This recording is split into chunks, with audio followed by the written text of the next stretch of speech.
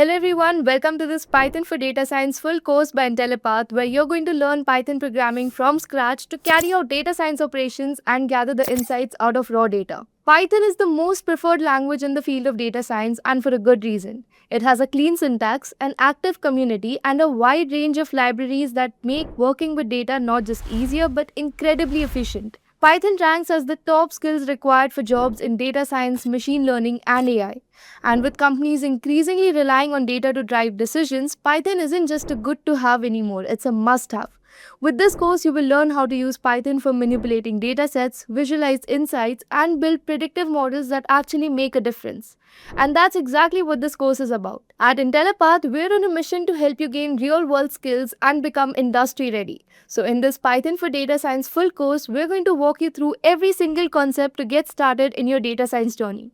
You'll begin with Introduction to Python, memory allocation, Python fundamentals like variables, data types, loops, conditionals, functions, and slowly move into more advanced topics like memory management, file handling, working with modules, error handling, and object-oriented programming. But we won't stop there. You'll also get hands-on experience with essential Python libraries like NumPy and Pandas, the core tools every data scientist needs to work with data efficiently, cleanly, and visually. So without further ado, let's get started.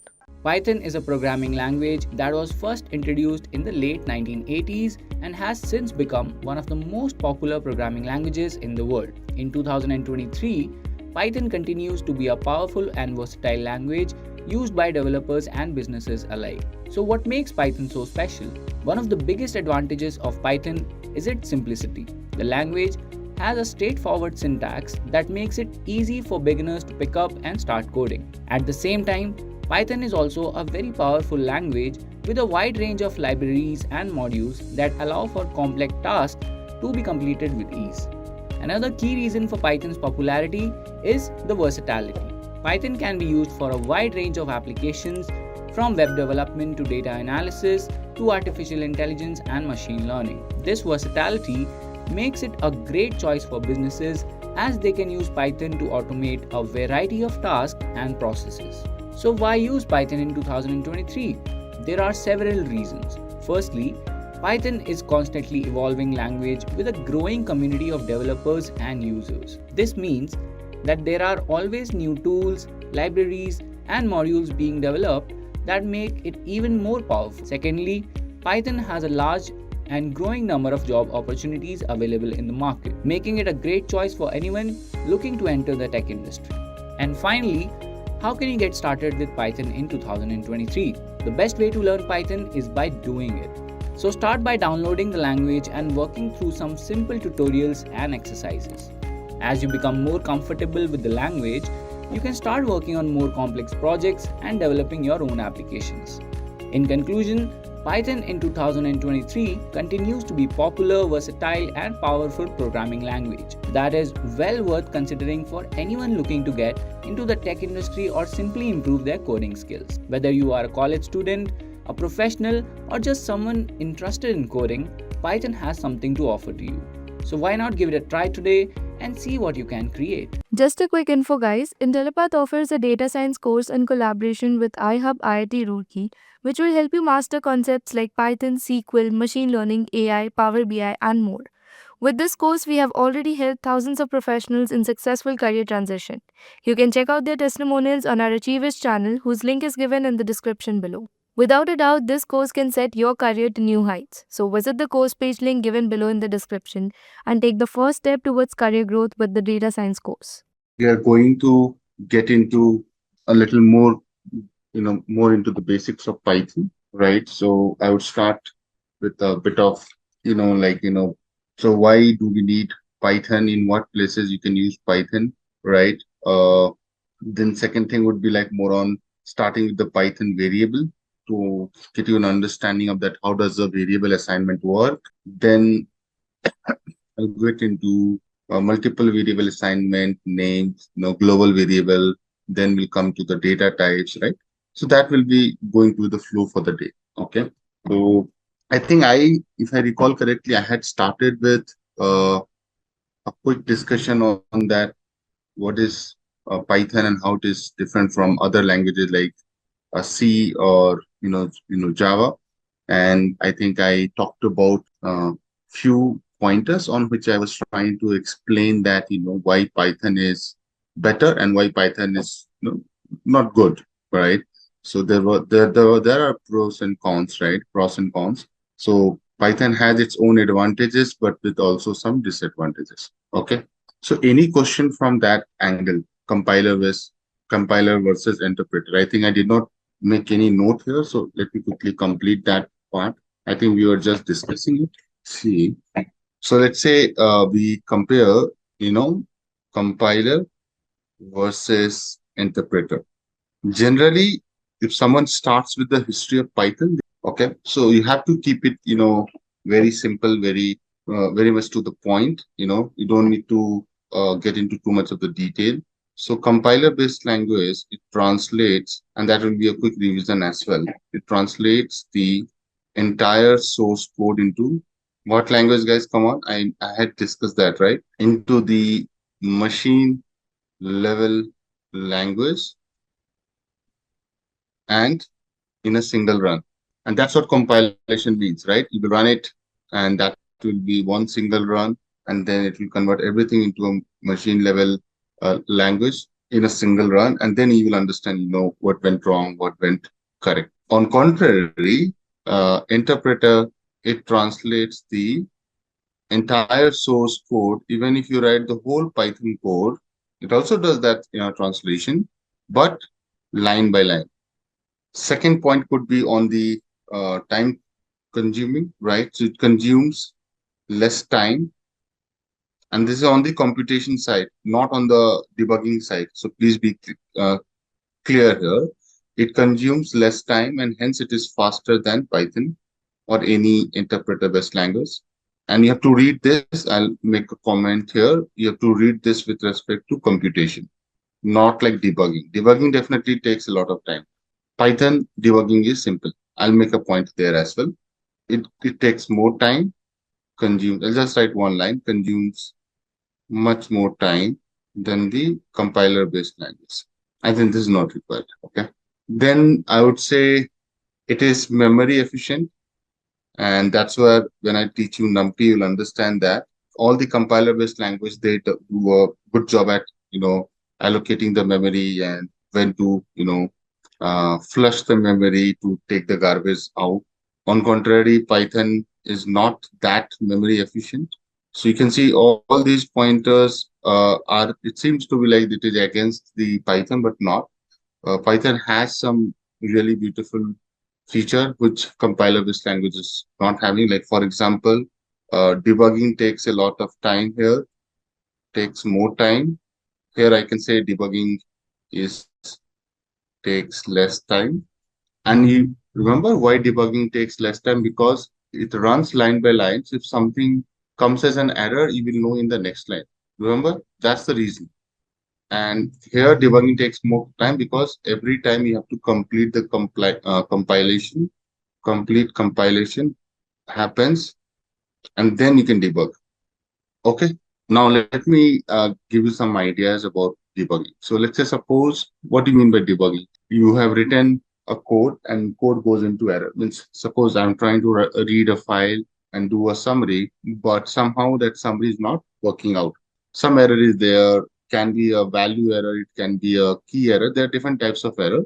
And for now, don't go into that. But debugging means that you are trying to understand the bugs in your code. So what do you mean by bugs? Means the issues in their code and you're trying to take it out, right? That's the whole process is known as debugging. So take the bugs and remove it. Now, why debugging takes more time, guys? Because complete compilation happens, and for that you need time, right?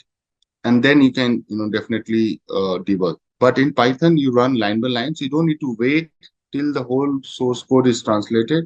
Compilation is done because it is an interpreter-based language. You can just run that line, and still you can understand what is the error and everything, right? So that's where the advantage is. Memory-wise, I think Python is not that great because it uses a different memory allocation. And guys, again, that is out of the scope for the whole data science because you don't need to go into that. It's just a comparative analysis so that you have an idea. These are some key bullet points.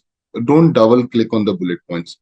Because to get into the whole memory efficient analysis, you have to understand the memory management in compiler based language versus interpreter based language, and that's not really we need to do that. Okay, in data science, don't really need to put much focus on this. But just to give an idea, like array does the allocations of the data elements in contiguous memory allocation. So it means like it does a very smart allocation of the memory in simple English. Python does a more so array, when I say not the Python array, array is coming from C and C is a compiler-based language. But if you look at list or data frames, they're not very efficient in memory. The moment you load a big data, right? Like I'll give an example, like 20 GB file or 5 GB file, Excel file, which is a CSV format.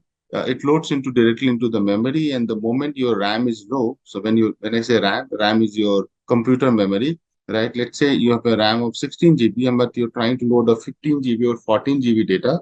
Your code will not run. It will start showing out of memory error. But chances are very high that if you are managing this in C, still you will be able to turn around on it. Okay. Now comes the consumes less time and more time in terms of computation. So again, since it's efficient in terms of memory and it uses array, different data types, data structure to be honest. So C does some of the computations. What do you mean computation? Suppose I want to multiply quantity into price. Let me take an example. You have a data, see this table. You have a data in which you are selling items, just like item A, B, C, D, and this is going for like 5 million records, quite a few, right? And you want to multiply quantity with price to understand your revenue. So obviously you say two units I have bought at 100 rupees, one unit at 50 rupees, and you want to do a multiplication, a simple computation, right? I'll show you when I'll teach you NumPy that computation done, this can be done in list also, right? This can be done in list data type also versus array. Here I'll prove with a real example that array is somewhere 10 to 15 times faster. Make a note of it, guys. So when I say array is faster, means this array is coming from which language? C. List is coming from which language, my dear? Python. So you understand the second point is all about computation. Is it if C is faster than Python, why we are not using C? Because C does not have very good library. It's also like that's where I should write one line that data science libraries are the best in Python. That's the reason that people still want to use Python. You don't have like good libraries in C for doing Python. Not all libraries are made of C. Only NumPy is based on C. Pandas is not on C. Okay. So data science libraries are the best in Python. So if you take C and you try to get into the libraries, see that's where you have to do comparative analysis. You have to sit and do it. So few things you have to take on the merit of statement. Okay. And you can, Sagar, I think you can stop writing in caps because caps means you're not writing, you're shouting. So if you're not aware, just let me make you aware of this. If you're writing in chat in caps means you're shouting, you're not asking a question. So if you're not shouting, please write in, uh, the normal because caps actually stands out. Okay. So now coming back to how elaborate, we can definitely we statement on the merit that data science library are yeah data science libraries are the best in Python. So let me give you the name. I would say I have not heard a lot of data science libraries from C. I need to do some bit of research because I have never heard that they are doing anything on that. You have scikit, you have scipy, you have NumPy, right? You have pandas for data manipulation. You also have Matplotlib, which we are talking about, right? All these are amazing, and all these we are going to study in this course. I think I'm going to teach definitely these ones, which I was trying to talk about, but sooner or later you will also be introduced to these topics. But if you look at the C, you will not see anything coming as a data science. You don't have a lot of functions and libraries which are famous, which have good community support, which are getting all the recent developments happening. And that's where data science is back for them. Data science is not the priority. Python data science is everything. Okay.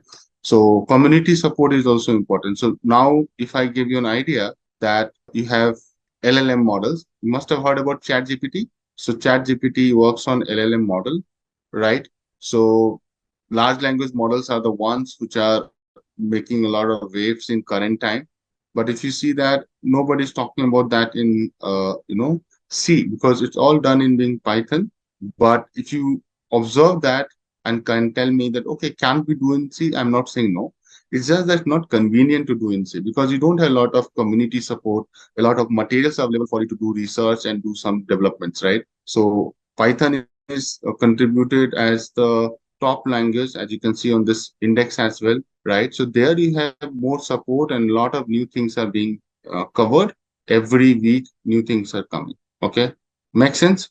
So that's the reason that why I'm saying uh, that why your data science, if you're looking at data science, you should look at Python. I think that has been taken care of. I think we have to definitely then the next question will be that can we elaborate on that? So see, both are data structures. Just to add to what Purva has mentioned, Prava. So both are data structures, and but they have different characteristics. To be honest, so if I talk about memory allocation, so arrays are stored in contiguous memory locations, right? So basically, the meaning of contiguous is that they will be stored or placed in adjacent cells, right? And that's where arrays are always indexed, right? They have the indexing 0, 1, 2, 3, and that makes them fast and efficient. But as compared to that, linked list is consisting of nodes, and and they're not stored in the contiguous memory location. So they're not like if I can go back to my OneNote, and so when I say indexing, if you have observed, list is also an index-based data structure.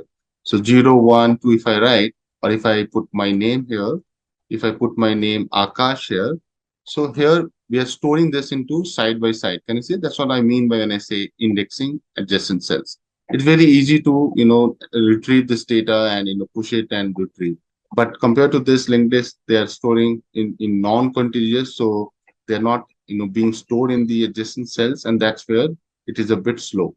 So linked list data structure is a slower data structure as compared to array, and that's a well-known fact. Let's come back to the next topic. I think it will be variable, right? So what is a Python variable? Yeah, what is variable in Python? Let's see what you have learned in other languages, or I know also that you guys have done Python. So what is variable in Python? Container to store values, container to hold information. So the moment I write x equal to 10, how do you interpret it, guys? When I say x equal to 10, how do you interpret? It means that in the memory, you are putting 10. So first tell me, definitely you are going to say that here 10 is assigned to x. Are you going to say that? Perfect. Okay. So definitely 10 is assigned to x, and because of this operator, there's an operator involved, guys. And we are going to double click on this. This is known as what operator? Assignment operator. Okay. And then you also see that 10 is a what?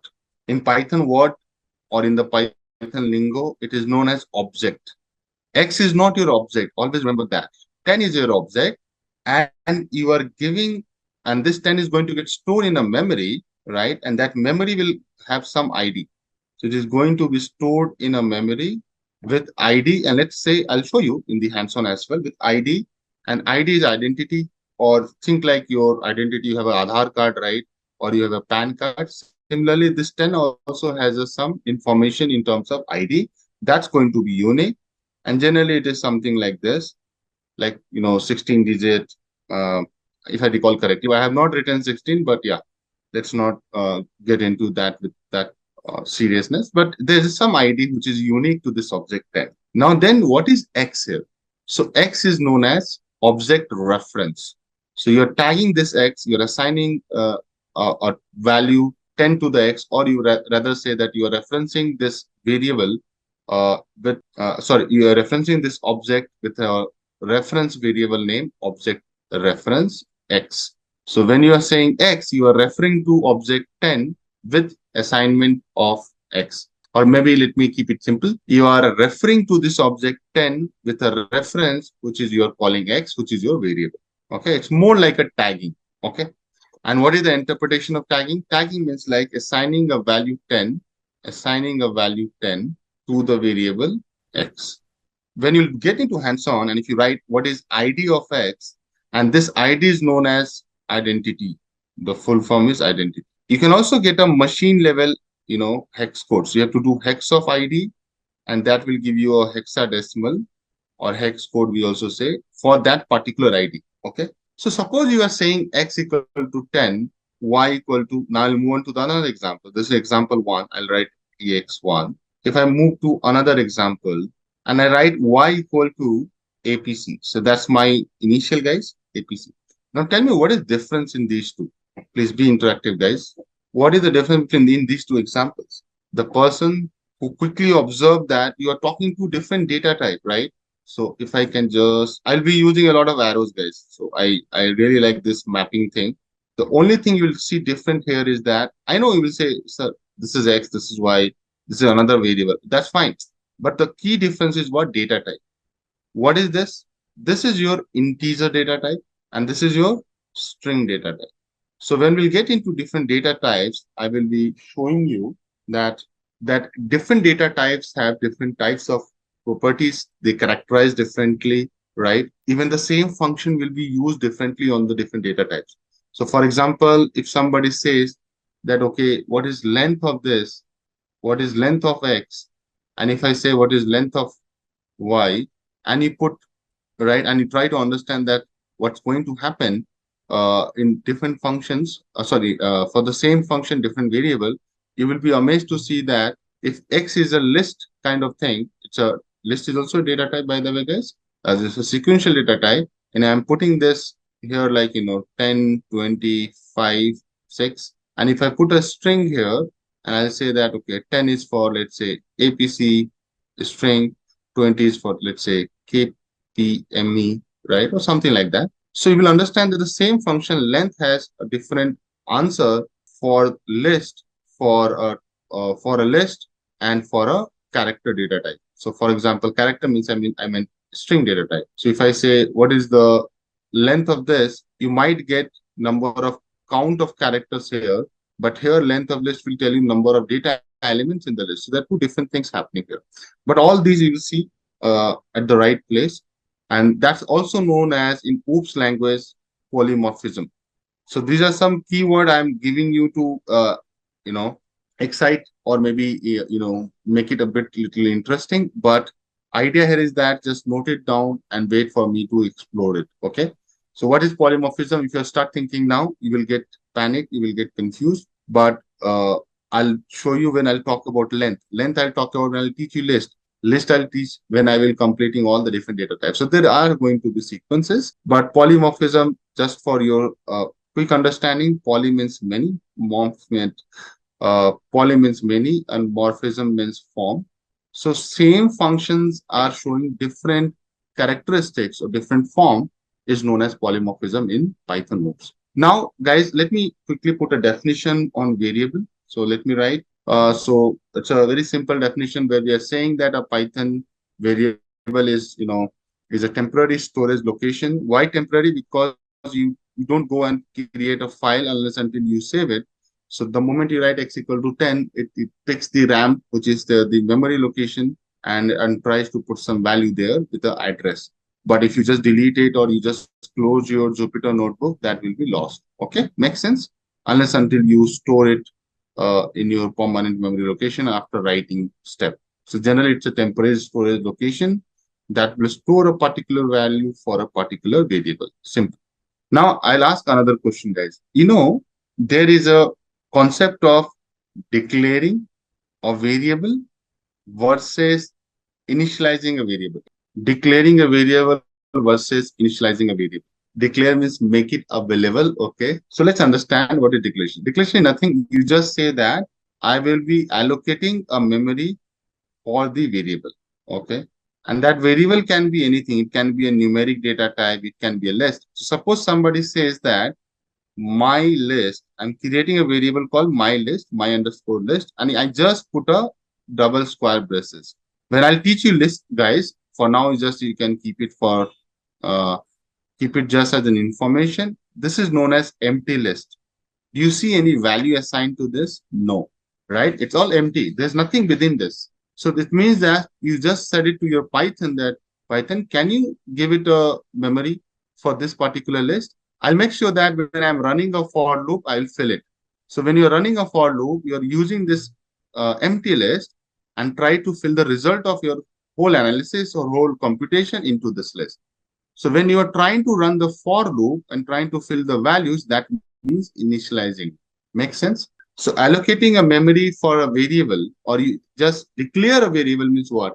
You're just saying variable my underscore list and you give a memory to it. There's nothing in there. It's empty.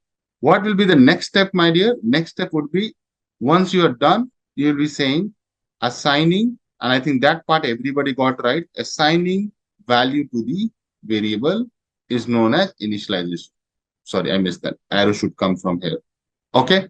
So for example, now in this my underscore list, if you see some numbers are coming like 10, 20, 30, 40, 50, that is your initialization. But Python is a very bad language in this way because they are very fast and smart. When you are writing x equal to 10, let me take a step back and show you. When you write x equal to 10, actually you have done two steps at once. You have also declared, you have done the declaration, my dear, and also done the initialization. Isn't it, guys? Come on. That's where Python is so no bakwas, right? Straightforward to the business, straight to the point. Suppose you have to do the same thing in C, and those who know how does C work, you will not write like this. You have to at least write 3 or 4 lines of code there, isn't it, guys? If somebody who is an expert in C, can you just ping the code for C the same thing? I want to store a value, x equal to 10 in C. How will you do it?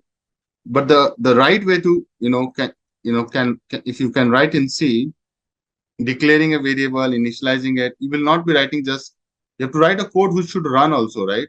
So ideally you have to do a lot of things. So first, I think you guys are right. If you write int x equal to 10, right, or so definitely here this part you are trying to declare a variable x of integer data type, and then you are assigning it. But here say you don't need to write integer, you don't need to write anything, you don't need to write hash include everything. You can just write 1 line of code, right? And it should do. Okay. But in C, ideally you will be, writing 2, 3 lines of code. Okay. But let's not get into it. Yes, very good. This is what I was talking about. Okay. So what Mayur has written, and if you try running it, so I'm copying and pasting, guys, but let's not delve too much into it. I'll just make it int x so that it is going with my example. So you have to, use some callable functions like include, main, and then you will get into this. Okay. So that's where the difference is. Okay. Now, guys, I will also teach when we will be doing machine learning, right? So you will be doing a lot of multiple variable assignment. Even in array, I'll show you some function where I'll be doing multiple variable assignment. So Python is so kind in terms of writing and making your life easy. So there were questions, right? Why do I need to use Python? Python is really very easy to use. Okay.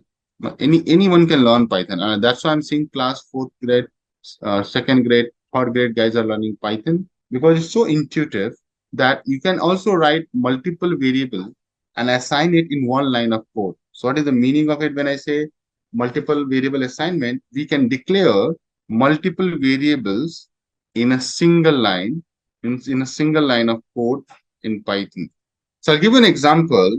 If I say x comma y comma z, and I give you, same 10 comma APC, and you can also put a float 20.3. And if you do print of x, y, z, right, you will see everything is coming. Okay.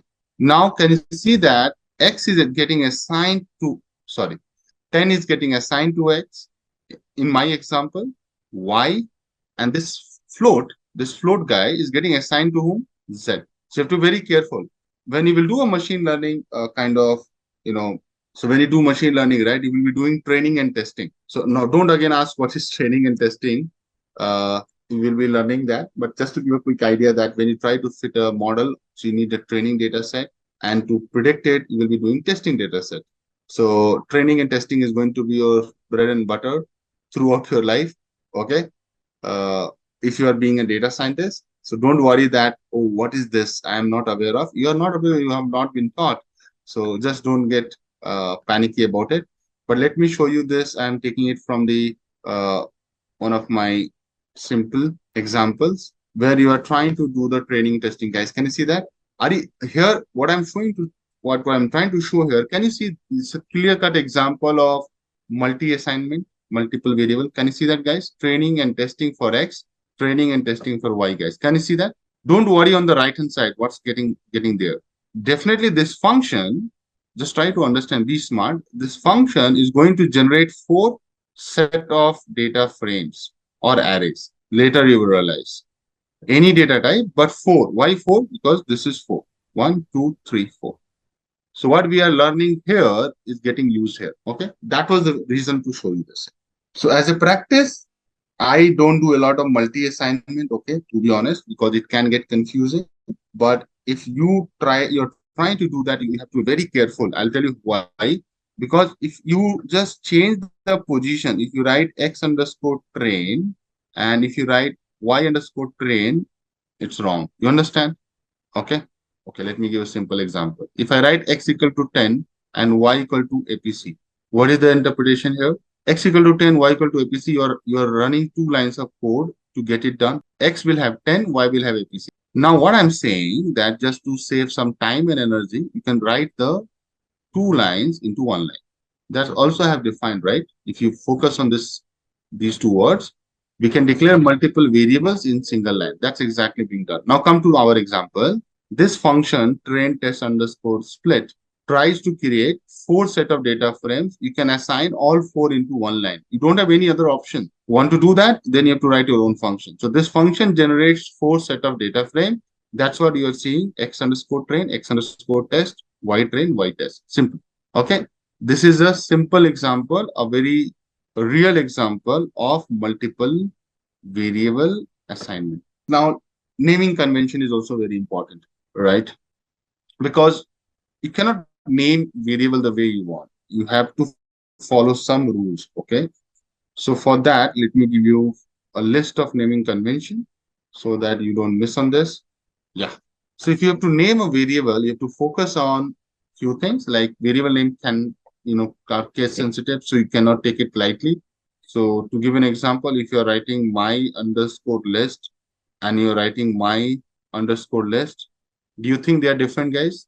Exactly. They're different. Why? Because here M is small letter and here M is capital. So that's the reason that if you have declared a variable this one and trying to search for this one, you will not be able to find it. You will see an error in the code. Okay. So variables in Python are case sensitive. A variable name cannot be start with a number. You cannot say, suppose I like Dhoni, right? So I'll not be saying, okay, 007 or 7, or my variable name is 7 Mahi, right? It will throw an error. It's not a proper way of giving a variable name. Okay. Although you can do that, you can write Mahi underscore 7, or you can also write Mahi 7. That's fine. These are acceptable. A variable name can consist of alphanumeric characters, which I have already shown here, right? This is what I'm talking, right? Special character cannot also be like you cannot like at the rate Mahi, right? This variable name is not going to work, right? You cannot say hash Mahi. You understand? So all these are not accepted. So you have to be careful. There are certain keywords in Python. They are known as, they are more like reserved keywords. So you cannot use it for variable name as well. So let me write one line about it. So there are certain keywords. And these keywords are, guys, more like your standard keywords which you use for a lot of things. Like for example, print. Print is one of the famous keyword for getting your output printed, right? But you cannot use this print as a variable name. Okay. So for example, if I say print, focus, guys, let me complete, then I'll come to your question. Print, delete, for loop, you have for, define def for the function, you have while. So there are few keywords, pass, continue. Don't use this as your variable names. It will be throwing an error. Okay, clear? Okay, there are some good Abrar, that's right. Hyphen is not accepted as far as I recall. Capital def, I think you can use, but why do you want to use that? let's not use something which is confusing with the reserved keywords, right? So why to go closer? You have so cool variable names. Okay, you can also not use like uh, mahi at the rate 007. That's not also acceptable. It will throw error. At the rate, not only in the beginning, also in the middle cannot be accepted. Underscore is accepted. That's correct. Yes. So if I write mahi underscore 007, 100%. Ideally, I use a lot of underscore. If you see, I created my list, right? What I use there. See, underscore. Underscore is a good. So generally, I'll tell you what to use rather than telling what not to use. I will say, I should share. You should always use this, right? My list, you can write. My underscore list, you can write. People also write my list like capital L. I don't like it personally speaking because you have to be very, very careful that you don't miss on capital L, right? Okay, makes sense or not? All these special characters you cannot use a sign.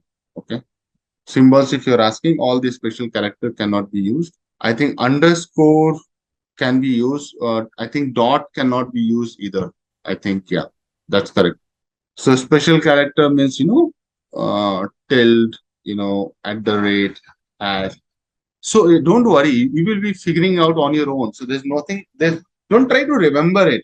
That's what I'm trying to say. If you try to remember it, then you get confused. So don't do that. Over a period of time, it will be easy for you to uh, work on it. So don't worry about, oh, I need to remember it. How to, you know, what are the ones I need to what are the ones I need to use? If you try to remember it, you'll be confused. Okay. So remember, I gave you y equal to APC. If I count length of y, it will be how many guys? Come on, tell me. 3. Suppose I give a space, AP, and then give a space here. It's not underscore, it's a space, just C. And if you count just one space, you have to click that long key only once. It will be 4. Right? We will see all those. And when you will get into hands-on, you will also able to make it out. Okay, cool. Now, I think, so we are done with this. Let me just talk about quickly global variable, and then we will be able to complete the variable. So global variable, anybody, what is a global variable in Python? So let me put it. I think you guys are right. So global variables are those which can be used outside the scope of a class or function. So class, when I say, it's more from the OOP side. Function, when I say, right, suppose an example you can see on the right hand side. So now we'll not delve too much into it, guys, because I have not talked about what is a function, how do you define a function, right? So let's not get too much into it, but just you guys are right. A variable which is defined outside a function and can be used inside, right? Or can be used in across multiple functions. Like prime minister is a global variable. Prime minister is a global variable, but a CM is a local variable. Understand what I'm saying? Hello. It's a very cool example. I should get copyright. So prime minister is a global variable, right? It's for all the states across the states. I know there are some concurrent lists, some state lists, some central lists, right? But then when I say this concurrent list and all, this is like job scope. What what is within the central government scope, what is within the state government scope is all the policies and all I'm talking about. But let's not get into that. I'm talking about that they have their own roles and responsibilities. So PM has global roles and responsibilities across the all states of India. But let's not get it political. Huh? Some of the guys will start saying, no, PM is not paying attention to the state. Let's not get into that. Okay. This is the only concern when I take political example, but it's a good example. Okay. So when the right time will come, I'll show you a global example as well. So why I'm pushing all those things on the future, because I have to do a hands-on to show you. But just to give a quick example of it, this is a good example, but let me give you my own example here as well for the global variable. You're able to read, is it readable? Now this is a variable which I have defined. X equal to 25, which I have defined here, is your global variable. Okay. Now let's say I define a function. Let's say I define a function called add, which will do the addition. So these are some function syntax. You have to write def, okay, and then you write add, and then come within the function. You can write a another variable called y equal to 75. The only thing which you are going to learn is that this is a global variable. So this guy is a local variable. Why it is local variable? Because it is defined within the function. The purview is the function. Now, if you use z equal to x plus y, do you think it will work? And if I say print addition of x and y is, it will work, right? And I say z. So you'll see that z will come out to be 100. Ideally, it will not come like this. The output will like this. Let me show you the exact output. So what you will see in the print console. So addition of x and y, it will come. Okay, clear? That's a global variable and local variable, understand. So def will define, yeah. So within the function, see, read the definition. Global variables are those that can be used outside the scope of a class of function. Now, if you try to call this variable y in some other function, it will not be called off, right? You will not be able to use that. But if you're trying to, call the variable x in some other function, right, it will still be called. So this is like a global variable. This is like a local variable. So local variable cannot be called outside this function. And these things we will understand when we get into hands-on. So few things, guys, again, I'm reiterating. You have to take at the merit of what uh, a trainer or TA is telling. And then we can validate it later. Okay. You might have some doubt. No, I don't think it's right or wrong, right? Let's not get into right away, because when we'll go into the right set of things, then only it makes sense. Because before I teach you function, I cannot take an example just to show you that. It will be not correct. Data types. Shall we get started with data types? I think data type is I think it's one of the very important topic for the basic Python. If you don't understand the data type, you not understand the different data type methods. Let's hear from you. What are the different data types in Python you are aware of? Type of data variable can store. Int, float, string, int, character, integers. Python, in Python, things are a bit different, okay, to be honest. So let me show you. There are two types of data, to be honest. Uh, Number one is numeric data type. Number two is sequential data type, right? What you are saying now all the time, float, string, integer, right? All these are not the same data type. Integer, float, and complex, they are your numeric data type. When you say string, or when you say, let's say, list, or when you say dictionary, that will become your sequential data type. Set is again the same. Okay. So let me give you the first, what is data type, a definition. And that's very important, because without the data type, you will be struggling, to be honest, right? And data type is one of the key things when you try to do Python. So please don't take it lightly. So for example, if you are looking at a 2 plus 3, you are actually looking at data type, right? Suppose if I say 2 plus 3, you know it will be 5. Everybody knows that. But if I write 2 plus 3 equal to 5, the first thing you should focus that both are integers. Hello. And then you're doing an assignment operator here, which is addition. This addition operator, it's an arithmetic operator, right? And then you have this assignment operator. So addition operator, assignment operator makes you the whole process here. So in this one line, you are actually doing a lot of concepts, to be honest, right? If I write 2 plus 3 equal to 5, you are looking at data type, guys. You are looking at operators. Can you see that? So all the yellows are what? Your data type. As a matter of fact, this is all int data type, right? But this is your addition operator, which is coming from arithmetic bucket. And this is what? Assignment operator, right? In one simple calculation, you have this. But if you're not sure about data type, and when you write, list 1 plus list 2, and list 1 is also having 2 here, and list 2 is having 3 here, what do you expect? Do you expect it will be another list, and the output will be 5? What do you think, guys? Bit of exposure to Python. Do you think it will be showing 5 here? It will do the sum of this? Very good, Kirti. Proud of you. No, it is not correct. It will do a concatenation. It will do a concat, right? Why? Because it will just go and combine these two guys, right? It will give you this 2 comma 3, 2 comma 3. It will just combine these two guys. concatenation list, right? That's I'm talking about. So again, another topic will be like, okay, concatenation means what? So obviously you're going to combining two or more lists into a single list, that becomes a concatenation. Operator is same. Can you see that? It's the same operator. It's the same operator, but the behavior is different. Huge difference in the behavior. Why? Because you are not operating on the same data type. What is this data type, my dear? This is what data type? This is list data type.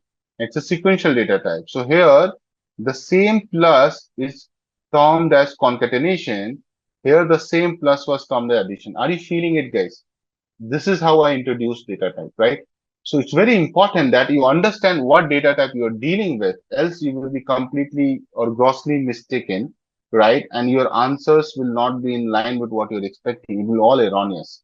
Here you are trying to do an element wise addition, answer will be something. So now we can get into that textbook definition that it is classification or categorization of data element is, referred to as data type. It represents the kind of value that also helps you with what operations can be performed, right? That's exactly I have done here. Okay. So we have taken care of that. Now let me show you now numeric data types, sequential data type, and Boolean data types, right? So numeric data type, let's talk about. Okay. So we have definitely put together some really nice slides have been put here. Numeric data type. Let's start one by one. Numeric data type. So numeric data type in Python, right, uh, represents or it will be showing different types of numeric data having values.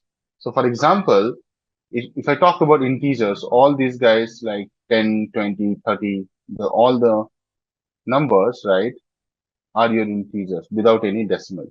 Suppose I write float, it is 10.5. It can be 10.23. It can be even, like this, which is your 3.33333 is also a float. Okay. Don't get into rational, irrational, and all those things here. Okay. So this is also a float. Even if you write 2.0, what is this? 2.0 is what? Positive, negative, by default, we have to take. Complex, you know that 2 plus 5j minus 2 minus 3j. I'm also writing some minus numbers so that you don't get confused. Minus 20, minus 100. Negative numbers also there. Now, j is something we will be using, not iota. So, iota I generally people don't use in Python. It will be j. Okay. So, these are your complex number. I think everybody knows that this is your real part of the complex number. This is your imaginary part, right? And j is your root under minus 1. Remember? So I have taught mathematics for IIT J, so you can the most complicated ones. So J is equal to root under minus 1. So complex is, so if you do look at the numbers theory, right, or number system, complex number is the highest, then comes your rational number, then comes your integers, right? Both positive, negative, then comes your whole number, right? Integer, I. So that's how the hierarchy looks like, right? Complex number is on the top of it. Even you can write a real number like 2 plus j0, right? Nobody stops you.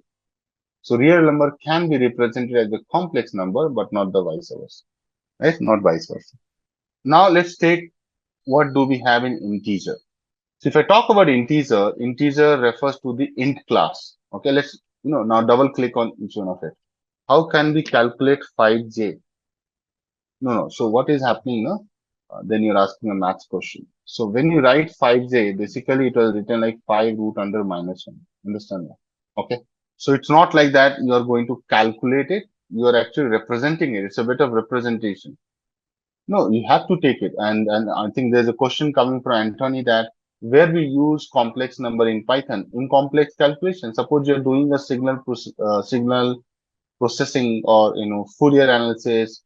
So some mathematical kind of or scientific research only will use complex algebra.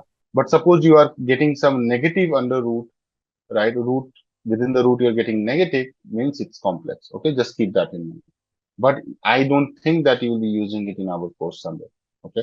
But if you really want to understand where you can use, so if you are from electronic background or electrical background, signal processing. So signal processing is more like an area where you are trying to understand different types of signals, and signals can have imaginary components as well. So I have done BTech in electronics, and those who are aware of it, signal processing.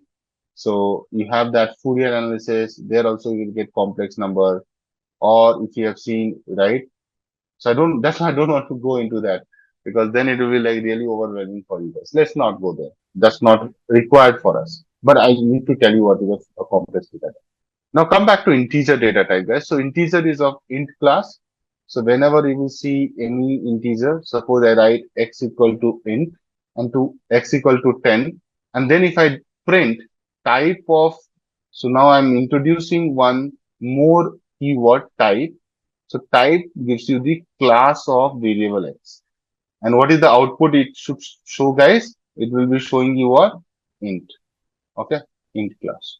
Makes sense or not? Contains positive or negative integers, right? That's fine, perfect. Covers whole number. Obviously, we cover whole number because you already have whole number is what? Starting from 0, natural number starting from 1. So obviously it covers whole numbers, natural numbers, everything. And sometimes people ask me that how long an integer should be.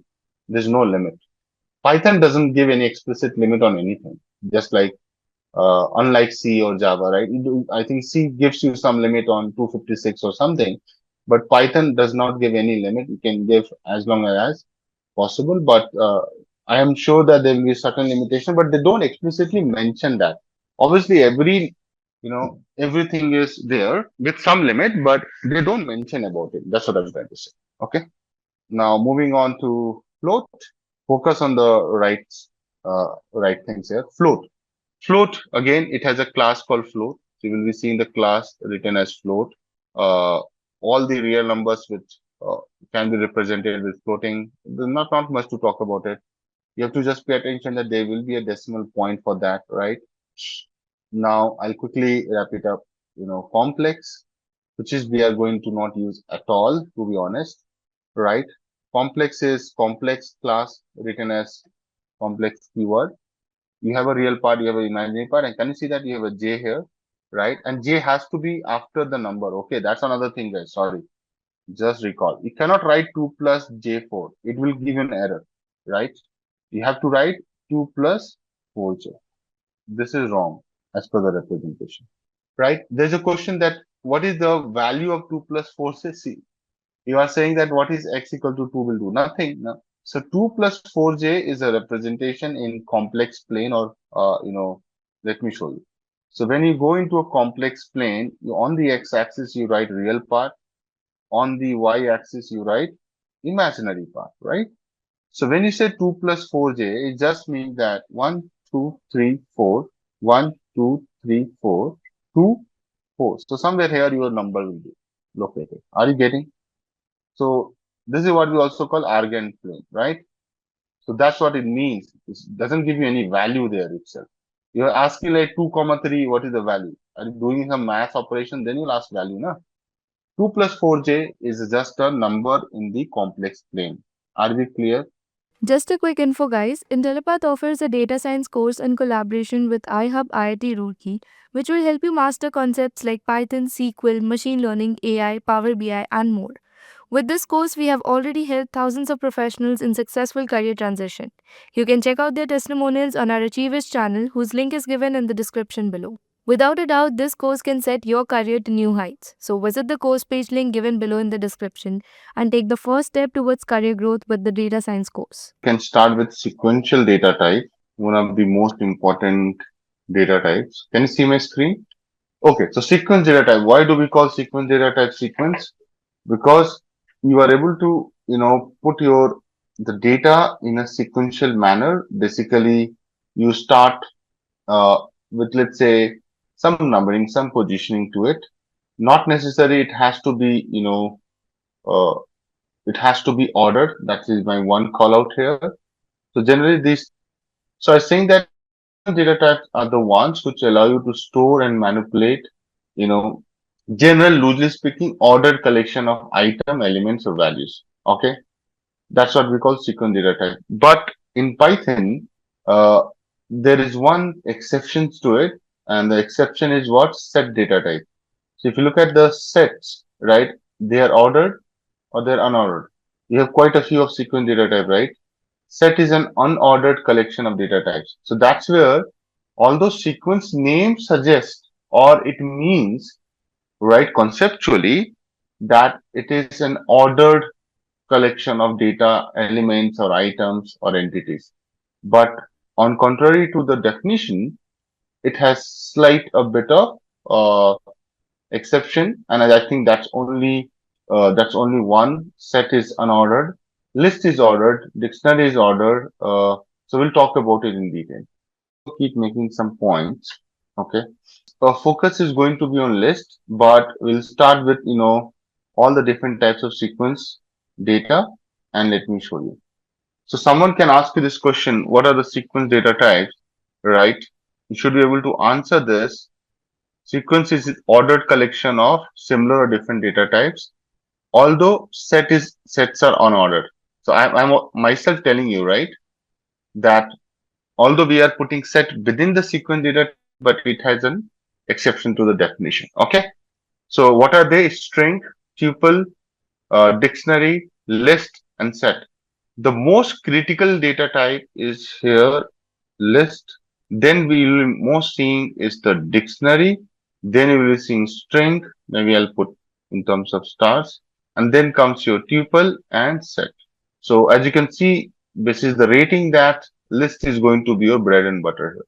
Make sense, guys? Any other data type that you think I have missed it? Yes. So Boolean will be coming. That's the reason I was trying to ask. Array, Boolean are all different under the different buckets they come. So array will be coming as a data structure itself, and that will come in NumPy. Boolean will come as the third data type. Remember? So when I gave you this list, there are three types of data in Python, right? One is numeric, one is sequence, and the third is Boolean data types. Array is on the top of it. Make sense? Everybody comfortable? Data frame is another data structure that will be coming on top of it. But fundamental data types, if you see, these are the ones in sequence. Perfect. So now let's talk about list. What is a list? Anybody? Let's start with list. Question is that what is a list? Anthony. Kind of an array where we can store different types. Yeah, 100% correct. So you are indicating heterogeneous behavior of list, right? Isn't it? Collection of data, stores a collection of data, ordered. Very good, Catherine. It's ordered. Anybody on the mutability? Is it mutable, guys? Nobody's talking about mutability of data. First of all, what is mutability of data? What do you mean by mutable, immutable? Can be modified, ability to modify the values, right? Generally, when you define list, right? Yes, you should always say that list definitely is, list is a collection which is ordered and changeable, right? So let me give you some pointers here. So what is a list? I'm putting the screenshot, guys. Lists are just like arrays declared in other languages. So they're talking about arrays like in C, which is an ordered collection of data. Okay.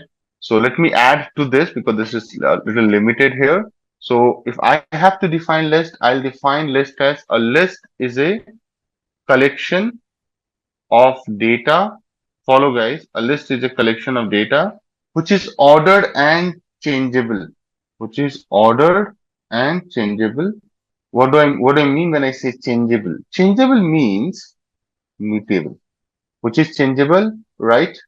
And continue with a comma and right allows duplicate elements. Do you know this?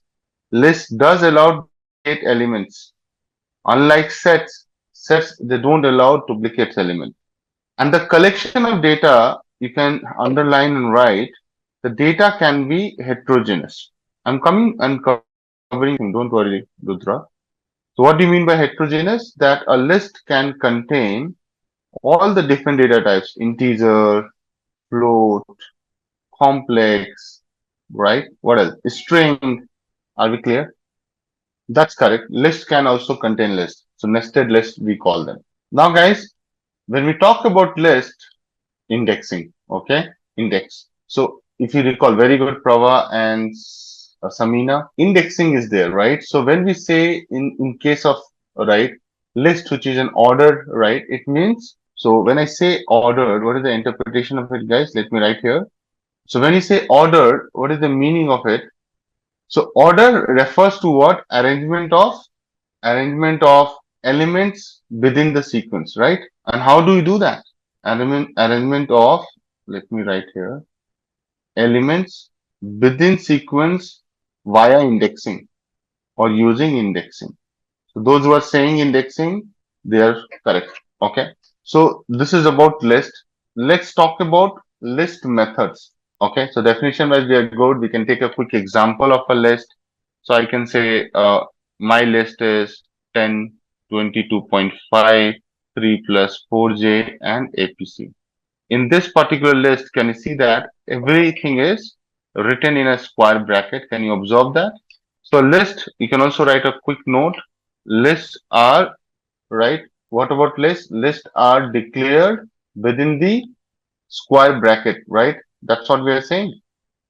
So you can say a list is written in bracket in square bracket, or written using square bracket separated by comma, brackets separated by comma. Okay. Yes, it can have my empty elements. Remember, I showed you a list like it's a out list. I can create an out list as an empty list, and then what I'll do that I'll run off some computation, some for loop, and start filling in the list. Remember that I made that comment, right? So this is basic Python. Okay. So let's start with a bit of basic libraries, basic way of writing Python script on Jupyter. So see, this is your Jupyter notebook, okay? And I'll give you a walkthrough of Jupyter notebook since some of the guys are asking, I need to do it. So this is something you click here, which is your user interface tour. And into, you can see that you can use left and right arrows to go through it. So this is your file name, guys. Can you see that on the top? Then comes your notebook menu bar. See, so this is your menu bar, file, edit, view. So you have all those for your actions. Then you have notebook toolbar, as you can see. The toolbar has buttons for the most common actions, right? So you're adding a cell, cutting a cell, right? So this is known as a cell. On the right hand side, if you see, my dear, it is saying it has two modes, edit mode and command mode. I'll talk about it in a while. Now, if you see that, if it is an edit mode, you will see a pencil here. Can you see a pencil? Right? So means you can go and write your code. That's your edit mode. Now, command mode will be something. Then edit mode will have a, kernel indicator as well for the notebook. So this is your notebook kernel indicator. So your notebook is busy or it is computing anything you see there, like dot, the black dot. See here, the black dot means your kernel is busy. Then notification area, something it's happening with your Jupyter notebook. You'll come here, right? What else? I think that's it. This is it. Then I'll give you some shortcuts. Got stuff. Okay. Let me just reload this. Yeah. Now, guys, suppose I have to write a code. I'll go and click in the cell and I'll say 2 plus 3 and run. So while running it, I used a shortcut called Shift plus Enter, and this is for Windows to run the cell. Okay, please keep this in mind. Can you see that? To run the cell, shortcut is Shift plus Enter. Everybody will try. You go into the cell, click, and you will do 2 plus 3 Shift Enter. Are you able to do it? No, cell, not shell. Cell. If you see the cell here, Shift plus Enter, you have to run. Now, guys, how to open a file? The moment you run, you will see a cluster like this. Can you guys see that? Local tree 8888. Everybody seeing that? So that shows your directory, guys. So let's understand what is this. These are your files. Then these are the notebooks which are being run by me. Okay, a lot of it. Cluster not of our interest. So files is more like your directory. It's more like, can you see that you have all the different things? So all the classes comes here in the TL, the silver lining consulting. In that you have Intellipaat. Then we have, so this is my folder structure. You might be seeing different. This is your 11th October batch, and there, once you are there, guys, can you see that? So you can actually navigate to a particular folder of your choice, and there, or you can also create a folder. But don't create a folder here. Create a folder like using the Explorer. And once you have done it, can you see this? There is something written new. Drop down on the new and can you click on Python 3? The moment I click on Python 3, it gives me a new notebook. Are we good? That's how exactly I created this notebook. Everybody. And then you have to name the notebook. You can click on this. You can give a name, write. And then after that, anyway, I've explained. Done. Now let's understand about little bit on the Jupyter side. So whenever you are running a code, you have to go and add a cell. So to add a cell, what I'll do, I'll just click on this plus button. Can you see that the moment I do plus button, it is adding the cell. And if I have to delete the cell or cut the cell, I'll do the scissor. Can you see the scissor there? Okay. Suppose you are in this cell and you want to run the code. Let's say I want to run 2 into 100. It should come 200. So there is a couple of ways to run this. There are a couple of ways. One is that you go there and click on run. You'll click on run, it will come 200. Can you see that? Or smartness would be that use the shift plus enter to run the cell. So when you're in the cell, you will press shift plus enter. Shift plus enter. That's one shortcut you have to remember. Then every time going there, adding a cell is a very tough thing. So I don't like it. So there is an edit mode and command mode. Okay. You might be saying I'm doing some cool heading and all. So how I am doing it? So to do that, guys, you have to follow certain rules there. That is known as Jupyter Markdown features. Okay. That is known as Jupyter Markdown features. So what is it, guys? So Jupyter Markdown features can be used, you know, can be used to give you this kind of, like, suppose I'm saying, basic Python, welcome to Intellipaat, right? Something like I'm writing, more like a heading. Can you see that it is also doing a monospace? So all those things, what I'll do, I'll share my notebook in the interest of time. You can learn from it. So you have to give a tilde sign here. Can you see that? And then you have to give not tilde sign, just it is below the tilde sign on the same button on the keyboard. And then you have to press, in the command mode. So if you are observing very clearly, when I press escape, can you see the color turns blue? If you see this color, this part, you will observe that when you press enter, you go in the cell, it gets green. This is known as command mode. Command mode. When you press escape, it becomes blue. Can you see that? So in the command mode, and this is written here, right? If it is blue, it is command mode. It's green, it is edit mode. Okay. And how do I remember it? Green itself has the word E. Remember? Okay. So GE. Always remember GE. Green means edit. Okay. And the other is command mode. In command mode, you can actually get into this and you can change this cell to markdown feature or some heading or some code. Suppose I go and make it code, right? It will not look that beautiful. The moment I go and select here that it is a markdown, and with the hash you can give title, okay, and with the that tilde button partner, right? That quote you can give as your. It's not the quote actually, single quote. It's some other symbol. You can use the monospace. That should be enough for now. Okay, we can keep adding more to it, but yeah, that should be enough for now. So I'm giving few introduction for you in the notebook only. So I'm writing here gentle introduction. Okay. I'll explain so that you're there, but don't expect me to go and discuss Jupyter Markdown features like a course. Okay. Okay. Now you can also embed images like this. Now, if you understand, I have already explained edit mode, command mode. Press step to go from edit mode to command. All written, just go through it. In the command mode, now you can do amazing things. You can add a cell by pressing a button A, and you can add a cell pressing a button B. A does above the current cell and B does below the current cell. Right? So let me show you this. Suppose this is my cell, which is 2 plus 3. If I run, it is 5. Right, guys? Come on. Now, in the command mode, listen to me very carefully. In the command mode, if you press B, can you see that I'm adding a lot of cells below it? It's in command mode. And if I press escape and again in command mode, if I press A means above the cell. Correct? Are we clear? Are you guys able to replicate this at your end? Someone is able to do it? Now sometimes you have to delete the cell. So one thing you can do the scissor. The other thing you can do in the edit mode, if you press D button 2 times, can you see that? It is being deleted. See, right? You can keep deleting in the command mode. So these shortcuts you can practice. How will you learn about all these shortcuts? I can give you the help. Edit keyboard shortcuts, all the shortcuts you will find it here. Okay, so you don't need to worry much on it, please. And don't expect someone to help on this. Just read it, practice it, you will get it. Are we clear on this, guys? Because then this is never ending, right? So I accommodated your request to go through quickly Jupyter Notebook. What is Jupyter Notebook all about? All those things. Are we clear? Perfect.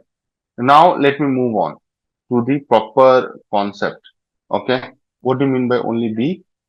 To add, you have to do in command mode A or B, not shift or control. Only B, only A. Okay.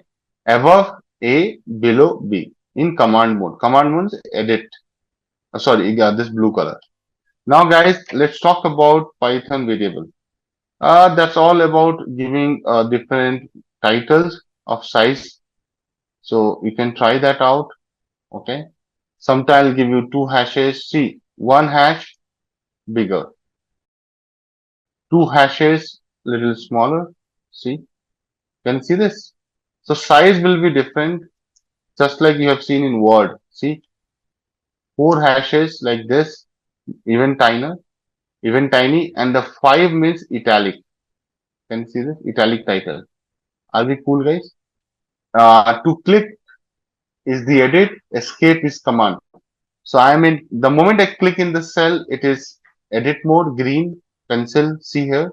The moment I press escape, it is command mode. Write these things down, okay?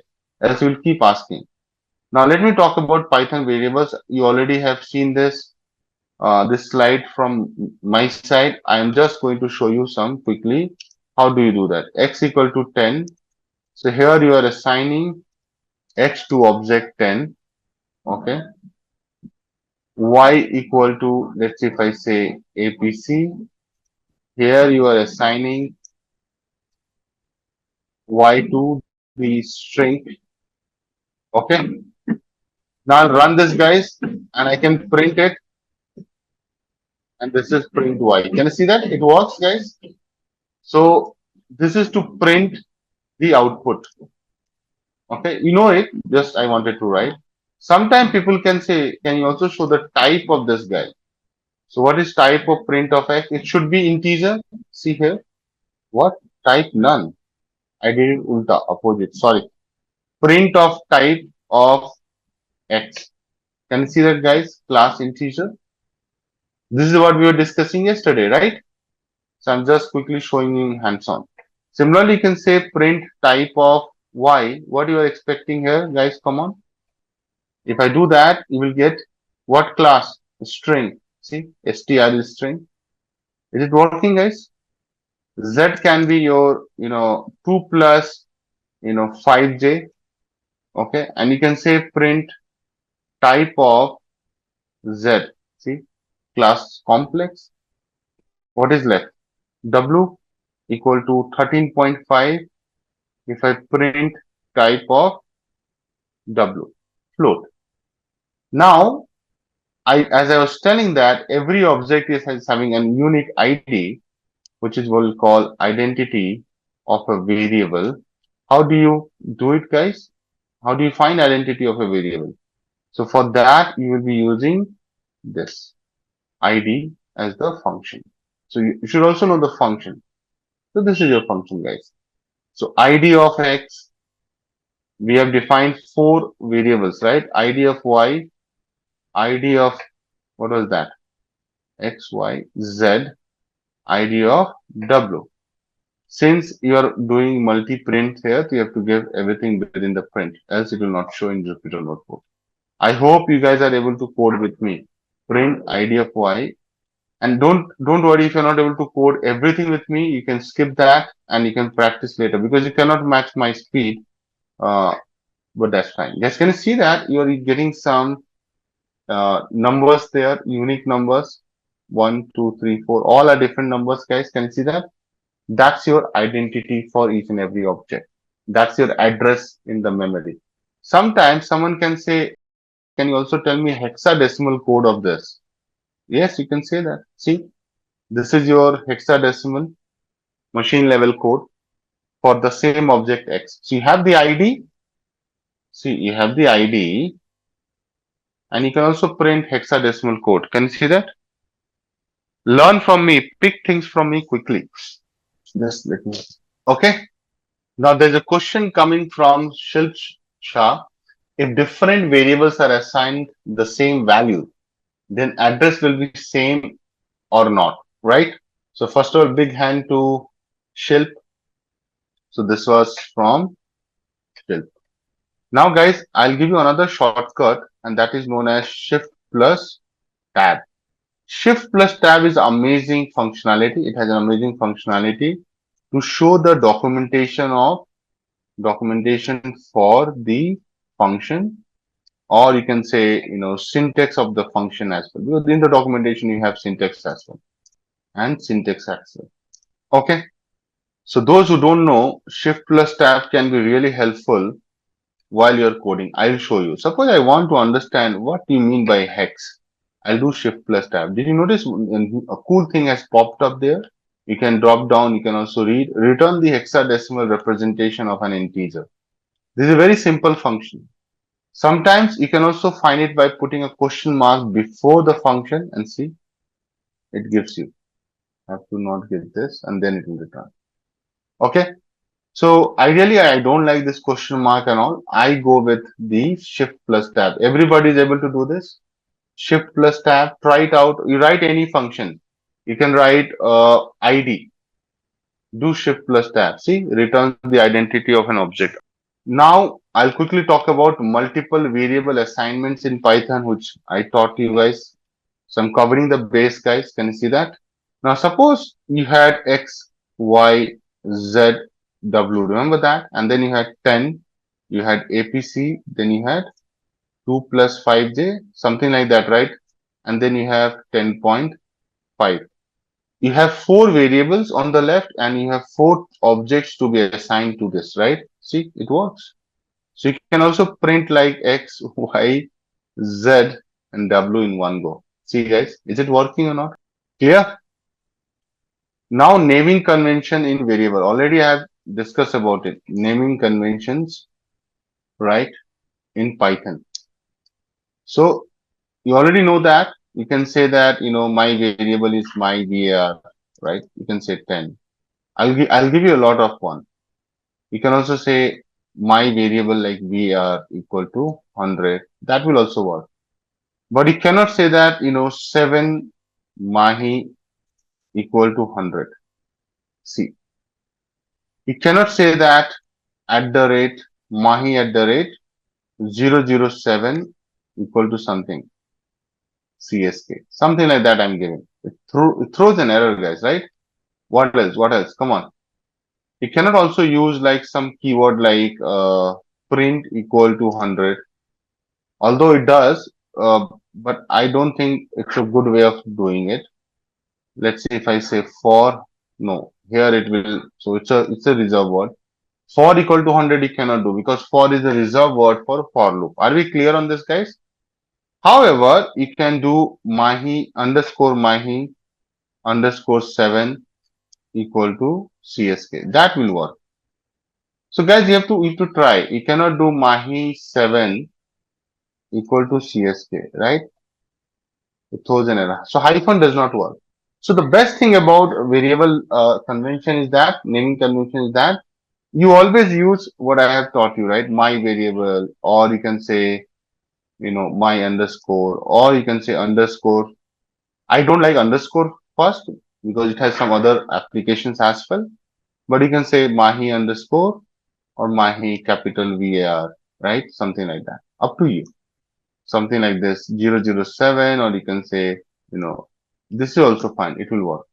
Okay. Now I talked about variable names cannot have special keywords or reserve words. Remember that line of mine? So the question comes, what are the keywords in Python? So keywords in Python are quite a few. You can find all of it, but what are those keywords? These keywords are some special reserve words for coding, right? And they have special meaning and purposes and cannot be used for variable names. These are the 3 pointers I wanted to give. Now I'll talk about what are the keywords. You have it. Look at the big list.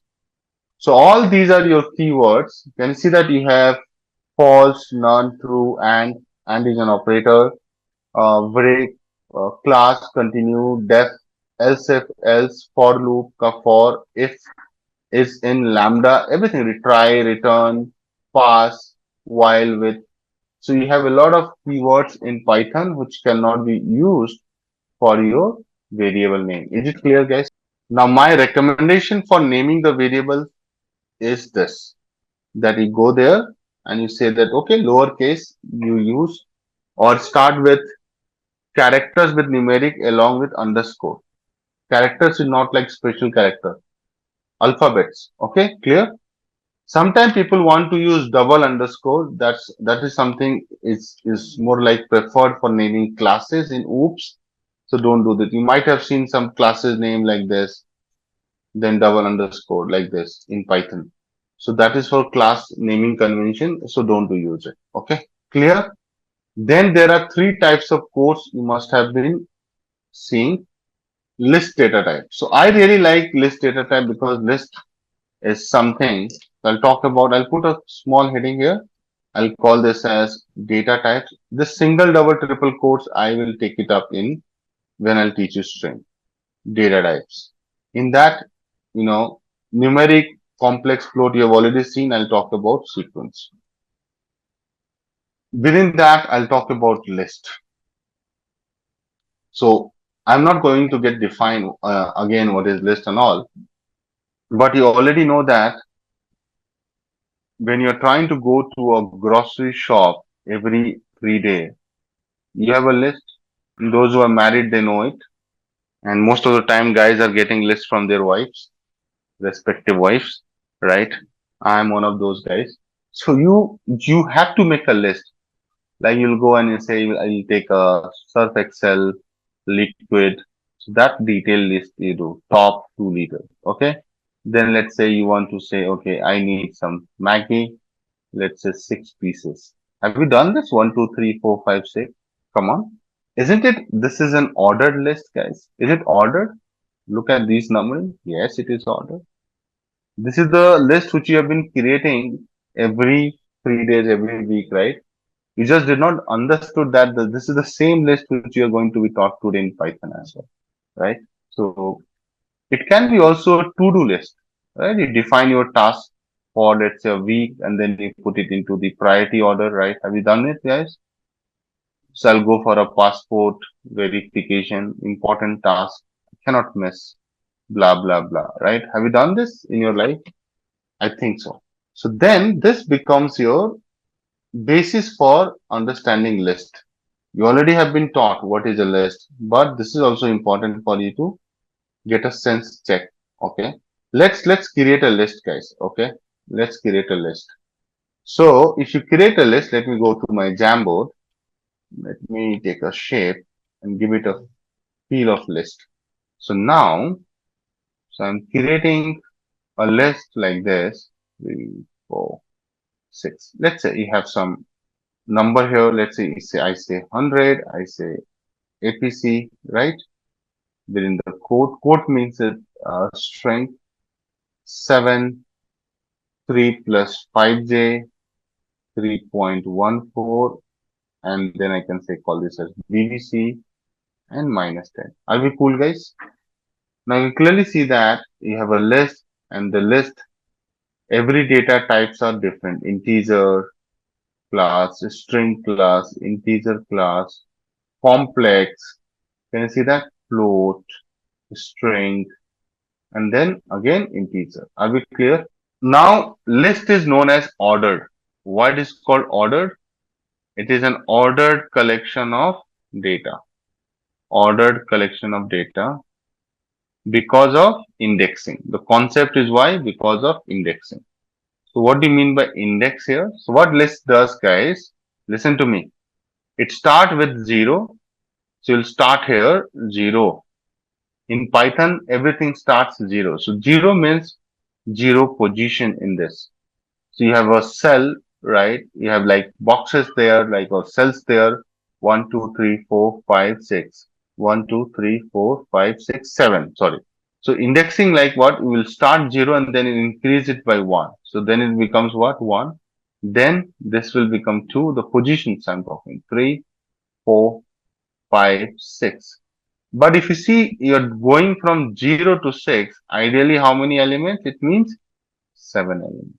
In Python, everything starts from 0. Always keep this in your head. This is never you write 1, then you are making a blunder. Okay. The good part about is this, that the positions which you're seeing on the screen, this is known as what kind of indexing? Positive indexing. Why positive indexing? Anybody? Because you are increasing the counter by plus 1, plus 1. So you're going forward. So positive only, no? Not plus 2. Are you able to follow me, guys? So this is known as positive indexing. Now you have another cool feature that if this guy goes behind it, like something like this, then it also goes into reverse indexing. See, from here, if you are sitting here, right, you can either go forward, means positive. Have you, like, have you done walking, guys? You can either forward walk or this is forward walk, or you can go backward also from here. Can you see that? And this is your reference, guys.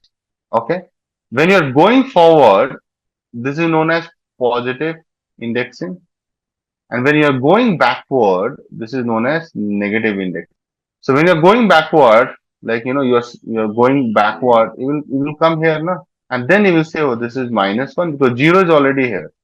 -2, -3, -4, -5, -6, -7.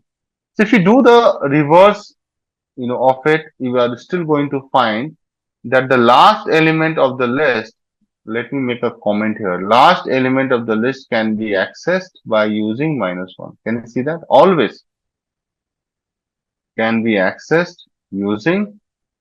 Clear, guys? Are we comfortable with this line of mine? Okay. So this is known as negative indexing because you're going backward. Okay. So let me do one quick thing. Let me paste it in the notebook. So now what are your observations? Observations are very simple, guys.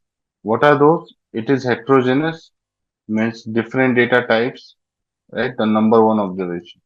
What is number two, guys? It is ordered collection of data. Okay. It can have duplicate elements, items, all are same. Not, I'm also make a comment that not shown ever. I'm writing bot. Not shown ever. Okay. Number four, guys, can be modified. Not yet to be discussed, right? These are the things which we have not shown. But all these guys are the property of a list. Are we clear, guys? Mutable. Okay. So now indexing and slicing. So this is very important when you take a list. Okay. So let me take our list and I'll call it as, my list. And I'll put some different things like string, I'll put a decimal, I'll put a complex, everything, right? I'll also put few more entries there. I will also put duplicate items, right? I'll also put -100. Okay, cool. Now, this is a list you can see, right? Now, those who are wondering that how do I write this so fast, use tab. Use tab. So how do you use tab, guys? Suppose you write my and then press tab. It will start showing the options available to you because this is already being in the memory. Can you see that, guys? Can you try? Don't write my list list. Don't do that. It takes a lot of time. That's why you're slow. So if you write M and then press tab, you will see a lot of options with all M. So you see there are a lot. So you will write my, then see. Are you able to repeat it at your end, guys? And then what I do, I use my cursor to go and select and press enter. Please practice it. Smartness is all about if you can try to be smart, then only you will be smart. If you keep practicing the same old rudimentary traditional approaches, you will not be smart. It's all about practice. Done. This is my list, guys. Now indexing means what? Indexing means that this 10 has a position. So suppose I want to access 0th position element in the list.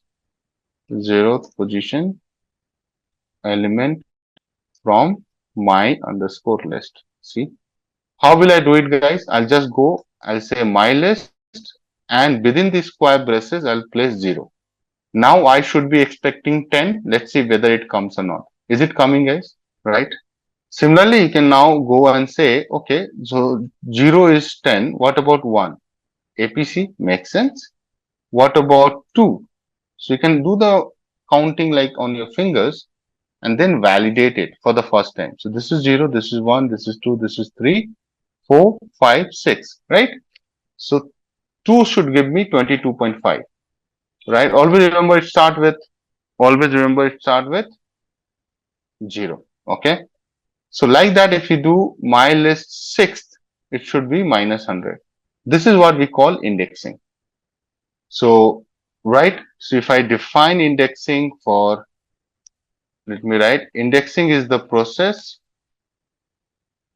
of accessing individual element within a sequence, such as string, list, tuple, or any other data structure, right? It's not only that indexing only for list, okay? Make sense, guys? Okay. So all those options are there. Suppose I know the index, I need the value. I know the value, I need the index. You can do that. Let me go there step by step, right? First element is always with 0, right? But the last element of the list is what, guys? You remember I told you, no? You can use -1. So you will see that -1 will give you also -100 and sixth also give you the -100. Now the problem with the 6 is that it depends on the size of the list. Suppose you have a big list, you have so many elements, you need to go and count like a baby to understand that this is sixth or this is ninth position or 10th, but -1 is always fixed now. So to always get the last element of the list, you should always use -1. Makes sense, guys? See? Are you getting the point here? If you have a list having like 100 elements, you need to understand, you first need to know what are the 100, right? If it is not 100, you will not be able to get the last. Then it will be somewhere in the middle, right? Okay. So last element can be accessed with the help of -1. That's important for us to understand it. Okay. Then there are a lot of, a lot of questions, a lot of concept can be coming on list slicing. So this is all indexing, guys. I think the most important topic is list slicing. List slicing. Now let's understand list slicing. Okay. So this is my list, right? Where is the list? Yeah. So this is my list. Can you see that, guys? I'm putting the screenshot here. Okay. So what do you mean by slicing? So I think you have also done a lot of slicing with the food. Give me a slice of give me a slice of pizza, right?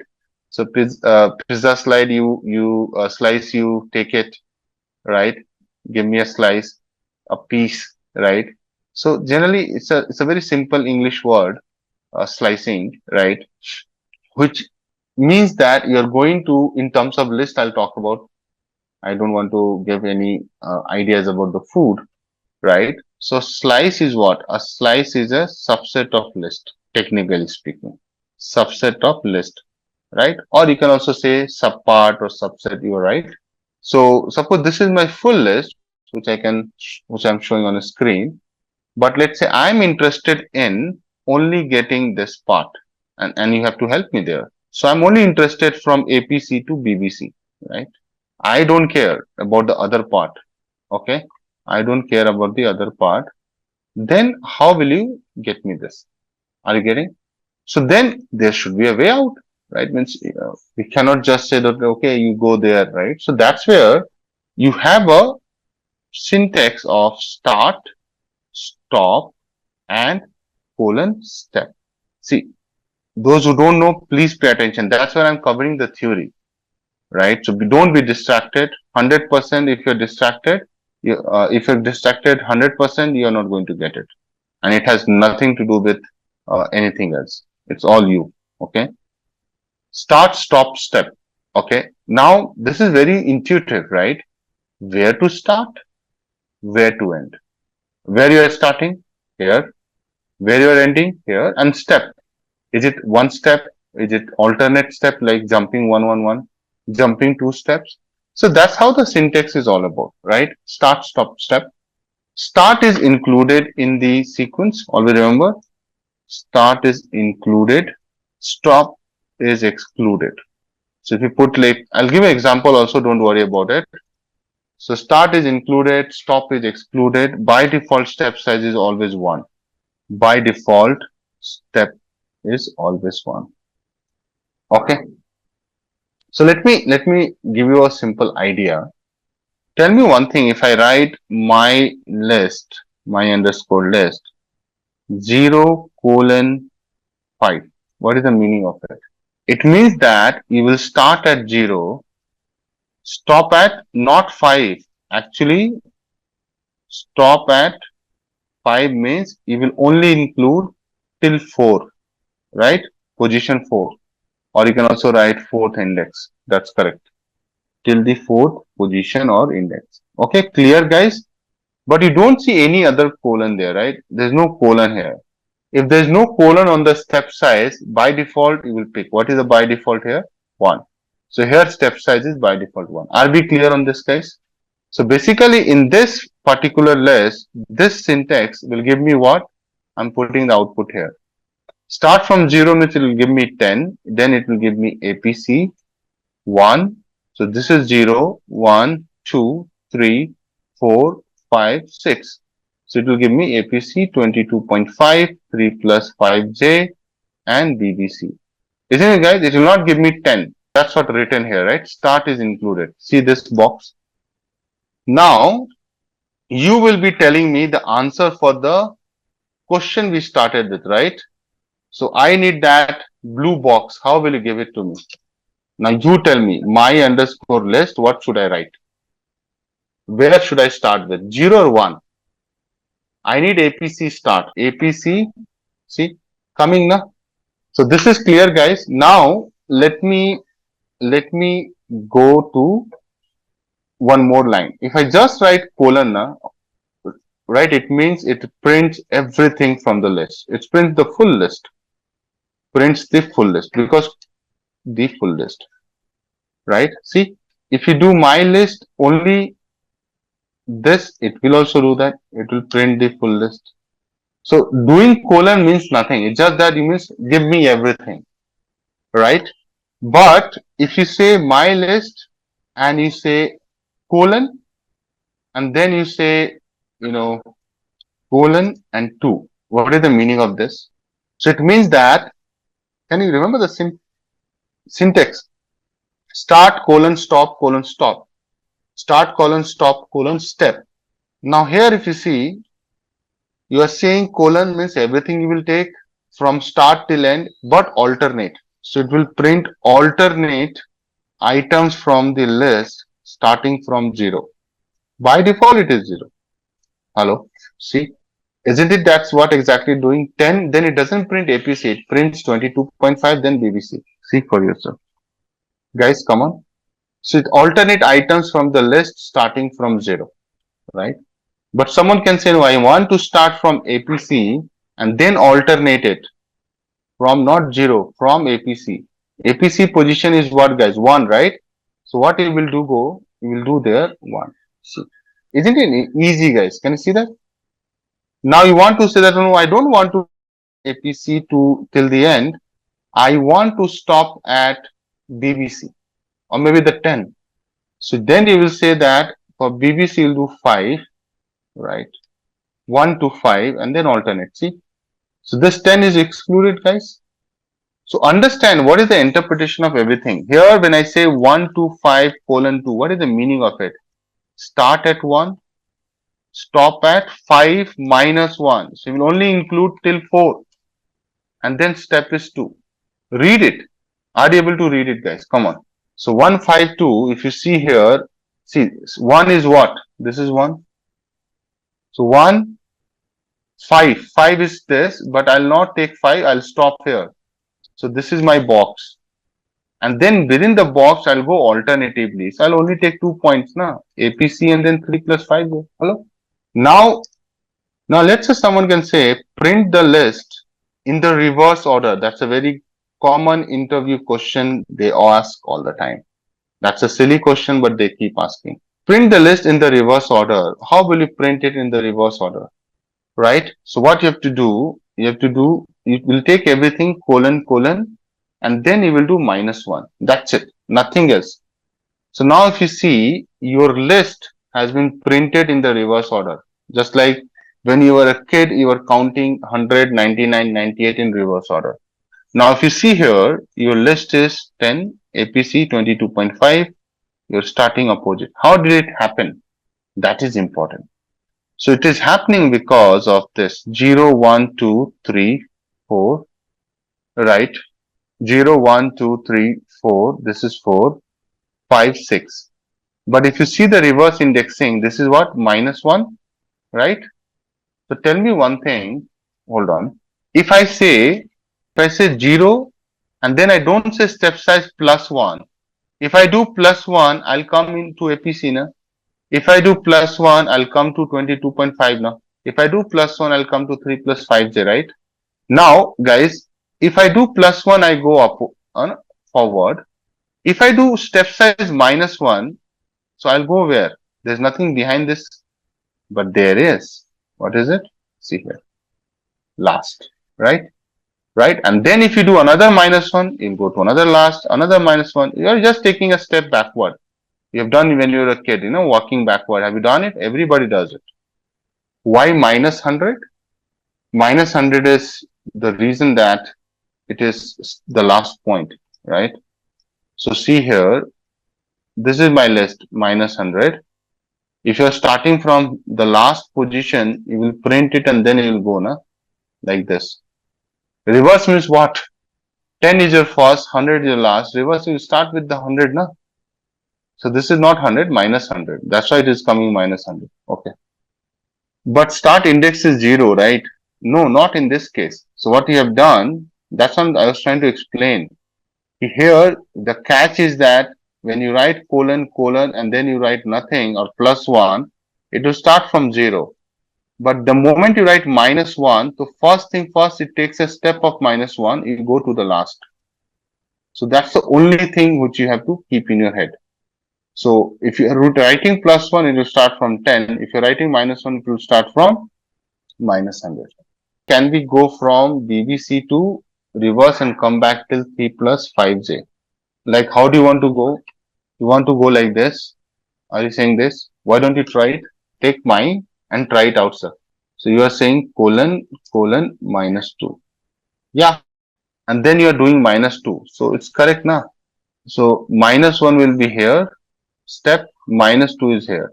But why you are not getting it everything? Because you are starting from 0. You're more like indexing it. Okay. Nothing like that. You cannot get a sequence out of it.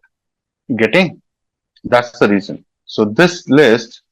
So now understand, guys. Let me take. Why we are only seeing 10 into index, that slicing possible in reverse. See what you are trying to do, guys. My underscore list. Suppose, and you are saying that I should start from, let's say, anything, like you can say start from 2, and then you want to go till, let's say, minus 2, right? So you can see that. Let's try to decode it. No? Don't panic. So when you're trying to do that, from 2, so 2 is your 22.5, and then you want to go to minus 2. So guys, obviously it will do 3 plus 5j BBC and it stops here. So also need to understand if you're writing 0, 1, 2, 3, 4, 5, 6, this is minus 1, minus 2, right? And that's why when you write 2 to minus 2, so still it stops at minus 2, which is not including minus 2 means it will only include till BBC. Are you getting it? Look at the one which I've written here. So it's going forward, but it stops at BBC. Why? Because for it 10 is at minus 2. This is tricky. That's why you must not be getting it. Let me give another example. My list, if I start with 2 and I want to stop at BBC, how will I write? I want to start from 22.5, or maybe I can just keep the same example, right? If I want to start from APC and stop at BBC, what I'll write? In positive. Tell me. 1 to 5, right, guys? Both giving me the same result. Can you see it now? Both giving me same result. Why? Because 5 is equivalent to write minus 2. So you cannot be like, doing like combination of forward and backward slicing. You have to do it two different lists. Are you getting my point? It means you cannot be in like present and the past in both. Just a quick info, guys. Intellipaat offers a data science course in collaboration with iHub IIT Roorkee, which will help you master concepts like Python, SQL, machine learning, AI, Power BI, and more. With this course, we have already helped thousands of professionals in successful career transition. You can check out their testimonials on our Achievers channel, whose link is given in the description below. Without a doubt, this course can set your career to new heights. So visit the course page link given below in the description and take the first step towards career growth with the data science course. Okay. So we are done with indexing and slicing, guys, right? Let me talk about list as mutable and dynamic. So mutable and dynamic. Some of the guys must have seen X-Men. So X-Men movie talks about mutant, normal human being and mutant. So in that, if you remember, mutants are those they have some, some different powers because of their genes got, the DNAs or genes got DNA, I think, got mutated. So they have a different personality trait in terms of power, in terms of behavior, right? So similarly, your these guys like list, string, dictionary, we are also going to talk about whether they're mutable or not, right?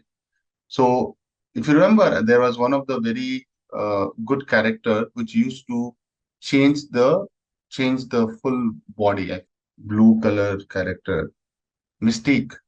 So similarly, right, you can also modify or you can change the list, but there will be some data type which cannot be, which cannot be done. Okay. So let me explain that. Okay. So maybe I'll take a simple example to explain it. That when I say mutable and immutable objects in Python, what do I mean by that? So list definitely is mutable, but before I get into that, mutable versus immutable object in Python. So I'm going to put that heading, guys. Mutable objects in Python. Okay. So write the first line. If the state of the object cannot change, after the object has been constructed,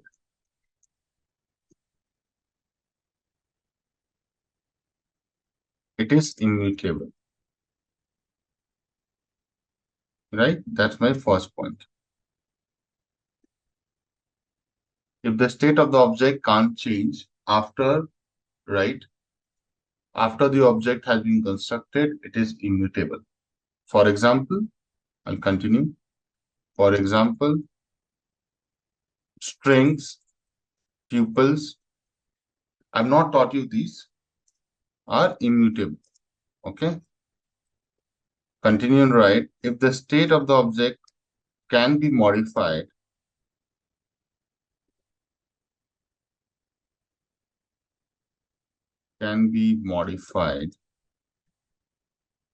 it is mutable. For example, list, definitely list. dictionary are mutable. I'm just taking example, quick example. List, dictionary are mutable. Okay, list, dictionary are mutable. We have to give you an idea that what I mean when I say that. Definition is fine, right? Let me take an example, a cool example to prove my point. Suppose I say that this is my list. I have a list, right, guys? And I need to find the index of the list, right? Somebody was asking me all the time that how to find the index for anything. Let's say I want to find the index for BBC. Hello? Somebody is asking that question, remember? So I said that I'll tell you later. So what is the index for the BBC? Definitely you can go and count, but you cannot be able to count in a big data, right? I mean, suppose you have a lot of data points. Can you go and count like you'll print the whole data on a piece of paper and then count? No, nobody does. Nobody does that, right? So here you can count that, oh, is it 0, 1, 2, 3, 4, right? But how will you find it?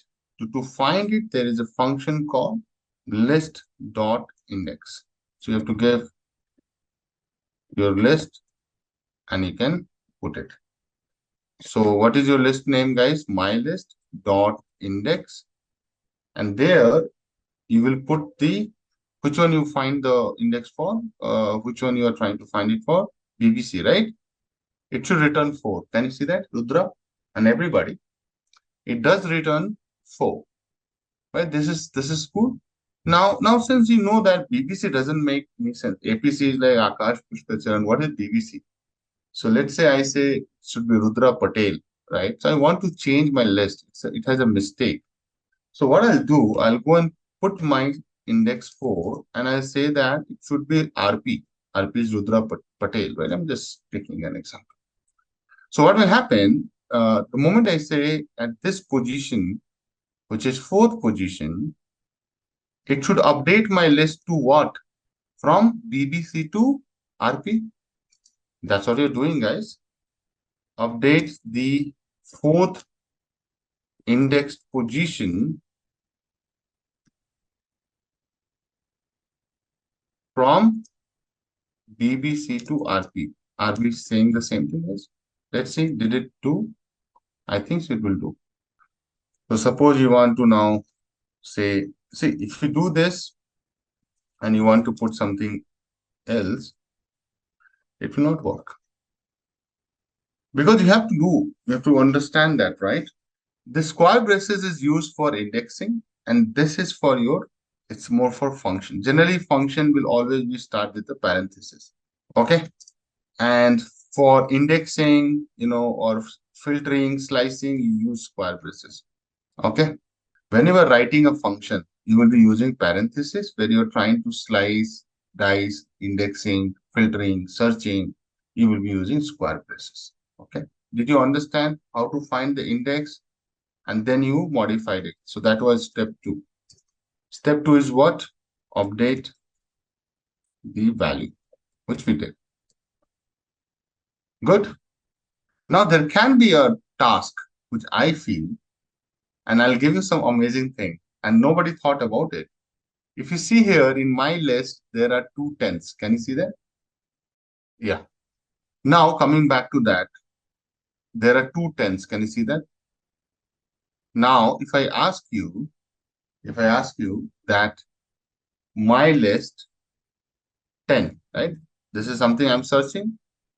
What do you expect, guys? Will you get the position for both the 10s, 0 and 5? I don't think so. Try.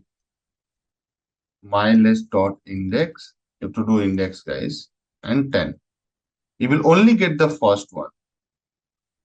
First index in case of duplicate items, right? Suppose you have duplicate items.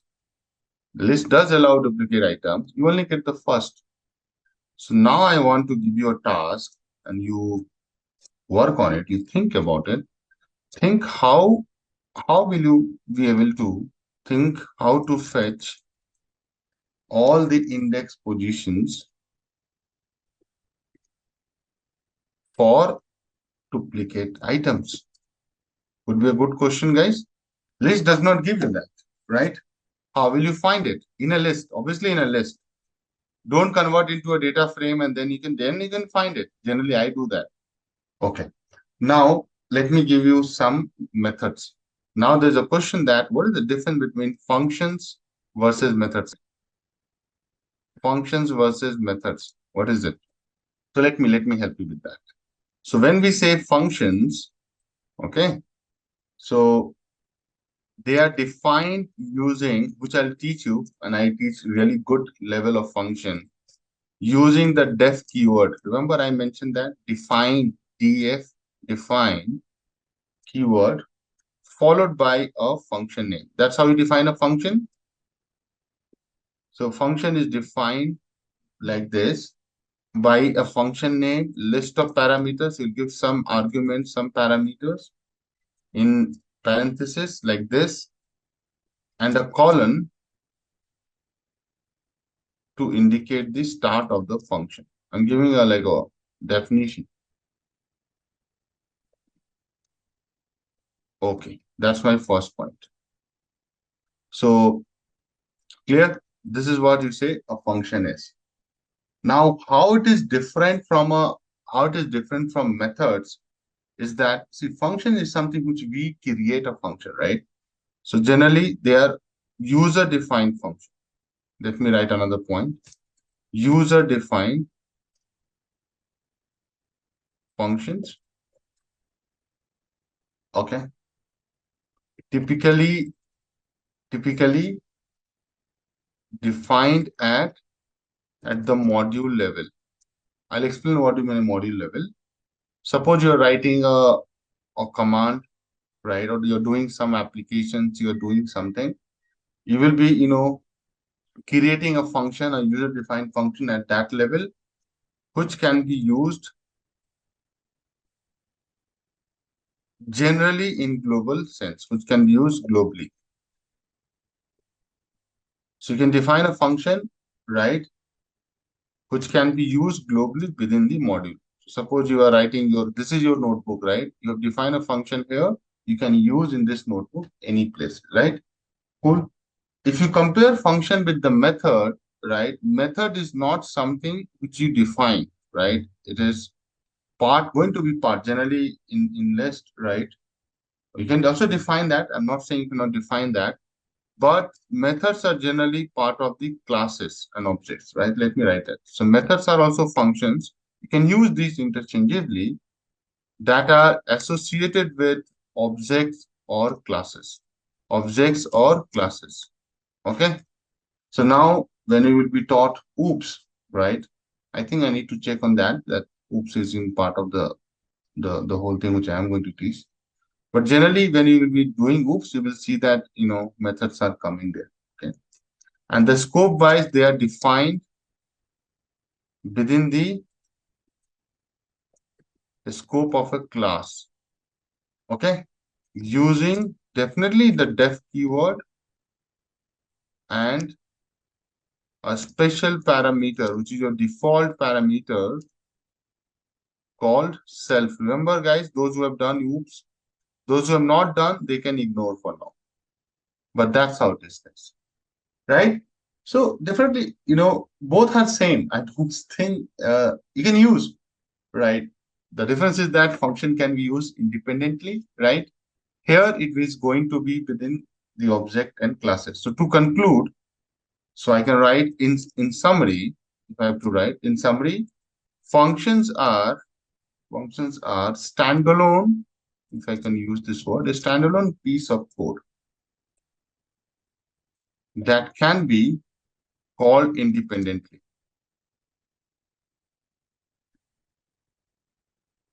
While methods are functions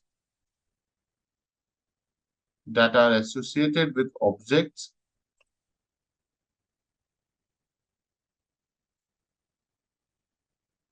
or classes and are called. So how will you call these methods? On instances of those classes. An instance means object.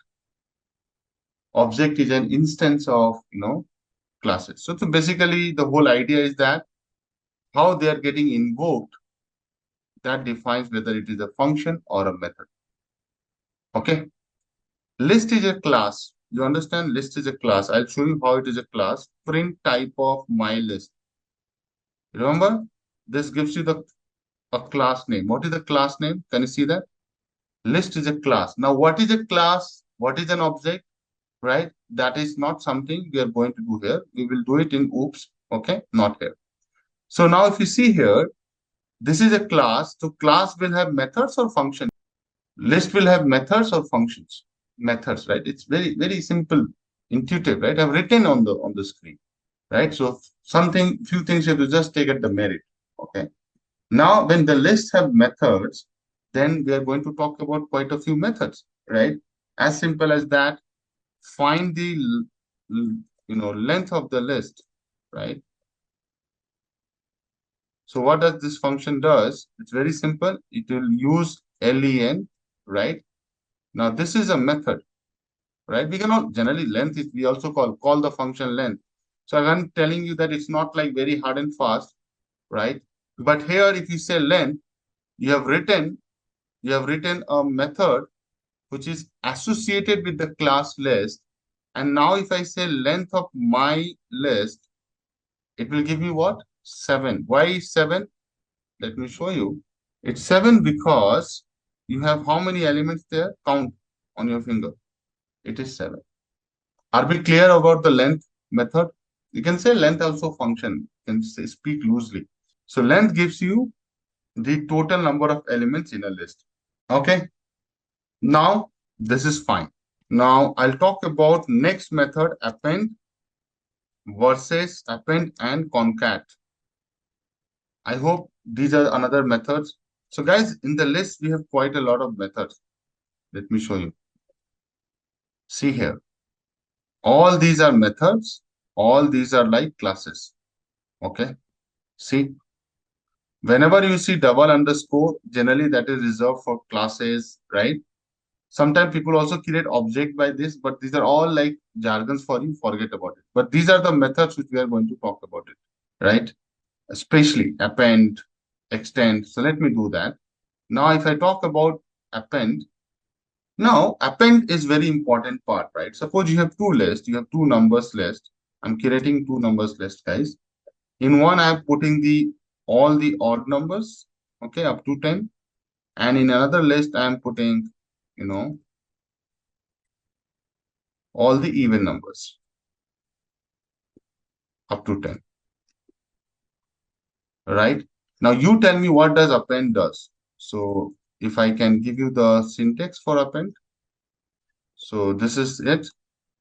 And if I say, I have a list, right? And if I say append, and then if I go into it, can you see that? Append object to the end of the list. That's what I'm saying, right? It appends one list at the end of the other list, right? So guys, you can read the syntax documentation quickly like this, the way I have done. So what append does for you guys, you can take a list, right? So I've taken one list. Maybe I'll take my number, one list, append, and then within the parenthesis, I'll bring the other guy. Can you see that? Everybody, please pay attention. My number one is one list. My number two is another list. Can you see that? I'm picking one list and then calling this method append and bringing the other list. Now let's see what it does. See? Now you will see that my num1 has changed. Can you see that? But if you observe, it has, so what we are doing here, we are taking one of the numbers here. So there are two lists, okay? Everybody, please pay attention on the screen, line number 62. You have a list called my num1 and you have another list called my num2. Clear? Now, what you have done, you have taken this number 2 and appended with number 1. Okay? But there is something which you have to pay attention, right? There is some issue also. The output might not be, the way you might have thought that, I should get output like this. Here, what's happening when you're trying to append my num2 with my num1, can you see that you're getting a list getting appended to the whole list? Okay. Are you seeing the issue? This is an issue with the append. Can you see that there is an issue? You're appending the whole list only. You're not appending these values from the list. There's a difference. So what you're doing that within the list, you have these numbers, right? 1, 3, 5, 7, 9. And then you have not added a number called 0 to not like this. You have added a list there. Are you getting it? Right? And second thing, if you can see, and if you have observed, what are the two takeaways? Let me write.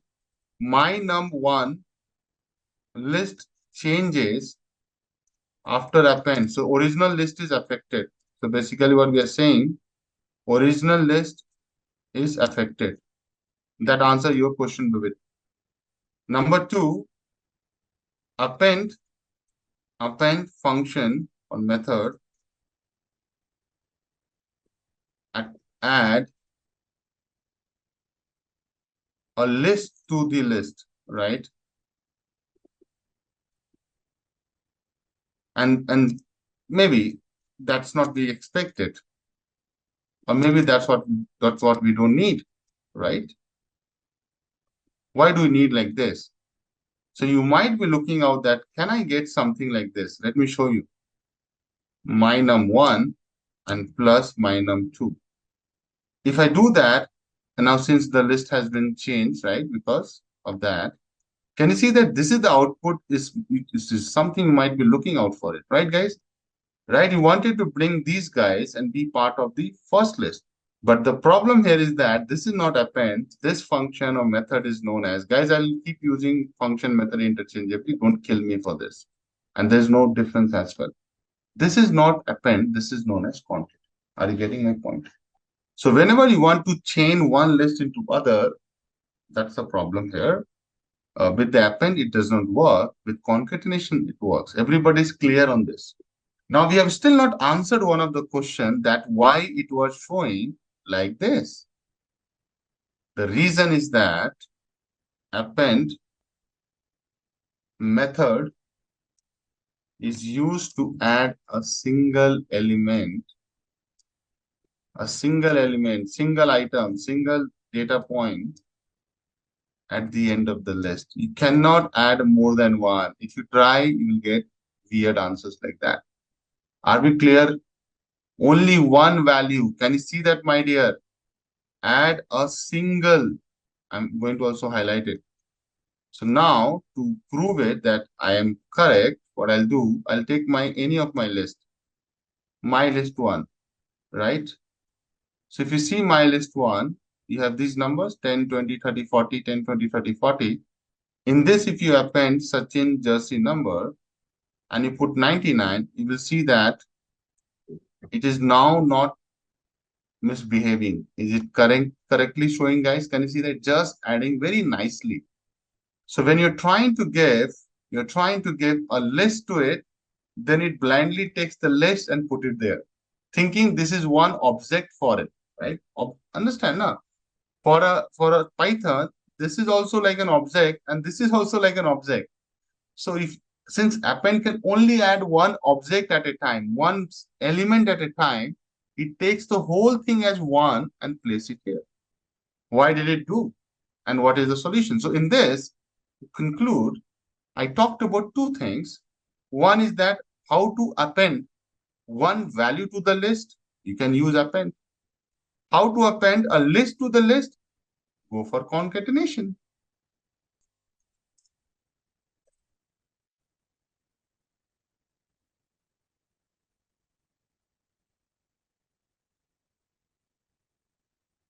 I'm also making. So that's why I like Jupyter. Do you understand?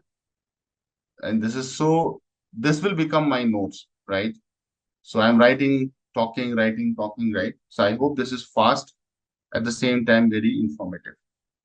There is one more alternative to you, and that is known as extend, right? Let's extend to extend. So guys, again, I'll say we have the two numbers. I don't want to keep writing a lot of list. So this is my number one, guys. See, odd numbers, and number 2 is even number. If you want to get the similar output which you are looking at, my number 1 can be extended with my number 2, and this will be a loving form as well. Can you see that? It's exactly what concatenation does for you. Now the question to the group, and generally when I take interview, I ask this question, then if both extend and concatenation does the same thing, right? What are the key differences? Like what is the key difference between these two guys? Why we are having extend and and concatenation both? What is the key differences? Extend versus concatenation. Right? So first of all, concatenation is not a method altogether, it's an operation. Did you notice that I did not call any method there? But extend is a method, is a function. See, you use there what is an operation because you use the plus operator there, my dear. Come on. But extend is a method, number one difference. Concatenation does not affect the original list.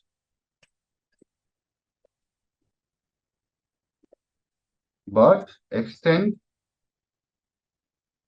affects the original list, remember? Correct? These are the two key differences. If someone asks, you throw at them. Okay.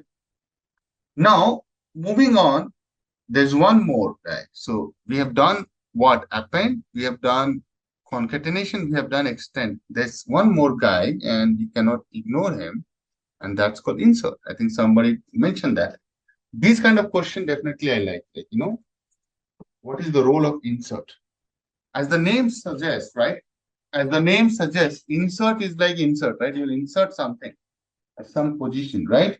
So if you talk about the function itself, let me take a list, my list. This is my list. I want to insert something on this. So I'll say insert, and then this function says that you have to give the index and you have to insert the value which you want, right? That's what they're telling now. So insert, guys are telling, see, that give me a position and then insert.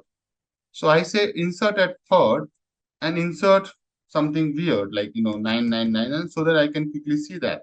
Now understand this. Third, 0, 1, 2, 3. This is the third position, guys. If I run this, see what happens. It has inserted exactly at the third position. Can you see that? So who was on the third? 3 plus 5j. He said that, dude, you shift here. I will come and now I will become third. Count 0, 1, 2, 3. Are you getting it, guys? But if you're excited that, okay, can I insert a list to a list, right? Suppose I say dot insert and I say at third position, insert another list, my num1. See? Now, do you notice that the list is already inserted here? So why I did that? So that I can show that if needed, you can also insert a list within the list at an index position. And there's no harm, right? Because see, read the documentation at an index position of your choice. There's no harm because, see, if you keep running, it will keep adding because that's how it works. Okay, without letting you know. Now, can you see that, guys? Why it is able to do? Because for Python, even a number 9999 is an object, and my num1 is also an object. You understand? Everything in Python is an object. So it doesn't differentiate that whether you are putting one value or you are putting the whole list. Are we clear? That's exactly what happened now. So what we have concluded, guys, we have completed append, we have completed concatenation, which is a simple operation. We have completed extend and insert. Are we comfortable? Then take some more methods related to deleting or removing list elements from in Python, right? So now we were like, adding, right? Adding element or data items to the list. Now I'll teach you how to delete things. So undo can be, maybe Diksha, you can take it like an undo here, but not really it's an undo. You are actually in another method here doing. So you are not exactly going back. You are manually going back. Okay. Deleting or removing list elements in Python. So we can delete the list itself or delete the element, or more than that, elements, more than one, from the list using below functions. Okay. Let's talk about it. So this is my number one, right? Maybe I'm not happy with this list. I want to delete it. I can use the delete keyword to delete the whole list from the memory. It will not be in the memory, guys. It's gone. Let me show you. You will not be able to see that. Can you see that now anymore? As a matter of fact, delete can be used to delete any object in Python. It can be a data frame down the line. It can be a dictionary. It can be a list. It can be an array. Okay, are we clear? It's very simple, straightforward. Delete and give the space, and then you can delete it. As a matter of fact, delete can also be used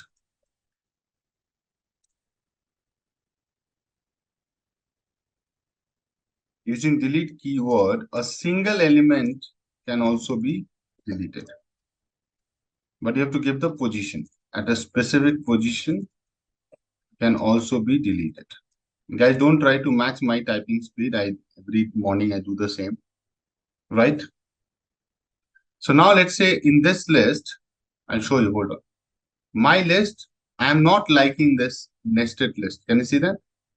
Maybe it can be a bit confusing. What I can do, let's say I don't like 40. Okay.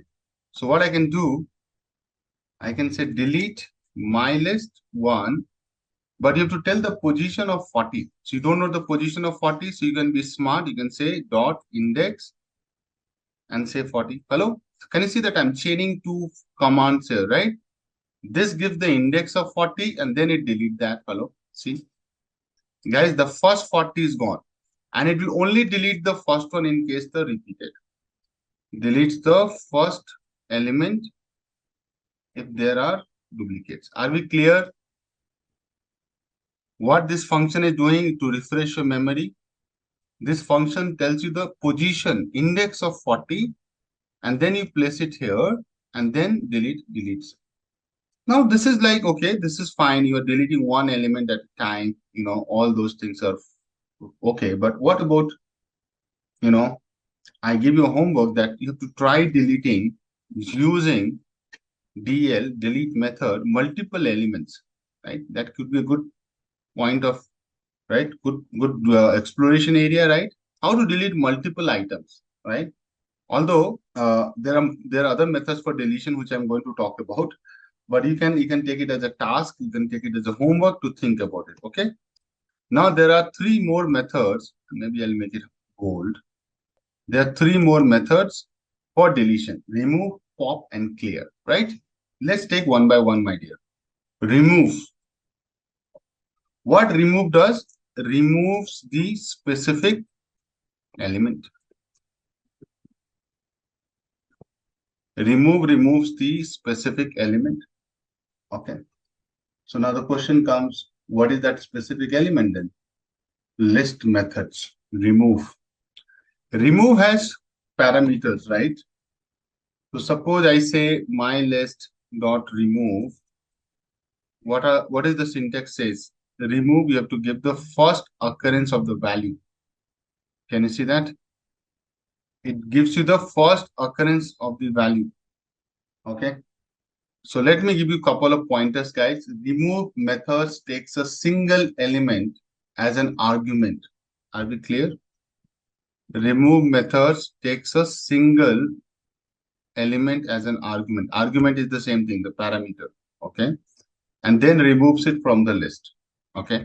And I'll do some formatting here so that it looks nice. Clear? If the element does not exist, it will throw an error. Okay, it can be possible, right? What element you're trying to, delete it. It's not there. So if the element does not exist, let me type, it throws what error? A value error.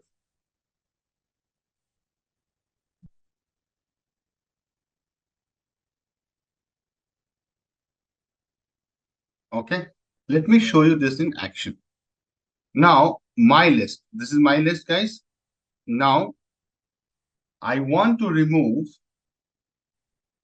you have to give the specific element value. You have to give a name. You don't need to give the index. Suppose I want to remove BBC. It will do. See, gone. But if you think, can I also do this, sir? That if I give a list in that, so I want to remove 10, I want to remove 22.5, right? Can I do this? No, it cannot do this because it takes a single element. Okay, perfect. So I'll also make a commentary. Error came because remove takes only single element as argument.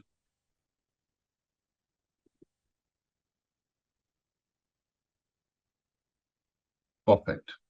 Now you might be interested in deleting, which is not even present there. Let's say I want to delete, means remove, like XYZ. It's not there. It will throw in what error, guys?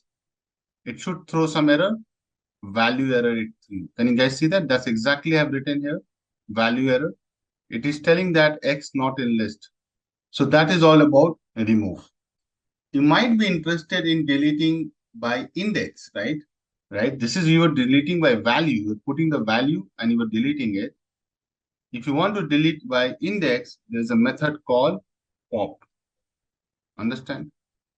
So what pop method does, guys? Pop method takes the index of the as the argument and deletes the element at that index and also returns the deleted value.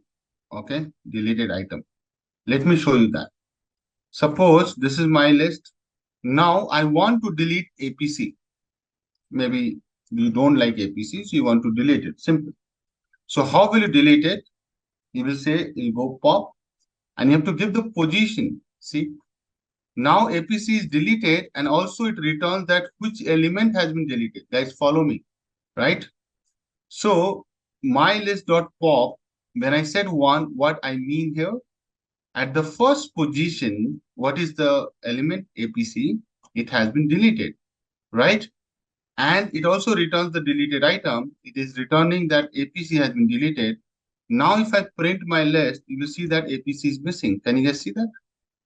Sometimes people will just write pop and they'll not give anything. So what is by default it does? By default, it deletes the last element. It pops the last element. If you're not giving any index, see -100 is gone. I've also written here if you have missed. If the index is not given, pop deletes the last by default. You can keep doing that. Suppose you run it again, then this will delete 10, right? Now comes the last one is clear. What if I have to delete all the 10? So I'll go back and run again my list. And where is my list? Yeah, here is my list. So guys, this is my list. Now there was a comment that if I want to just delete, okay, everything. So what it does, it flushes out all the elements from the list, but the list will still be there in the memory.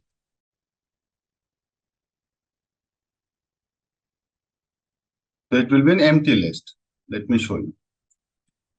You can see that my list still exists, but it's an empty list now. Clear? So now there is a pro tip. Generally, I ask as an interview question. Then what is the difference between delete and clear? That's a pro tip for interview.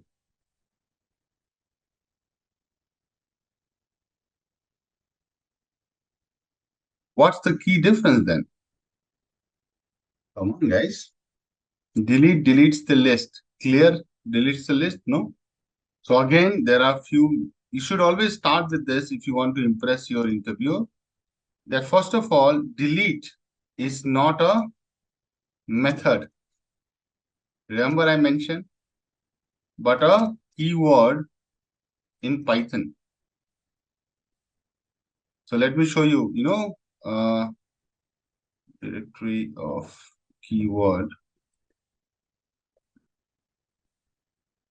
Yeah, so let me show you. So these are some reserved keywords which you can see here, right? Okay. But if you want to really see all the Python list, I have a very good command here. See, can you see delete is a keyword, my dear? This function which I have quickly given you, import keyword, it gets you all the Python keywords which you might want to see. Hello? Right? Pass, raise, return, def, delete. Can you see the delete is a keyword in Python? Everybody, please pay attention. This is a syntax you can easily run later, all these things on your own. So again, someone like XYZ, they will get panic. What is this? You don't need to understand everything.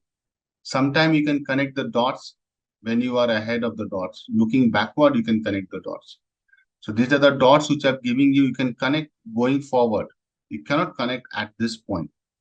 So you might, because I've not taught you what is a for loop, what are these things which you are seeing here, right? So have faith in me and keep going. So delete is a keyword, right? So I wanted to show you. So delete is not a method, but a keyword in Python. Let me complete this, which is used to delete objects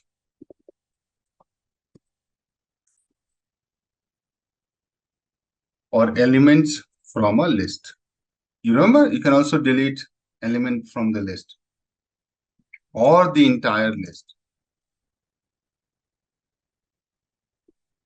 Clear?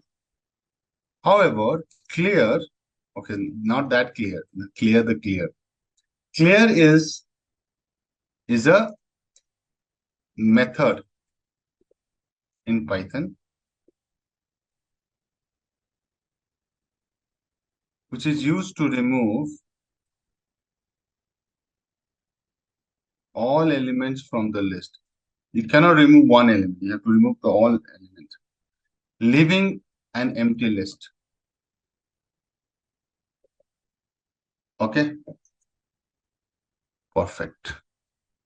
So this is my list one. If I want to delete my list one specific element, right? So I'll go and say that delete position number 4. It will delete. Can you see that? Position number 4 is what? 0, 1, 2, 3, 4. Position number 4 is 10. So if you see that, if I print this list 1, you will see that 10 is gone. Can you see that there's no 10 here? Can you observe, my dear? Between 50 and 20, there was a 10. So gone. But in clear, suppose I say my list 1 dot clear, it doesn't take any argument. It just says that if you do that, this whole list is gonna be flushed out. Can you see that? Gone. That's the key difference. And the moment you see this parenthesis, I have only taught you just today that the moment you see parenthesis, it means it's a method. When you don't see any parenthesis, either it will be a reserved keyword or some operation, right? So I think it's a keyword, not an operation. Correct that if you have written out as an operation. But a keyword. Delete is a keyword, it's not an operation. Okay, good. So we have done the addition, deletion. What is next? Some ordering, like reversing the list can be one of the tasks. Reverse. Suppose this is my number 2 and I want to reverse the list. It's very simple, guys. You have to just take my number 2 dot reverse. Done. Now, if you print it again, you will see that it has been reversed. The first position becomes the last and the last position becomes the first. Is it clear? So reverse reverses the order of the list.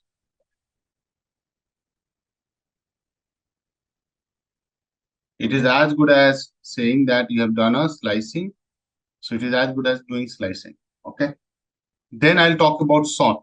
Sorting. I think these were some sorting is what? Sorts the list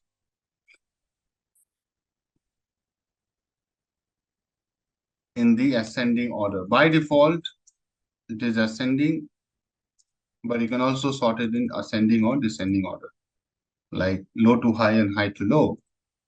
Suppose I take this new list, num list, and I want to give a jumble number so that you can see that it's not a pattern. 9, tell me numbers, guys. 17, 23, 99, 12, 11, 4, 6, 19, 101. Yeah. So this is the number list. Now, if you say num list sort, done. By default, it is ascending. You see that. Guys, can you see that it has been sorted? By default, it is ascending.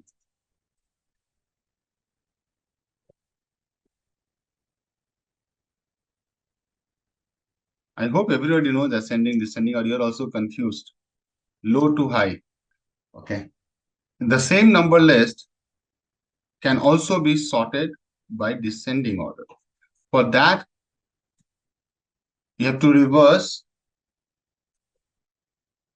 equal to true.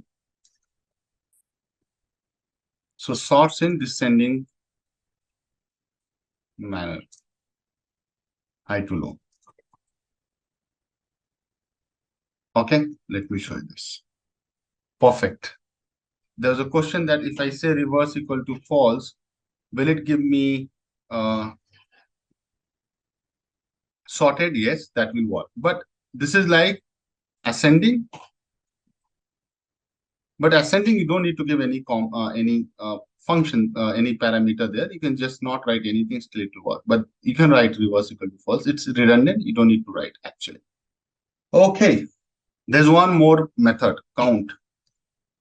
And then we are done for the list. There are a few things I'll teach more, but count. What does count does? Count return the occurrences of, it's not the length, don't confuse it with the length, of a specified element. How many times a guy has repeated in my list, right? Isn't it? So suppose I take my list. Everything is gone. Okay. So I'll take a names. Okay. So Akash, Raj, tell me, Ajay.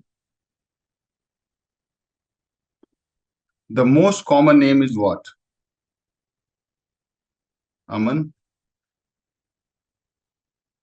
Do you think Neha is the most common name? Rahul, yes. So I'll put Neha and Rahul multiple times, guys. Robin, not a very common name. Sachin. And then again, I'll put Neha and I'll put Rahul. Now you can clearly see that Rahul is coming how many times, guys? 3 times. Sorry. Neha is coming 3 times, Rahul is coming 2 times. Right? And now if I say names.count, that's the syntax, and you put that how many times Neha has come, you can see 3 times. How many times Rahul has come? You should get 2 times. Are you getting, guys? Okay. So how count is different from length? You should know that. Count counts it, right? So I think I need to reserve this. When I'll teach you function, I'll ask you to find duplicate item summary.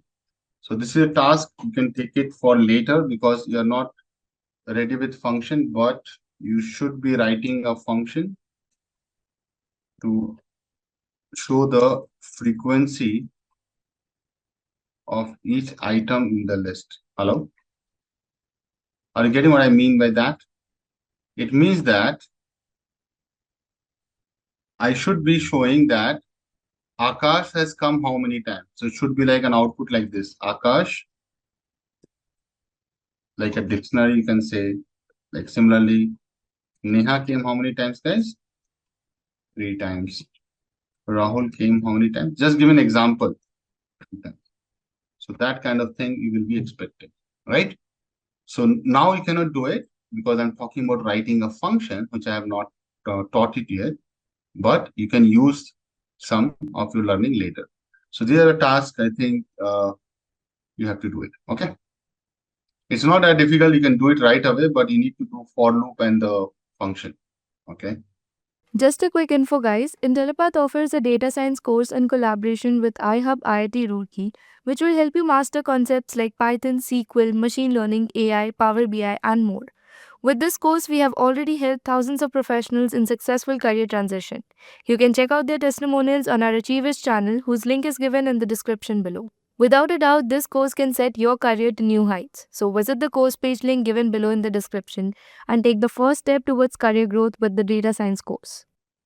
Okay. So I will talk about, list copies and identity operators.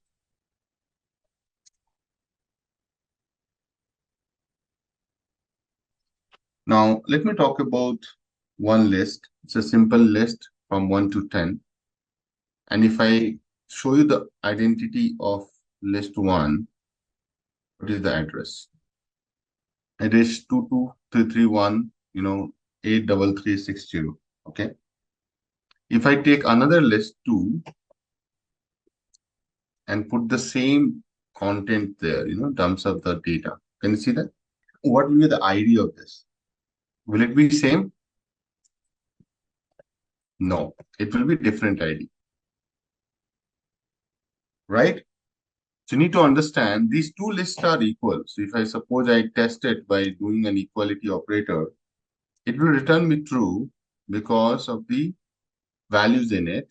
But location wise, if you do the ID of list 1, it's not true, right? You can see that on the screen, guys.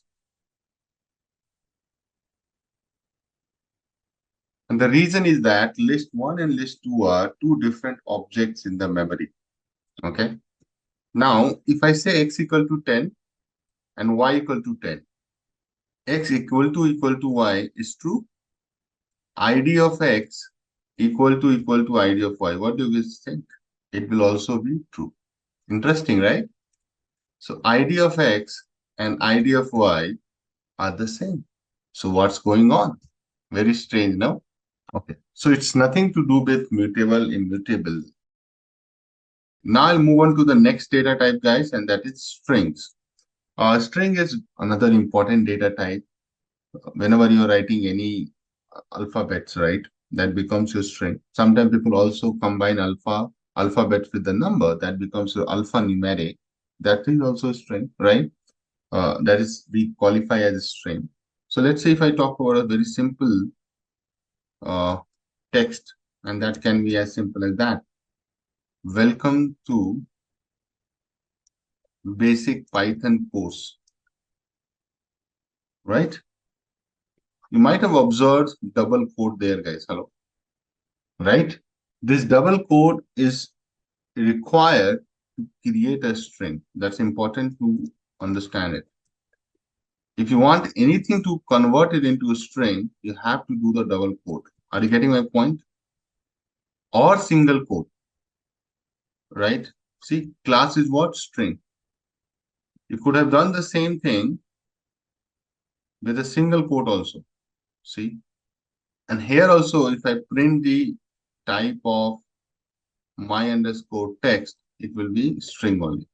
Guys, as a matter of fact, you can also put a number as a text. How can you do that? Nothing. You just go and put in double quote my num text. If I print my num text, it will also look like a string. And I can show in class as well. See, 99 class string. Okay. In fact, I also created this string in the beginning, but I think you might not have observed. This APC and BBC, right? These are not numbers, no? These are string. Can you see this double quotes? I think so. Right, isn't it? So now I'll talk about single, double, and triple quotes. Okay, so let me put the heading, guys. Single, double, and triple quotes. Okay. I think single and double you have already seen, but there are some issues which we need to explain to you guys. So if I talk about single line statement, it's very easy, right? Single line statement is what? So I can say my text again. I'm reusing my variable, guys. Today is the, let's say, fourth session on basic Python. Something I'm right. Can you see that I have taken a single quote, right? Same thing can be done with a double quote, and I'll make it my text one. This is good. Double quote. Okay. As a matter of fact, this can also be done by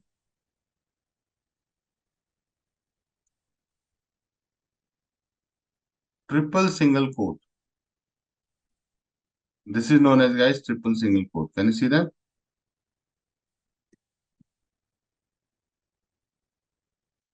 Might not have heard about it, right? If you see, none of them have given us the error. Everybody is okay.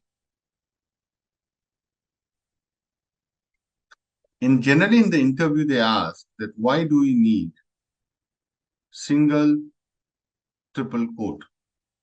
See, all of us, all of these guys is working, right? Today is the first session, you are able to generate. The issue is not in this text. The issue is in here. Suppose I go and change the text and just make an apostrophe. Today class is, can I write, guys, going good? I'm just taking that liberty. But there is an issue. Can you see that, guys? See, I have to be really careful. The moment I try to do, can you see that there's an error? There is an error because Python is getting confused with single quote and with the apostrophe. This is a real problem, right? As a matter of fact, you can handle this by using a double quote. That's fine. And you can see that it works. Let me print and show you.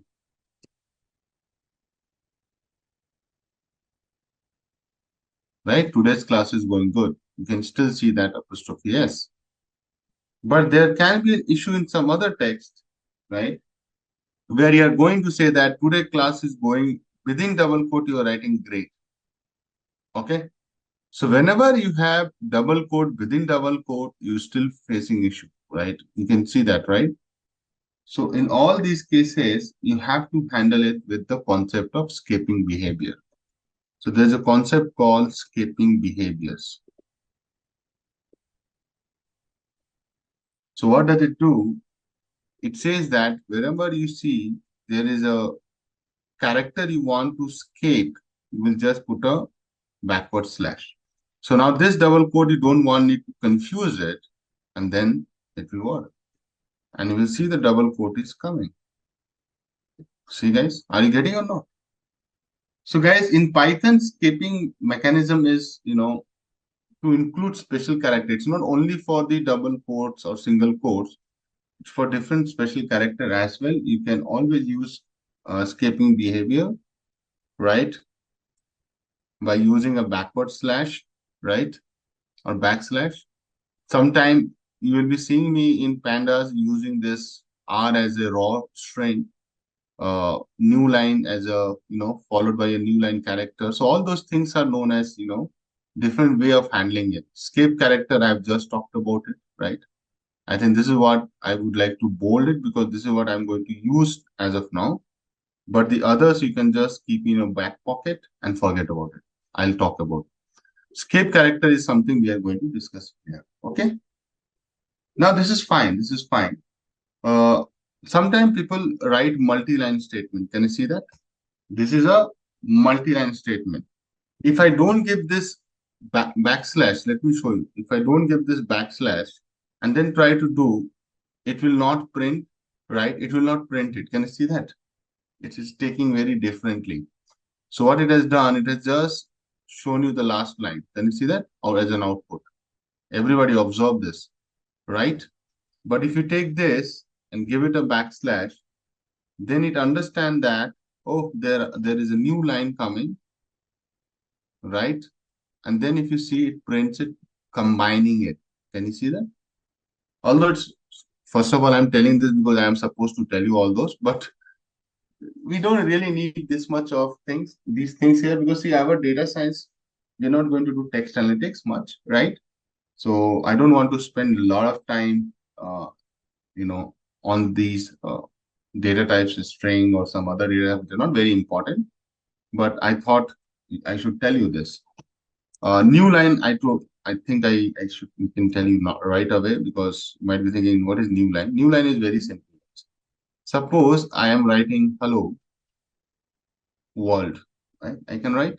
So now the moment I write hello world like this, can you observe that I have inserted a new line? How to write a new line? You have to give a backslash with n. Always remember that, right? And these are some rules you have to remember or follow, right? Now we will see that it has taken the same. Okay, let me show you differently first. If I say that hello world, it comes hello comma world, right? But I want world to be go in the next line. Then how will I make it happen like this? Okay. Now I'm thinking the last bit on the is the multiple line statement where the single quote comes like a magic. I'll show you. Suppose I'm writing, 3 lines. Can you see that? This is our Python class. It is going good. We are coding with the trainer. I hope you are coding with the trainer. Okay. If I run this, it's the same note I'm writing, assigning the whole sentences to my note. Can you guys see that? But it is throwing an error because you are changing the line without the quote and everything. So definitely not working out. Another good use of single triple quote is to manage the multi-line statement, guys. Now I'll show you how does it do. Okay, I'll copy and paste the same thing. You have to do nothing. You have to just start with 3 simple quote.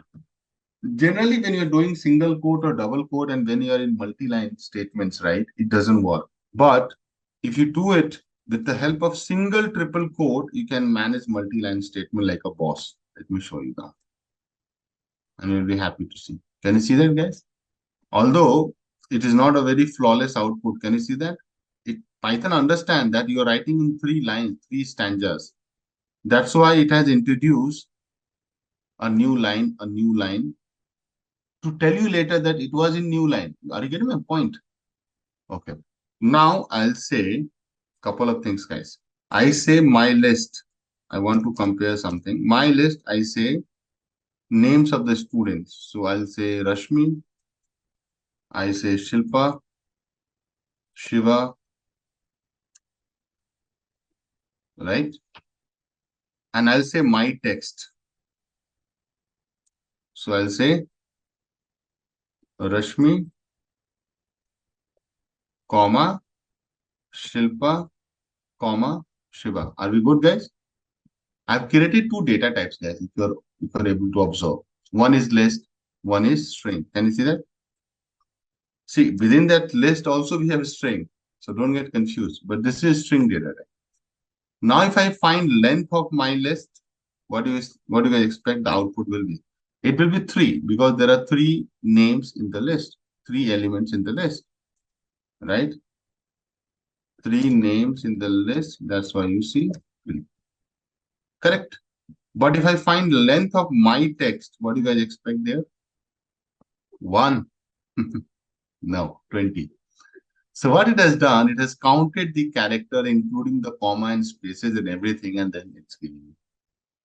So what is your observation, guys? What is your observation?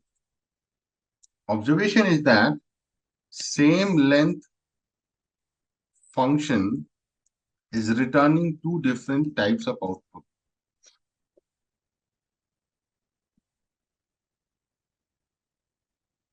according to the data types. Correct, guys? Same function exhibit different behaviors as per the data types. One is a string, one is a list. And this concept is known as what? Polymorphism. I might have talked about it earlier as well. Polymorphism means poly means many forms of the same function. Many avatars of same function is polymorph.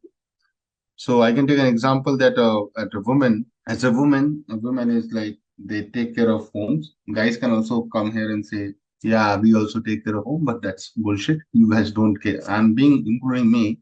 We don't we cannot handle it. Okay, so guys can be like, oh, we are also there. No, we are not there anywhere.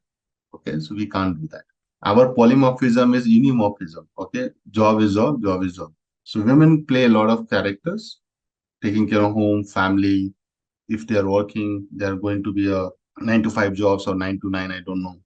Down the line, kids. So definitely they have different roles to play. Guys' roles are always only one. Okay. So that's where you can take this analogy and relate it. Okay. Another important thing is that Python, right? If you look at let's say my text, see my text. And I think that if I go in the my text and try to slice it, index it, 0 means what? I'll get R.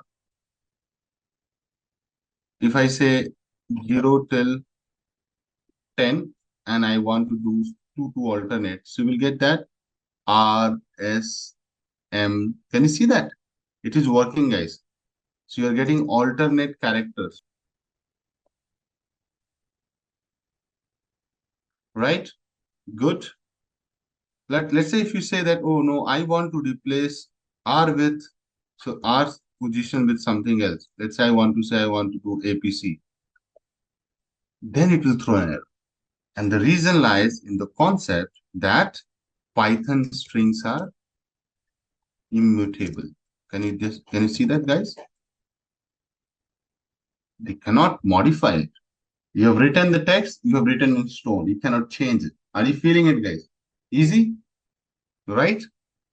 So why did I do this? To show you so that you can observe and see. See, you are able to change the list. You can go and say in my list, I can replace Rashmi with Akash or somebody else, right? So that is possible, but here, no. That's how strings have been designed. Okay. They cannot be modified. Okay. Now coming to the different string methods, there are quite a lot. Quite means quite. Obviously, we don't need to do everything here. It's really tough to do also. Like, look at the methods, guys. Capitalize, center. You guys can. So whenever you're doing text mining, no, text analytics, I don't know if you have in your course or curriculum, course curriculum, some of these functions will be super useful. But don't worry, there are some amazing libraries for doing text analytics. What is text analytics, by the way? But there are a lot of tools and technologies coming nowadays for text. NLTK is one of them. You know, Spacey, my God, this is amazing. Spacey is one of them. Tell me, guys, Stanford also has, I remember, Stanford has an NLP module. You can also use certain transformers like Hugging Space, Hugging Face. Okay, what else? What else? What else? I'm just trying to recall. I think these are the ones which are coming to my mind. These are the libraries you might want to take a look when you are trying to do text analytics. Now let's talk about some important uses of it, right? So I think concatenation is very, very important even for string. I'll show you why I'm saying that. When I'll teach you pandas, I will be talking about it. There can be a column called SQID. So suppose you're ordering groceries on Blinkit or Zepto. So you have bought SQ means item. This is your item. You have bought this item 1, 2, 3, 4, 5. Then you have a site ID, right?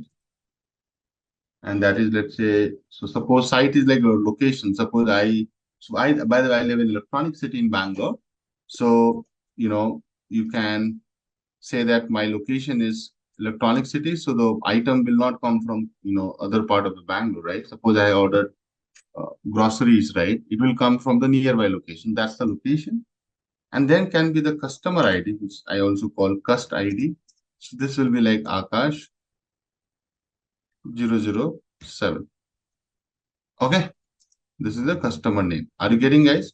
Although I'm showing one record of the data, but there can be millions of records like this.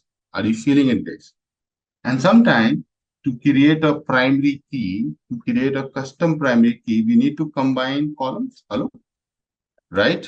You might have done in SQL as well, right?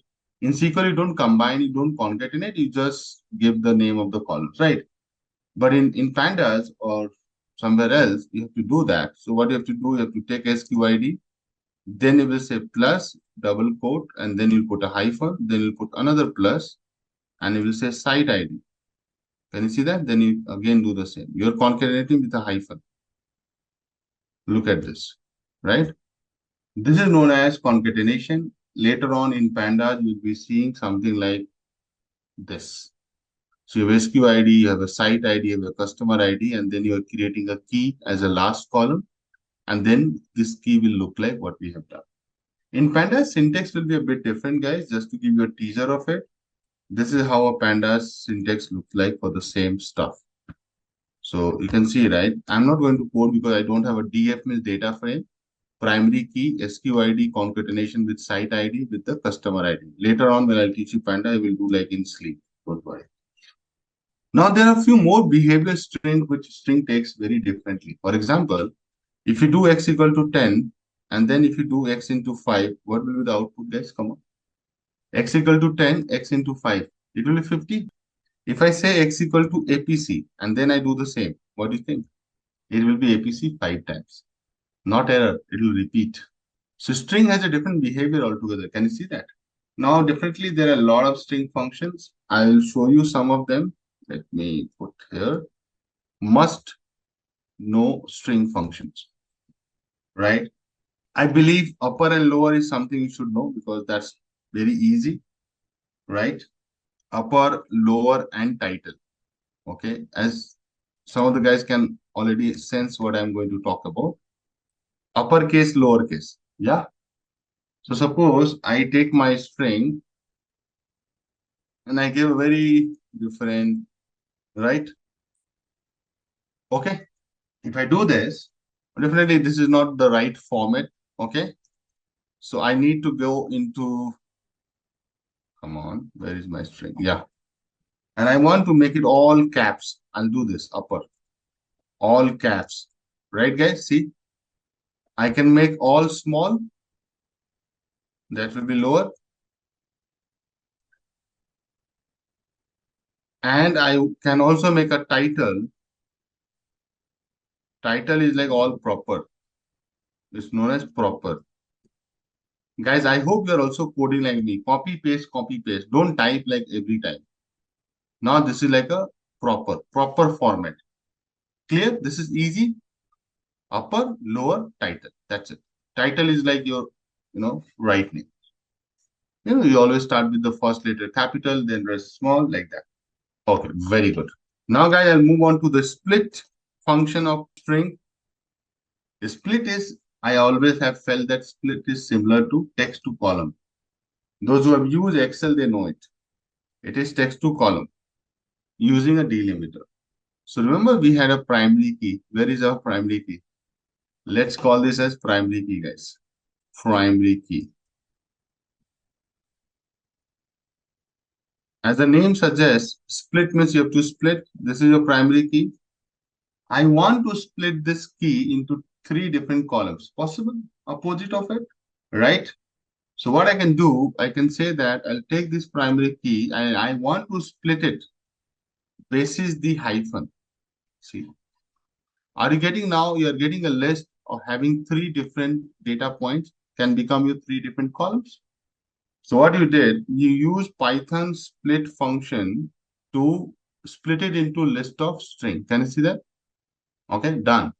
That is split. By using some special character, you can give the, right? You want to split on what? You have to give the separator. Okay.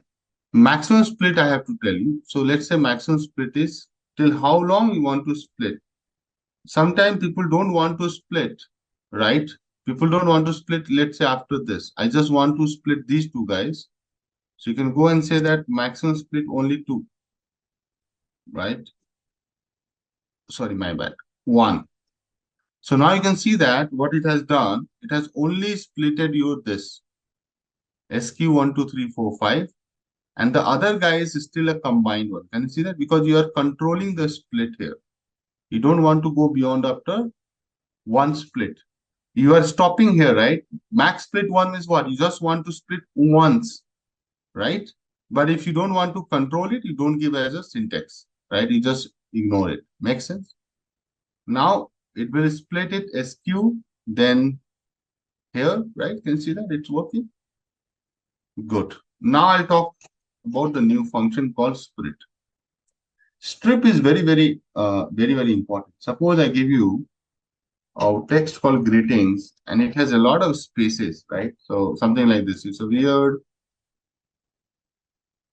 Can you see that? Something like that. Text is coming like this. This is weird. Possible, huh? In text, anything can be possible.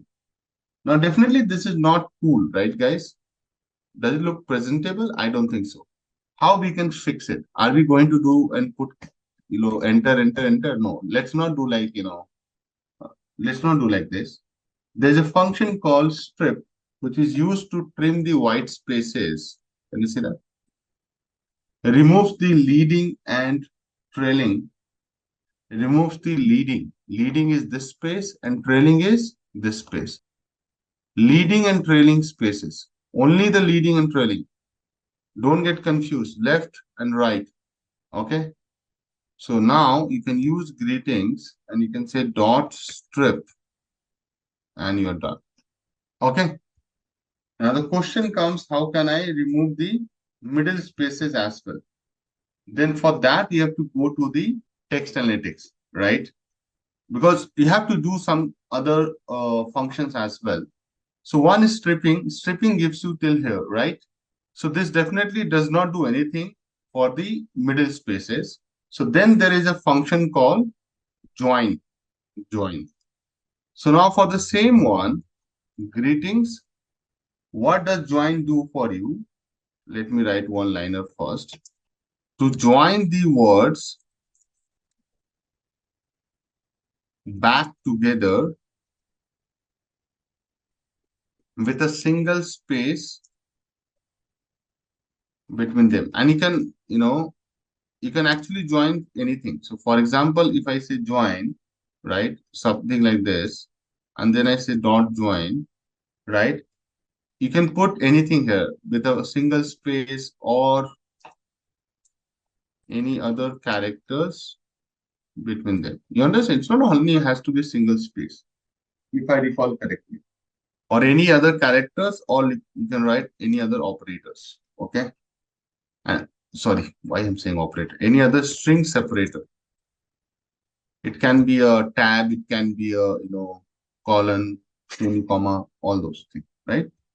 Now, why I'm telling you this? Because I want to fix this middle issue, right? So what I'm going to do, first thing first, I will go to split it. See? Now, can you see that I have splitted it very successfully? Now, this is, let's say you have splitted it. Now, what you're going to do, you're going to say that now this splitted string in the list, I will join with a single white space. See? Right? You're joining with what? Joining with white space. Let me show you. You put a star here. Can you see that? You put this. Look at this. Are you feeling it, guys? Since we want to just join with a white space, I'll put a shift there and I'll join. Are you feeling it, guys? Move on. Let's say join. After join, I think we can talk about find. Find is also very useful function. Find. So what this Python find string, right? Python string find, what it does for you?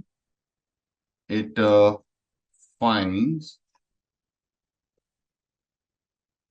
is used to find the index position. Index means position of a substring. Important, right? In a string.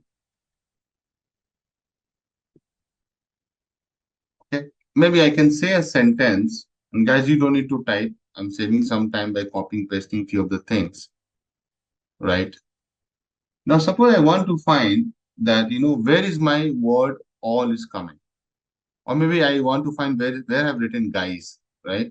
So how can I do that? I can say sentence dot, everything is very intuitive. Find, I'll say guys. You understand? Guys. Then it will tell me that it is sitting at the 25th position. I know it's a little tough to count because of the characters, but it is correct. Okay? I think generally after find, I teach replace. So replace is also important. Find replace to we do in Excel also, no?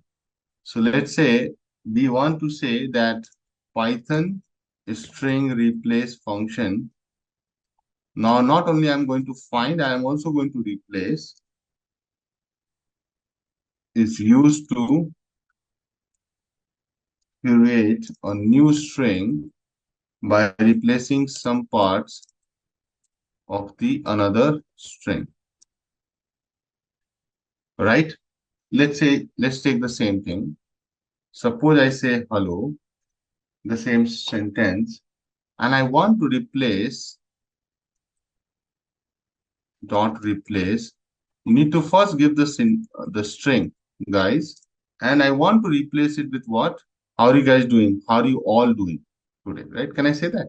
So now it has done, it has replaced guys with the word all. Can you see that, guys? And there is a question from someone that what does it count? You can replace all and count now. 1, 2, 3, 4, 5, 6, 7, 8. Yeah, it tells you the starting character of all. So you're right. Right? Good. Connected. Okay. Guys, I'm done with string. There's nothing more which I want to do in string. Okay, cool. Dictionary. So dictionary is what? If you go to any dictionary, you will have something like this. So first of all, again, I'm telling another disclaimer that I'm not promoting any Oxford dictionary here. Okay, I'm not sponsoring anything. It's just an example I'm taking. Okay. So what is a dictionary? If you see this, in this dictionary, there's a word called dictatorship. So then against this key, you have a value, right, guys? Dictatorship is a word in the dictionary, and then you have the meaning for the dictionary. Sorry, meaning for dictatorship. So means what? You are looking at a key, and then what is the interpretation of it? So ideally, dictionary, the data type dictionary is also like a similar kind of characteristic they show, right? They have a sequence, it's a sequence data type and having key value pair. Now this key value pair has to be unique, okay? Has to be unique. It cannot have dictatorship coming 2 times. Are you getting my point? Right? No sense, right? If it is coming 2 times in a dictionary. So if I can give you some cool, quick bullet points, you can see here. So dictionary is Python implementation of an associative array, which is a data structure that is actually a key value pair. So you should focus on this. You can ignore the rest of the comments there or rest of the words. Generally, you will be creating dictionary with curly braces, okay? Separated by comma, okay? Now, if I can give you an example of a dictionary, you can see this. This is a real example coming from Pulp. So Pulp is an optimization library in Python, Pulp optimization. And you will be seeing dictionary data type is being used extensively there. Let me show you. So there are some examples like production planning platform problem. So you'll be seeing that, there are, dictionary being used. Let me show you where. Can you see that? Maybe not this example. Or transportation problem. Yeah. So they're trying to. So this is an optimization. Those who know mathematical optimization, they will quickly identify. Pulp is the Python library to do optimization. You should definitely read about it if you're interested in optimization, guys. Can you see now? You are having a dictionary here. Supply is a dictionary. Demand is also in the form of a dictionary, guys. Are you able to observe this? It's all these are a dictionary data type. So why I'm showing you this? Because I want to prove or make a point that dictionary is a very extensively used data type after list. Okay. See here. So everything has a key and value. So A is a key and value is 1000. Can you see that? So this is key, this is value, KB. Another key value. All these are key, all these are values. Clear? So yeah, I think then I can give you a few more bullet points from my side. These are all simple. I've already talked about it. Okay, now let's get into the business. So suppose I create the same dictionary called supply. To create a dictionary, I have to use curly braces, guys, and then double quote A. Then I have to give a colon, and then I have to give some number. Suppose I want to give a number, I'll give a number. I can also give a string, by the way. And then B, I want to say 4000, curly braces close. Then this is a dictionary ready. So if I print it, see, If you want to really validate whether it is a dictionary or not, you can do that. I have taught you supply. Okay. It is a class dictionary. Now someone can say that, okay, can you fetch the keys of the dictionary? I need all the keys of the dictionary. Can you fetch in once? Yes, you can do that. How can you do that? Like this. You can say supply dot keys and done. So these are your dictionary keys. Similarly, you can also find values of the dictionary, guys. Now you tell me, what are the values of the dictionary? 1000 and 4000, guys. Look at this example. I'm using the same example. So if I do supply dot values, it will give me values. Abrar keys can be also string. So not a problem. You can make this as a string. Let me show you differently. Not here.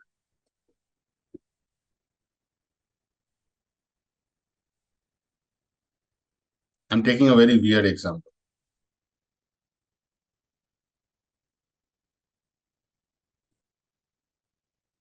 These are the student names with their registration ID. Okay? REG. See? Does it work, buddy? But tell me one thing. Now I'll move on to my supply again. Now I'll go back to my dictionary supply and I'm going to do something. And now this can be a question you can ask. What if I do this? What happens? Now I'm duplicating. Can you see that? I'm trying to induce duplicate keys. What are they? A is coming duplicate 2 times, right? What will happen? Now you tell me, guys. What will happen? Whenever you are giving more values to a key, it will always update the dictionary with the latest value. Ideally, it should do. It did not do anything. Okay. So suppose this is your dictionary, supply is your dictionary, but suppose you want to find what is the value of B, right? You can do that by doing supply under double quote B. That you can do. So that we can access the value using the key. Okay. Now suppose you say that supply B, hold on, and I want to make it 10,000. This is possible. I just updated it, guys. Can you see that? Right? So now when we say dictionary immutable, it is in with regard to what? Only with the keys. You cannot mutate the keys. The values can be modified, can be updated. Okay? So don't get confused there. You cannot change the keys suddenly. Okay? So overall, if you want to put it in the set, I think since we are always talking about dictionary or any other data type with the values, so dictionary in Python are mutable. Okay? So let me make it very clear. I said immutable set only with the keys. So don't get confused. Okay. Dictionary in Python are mutable, but someone can, probe you on that. Can we update the keys also? No, you cannot do that. So let me write in bracket, only the values can be updated, which I have already shown, right? So that is something you have to be very careful when you say that. Okay. That is my whole intention. Let me highlight it. Yeah. Dictionary wise, I think we are good, guys. There are a few things which are like, time to time you need it, but trust me, more than this, the format of the data type is important. We are going to create a lot of data in the form of dictionary. Other than that, we really don't use a lot of dictionary methods. Okay. To show you, you can take a look at your end, but I'm not going to talk about these. And some of them are very much similar to you. So dictionary, if you see, it also has a lot of methods here, splitting, string, more like a similar to string kind of behavior, right? This is dictionary only, no? I think so. This is dictionary. There's any update? I think these are the methods in dictionary. Yeah. So I'll give you some real world problem and then try to, tell you that, to solve this problem, we might need these functions, and then tell you what are these functions and then how we are going to use. That is going to be my approach. Are we aligned on that? I'll not be telling you functions name and start discussing that. I'll be telling you that on the way of solving that problem, I will make you learn few functions. Then on the other question, I'll tell you some more functions. Like that, we will learn. Currently, we were doing some functions right away like this because we really don't want to solve problem in each and every module. I will come back with this kind of learning on when I'll be somewhere around flow control structure and when I'll in pandas. Okay. Okay. Just a quick info, guys. Intellipaat offers a data science course in collaboration with iHub IIT Roorkee, which will help you master concepts like Python, SQL, machine learning, AI, Power BI, and more. With this course, we have already helped thousands of professionals in successful career transition. You can check out their testimonials on our Achievers channel, whose link is given in the description below. Without a doubt, this course can set your career to new heights. So visit the course page link given below in the description and take the first step towards career growth with the data science course. So tuple is another sequence data type. It is also an ordered collection of Python objects. So it will be indexed, right? Like what is at 0, what is at 1. Tuples are immutable, which means they cannot be modified once they are created. And to differentiate between tuple and list, you will be writing tuple within a square, within a parenthesis. So let me show you one. So my tuple is this, and this can be also heterogeneous, means you can put different data types within it. So you can put a float, you can put a string. Now let me show you. Can you see the difference, guys? It is within the parenthesis, right? If I would have put a like a square braces, it would have become a list, right? And able to observe this. This is something you should observe. Okay. Now, if you look at, let's say if I say my tuple, and if I say what is that 0, you are not getting anything, right? See. So my tuple 0 gives me 1, which means I am able to do the indexing, correct? Let's say if I do -1, I should get the last element. What is the last element? 5 plus 4j. Clear?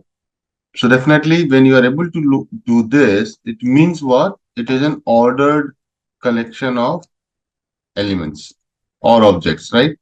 Why it is ordered? Because you can do a numbering and you can access as per the numbering. It's not like jumbled up and unordered. Are we clear on this? Makes sense?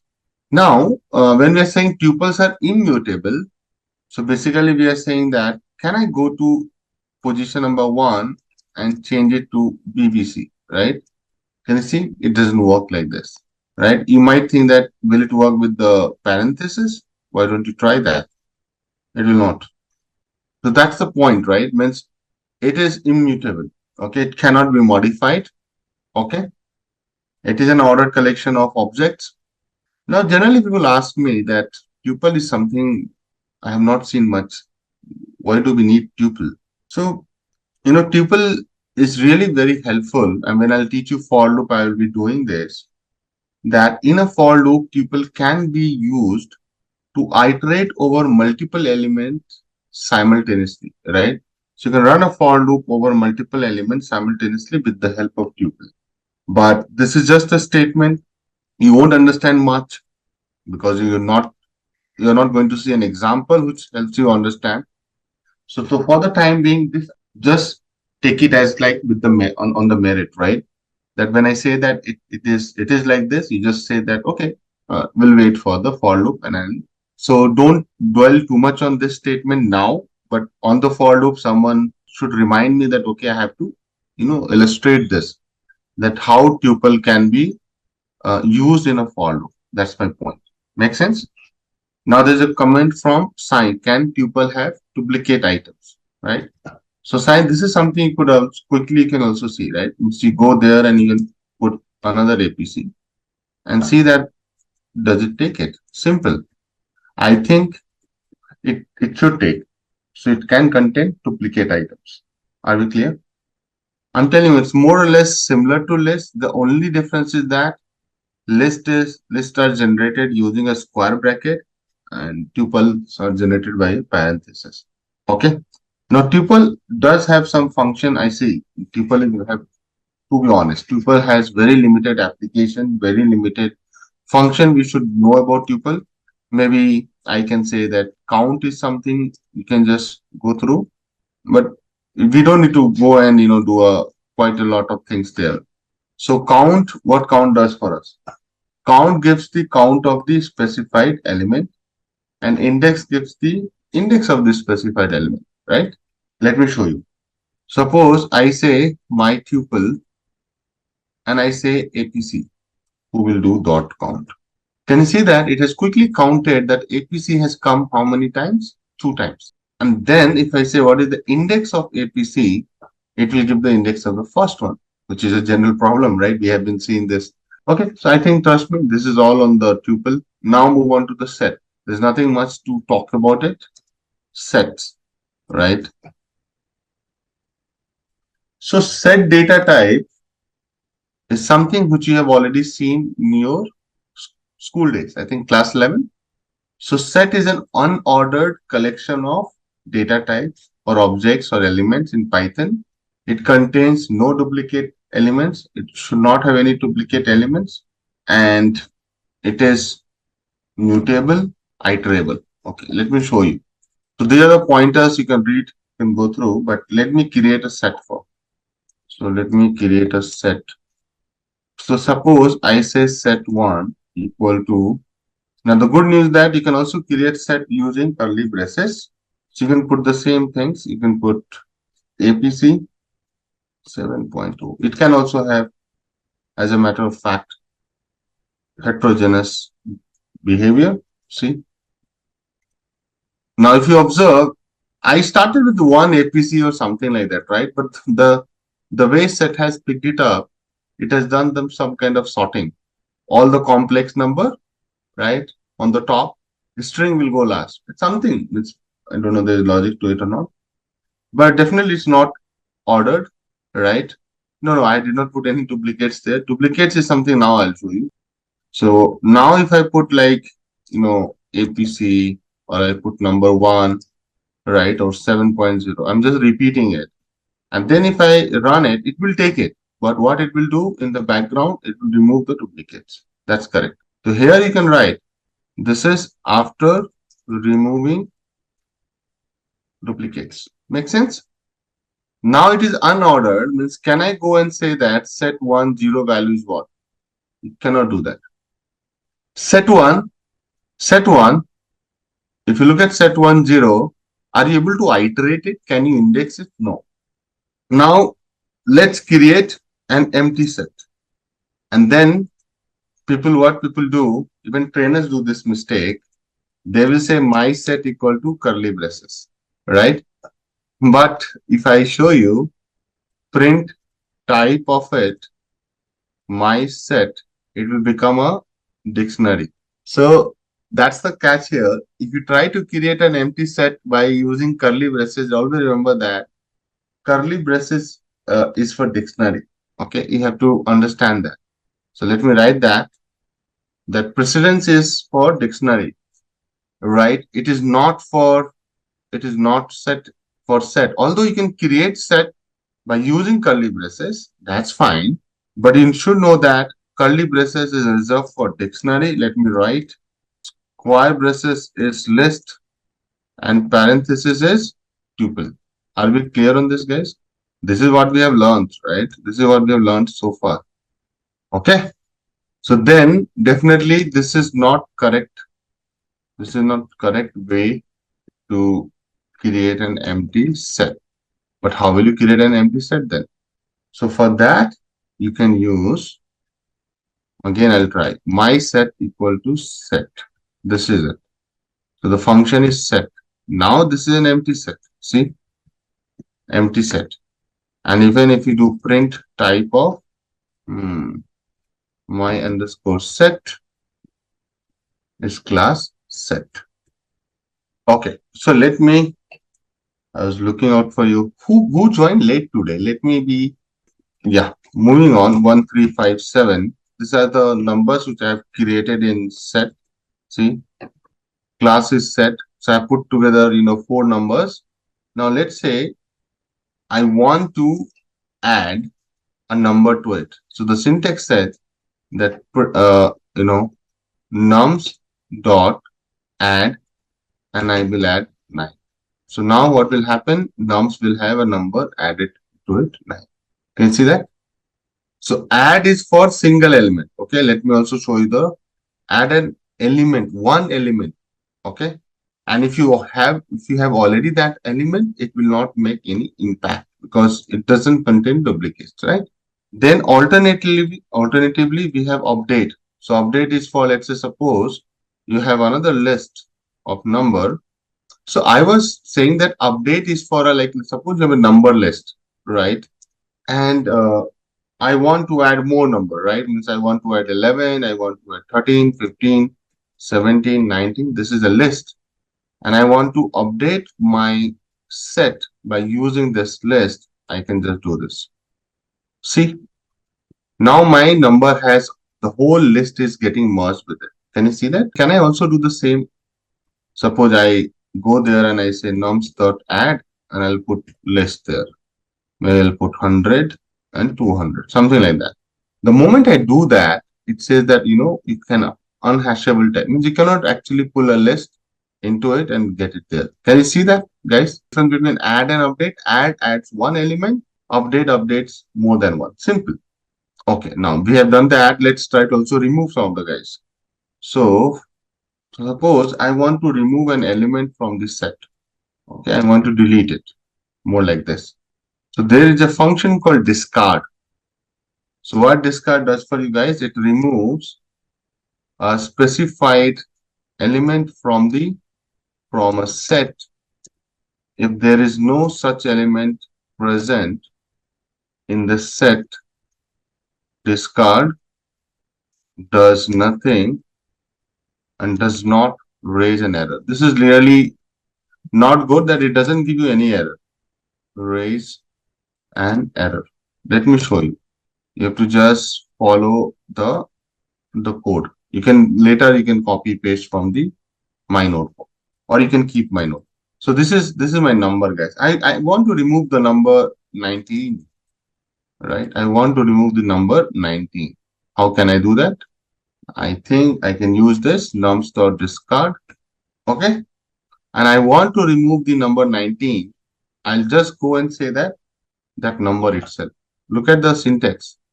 Remove an element from a set if it is a member of the set. Member means it is in the set, right? If I remove it, guys, can you see that? Nums.discard, 19 is gone. But suddenly you say that you go, discard 99. 99 is not there. So the problem is that the code executes. Can you see that? The code executes, right? But you will not be able to see that where it was 19 was there or not, or you removed or not, right? It's really painful. On contrary, you also have another function which is known as remove. So this was discard, guys. The another function is called remove. Remove removes the specified element, also raises an error if it is not present. I'll show you. So nums, I'll say nums remove, and I'll say remove 13. 13 is not a lucky number. Okay, remove it. It is done, right? Now suppose I say remove 99, it will say hello, there is no 99. Key error, right? Can you see the key error means this is not found. Okay, there is one more that is known as pop. Remember, pop pops the element out, and if you don't give any position, it will pop the last element, right? You remember that? But here, since it is unordered, hold on. So here, pops just removes an arbitrary element from the set. You don't know which thing it will remove, and we cannot even determine that what has been removed. Let me show you. This is my nums. Now suppose I say pop, right? So remove and return an arbitrary set element. It doesn't tell you which one it will remove, but it will remove something. So it has removed 1. Can you see that? Now I'll print 1. Nums 1 is not to be found here. Can you see that? 1 is gone. That's what pop does for you. Pop does an arbitrary removal. So generally people don't use pop. Either we will use remove or we will use discard. That's it in set. Okay. But there can be scenario that I want to remove multiple elements from a set. how to remove a multiple element from set. So far, we were just removing one by one. I might be needing to remove multiple elements from the set. So for example, this is my nums and I want to remove 5, 7, 9. Remove nums, I'll create another set and I want to remove 5, 9 and maybe 11. Let's say guys. Okay, pop you want me to repeat? See, delete. Pop is very simple. It removes an arbitrary element from the set. You cannot go there and say that, okay, you remove position number 7. You cannot do that. Right, sorry, the index number, whatever you want to put there, because it is unordered. So you cannot remove a number, an element, by specifically saying remove this one. It will only remove randomly, right? I think it removes the starting position. So it's an unordered. So you can try with some more. See, now I think yeah, it is starting from the first and then deleting it. Guys, can you see that? So from the starting, it is going to delete. But does it give an option to set the index? No. Because indexing is not possible here. That's something you have to keep in mind. There's no indexing which can work here. Okay. See, pop works on index. Remember that in list I have talked about it. Okay. Now, if you're good, can we go to the next one? So this is my nums. Now I have removed already something. So I'll say I want to remove 9 and 11, two elements, and maybe 17 also. Right? I want to remove all these 9, 11, 17. Okay. How will I remove it? Multiple elements. So there's a concept of taking difference of set or set difference. You must have done in your school days. Remember that A minus B. So what you will do, you will take num set and you will say the minus remove nums, right? You used to do that in your school days. So what you're taking a base set and subtract the remove underscore num set. That will give you the right answer. See, beautiful, right?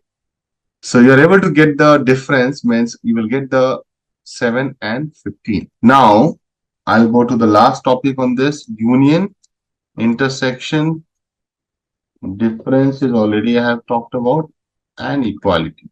So these four are topics I'll complete. So I'll take two sets, guys, two sets, 1, 2, 3, 4. Please follow me, 5, 6, 7. Set A. I'll take another set, 1, 4, and 99 and 10. You can clearly see that 1, 4 is common. What is the difference between discard, pop, and remove? Okay. Now difference I'm going to talk about. Now guys, tell me if I take this set A and this is my set B. And if I say that I'll take union of these two guys, union means what? It will give me combination of two sets, right? So can I say that A dot union B? You will observe that it has combined these guys and keeping a unique, all the unique ones. If there are duplicates, because see 1 and 4 is here as well, it is not repeating. That's union. I'll not talk much on this. That's it. Intersection is common. Remember that intersection is common. So suppose I take A dot intersection and then I have to run this again. You should also do that. Then only the common will come out. Okay. Difference. I'm being fast on these four because it is very intuitive. A dot difference B, right? See, only the uncommon has come, right? Which is not common. Can you see that? Except 1, 4, it has given the others, right? Equality can also check. You know that these two sets are not equal, so it will throw an error. So if I say A equal to B, it will throw an error. False. Remove multiple elements, how only two elements, particularly 7, 15 remove without mentioning. We have mentioned it. You guys have missed it. Can you see that I have taken 9, 11, 17, right? These three guys I have removed. That's why 7, 9, 11, 15, 17. These were the numbers from my side. Hello? Everybody clear? 7, 9, 11, 15, 17. Then I said, remove this. Okay. To 9, 11, 17, I have done the minus here. See, So if you remove this, what you are getting, buddy? Mr. Dilip, did you understand? Difference means what? You will take the uncommon. The same thing I've done here, no? Just now. See, here also I've done difference. Yeah, this will not affect the, you have to save it on a new set. That's correct. Now the last data type, and we are going to this, is Boolean. Boolean, I'll talk in two lines. Boolean is B for Boolean, B for binary, right? So, true or false, right? Mostly it is like that. Suppose I say A equal to APC, B equal to BBC. So if I say A equal to B, you get a something called false, right? This false is what? It's Boolean only, right? Boolean data type, correct? So Boolean data type has two values, two states, isn't it, guys? Either it will be true or it will be false, right? You can sometimes people relate it with 0 or 1 as well. Okay. So if I can make a commentary here, in Python, Boolean data type represents a binary value which can have one of two possible values, and that is true or false. Okay, that is the pointer on what is Boolean data type. Now, where do we use it? So let me write, Booleans are used to perform logical operations, make decision in control structure, which I'll teach you very soon.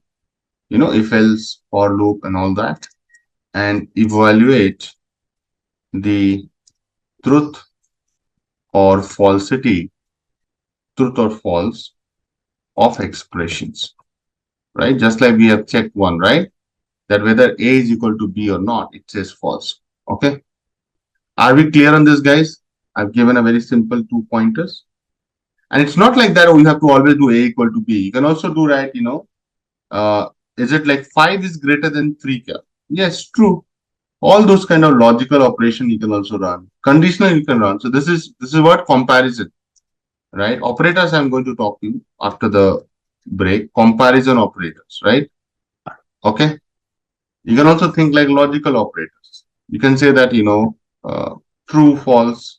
You can also do an logical operations and or and all that. Print type, in which case can we get the output is Boolean data type. So you go and print it now. So suppose you can print here type class is Boolean. Can I see that? Operators in Python. What is your idea about it? My question is that what is an operator? Let's talk about first this. I know suddenly we will start taking example. What is an operator? That's my question. So guys, let me go to my Jamboard. I hope you can see that. So I'm going to give you the definition of operator. So an operator serves as the keyword or symbol, right? An operator serves as the keyword or symbol that are used to perform any operation. It doesn't need to have to be addition or assignment. So I take a very simple example. If I say 2 and 3, and I put a plus sign, and the output is 5, right, guys? If you look at this simple equations, right, can you see that? You have number 2 and 3, they are known as what? Number 2 and 3 are known as what? Operands. Might have heard this word, operand. Operands are those numbers or values or the keywords, right? Not keyword, numbers or values on which operation is going to happen. And this plus is what, guys? In this case, it is known as arithmetic operator. Are we clear, guys? And the name is addition operator. It is one of the arithmetic operators. The name is addition operator. So this is what you mean by operations. And this whole thing, so these are operators, operands, the whole thing can be put into a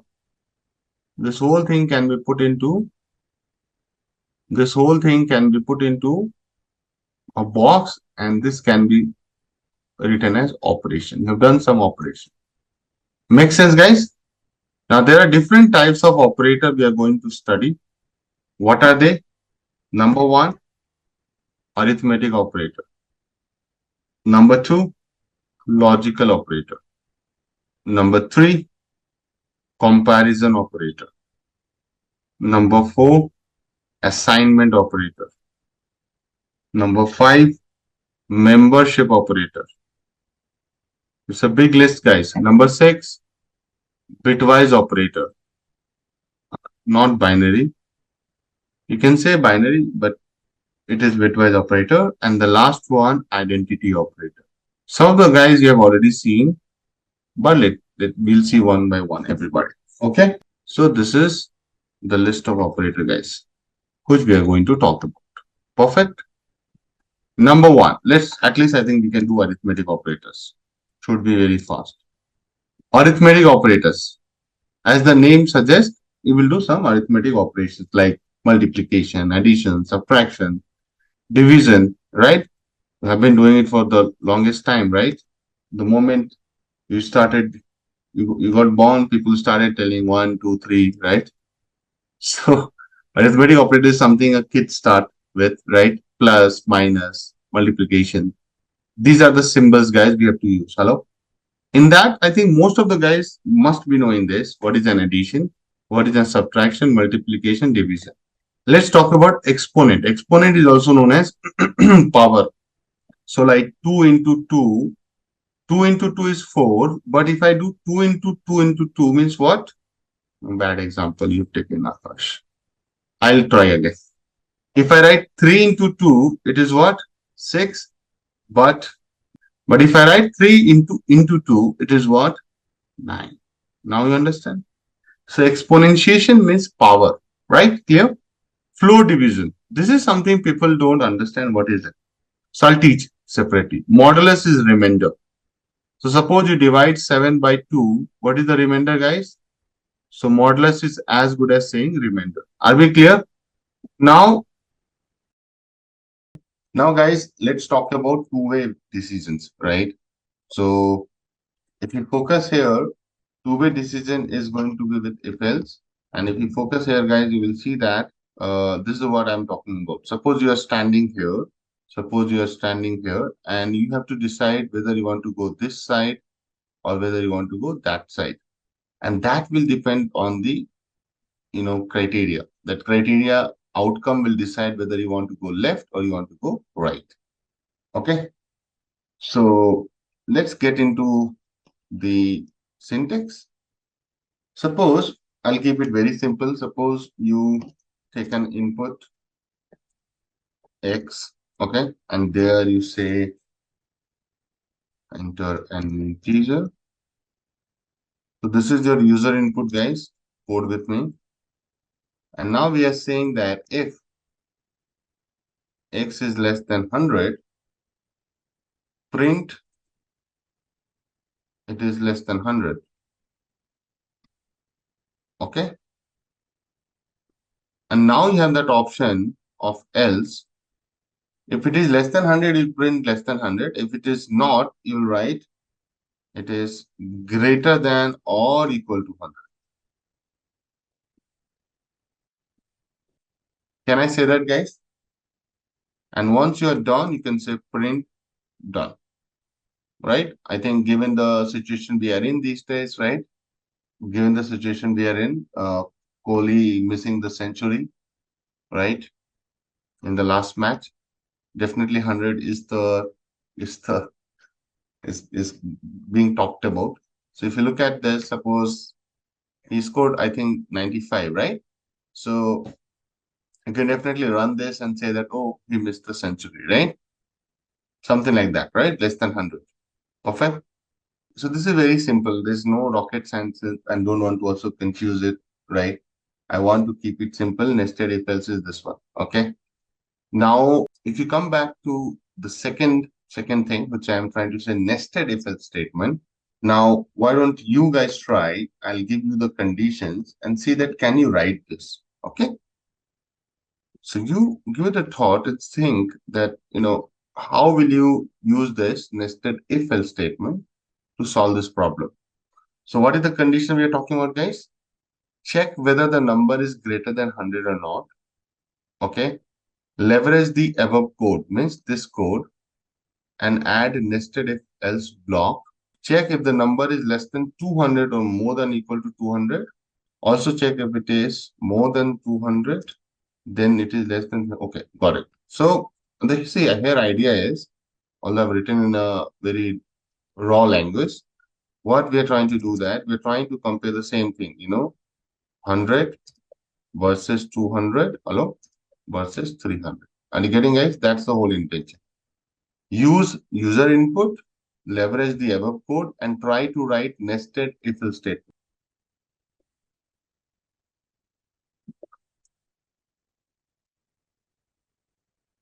So we'll copy and paste this code, okay?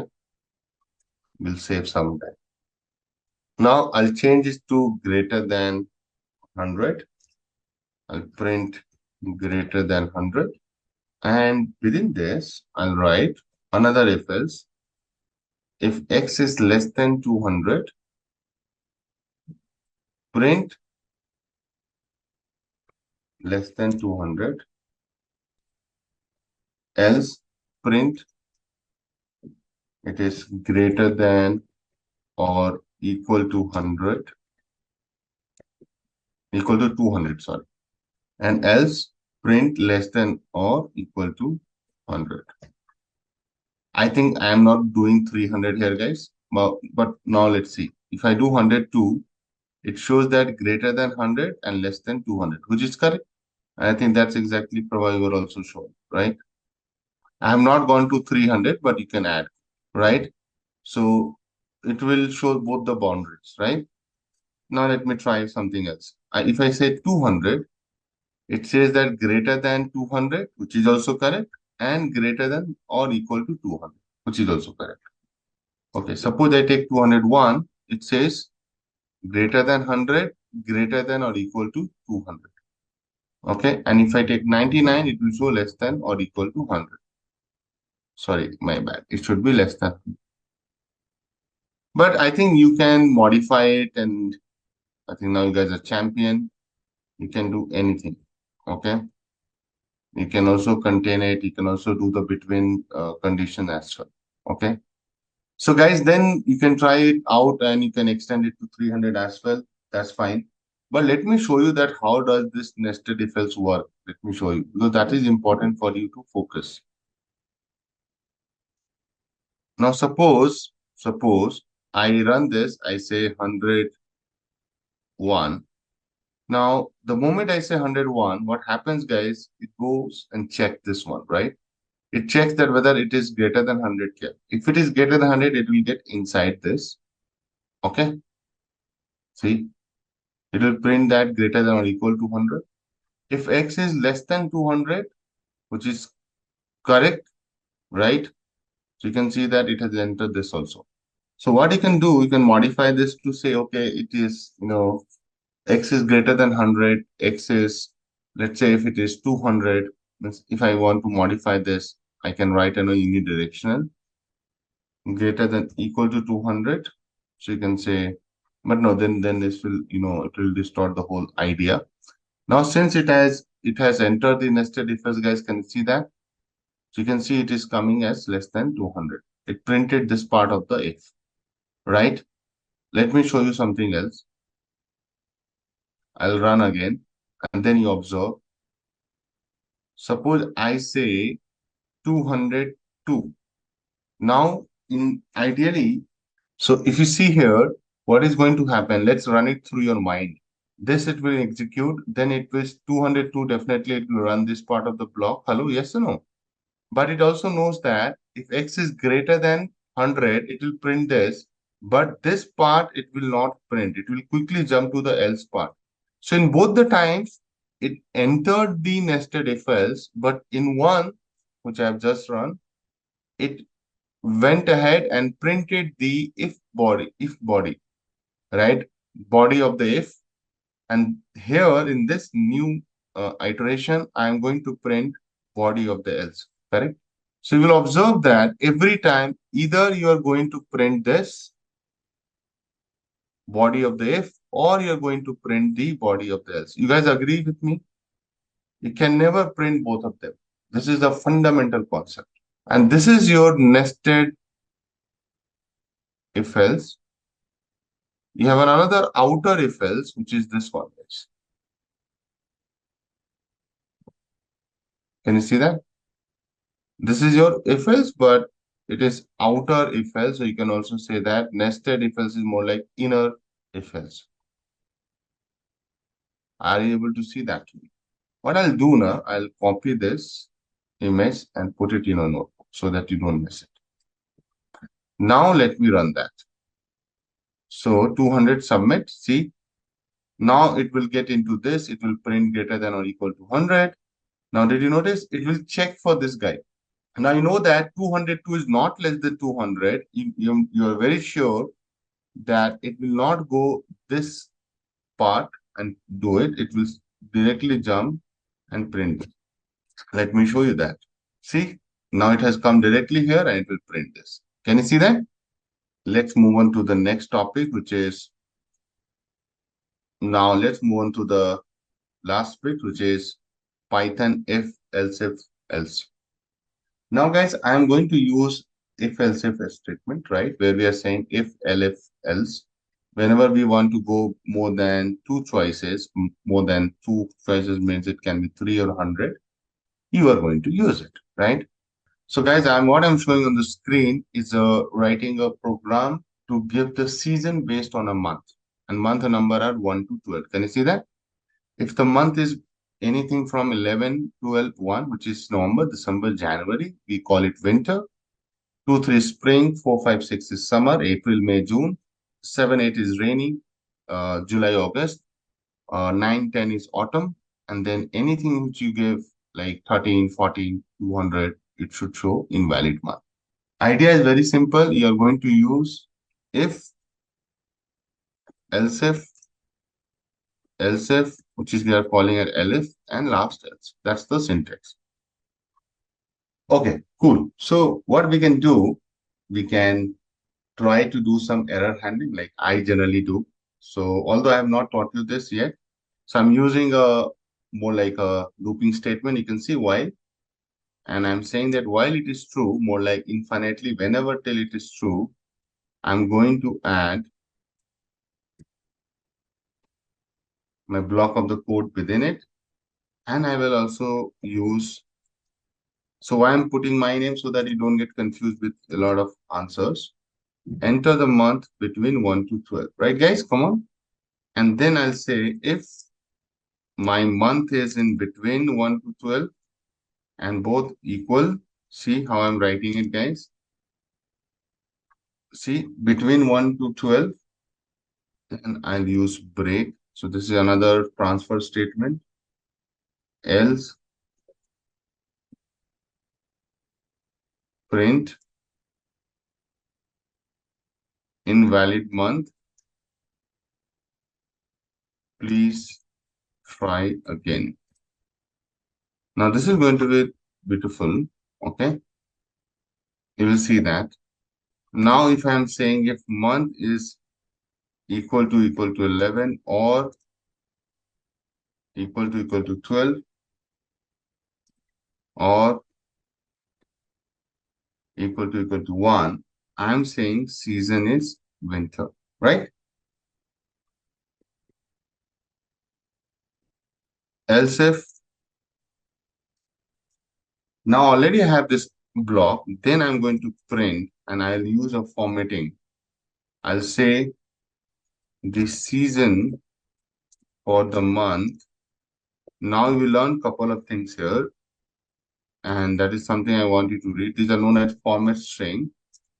Is season C dot, and the only thing which I also need to do, guys, season is winter. Since I'm going to use my code a little differently, what you can do, you don't print it like this, because I have copy pasted this. I don't want to print here. I just want to assign here. That's the difference.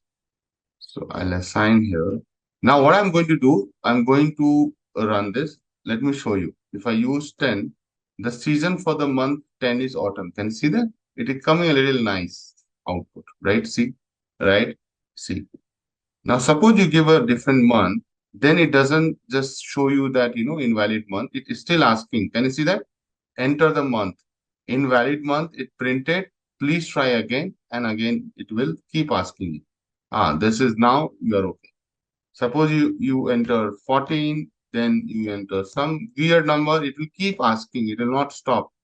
It will never give up. It is an infinite loop till the time you put a right answer. Interesting?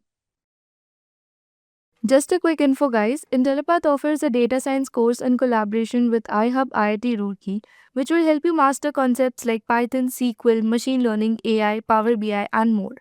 With this course, we have already helped thousands of professionals in successful career transition. You can check out their testimonials on our Achievers channel, whose link is given in the description below. Without a doubt, this course can set your career to new heights. So visit the course page link given below in the description and take the first step towards career growth with the data science course. Python loops, okay? So looping statement is one of the most important functions, you can say, or the features in Python, I think, or any programming language. So without looping statement, I feel nothing can be done whenever you're trying to repeat any task which you want to do sequentially one by one. So you're not going to write multiple lines of code for every bit of the task, right? You generally tend to use for loop. So before we get into what is for loop and all, I always start with the question that why we need to use for loop. What is the reason for using for loop? Why do we need to use for loop? So I can give you some reasons, guys. Let me also write. Okay.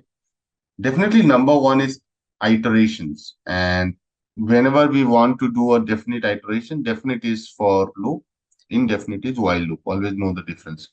So whenever you know beforehand how many times you're going to run the loop, that's called definite iteration. Means you know how many times it will run. 50 times, 100 times, 1,000 times, right? And when we run this, control loop, right, to do some repetitive task, right? Uh, Definitely that's one of the most important use of for loop. It can be as simple as that. You want to do the cumulative sum of 50 students, right?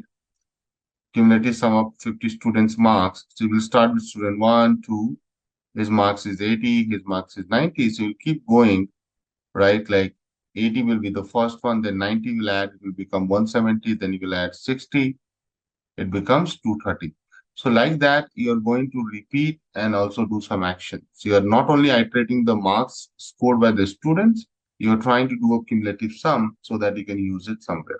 So whenever you're sure that you know how many students you have, let's say your class has 100 students, you will run this for loop how many times, guys? You will run it for 100 times. Okay? To get the cumulative sum till the last student. And then you can divide by the number of students to reach a value called average marks, right? That could be one of the simple example for a definite iteration. Second important reason is why do we need a for loop is to reduce the code's complexity. Just imagine that you're writing multiple block of codes for repetitive tasks, right?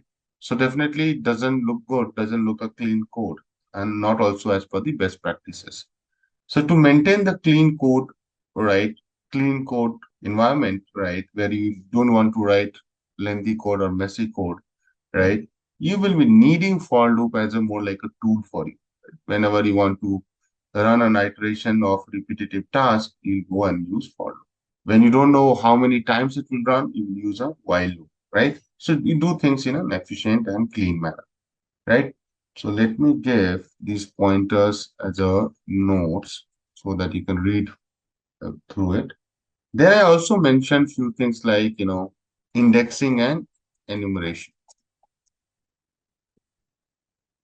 So what I'm trying to say that for loop can provide access to the index or position, it's the same thing, of each item in a sequence, which can be useful for tracking the order of items, okay, or for reference. We might need to, refer later, which we can do that.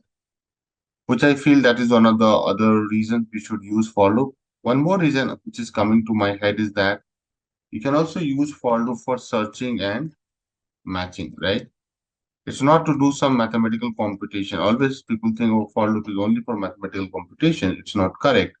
It can also be used for to search specific element, although not a very computationally good thing to do, but you might have to, or find patterns in the data. Think about textual data. So these are the few things which I am trying to highlight this. Okay. Why do we need for loop? Now, if I have to quickly define what is a for loop, so I'll show you this definition block from the slide. A loop in Python or any other programming language which can iteratively execute a piece of code block till the time condition is being met. Okay, till the time condition is being met. Okay, so this looks little, you know, this looks little not very much clear. So what I'll do, I'll get into my Jamboard and try to, outline this. See, we are talking about for loop. Okay. Always remember that when you are trying to do for loop, use for loop, you are going to talk about sequence always. So that's why we start by saying that for each element in sequence, for each element in sequence, for each element in sequence, you go within the element and you will ask this question that is this last element of the sequence? Is this last element of the sequence? That's a question mark, guys. And if the answer is no, then it will execute statement inside the loop. Now, the condition you're looking for is this one only. Is this the last element of the sequence? If it is no, it will execute this statement inside the loop. And my dear, please pay attention. This will keep going on. It will come back again, pick the next iteration, and again check it. That whether is this the last sequence or not. Until the time it is no, it will keep running. The moment it says yes, it is the last element. So you'll come on this side. Let's say this is yes. Then your for loop will end. Are we clear, guys? End of for loop. I'm writing that. This is the most simple for loop I have written. This is an example only. This box is for condition. Okay, you know, right? Decision making box. Okay, let me put this in the notes. Now, guys, I'll talk about the syntax. It's very simple, as you can see on the screen. And let's pay attention and get it right. For each element in the sequence, right? So you are writing for, that's your keyword. Element in sequence. In is also a keyword. This element can be also written as I, J, K, your name, my name. And then the sequence will be a data type. It can be a list, it can be a data frame, it can be a dictionary, anything. Then you're going to run the body of for loop. So let's also understand what is element. Element is the variable, I also call it iterator, that takes the value of item inside the sequence on each iteration. So basically what I'm trying to say here, that every time it will pick the element present in the sequence or item present in the sequence and keep iterating till the time the condition is being met. I'll show you. So let's say I is equal to 1, then it will pick 2, then it will pick 3, and so on and so forth. Then the second thing is that all the statements inside the body of the for loop, this is your body, right, will be executed, okay, with the same value of the iterator. Okay, suppose you are using some statement like element into 2. So it will take the element value for that particular iteration and multiply by 2. That's what we are saying in this line. Okay. The other thing which you can observe, my dear, is that there is indentation. Can you see that there is 4 dot space or 4 white space, right? You have to follow that, just like you're following in the if else. Last one is that loop continues until we reach the last item in the sequence. So that's how it works. Okay. But you can control it. It's not the very standard thing that you have to go till the end of the world. You can stop somewhere in the middle also, but you have to put a condition to that. You have to subset your loop. But end of the day, subset your sequence. End of the day, sequence what you plug in here, it will go and cover it till the end. Okay. Now what I'm going to do, I'm going to run a simple for loop. Let's do it. So I'm going to write the basic for loop. Okay. So I'm going to take my item as a nums, which is going to be a number 1, 2, 3, 4, 5. I'll not keep quite a few because then you get confused. Then for I in nums, okay, I'm going to just print I into 2. Clear, guys? What are you expecting from here? Before we run this, let's break it. That what are you expecting out of it? And you have to understand, right, what we're trying to say here. What's happening? What is this nums in our language of for loop? It's a sequence. But data type is what? List. Sequential data type, list. See, sequential data type is list, right? Then for I is your element, which we are talking about, guys, right? Remember, element in the sequence. And then what you are doing, you're going to execute this line of code, which actually says that take each element and multiply by 2. And then print it. Simple, right? And then print. Can you also observe that there is indentation of 4 white spaces? Perfect. Now, what is the expected output? You will take 1, multiply with 2, 2, 4, 6, 8, 10 will be the expected output.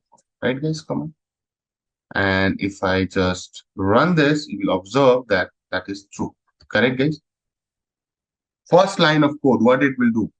It will create a global frame list. See, done. Then it will go in this iterator and it will pick I in nums. Now, since you've given the list as the sequence, it will pick the first. So I will be 1. See? Then it has gotten inside and it will print I into 2 on the top, you see. Then again it has come back here. And then the iteration, you can say that the counter will increase from here to here, right? Now it will pick 2. See, guys? Observe. 2 into 2, 4. Like, keep going like this. See? Till the time you're done, it will keep going like this. Okay? If the sequence is like millions of items, it will run million times. I'll be clear, guys. Now, guys, for loop is really interesting. But before we get into for loop, I need to, teach you, not really to teach because you have been taught. There's one more thing which you should know before you get into for loop. The depth of the for loop is range. I hope everybody has been taught range earlier, but if not, let me teach you now. Okay. So range is a very simple function which we have three parameters in the syntax, which gives you a sequence of number. You can give start, stop, and step. Start is your starting of the sequence. Stop is stop of the sequence. So suppose 1 to 100. One thing you should always keep in mind that stop is not included, right? And step is like you want to take 1 step, 2 step, 100 step. What is your step size, right? Let me show you with some example. If I say range 5, okay, then you will not be able to see what do you mean by range 5. Range 5 by default means stop 5. Stop 5. And 5 is not included. Always remember that 5 is not included. So what is included, guys? 5 minus 1. Always the last minus 1. So what is 5 minus 1, guys? 4. Till 4 you can get it. I'm writing this like a baby because people get confused. Now suppose you write next time range of 10. Don't say 4 is still 4 only. No. 10 minus 1. But how will you see this is definitely a sequence? Just do list of this guy. Then you will see that you have generated a number like Vikas is telling 0, 1, 2, 3, 4. Can you see that, my dear? So what range gave you? Range 0, range of 5. Range of 5 generates numbers from 0 to 4. But how many numbers are there, my dear? 5. Can you see that? Sometimes people say, oh, no, I need different step, right? So I'll say, okay, fine. You want to go till, 1 to 11, 10 numbers, but alternatively. See, step size 2 means what? Alternate, right? Every second. 3 means every third. Are we clear, guys? So range is very important in for loop, and that you will understand with this infographic. See, range can be used to also iterate. I'll show you. If you see this simple for loop for I in range of 5, so basically you are getting a sequence and it will start from 0, 1, 2, 3, 4. So if you observe on this cycle, 0 is your I equal to first iteration. Can you see this? Second iteration is I equal to 1. Third iteration is I equal to 2. Fourth is I3 and fifth is I4. Always remember that Python is always starting with 0. Keep in your head. Let me show you this. If I say for I in range of 5, and I just say that do I into 1, means you are printing square of I. Square of I is, you have just written a full function called square. Square of the number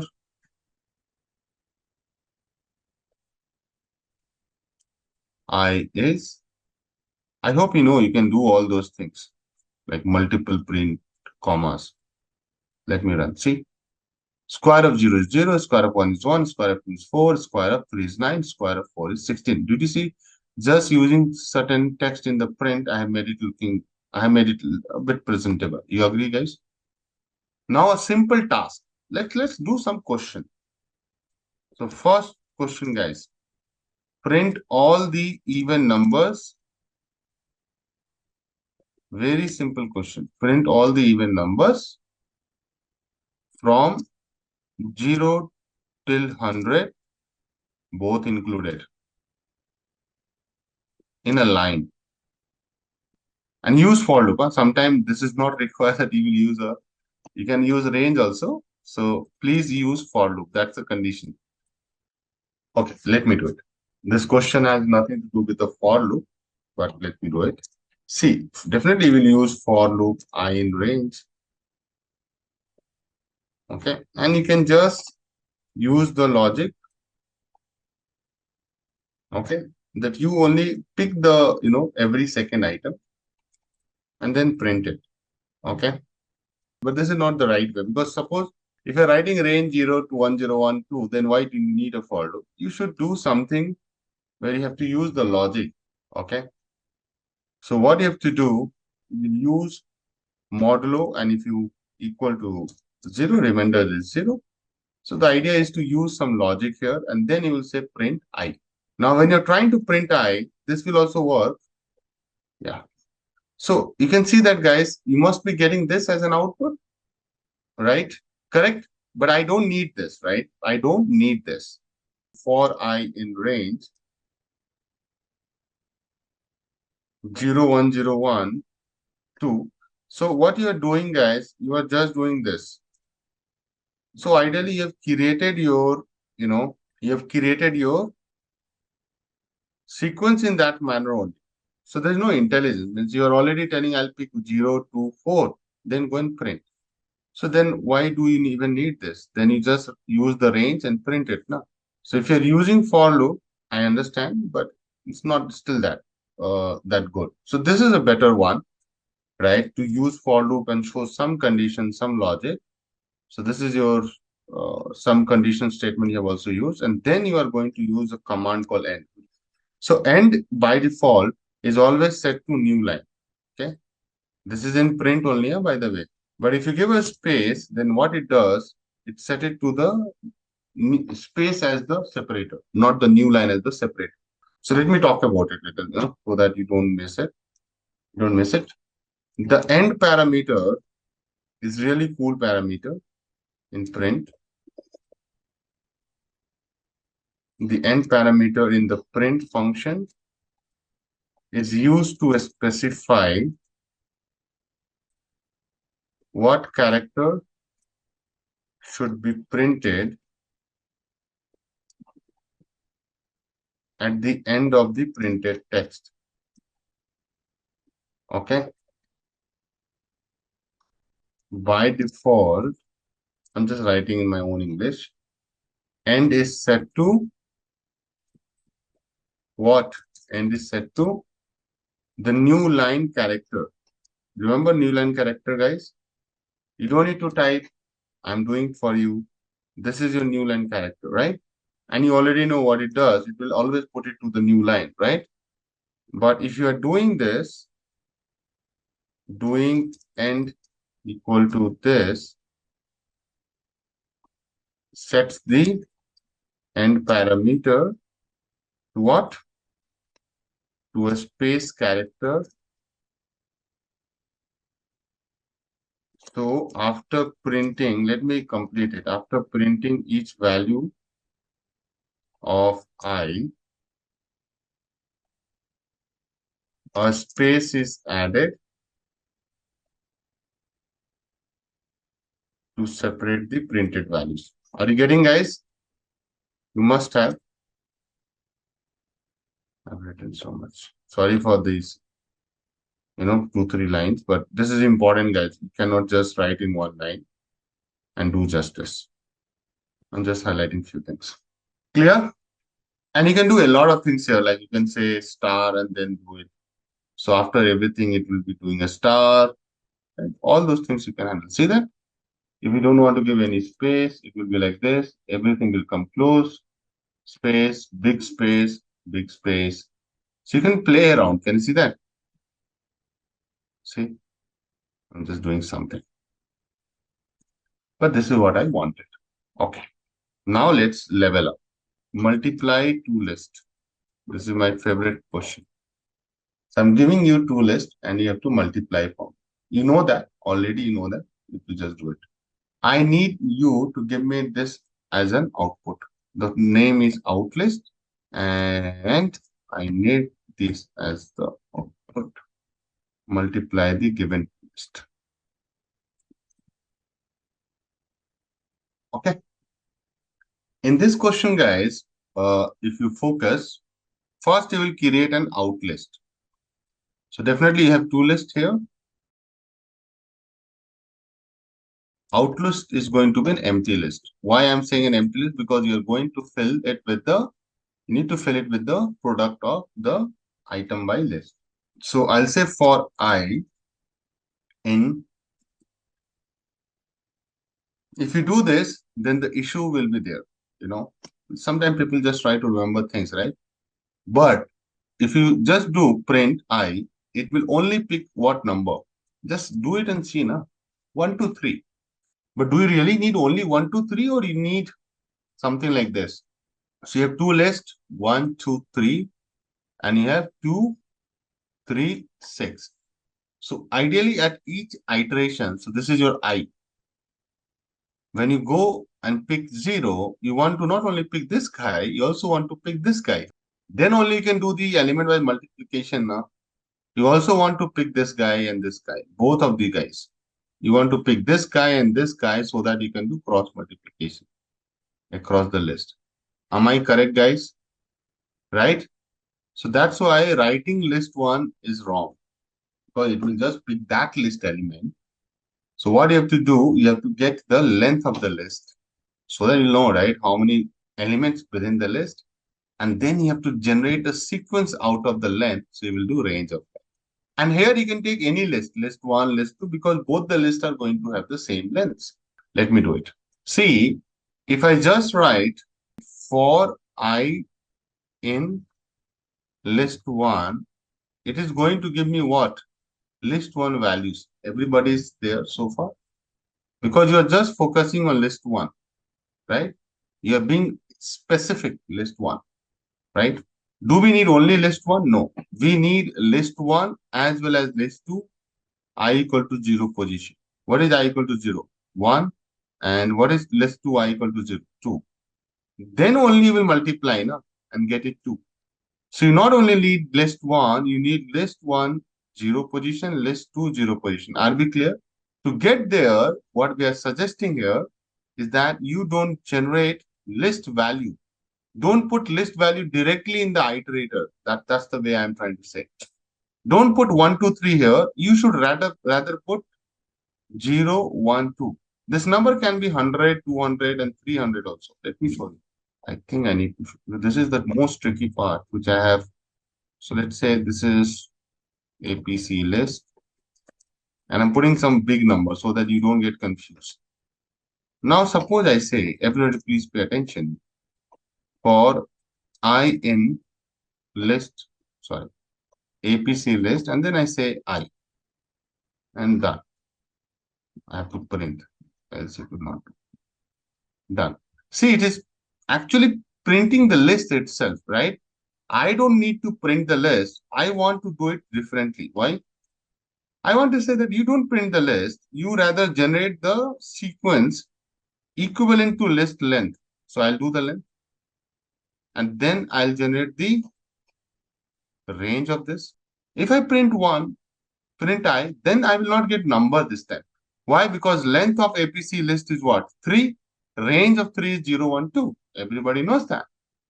But you might be saying, no, Akash, but we wanted to print 100, 200, 300. So print it now. Who has stopped you? You just don't print like I. You go and make it dynamic. You say that I'll take the list and I'll place I there. It will give you the same answer, but now it is dynamic. You change the number. You say, I'll say 700.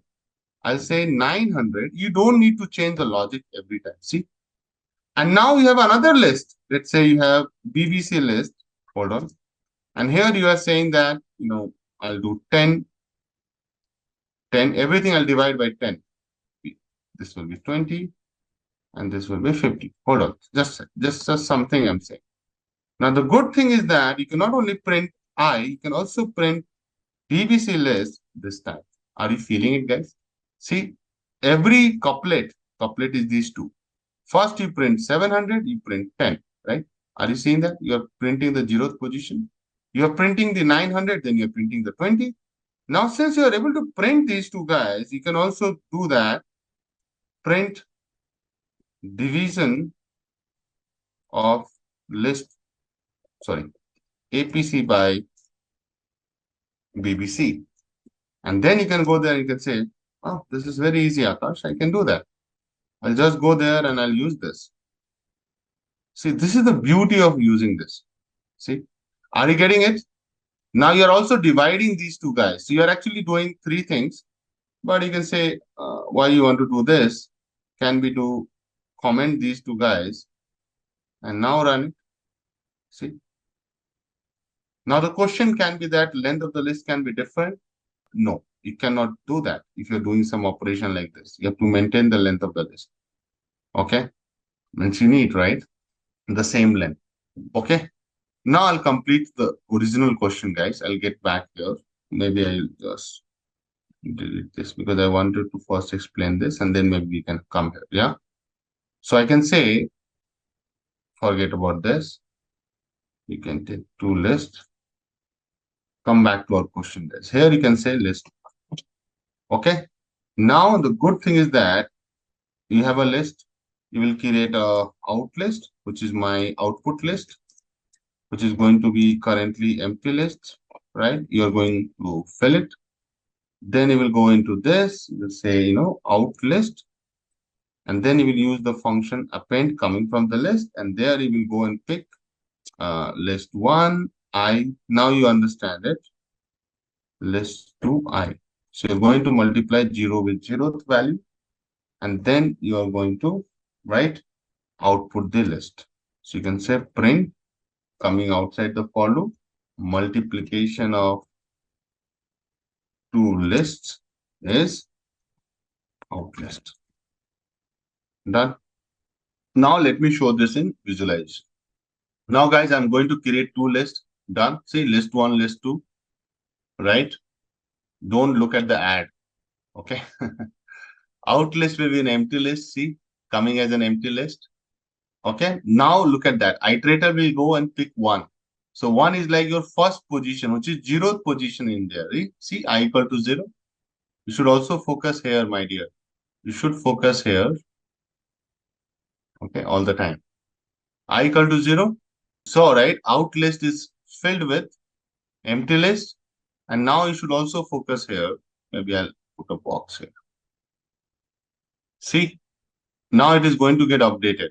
So my box is not that great. Fine. I'll make another box. Big box. This is too big. This is fine, right, guys? Now see. Then focus here. I will increase to 1. See? And the value is what? 6. How it is coming 6? 2 into 3 is 6. Focus I equal to 2. Now the value will be 18. Can you guys feel it? And now it is already done. It has taken everything, but still it is going back and check. Now you will observe that it will suddenly jump to here. Just focus on that. Okay. And here it comes. Did you notice? And then it will run that last command. Good. Because this is just one dimension for loop. I am going to do 3 dimensions. I will running 3 loops, 4 loops. You will not have any idea as of now. So be ready for that. Okay. Now I'm going to do a very simple question, guys. So the question is very simple. Calculate the average marks of 5 students scored in Python test. And these are the scores, which is I'm giving you as a list, right? And then you have to use the for loop to get me the average marks. So guys, you are not supposed to use some other function. You have to use the for loop only to get the average mark. So the idea is very simple. We'll start with the addition of each and every guy, 80 marks. Then you will combine the second student. It becomes 170. Then we'll pick this student. Finally, you have a sum total. You will divide by the length of the list. That's the logic I am expecting you to use. It's very simple, right?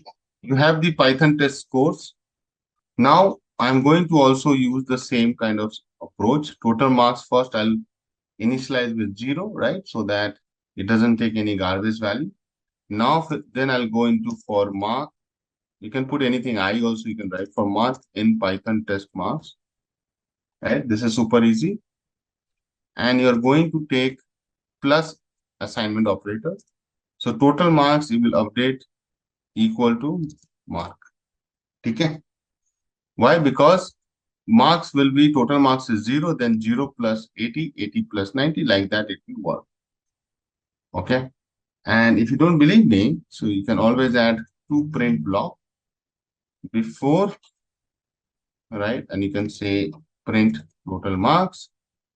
And then you can also write after, so that you can print these 2 guys after, updating. So this is after updating and this is before. Then the last step is very simple, guys. You can find average equal to what? Total marks divided by the length of the list, which is Python test marks. And then you can call this as, in the print, you can say average marks, average Python score is, and you can go and use average. See, guys. Don't worry, this is intentionally I have done. That's how you're seeing. Now understand what's happening with the output. Please pay attention, guys. I'll not repeat. See, total marks is 0. So the Python will first quickly run the before. See, 0. Then the iterator will do what? It will say that using this line, total marks is going to get updated like this. Total marks is equal to total marks plus mark. Remember, guys, I have discussed this earlier as well. See, earlier it is 0. Now the iterator will give what is the value of mark? 80. So after updating, it should show 80. See, guys, can you see that? Again, when it goes to here, 80 plus 90 will become 170. Likewise. Are you able to follow, guys, the logic flow? And then what I have done, I have taken the total marks, which is the last value of this 443, divided by length of Python marks, which is this list 5. Answer is 88.6, right? Clear? Any doubt, any confusion on this? So I'll just comment it because the output should look a little nice, but you can always uncomment it and try to understand. We can do a question on this sum of n natural numbers, and I'm giving the setting the context for this question. I think everybody knows that sum of n natural numbers can be easily done, right? Suppose you want to do 1 plus 2 plus 3 up to 100, you will go and use the formula this one, right? So 100 into 101 by 2. So answer is what? 50. 50 is the answer for this. I am asking you to write in Python the same formula, but without writing the formula. Are you getting? You're not allowed to use this formula as a direct formula. Then you have to do. Make sense? And n will be an user input. Okay. So you will be entering the value of n, right? And then it will give you the sum of consecutive natural numbers. Okay, so let me do one thing, guys. Let me do it for everybody here, right? This is a simple question. It's a very simple one. So this is not a very difficult one. Trust me on that. You have to just use int input. You have to enter the value of n, or maybe enter the positive integer n, right? And then what you will do, you will again do total equal to 0 for I in range. Okay, and you have to generate the sequence, right? So you'll do n plus 1. This is important. A lot of time people miss that. Suppose you want to do sum of 10, so you have to go till 11 so that you can get till 10, right? And then you will do the simple plus equal to I. Simple. And then you can do print sum of n natural numbers is total. Now this question is like what I have done is without any error handling, guys. Come on. Yes or no? There's no error handling being done. It is as you have done. Enter the positive integer and all those kind of things you can do like perfect. Now let's do error handling. Number one is so very easy. Error handling for positive integer and for positive integer and valid integer. Means people also give some alphanumeric character, right? You have to handle this as well.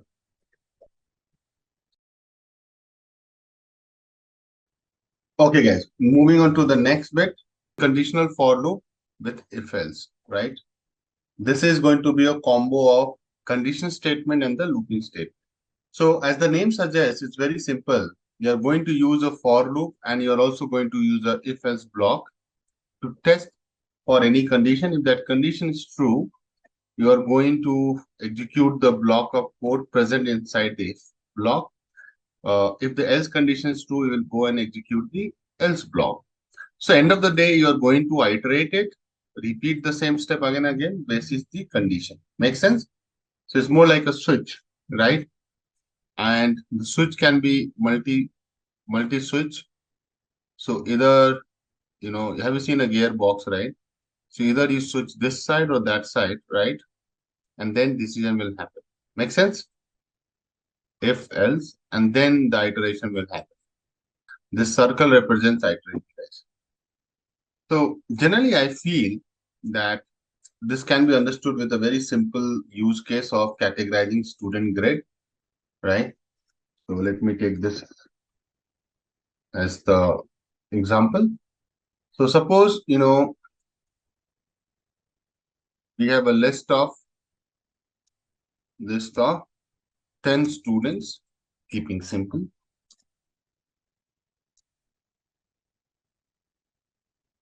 And we want and need to categorize into different grade as per the criteria below. Okay. Okay. So grade A, if you scored 90 plus.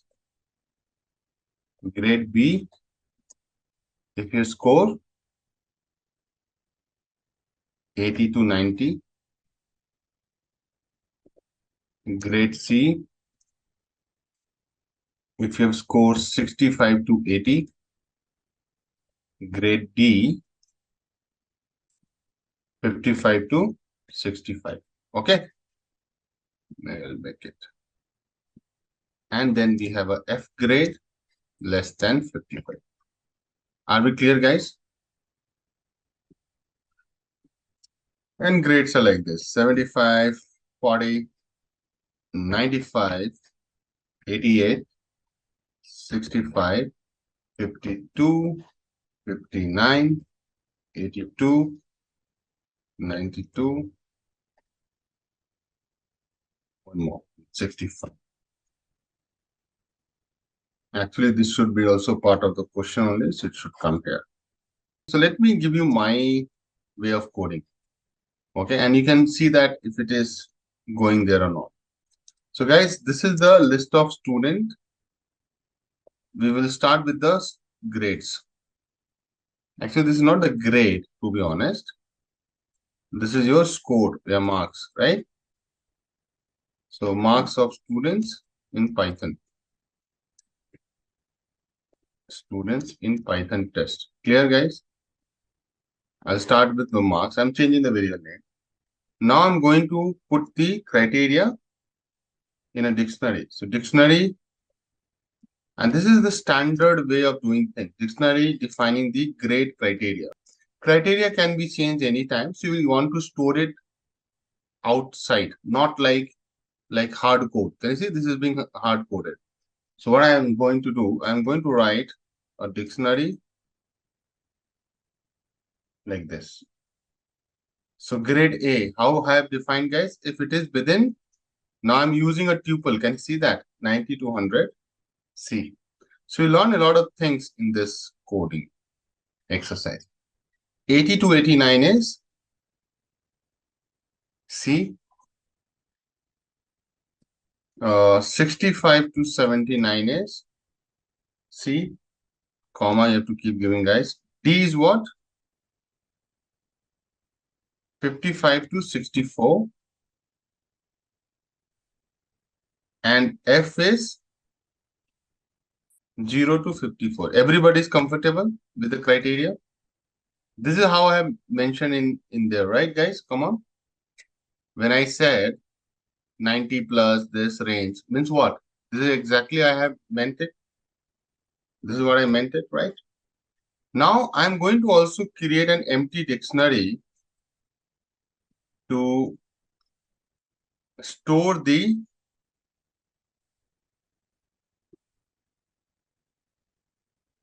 grade categories, right? Okay, guys? To store the grade categories.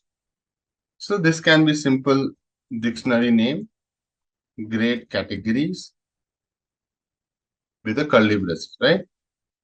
Now I'm going to what? I'm going to iterate through the marks. Then I'll also iterate through the criteria and then put some logic through it, right? So you are not only going to learn if else, you're going to learn also the nested for loop. Let me show you first. Iterate through the list of marks, which is on the top, guys. So I'll say for, then I have to go through marks. So I'll say mark, maybe score in the list marks. I'll pick one. Then for category, and this is your range, min score and max score. I'm naming it, guys. See, in your criteria, you have a min score and you have a max score, right, guys? Correct now? 90 to 100 is an interval, right? You have a min marks, you have a max marks, or max score, min score, how do you want to call it? In grade criteria. And you have to pick the items. Okay, so you should know what is the meaning of item. Let me show you separately. This is your dictionary, guys. Let me copy it as well.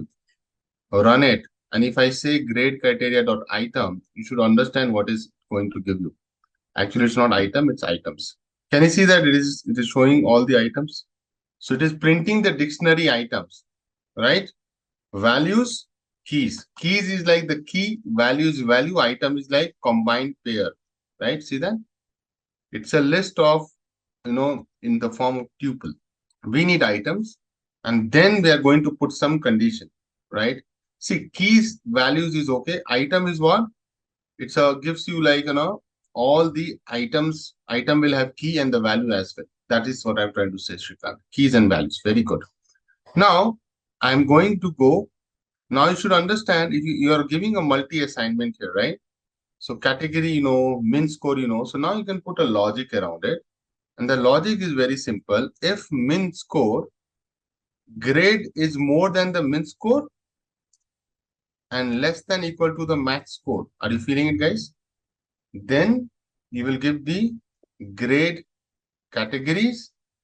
In that, you will put that score and you will assign the category. Now, this you will not understand. I know I'm giving you some advanced coding here, but it's not a rocket science. Trust me on that. It's very easy. I'll explain. And you will get it, I can promise. So first of all, don't think anything. Don't think anything and just focus, and then you will be able to digest it. And let me print the grade categories in the end, which I can also do in a separate block. You don't need to really write it here. Means in a separate cell, I can do it. Now let me show you how does this work. Yeah, see, but it's not coming correct. All are saying CCC. 75, 40, 95. It should not be. I'm taking 90 to 100. Just going through the code, guys. For score in marks. Here. My score I have to compare, na? This will work now. See, guys, does it work? Clear, guys? I wrote something wrong here, na? Grade I wrote. Is it clear, guys? At least output is correct. I can see output is correct. Now let's understand this. First of all, do you like this code? This code is more modularized. This code is structured. You are not doing any hard coding. Do you agree with it? Criteria is separately stored. Marks is separately stored. You are creating an empty dictionary and filling it with the logic. Are we clear on this? I hope you should love it. Okay. Now let's understand this code very easy. Trust me, it's very, very simple code. My objective is that you will be writing some mind-boggling code down the line. So don't think this is the limit. This is the most simple code you are saying. Now I'll explain everything. That's why I'm coming to my Google Jamboard. So guys, first of all, this is very simple, right? Everybody should understand this. You cannot say I don't know this. What I have done here, I have created a dictionary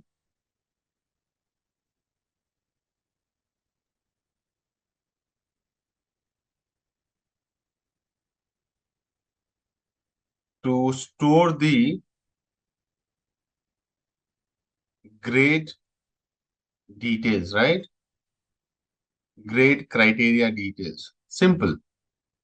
So grade is in the key and the criteria is in the values in the tuple, right? See, simple. This is like creating an empty dictionary. Nothing. You must be looking at that what you are doing here. So first of all, can you see that whenever you are looking one loop within the loop, this is known as what kind of loop? Nested for loop. So first of all, the example I have taken is the advanced one. The way I have solved it, it is nested for loop with conditional statement. That's the heading, guys. So actually, I did solve two objective with one example. Clear, guys? Nested for loop. Nested if you have seen, nested for loop is similar to that. What's happening here, guys? You are starting with the outer loop. So this is your outer loop. Outer loop, you are picking what, my dear? You are saying that I'll take score from the list marks. So what it will do, score will iterate from 0. So first thing what it will assign score, 75 will be assigned to score. Arrow is opposite, guys. Sorry about it. Are you getting what I'm saying? Listen to me, guys. 75 is going to get assigned to score. Are we clear? Now, what's going to happen? After the score is assigned, you are getting inside another loop. So then you will get into an inner loop. So let me place an inner loop. Hold on. So this is your outer loop. Within that, you have an inner loop, something like this. This inner loop is going to start with category, min score, max score. So it is doing multi-assignment, to be honest. Since grade criteria item is going to give you what? It is going to give you the keys A and the value is 90 to 100. 90 is min score. I'm taking with the first example. Max score is 100 and category is what? A. That's how it is deciding. Are you clear on this? How it is assigning? Remember, you had this grade, this. So category is being assigned to this min score and max score. So far, so good, guys. Are we clear on this? So now it is going to do what? It is going to check. So obviously it has all those details. So first it will go and take that. Is my score? What is the score you have tagged to this guy? Come on. 75. So is my score 75 is within 90 to 100 cap? No. Right? It will iterate now. First it will go where? 90 to 100. Then it will go where? Come on, tell me. 80 to 89. Then it will go where? 65 to 79. So it is going to go and check in this conditional statement. The first one, it will say, no, score is not between this. Why? Because score is 75. It is not there. Not there. Here it is, right? The moment the for loops conclude that it is here, then it will assign. What it will assign? In the dictionary, the empty dictionary, grade categories, it will go and assign first in the key. This is going to be a key 75. Listen to me. And the category, it will say what? C. Are we clear, guys? That's exactly we're looking at the output. C. 75 is C. Now, this is my way of explaining this code without getting help of any iterator or visualization. But what I've explained now, and then I'll go back and explain in that visualization tool, you will thank me. Okay, just hold on. Let me go there. And this is where you will feel like, wow, this is really good, Akash. This tool which you have introduced to us is really good. It is amazing. A situation like this is like amazing. Now, please don't look at these ads. Focus on our work. Now, see, I'm going to write next. See, the score has come. I'll go on one, right? Now, criteria has been set. It is reading, guys. Right. Can you see that? I know it looks. The criteria has started a tuple. This is so amazing, right? A, B, C, D, E, F, 90 to 100 is a tuple. I mentioned that.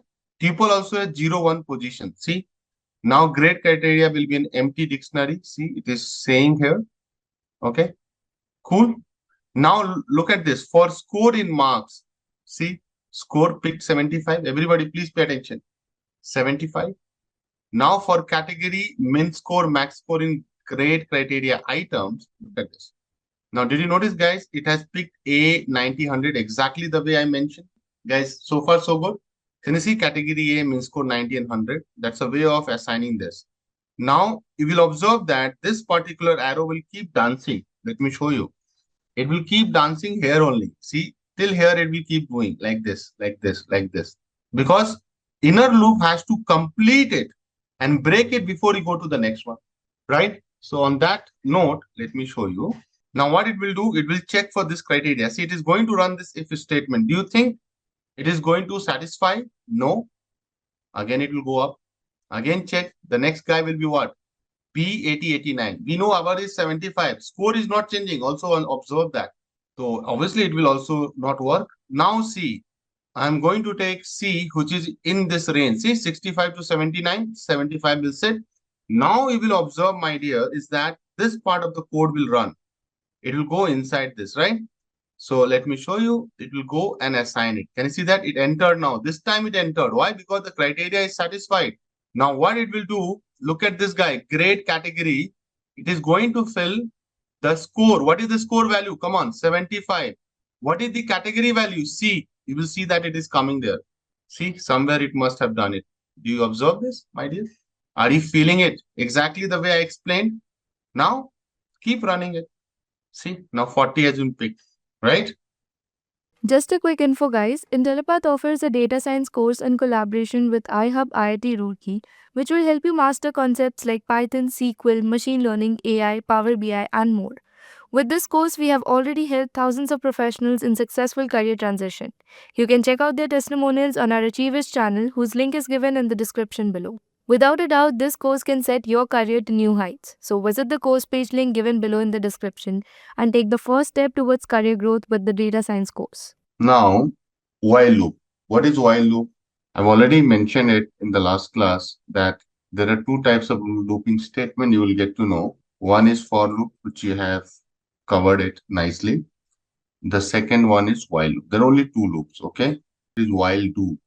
So in Python, while do is, I think while do while, sorry, while do or do while.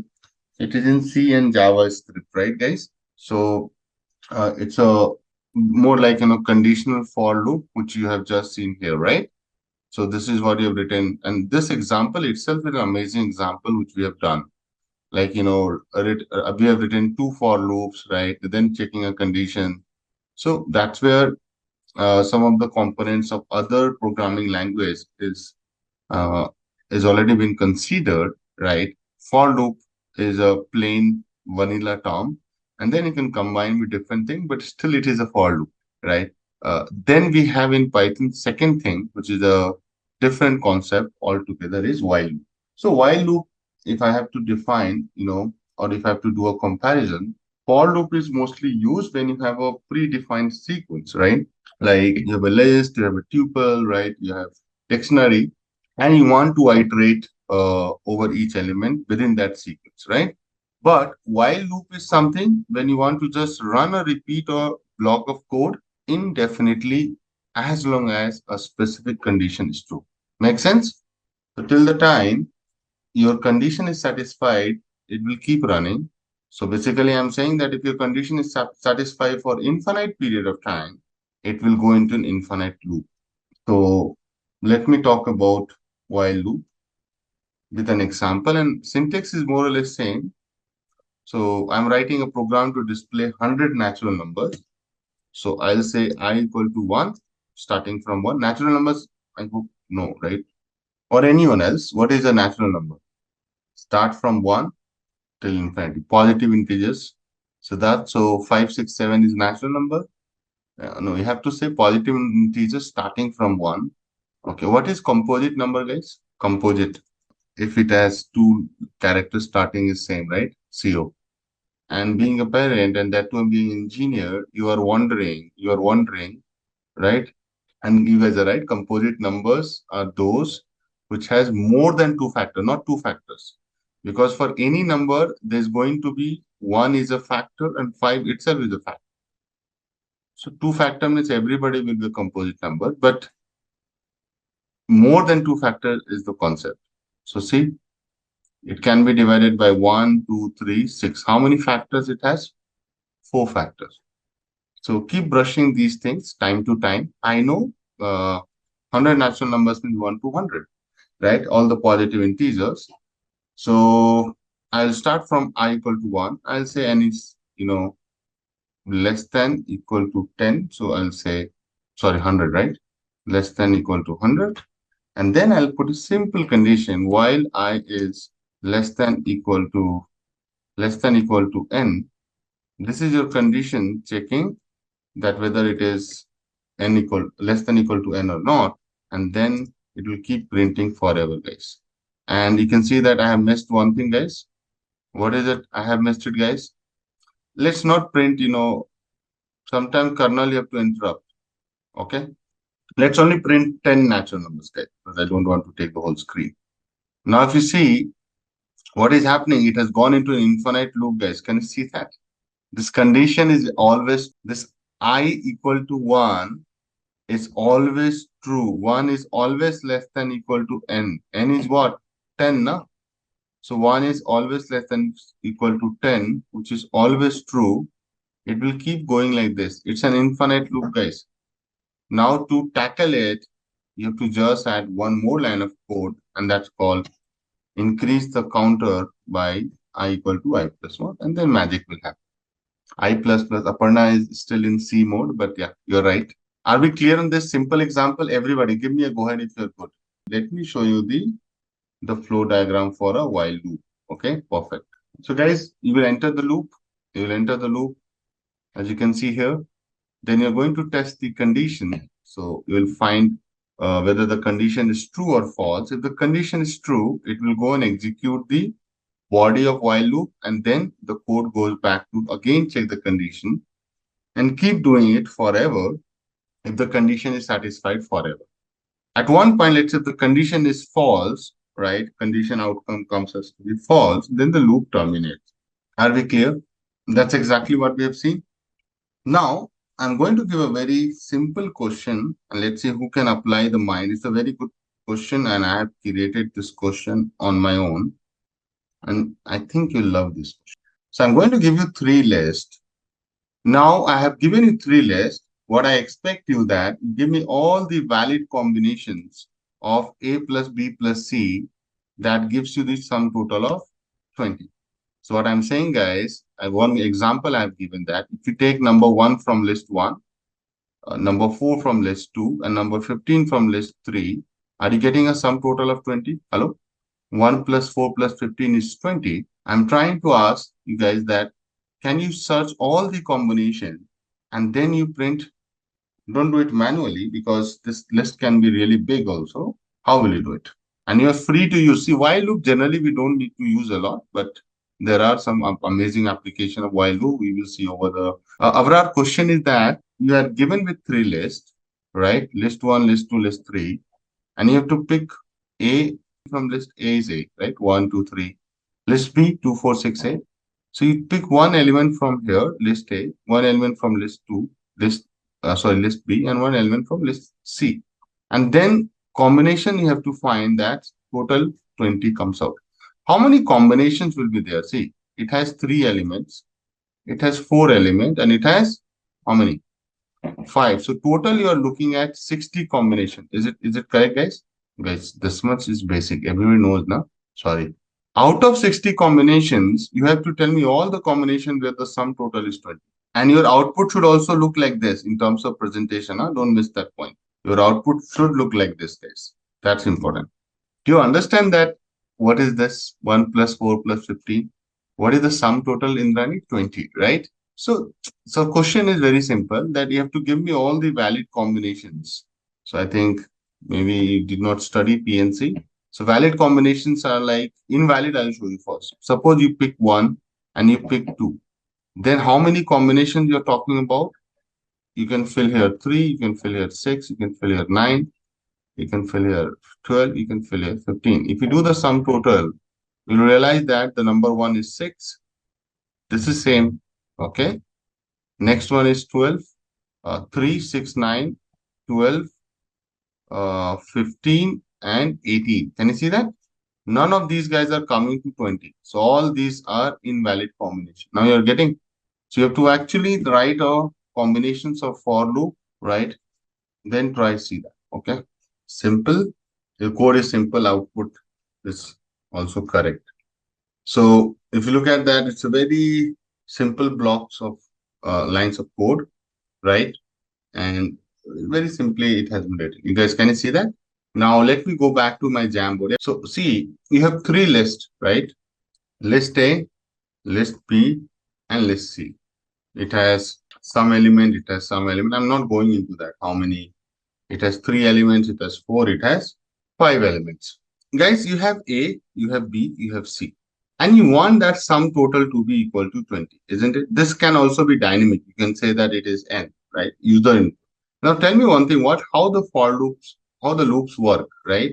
To get all the combinations, first the outer for loop, which I'll write, let's say outer loop, right? The most outer loop, what it will do, guys? Come on, tell me. It will pick A and set it to what? Let's say A is having 1.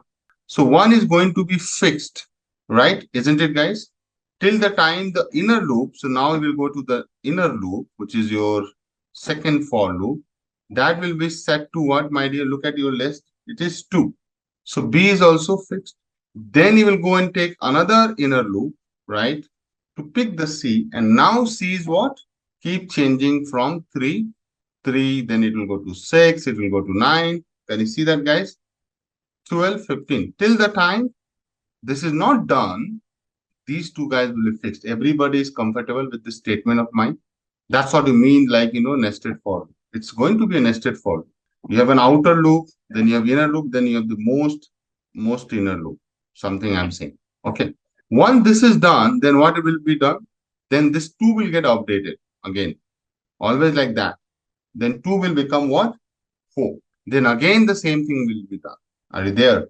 Then 6, again it will be done. And then 8, again it will be done. And once these two guys are done, right? Then what will happen? Then you will change this guy. It will become 2, right? Correct? So it will become 2. And then you will be picking number 2, 2, to be honest. And then again 3 to 15, right? Then it will be 2, 4, 3 to 15. Like that, the for loop will work. Okay. So visualizing this is not that easy, let me be honest. But I'm trying my best to visualize it, because you should know that the inner loop first complete, then the second out, the loop above it will complete, then the loop above will complete. And then you will change it, right? So now on this logic, and let me put it here, there in the screen. I know it's not very much nicely written, right? And now let me, code it, guys. So if you see here, right, this is my list. I think what I'll code only. There's nothing different I'll do. For I in, you'll pick list A only. For J in, list B. So you're just picking the numbers. And for K in, list C. And then you're gonna check if I plus J plus K equal to 20. It's a test, equality test. Then you are going to print, right? I have to just say I have to just say J. I have to just say K. Just I'm changing as per mine. If I plus J plus K equal to 20, it will work. Okay. Now let's see this in action. Let's see this in action. But do we have 4 combination? Who got this, by the way? See, this is very simple. Let me show this in action and let me know that you understand or not. This simple code, if you visualize, and let's visualize what I was trying to say. I equal to 1. I will not change now. Now everybody will focus on this only. This line of the code and this I. See, J is picked. Now if you see, only K will keep changing. Can you see that, my dear? If I can make a quick slow app, then you now J has changed. Can you see that, guys? See, J will change now. J changed, right? 2 to 4. Observe. Now 4 is picking. 1 is still fixed, right? That's how I was explaining. See? So that way you can make a small list and you can visualize it. See? Till the time J is all done, it will not move on to the I and change it. Now, after this step, see, I will change. I'm going to say change, change, change. Come on, yeah, change, right? 1 to 2. Can you see that, my dear? So that's the way you have to understand it. Means there's no other way, right, to talk about it. You have to go through these examples which I have given, these tools which I have provided. I have not created these tools, but definitely it will help you to understand more. Make sense? And then, guys, I'll also give you, I created a version of the same code by user input. So you can decide N, and then you'll get the combination. Can you see that? So now I said I need to find the sum total 15, right? 20, I got 4. 16, I got 4. 100, I got none, right? Minus 33, I would get none, right? Can you see that? It does work. 34, I did not get anything. 13, I still got 4, right? 17, I got 4. 38, I did not get anything. 12, I got 4. So I'm getting mostly 4 outputs, right? 6, I'll get only 1. I was just checking. The code is having some bug check. To the next topic, and that is transfer statements. So break, we are not talking about the break yet. We are talking about the break concept. Okay. So break is going to break the loop when executed, right? Uh, so break is more like a keyword, and if you bring that break keyword, right, it will come out of the loop, right? And that sometimes it's very important that you stop at one point. So for example, right, you don't want to complete the whole execution of for loop. You want to break it, the loop, and in you tie it up to some conditions, right? Then it will happen. So for example, and this is going to be a very good example, guys, right? And then what I'm trying to say that I want to print all the numbers in the list, above list, which are below 100. Okay. So I want to do that. So to do what I'm going to do, I'm going to iterate through the list. Correct, guys? And I would say for I in nums, if I is less than equal to, sorry, above, greater than equal to 100, then break is a keyword. Sorry. Yeah. Else keep printing current number is I. And once you're done, come out of the for loop and print done. Now what this code will do? What does this code? What this code is going to do for us is that it will print. Can you see that it has printed 10? It has printed 20, 30, 40, 60, and after that it did not print anything. Can you still see that this number definitely is more than 100, but these guys are less than 100? Hello? But did you get an output there? You did not get that output, I guess. Can you see that? You got till 60. Why? Because once you have come out of the loop, you cannot go back in the loop because of the break. Are we clear on this? But some of the guys would say, no, no, this is not expected output. I would have wanted only 100 plus. You don't print, but you print everything. So for that, guys, you can do this. You can just simplify your code. You can just make it commented. And till the time the number is less than equal to, you can print. See, now you're able to print everything, right? But then we are not talking like this, right? Here we are talking about break. Break does terminate your for loop. Here we are not talking about termination of for loop. So this is a very generic for loop with no condition on termination. Can I say that, guys? The below for loop, hello? So you should know the difference. It's not only about expected output. You're not terminating anything. Here, this is your condition to come out of the loop, right? So what basically is happening, it will keep going and checking whether the number is more than 100 or not, right? The moment more number is equal to or more than 100, the break gets executed. Let me show this in action. So what I'm saying, guys, see, everybody will focus here. See here. Now, let me run it. See, the list has been created. It is going to pick the number. The first number it picked is I equal to 10. Now it's going to check whether I is more than 100 or not. Is it correct? 10 is more than 100 or no? No, right? That's why if you observe, this guy, the red cursor directly jumps to the print. It doesn't get inside. Keep doing that. One time you will realize after 60, now I'll go a little slow. After 60, now it knows that 150 has come. 150 is more than 100, greater than or equal to 100. That's true. Then it will execute the break. The moment break is happening, the code is going to come out of the for loop, and that's why it is coming here. Can you see that? This is what break does for you. Now, definitely we'll talk about that. You wanted everything. And that's where you will have your another reserved keyword. Sorry. Another reserved keyword, and that is known as continue. 90, 99 are less than, also less than 100, because the code actually saw 150 already, na?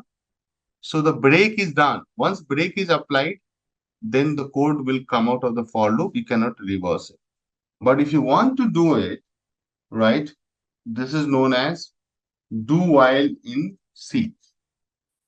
I'm making a comment. So this is similar to do while. Okay. Now, if you really want to just skip that particular guy, whenever you see it's more than 100, you are going to use the keyword called continue. So if you see the keyword continue, it is used to skip the block of code within the for loop for the current iterations only. Let me highlight this. For the current iteration only, and then continue with the next iteration. Let me show you. This is very simple. You will understand. Let me copy paste the same code. And here you replace break with continue. Okay. Now what it will do, guys, condition to not come out of the loop, condition to just skip the iteration, that to current iteration only, right? If the condition is satisfied. Definitely if the condition is met, is satisfied. Now you will expect an answer which you guys were generally expecting is this, right? Isn't it? That's what you wanted for, right? Only skip those guys who are more than or equal to 100. Even 100, if you write now, it will be skipped.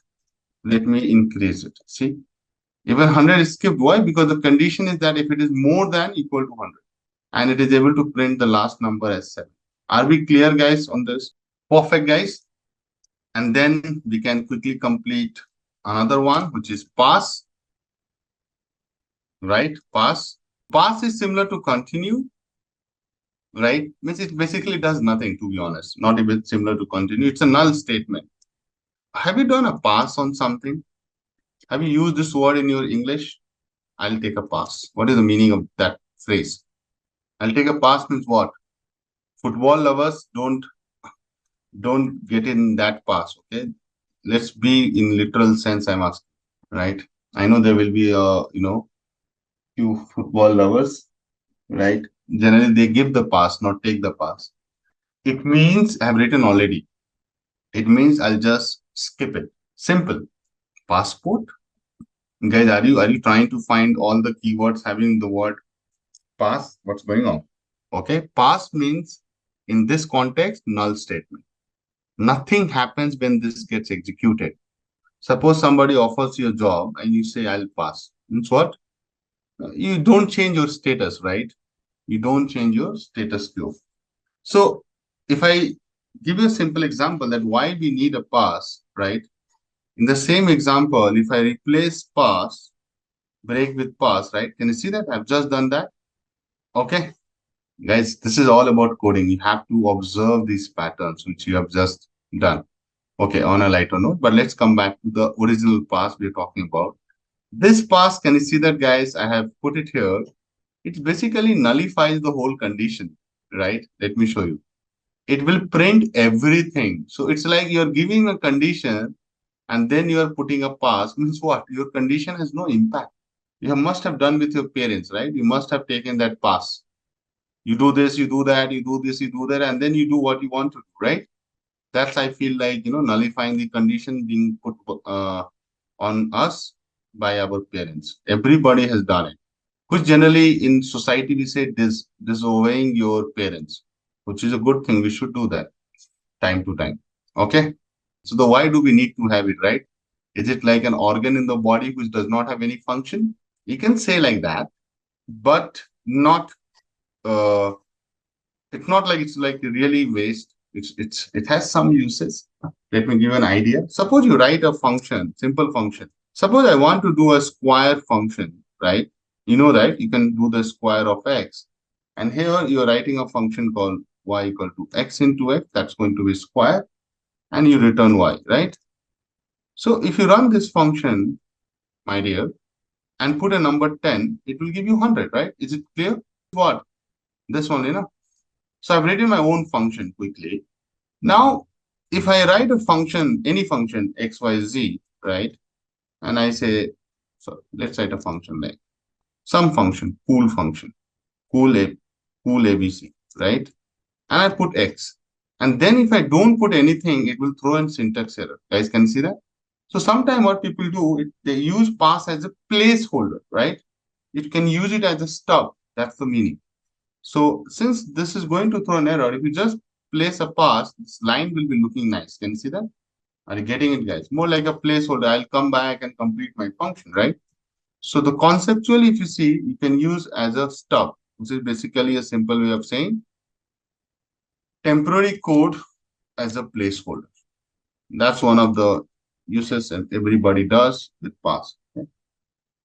But yeah, don't dwell too much on pass. You can also pass on the pass. Make sense? Or second option, who is coding at least alternate days. If you are doing alternate days, it will be gone if you just do coding like this, which is my first code I always write 2 plus 3, which is 5. If you think coding like this will survive, make you survive the whole situation, then you will definitely you are not going to be there.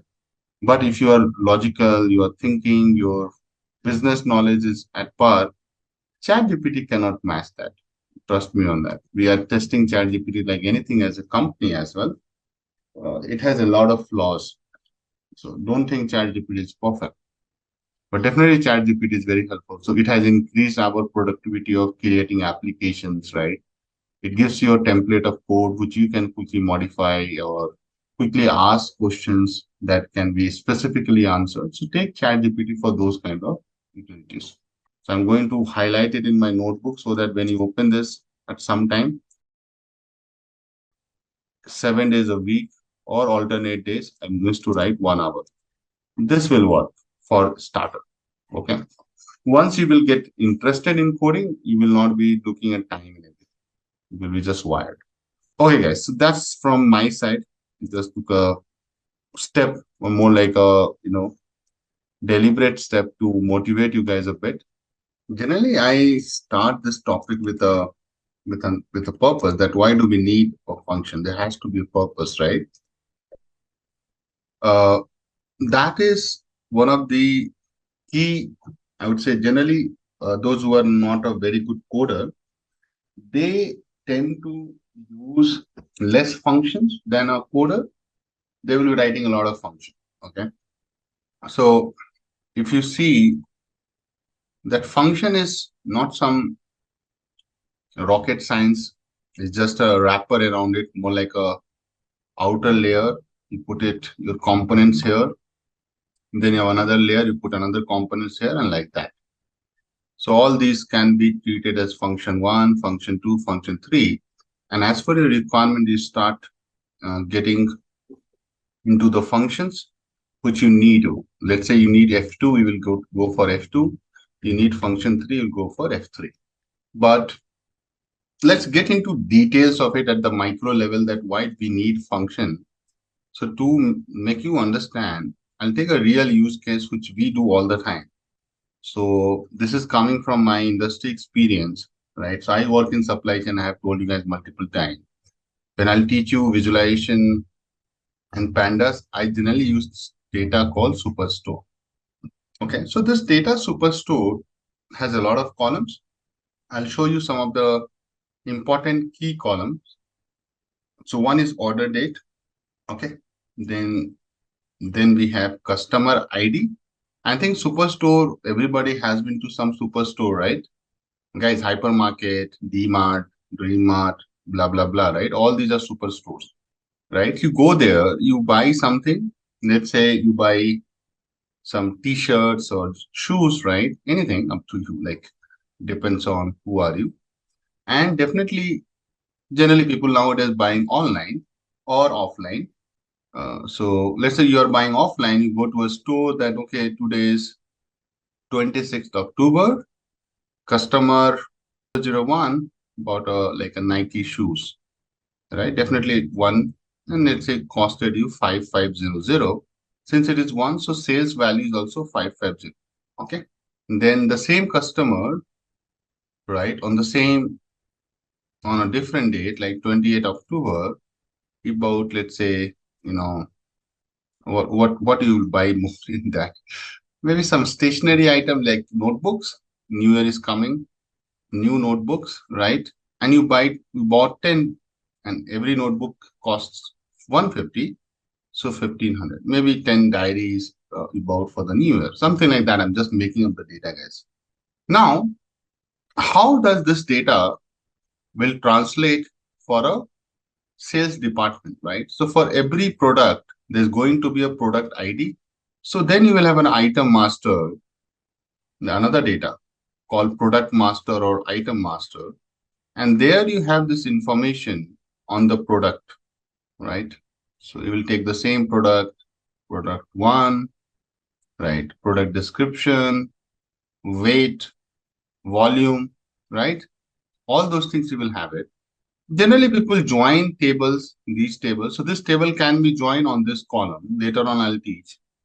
Suppose you have a product ID here, you will be able to join on the basis of this column. You must have done in SQL, guys, isn't it? Similarly, we'll have also reason that is known as location master. Now, it's not like your DMart is only in your city, right?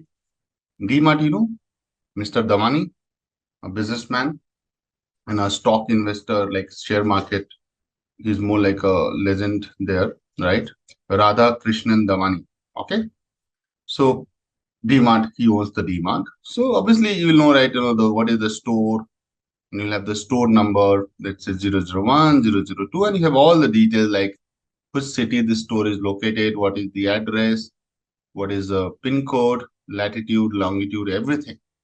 Region, city means state and everything.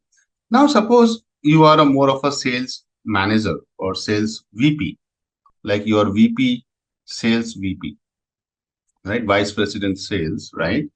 Then these guys, they need some weekly reports. Okay. So they need weekly reports, how we are doing category wise. So the product will also have categories, guys. I missed to mention that categories, the most important column. So they need like category wise, what is my weekly sales? So there's a concept of wow. Anybody who's working in sales. So wow is what? It is known as week over week. That's a fancy, you can say, slang or acronym. And they need your week over week trend. So let's say this is your sitting in week one, this is your week two, so on. Let's say you are till here week 46. So then categories wise, you have to do how does the sales look like? This is one category. This is second category, like something like this. Just again, there are three categories I have shown. So red is one category, yellow is another category. Are you seeing, guys, monthly trend? And the blue is another category. Now this is week or week, right? And this is generally will be asked by, right, maybe one of the guys. But someone can also ask, okay, this is fine, Akash. Okay, give me month over month as well. And also give me quarter over quarter because quarterly meeting is happening, right? So generally meeting happens at different level, right? Weekly meeting, weekly report. Monthly meeting, monthly report. Quarter over quarter, like these guys will be like company owners. Generally, monthly they'll not come and see, right? Every week they'll not sit and monitor the sales. They will look quarterly. Maybe the company managing director or CEO, right? They might look at only monthly or quarterly. You might have to just generate the same chart month over month, quarter over quarter, and you might have to also do one more. There's one more, guys. What is that? YOY. You know this. What is that? Year over year, right? Forget about this. This is also like, year till date also, YTD we call, right? So there are a lot of time slicers you are looking at, right? Are you going to just write every time a new code to do this? Never ever. Then you are not a programmer. You are like a laborer. Always remember my word. It's harsh. Sometimes I say harsh words just to make you feel little bad, but I have an intention there. Don't ever do that. You should be smart enough. If they need you to, get these slicers like week, year, month, quarter, your code should be smart enough to handle it, right? You cannot go and code back again and again. And you're writing 10 codes for 10 different cuts. Never do that. Sales can also be asked like, okay, give me total sales. Give me average sales, right? Are you going to write another code for total, another code for average? Yeah. Then again, you are not a good coder. Like you code, but you code inefficiently. That's the word. Okay. So that's where who is going to save you? And the hero name is, trust me, this is like the Most important thing which people don't like to use because they think it's very tricky, complicated. No, it's very easy. And over the discussion, I'll make you feel like that. I'll take the same real example and do things in front of your eyes, and I'll make sure that you learn the way industry uses it, not like some square function, this function, bullshit functions. I don't do that. Okay. Because then I'm not doing a justice here, right? I should be coding a function, writing of all the super intelligent function in front of you guys, so that you get a feel that, okay, this is something what industry uses, and this is what trainer has also talked about it. Right? That's where I justify my position. The kind of series or trend chart you say, right? Generally, you need to write a function on the time series data. So you're talking about time series data. Whenever there is a time, week, month, year over year, it's a time series data. Now, let's talk about function parameters. You must have seen, right? There are a lot of parameters in the function. I'll show you. A few of them I have shown already, a few of them syntax, right? So you have arguments, parameter, keywords, everything. For loosely speaking, everything is same. Now here, for this function of ours, which I'm talking, I'm going to use one parameter as frequency. So frequency is like your chart is a WOW, or is it a month over month? Is it a quarter over quarter? Or is it a year over year? So if you give a keyword WOW, it will understand that you need what kind of chart? Week over week chart, right? Understand, that's the frequency. Weekly frequency, monthly, quarterly, year over year. Are we clear? Then someone can come and say that, okay, I want to select the measure. That is also my choice. I don't want to just create a chart only on sales. Someone can come and say, no, I not only want to find sales, total sales, I also want to find that how much cost I am incurring. How much is the revenue? Sales is revenue, guys. How much is my cost? How much is my margin? Right? How many quantity I have sold? Are you getting my point? Right? How much is my, yeah, you can say profit also, right? So total, you see that how many measures I have given. You can give a name and that chart will take care of it. Perfect. Now comes the aggregation. Like, you want to summarize your chart like what? Are you talking about, total sales, which is your sum? Are you talking about average? Are you talking about median? Right? I think let's keep it like this. Now tell me how many combinations of charts you're talking here. Here you are saying 4 measures. Here 1, 2, 3, 4, 5. And how many here? 3. Total, if you do the simple math, total 60 different types of chart you can just create by writing a one function. Isn't it powerful, my dear? This is what function. Why do we need functions? This is just the introduction. Now the question comes, are we going to do this? Exactly, yes. This function I'll write in the class, but at what point I'll write? When I will be able to, teach you aggregation and few things, okay? Aggregation, I can only teach you in Pandas. You understand, right? Everybody knows that Pandas is a library and aggregation can be only done there. So don't expect me doing this function in basic Python. I'll do something else, right? But that will be also amazing. But this is going to be the end game. This is what we are looking out for. Then when I'll teach you visualization, I will be using function to create charts, So you need a different chart for different. Suppose you wanted week over week trend chart, right? So you need to write a function and the function should be able to print that chart as well. You understand what I'm saying? So yearly chart will be different. The axis will change, right? The x-axis, right? The graph will be a different color. So all those things you can handle it. So what I'm saying, basically, I'll combine pandas with visualization, right? And then also combine with the functions. Are we clear, guys? So 3 pillars we have to combine to reach to this level. Are we clear on this? So you have to be patient. You have to be, wait it out and trust. Now function works on the principle of DRY, which means it's a very famous word in the world of function. Do not repeat yourself. So whenever you're trying to, do a similar kind of activity, try to write a function to take care of it. It is different from for loop. For loop is also does repetitive thing, but it will keep changing the way you're picking the counter, or you're picking the sequence, right? But here it's more like doing different kinds of tasks, but can be grouped into one. You will be using that principle of dry. You're going to use it. I'm giving the commentary around it, that you can make your modular and small clean code which can be written in form of function, and it can make your code looking more organized.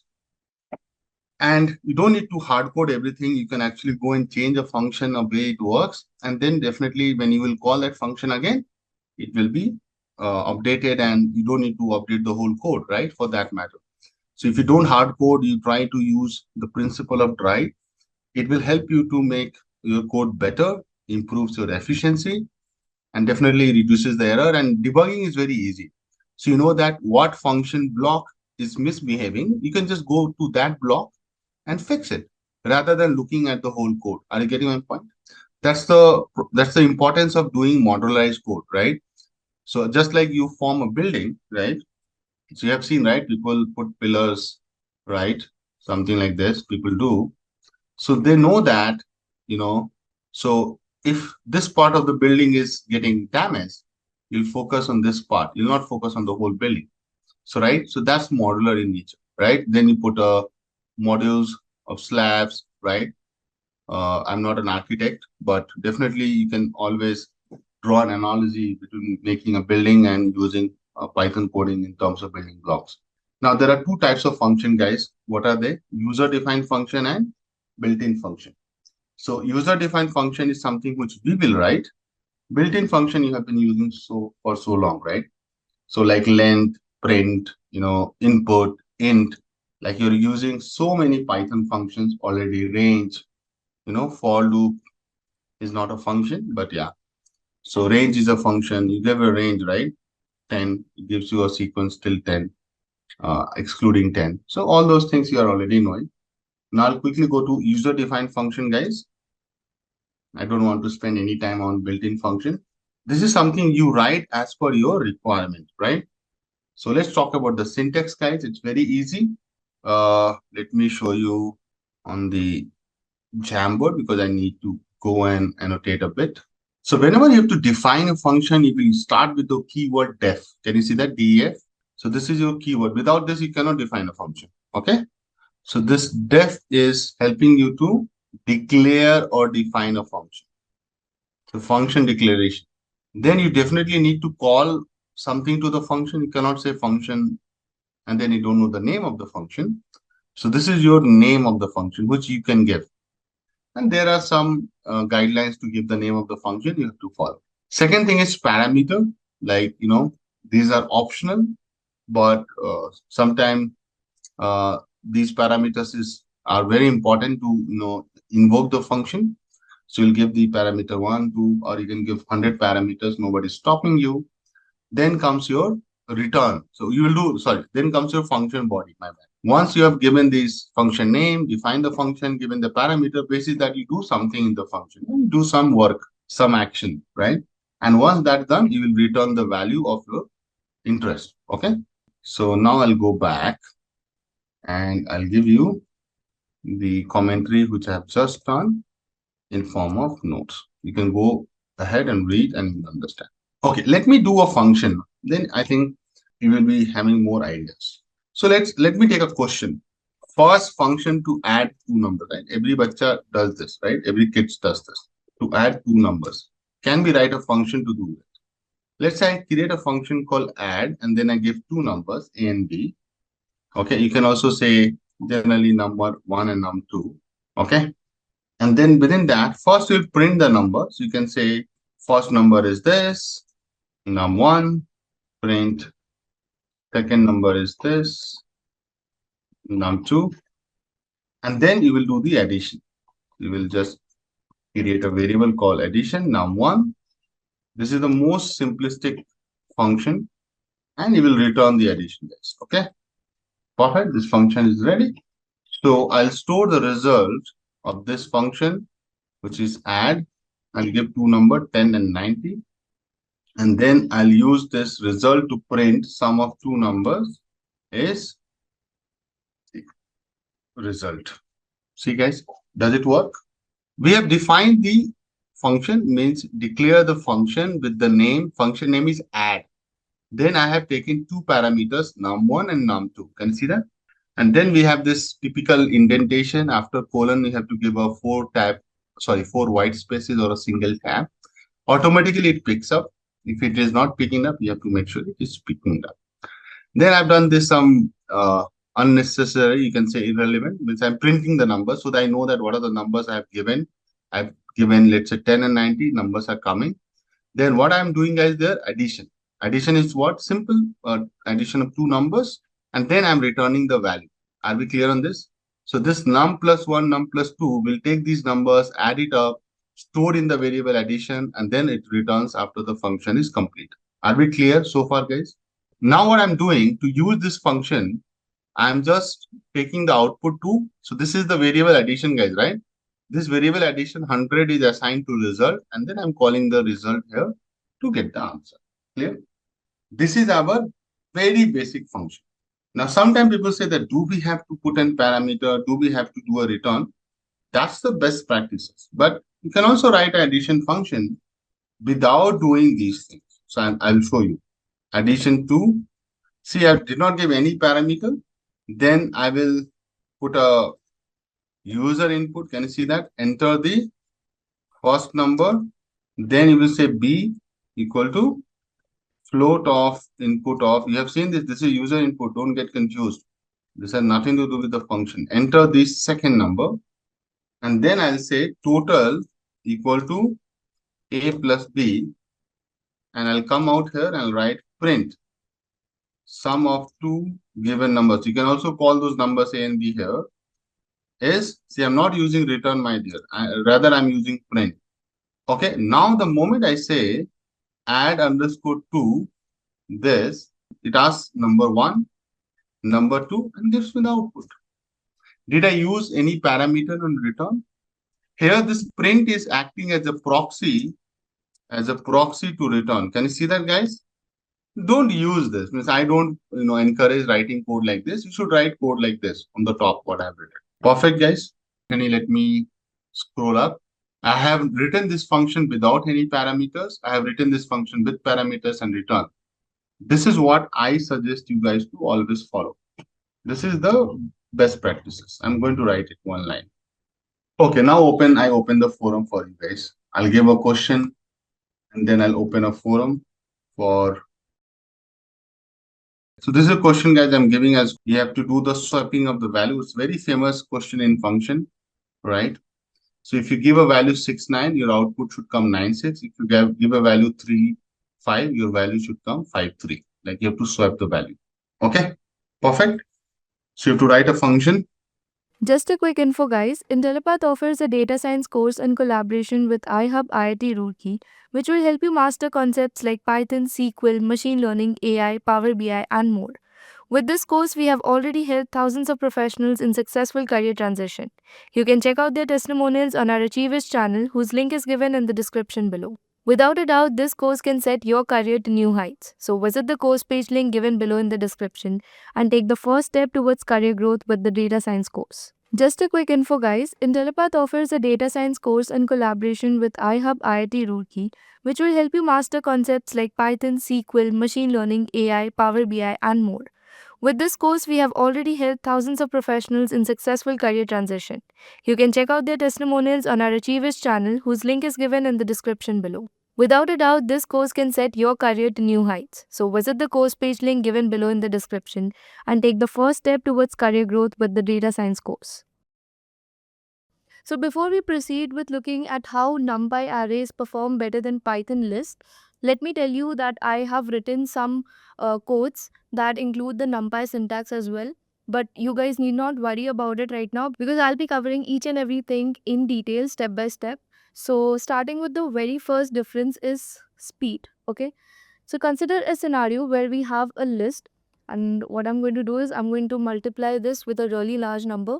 So what this basically means is 1, 2, 3, 4 is repeated these many times in this particular list. Alright. So now what I want to do is I want to multiply each and every element of my list with the number 2. Alright. So basically after the multiplication, what my list is going to look like is 2, 4, 6, 8, and then again 2, 4, 6, 8, basically 10,000 times. Alright. So this is what I want my final list to look like. Now, in order to implement this particular logic, what I will have to do is I will have to loop through my entire list and manually multiply each and every element with 2. Alright, since I want to multiply it with the number 2. Now, this process is going to take some amount of time, right? And in order to calculate that time, I have written down some code for you guys. So over here, as you can see, I have imported the libraries, NumPy and time. Now, if you guys try to import the NumPy library directly, there is a high chance that you guys will get an error. So do not worry about it right now, because I will be telling you how to install it in your systems as well. So here you can see I have created my list and I have written my start time over here, and I have created a for loop where I am multiplying each and every element of my list with the number 2, and then finally I'm printing the amount of time that was required to perform this particular operation. Alright, so you can see over here it's around 1.13. Now, if I do the same operation on a NumPy array, over here you can see I have created np.array. Do not worry, we'll be discussing it later. So you can see the time taken for a NumPy array is just 0.03. Alright, so this is a huge difference.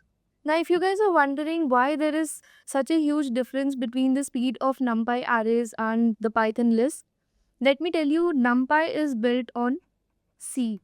Now, C is a low-level language. Okay, so whatever operations the C language performs are much faster compared to Python. Alright, so coming on to our next point, which is memory. Now, NumPy is considered more memory efficient. Okay, now why is that? Let's quickly look at an example and understand it. So now, in order to check the memory usage of Python lists and NumPy arrays, I have imported sys library, and this is my Python list, and here is my NumPy array. Alright, so over here I'm going to get the size of my list, and over here I'm going to get the size of my array. Now if I run this, as you can see over here, my list size is 104 for these 5 elements, and my array size is 40, again for these 5 elements. So this is why NumPy arrays are considered more memory efficient as compared to Python lists. Okay, so far we have discussed speed and memory. Now another point is direct operation in NumPy arrays. Alright, so when we were discussing the code for speed difference between Python lists and NumPy arrays, you guys must have noticed that to perform the same operation on Python list, we had to write a for loop. Whereas in a NumPy array, all we had to do was write a one-line code, right?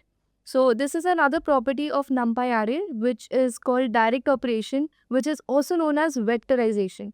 Alright, so let me just write it down over here. Okay, so as you can see over here, I have list down some basic differences between Python lists and NumPy arrays. The first one is speed, which we have already discussed.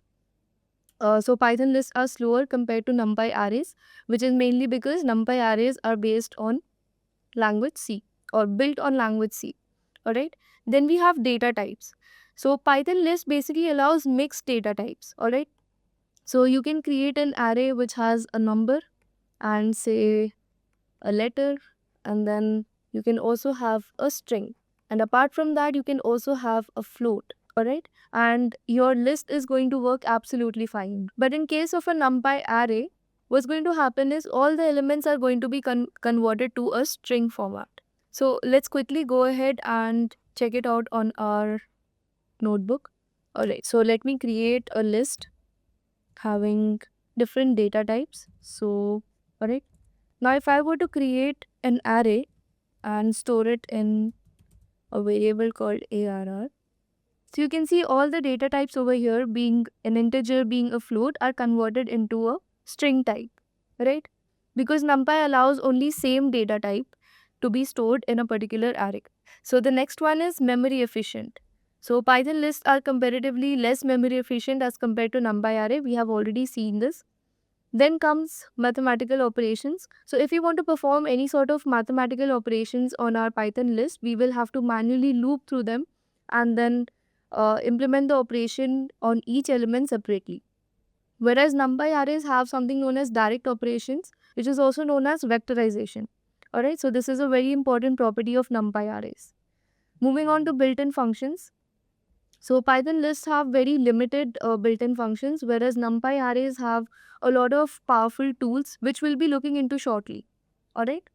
So let's get started with NumPy. So the very first thing you need to do is open any command prompt. It could be your terminal, it could be your normal command prompt. And all you have to do is run the command pip install NumPy. Okay. And when you run it, your NumPy library is going to get installed if it is not installed already. So once you have run the pip command to install NumPy on your systems, you can go to any notebook. I'm using Google Colab. You can use VS Code or Anaconda, Jupyter Notebook, any platform. And the first step that you need to perform is import the library that you have installed, saying import NumPy. Now you can leave it at that, import NumPy, but there's a common practice of using as NP, where as NP is nothing but your alias. So generally we import NumPy as NP, and then whenever we have to use the library, we just say NP dot. Okay, we just use NP instead of NumPy. So the very first basic step is creating a NumPy array. So first we'll be looking at the inbuilt functions, and then we'll see how we can create those arrays manually using np.array function. So we can just pass a list in that array. Okay, let me just go ahead and quickly create an array, np.array. Okay, so we'll be looking at the properties and how we can implement this in detail in the later stages. But before that, I want to make a few concepts clear for you guys, like dimensions and shape of an array. Okay, so this is somewhere most people face confusion and doubts. So let us go ahead and resolve this query first.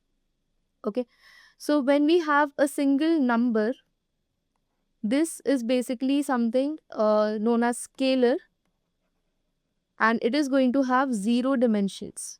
Okay, now if I have data that is spread across one direction, that is, if say I have 1, 2 and 3, now this is going to have a 1 dimension.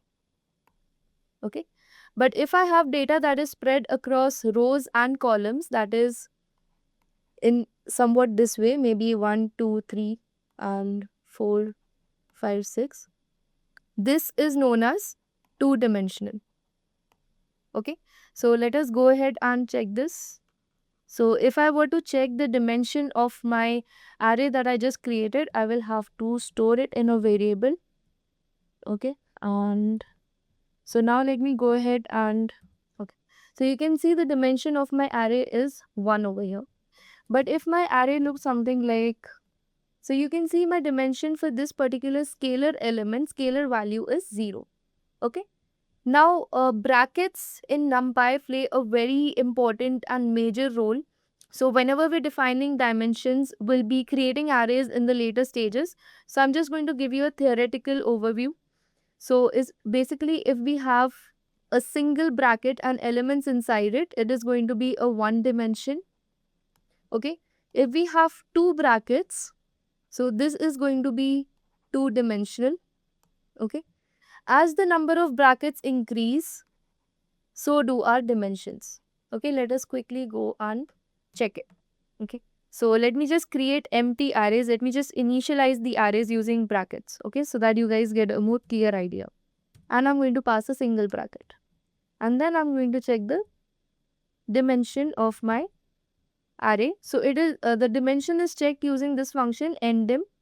Okay, so this is an inbuilt function. You just have to remember the syntax, that is ndim.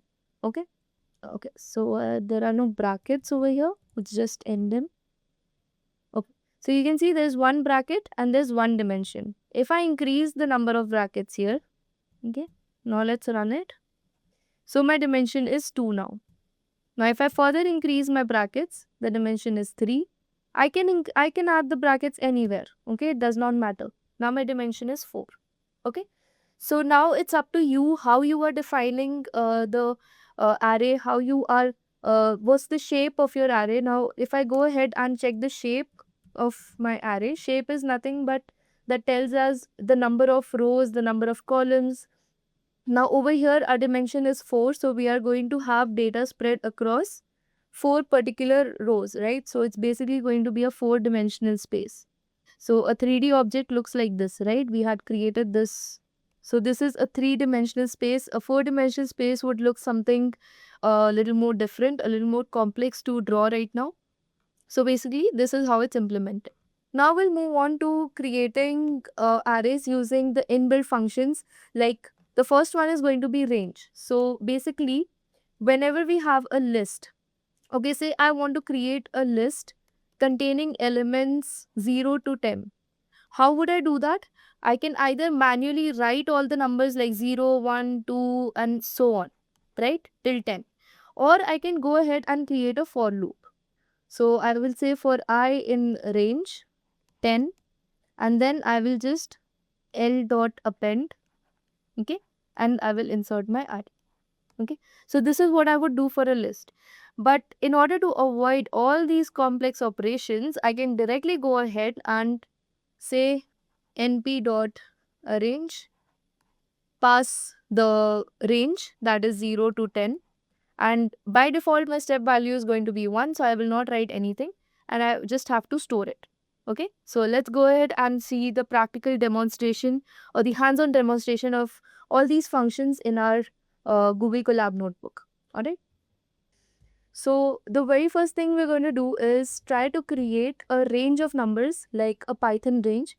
So let's say I want to create a range of numbers between 1 to 10. All right. And let's store it in a variable called range. So as you can see over here, I have a NumPy array with the elements 1 to 9. All right. So the last element, which is our stop element, is not included.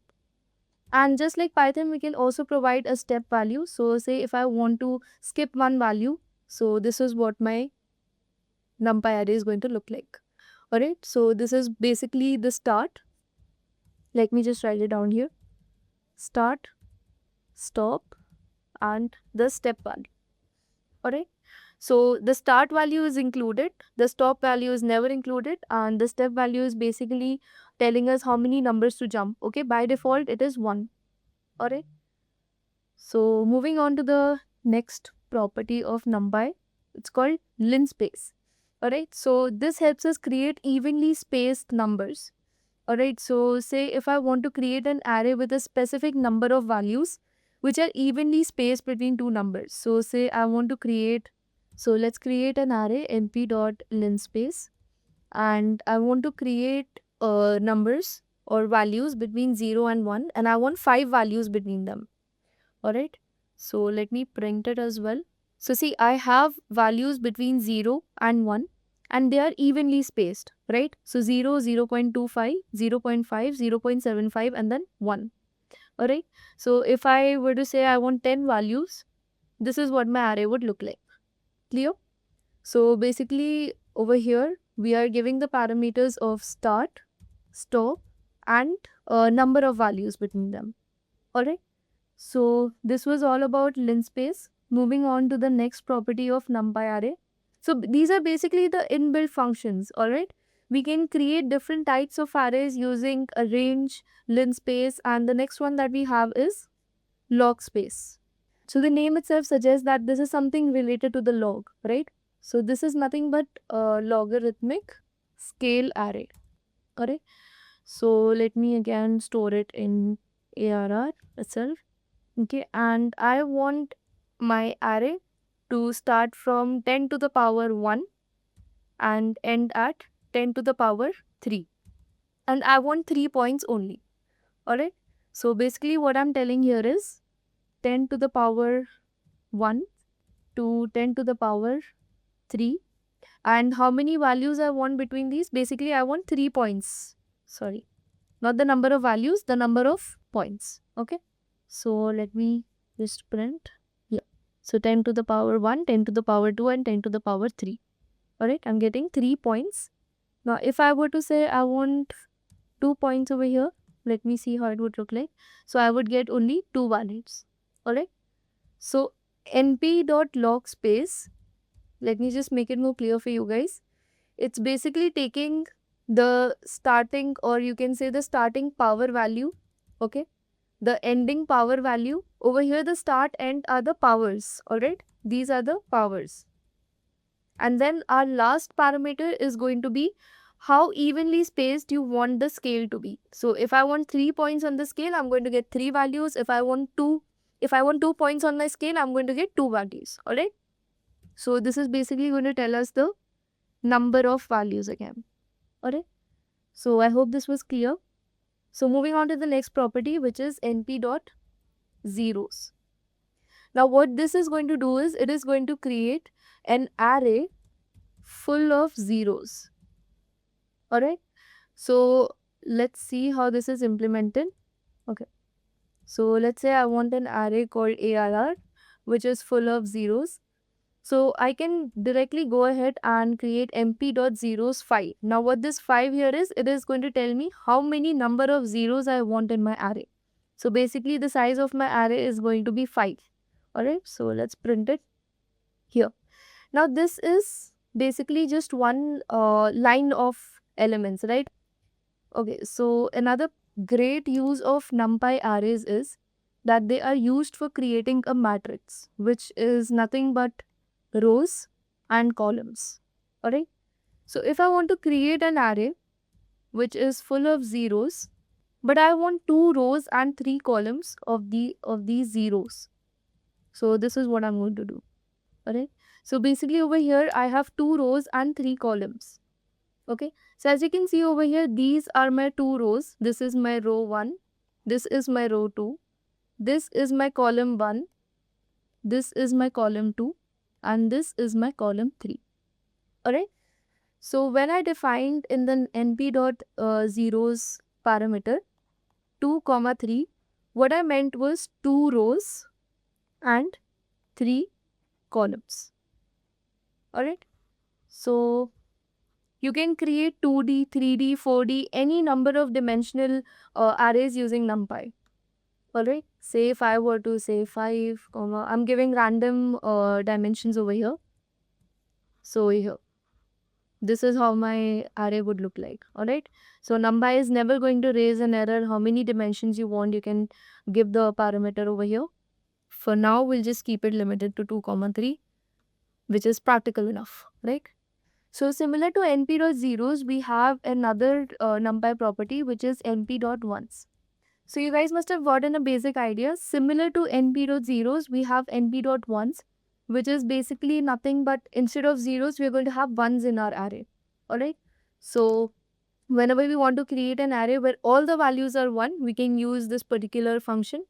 So I'm going to create an array having the dimension of 4, 2. Alright, and I can also decide a data type. Alright, so if I want to give a data type over here, okay, and I want my data type to be an integer, so here you can see.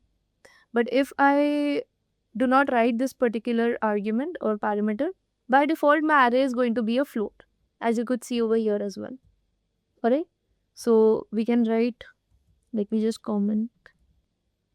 Similarly, this is something array full of array.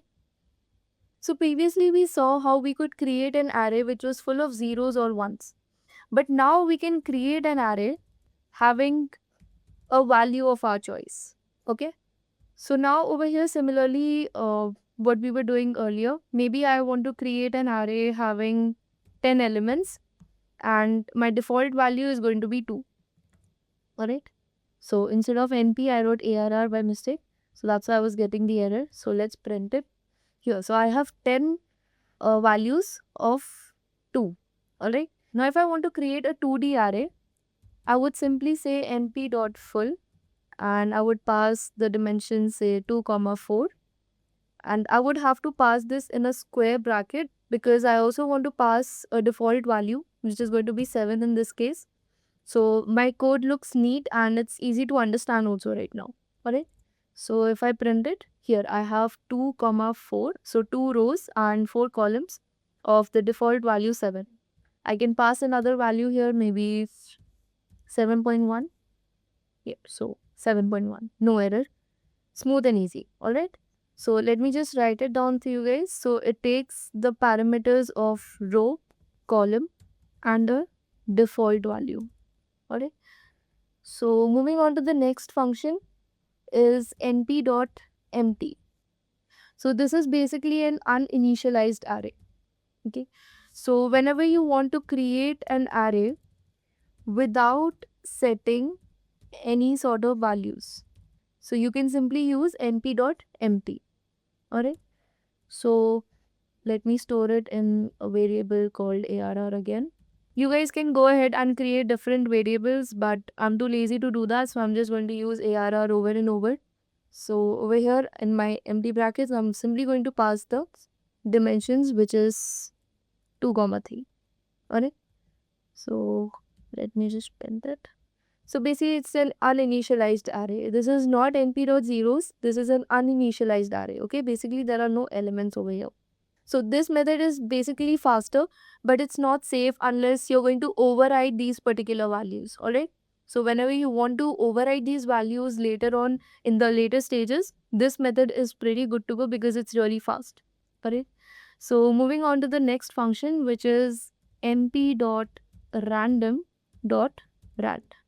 Now this function is going to generate random floats. Now floats are basically going to range from 0 to 1. Alright. So, and these are going to be uniformly distributed. Alright. So I just have to pass my dimensions. Say I want to generate 10 random floats between 0 to 1. Let me print it as well here. So I have 10 random floats between 0 and 1. Okay, and they're going to be uniformly distributed. Let me try another one using np.random.rand, and my dimensions are going to be 2 comma 3.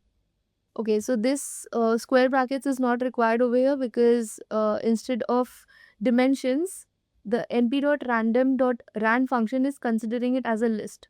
So make sure you pass these dimensions without any square brackets, okay? Since it's not taking any default value or no third parameter, we are not going to use square brackets for these particular dimensions here. Alright, so here I have 2 rows and 3 columns, as you can see. 3 columns and 2 rows. Alright, so this was np.random.rand. Moving on to our next function, which is np.random.randn. Okay, now randn basically stands for random numbers having a normal distribution. Yeah, so Google Colabs has generated the definition for us. So basically these are the random floats from standard normal distribution. Okay, what this means is that this particular function is going to generate values from a standard normal distribution, meaning the mean is always going to be 0. Mean is nothing but the average, and the standard deviation is always going to be 1. I'm sure you guys are familiar with a graph like this. Okay, so the mean is somewhere over here, which is basically 0, and our standard deviation, which is basically telling us how spread our data, is always going to be 1. Alright, this is also known as the graph for normal distribution. Okay, so in order to generate random numbers having a normal distribution, all you have to do is pass the dimension again. So I'm just going to go for 2 comma 3, and then I'm going to, okay, I haven't stored it in a variable. Let me just store it, and then I'm going to print add. So here my values are also going to be negative because again they're normally distributed, and the center is going to be 0. Alright, then the next one that we have is np.random. Random basically stands for random numbers. I hope you guys got an idea about that. Okay, dot randit. Now this is the most simple one so far. This is basically just random integers. Okay, so here we are going to generate random integers within a particular range. So over here what we are going to pass is the starting value, the stop value, and the size. So I want it in a size, and if I don't mention the size, I'm by default going to get one row. Okay. So let me just run this. I haven't printed ARR. Okay. So I got one random integer called 99. Okay. So I did not specify how many integers I want. I just gave a range that I want my random integer to be between 10 and 100. Okay.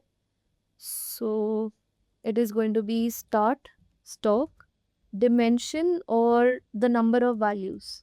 Okay. So if I were to run this again, having a different kind of parameter, okay, let me just do it. So now I'm going to give a dimension of, say, or size 2 comma 3. So here I have 2 rows and 3 columns. So basically 2 comma 3 means I'm going to have 6 random integers in my NumPy array. Alright, you guys have to keep this calculation in mind.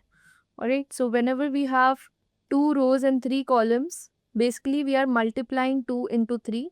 We are going to have 6 elements. Alright, we'll be performing some advanced operations in the later stages. So you guys need to have this particular calculation on the tip so that you guys do not get a lot of errors later on. Right?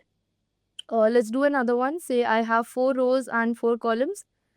How many elements am I going to have? 16, right? 4 into 4. Let's do a last one. Say I have 10 rows and 5 columns. What's the total number of elements I'm going to have? Quickly comment in the chat box. Okay, it's going to be 50, right? So this is how you can generate random integers using this particular function. Alright, so moving on to our next topic, which is NumPy data types and typecasting.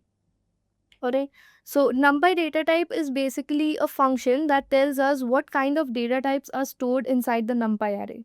They could be integers, floats, strings, or complex numbers. Alright, so till now we saw how we can create NumPy arrays using inbuilt functions. Right, the first one was arrange, where we basically, if we were to implement that in Python list, we would use a for loop, right? We would give the start value, the stop value, and the step value, and then according to that, we would create a list. Similarly, in NumPy array, we can just do that using the arrange function. All right. Then we saw log space, we saw linspace, we saw some random functions like rand n and just rand, right? We saw how they're implemented and their functions. All right. Now, another way to create NumPy arrays is manually.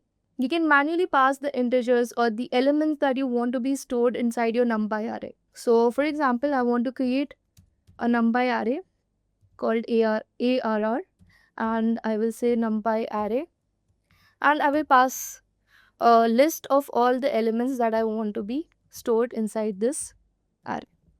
Okay, so this is my array 1, 2, 3, 4, 5. All right. So if I change the data type of even a single element over here, so I basically converted 3 to 3.1, which is a float value. And now you can see all the elements in my array have been converted to a float. Alright.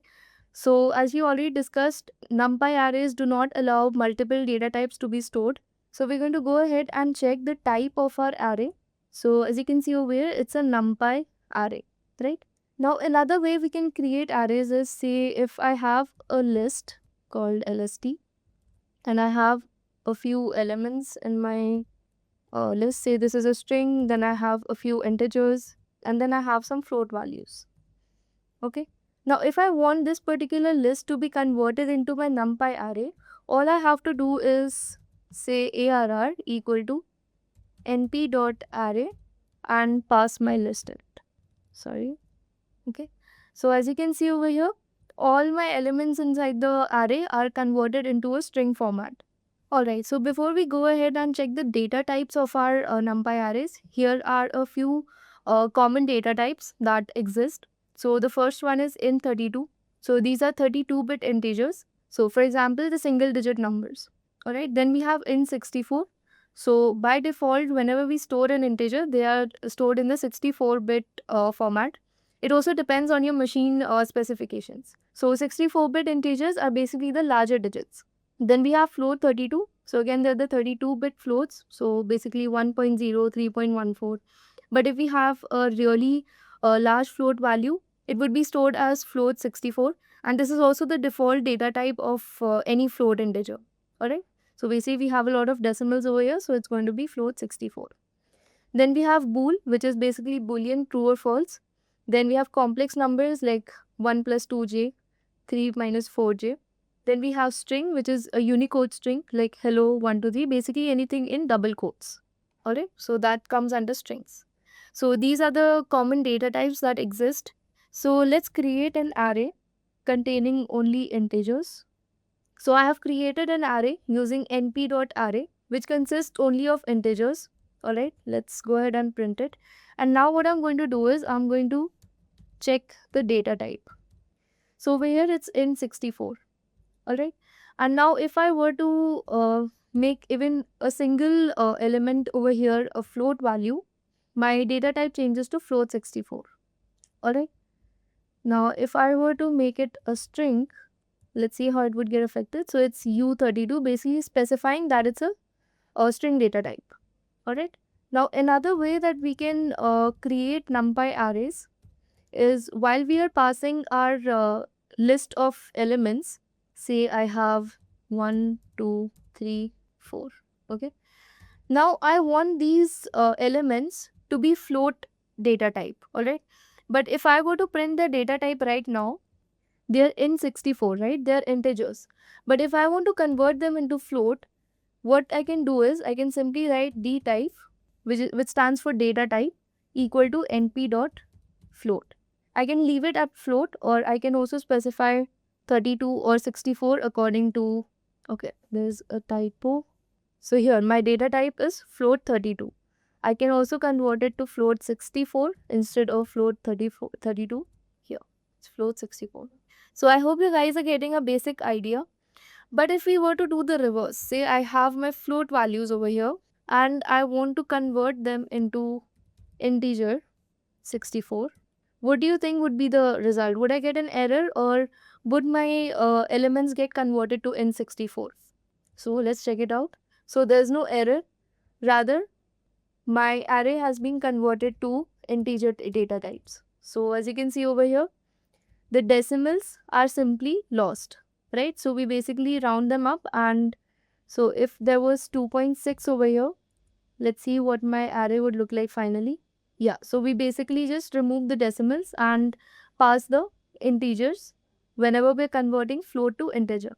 And we also saw that whenever we do not assign the data types, NumPy will do that for us automatically, right? Over here, you can see we did not happen to specify any sort of data type like float or integer.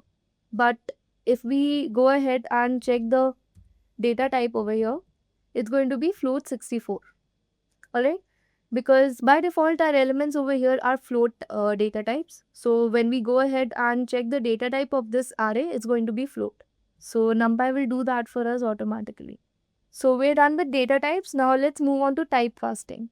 Alright, so typecasting is basically done using the function as type. Okay, so whenever you want to convert one data type to another, we use typecasting. So this is going to create a new array with the values converted to the other data type. It is not going to change the original array. Okay, so say for example, I have my array np.array and I have my elements 1 2 3.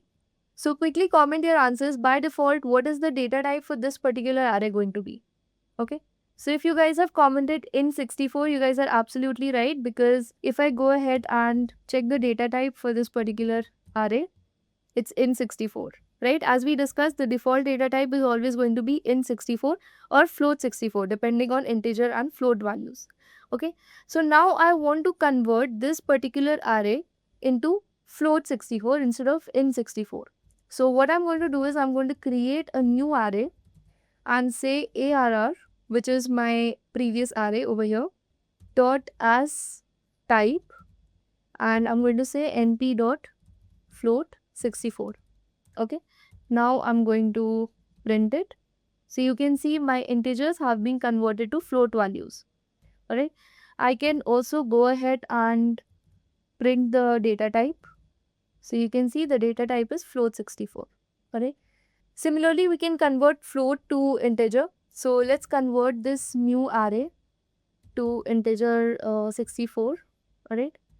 So here. So again, my new array 2 is again an integer. So I have successfully converted my float to integer over here. Now next we are going to look into something known as typecasting errors. So whenever we try to convert from one data type to another where typecasting is not possible, we get something known as typecasting error. So say for example, I have an array where my elements are 1, 2 and hello. Okay, so say all of these are strings. So even my integers over here are stored as strings. Sorry, this is going to be np dot array. Now I want to convert this particular array into an integer data type. So what do you guys think? Is it going to run successfully or is it going to give me an error? So let's go ahead and run it here. So invalid literal for int with base 10 np.string hello. So over here we have hello, which consists of multiple characters and it cannot be converted into an integer or float format. Alright, so this is what is known as typecasting errors. So we cannot convert a string into integer or float. Is that clear? So now we saw how to create an array manually, how to check the data type and how to typecast those arrays, right? Now the next thing that we're going to look at is how to create a multi-dimensional array manually. Okay, when we were using the inbuilt functions, all we had to do was pass the number of rows and the number of columns that we needed in the array, right? But if we are creating an array manually, say np.array, now what we have to do is we have to manually pass the elements in each row and each column that we want in our array, right? So this is going to be my row 1 and then I have my row 2, 5, 6. Okay. So as you can see over here, this is my first row and this is my second row. Alright. So I have 2 rows and 3 columns. 1, 2 and 3. I can also write it like this. So I hope this is more clear. So basically this is our column 1, 1 and 4. 2 and 5 is our column 2. 3 and 6 is our column 3. Alright, and these are our 2 rows. So if we go ahead and run it, right. So now why am I getting an error over here? Because these are 2 lists. Okay, so these are considered as 2 lists. I am allowed to pass only one list in my np.array function. So what I have to do is I have to place another square bracket so that this is considered as one list. Alright, now if I run it, here, if I print my array, this is what my array is going to look like. Now I can go ahead and check the dimension of my array. So as you can see, this is a 2D array because it consists of rows and columns, right? You can check the dimension using ndim function, alright? So there's another method where we can check the shape of our array using arr.shape. And you can see over here, we have 2 rows and 3 columns. So the number of rows is always going to be the first argument or the first parameter in a tuple. And the number of columns is going to be the second one. Okay. The next thing that we can do with our array is we can check the size of our array.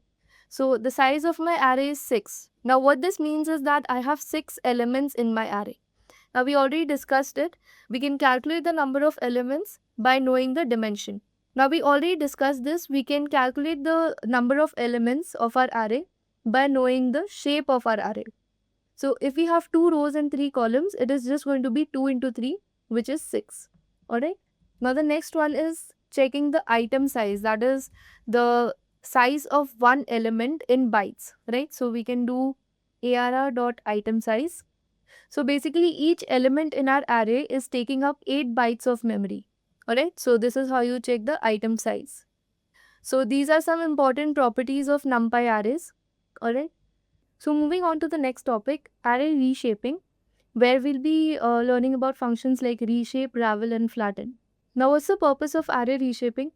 So say sometimes we want to change the shape of our array without changing the data. Alright, so say instead of 2 rows and 3 columns, I might want to have 3 rows and 2 columns. Right, so such array reshaping is done by the help of these functions as you can see over here. So first let's look at reshape. Okay, so say I have an array and I have elements 1, 2, 3, 5, 6.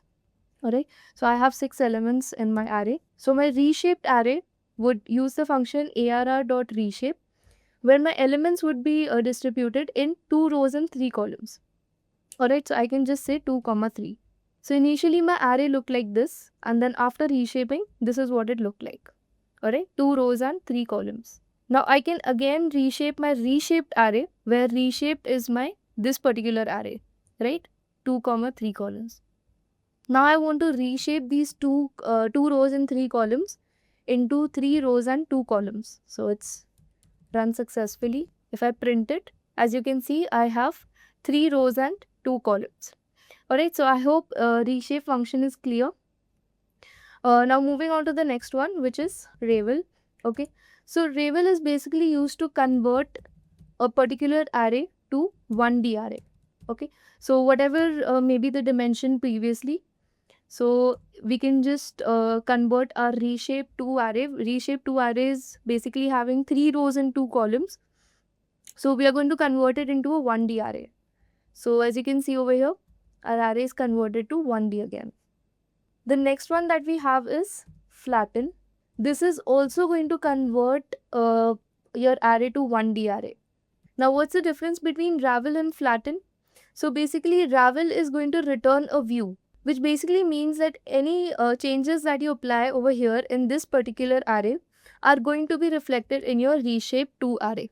Okay, so basically this is going to return a view, whereas flatten, it returns a copy. So whatever changes you apply to the new array, that is the flattened array, are not going to be reflected in your original array. Okay, so let us just try changing something in the Ravel array. So say I want my first element, that is my element at 0th index, to be 100 instead of 1. Okay, so if I make this change, I'm going to print my Ravel array, and then after that I'm also going to print my reshape 2 array, which is basically the array that we converted to 1D. Alright, so let's see if both the arrays are changed or not. Yes, so as you can see, the first element of both the arrays have become 100. Okay, now if I try to use the flatten method, so I'm going to say flat equal to reshape 2 dot flatten, and I'm going to print it. So here, okay, now if I want the first element of my flat array to be 1 again, okay, now if I print reshape dot 2, reshape 2 array, so it's still 100. Alright, so any changes in my flat array are not being reflected in my reshape 2 array. Okay, so this basically means that we are creating an independent array over here, right? So I hope the difference between Ravel and flatten are clear, although their functions are the same. That is, both the functions convert any sort of array to 1D array, but whenever we use the Ravel method, we are basically returning a view of the original array, right? So let me just explain it over here in case you guys did not understand. So say I have my original array over here where, okay, 1, 2, 3, 4, 5 and 6. So basically I have 2 rows and 3 columns. Okay, so when I use the Ravel method, my array is going to look something like this. But this variable is still referring to this particular array. Okay, but it is only returning a view that looks like this particular array, right? It's basically returning a view that looks like one dimensional, but it is still referring to the original array. Alright, so whenever we make any changes, they are directly reflected in the original array. Make sense? But when we use the flatten method, we create an independent array where we convert the original array to a one-dimensional array. Alright, so whenever we make any changes, they have zero connection with the original array. So it is completely independent. I hope the difference was clear.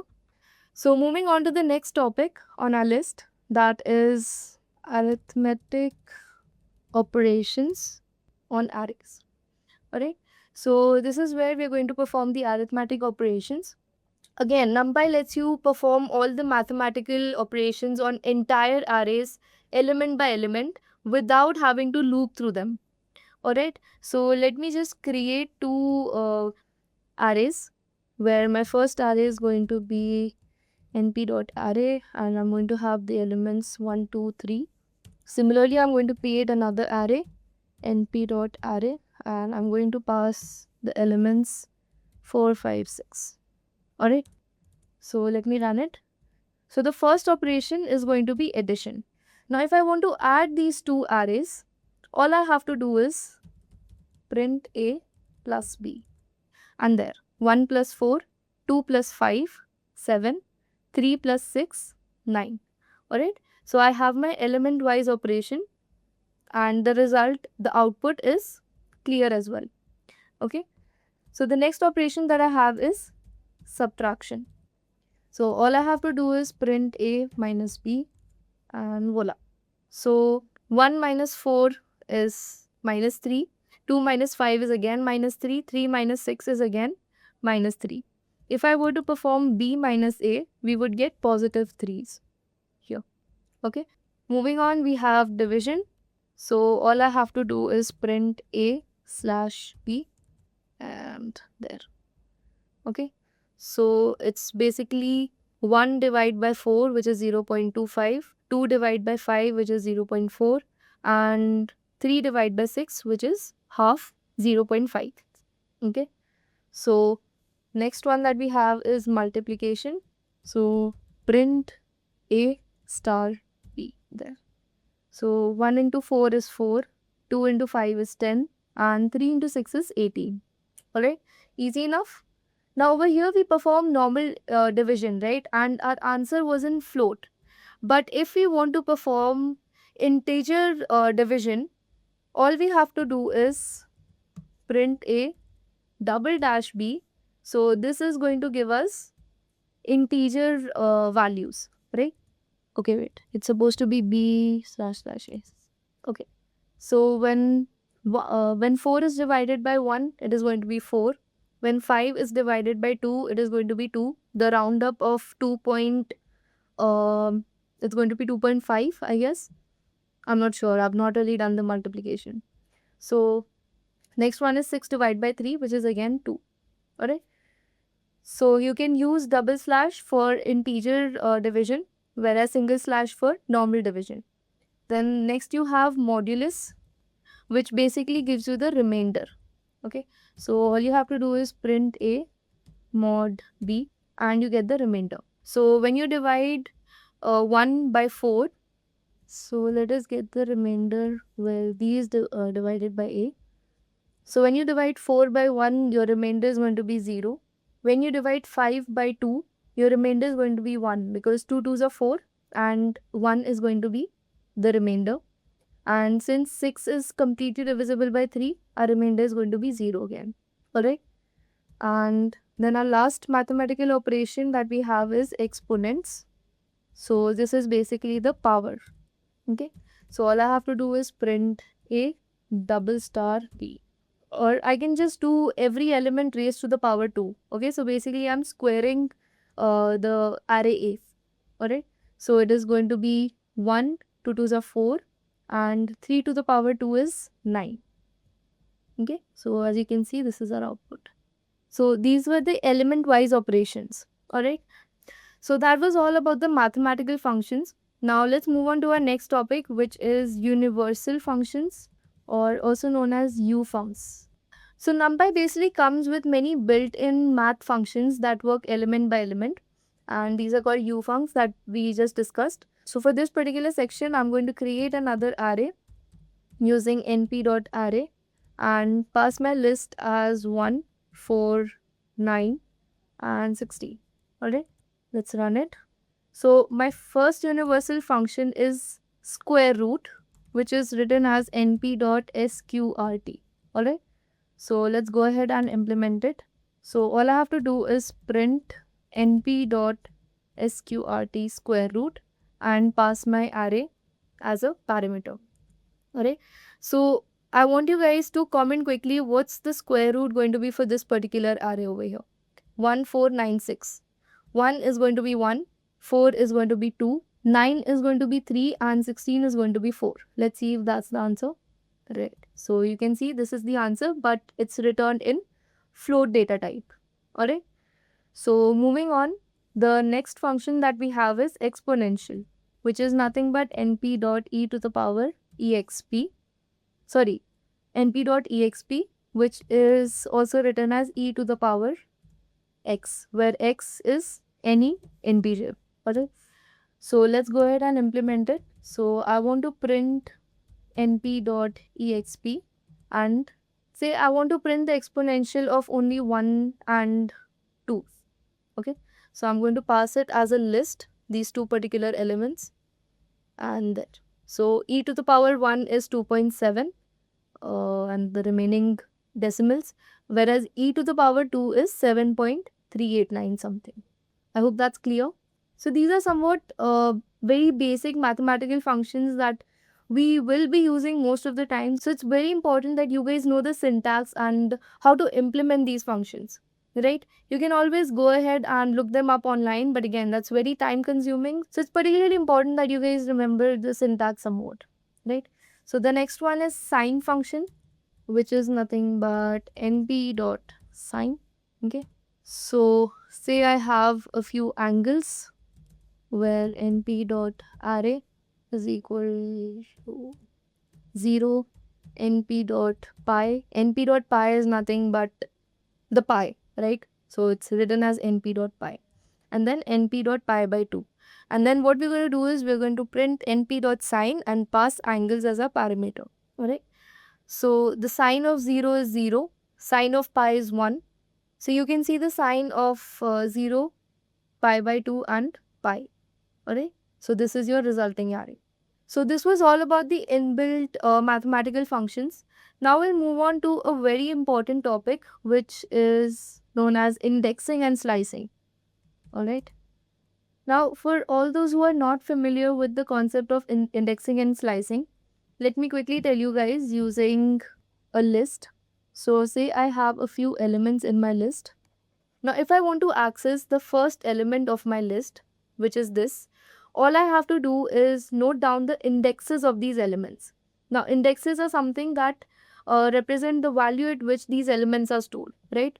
So this is what my indexes are going to look like: 0, 1, 2, 3, 4. Note that the indexes always start from 0, alright? So if I want to access this particular element, all I have to do is look up the index of this particular element. Now I know that my element is stored at index 0. So all I have to do is access my index 0 and this would give me the result 1. Alright. Now this is normal indexing. There is something known as negative indexing as well. Alright. Now negative indexing basically starts from the last element. So this is going to be -1. Note negative indexing starts with -1 and not 0. Alright. So this is going to be, our last element is always going to be -1. And then we are going to count backwards: -2, -3, -4 and -5. Alright. Now if I want to access the last element, I can either say element at index 4 or I can say element at index -1. Now both of these are going to give me the value 5. Alright. So this is something known as indexing, where you refer to the indexes and access one particular element according to the index. The next thing that we have is slicing. Slicing is where you try to access a piece or a slice of your list or array, right? Now say if I want to access the first 3 elements of my list, all I have to do is access 0, 2, 4. Now why have I used 4 over here? Because I want the first, sorry, I'll be using 3 over here. My bad. Maybe sorry about this. Yeah. This is my starting index. This is my ending index. Okay. And the ending index is never included. So this particular array is going to give me the output 1, 2 and 3. The first 3 elements of my list. Okay. 0, 1 and 2. 3 is not going to be included in my output. Alright. Now if I want to access the last 3 elements of my list, all I have to do is -1 to -4, right? Because I want the last 3 elements of my list. So I'm going to do -1 to -4. Now another thing that I have to do here is I have to give a step value that is -1. That is, I have to tell the computer that I want to subtract 1 from the starting point to reach -3. Alright, because by default over here, as you guys must have noticed, the step value is going to be 1. That is, 1 is going to be added to the starting value until it reaches the end value. Alright, so basically we're running a loop over here. So over here I will get the values 5, 4 and 3. Alright, if I were to not include the step value as -1 over here, my output would have been just 5. Let us quickly run it and see. Alright, so say I have my list 1, 2, 3, 4, 5. Okay, now I want to access the last 3 elements, that is 3, 4 and 5. So what I'm going to do is -1 to -4. Okay, I am not including the step value over here. So let's see what's the output here. Oh, it's empty. So it's not including the last element as well. So as you can see, I've created my list over here. Now, if I want to access the last 3 elements of my list, that is 5, 4 and 3, all I'm going to do is pass -1 as my starting index, -4 is as my ending index, and right now I'm going to skip this step value to show you guys that my output is going to be 0. Like, that is an empty list. Alright, so I'm not even going to access repeat. So I'm not even going to get my last element in my output. Now if I include the step value as -1, here you can see 5, 4 and 3 is my output.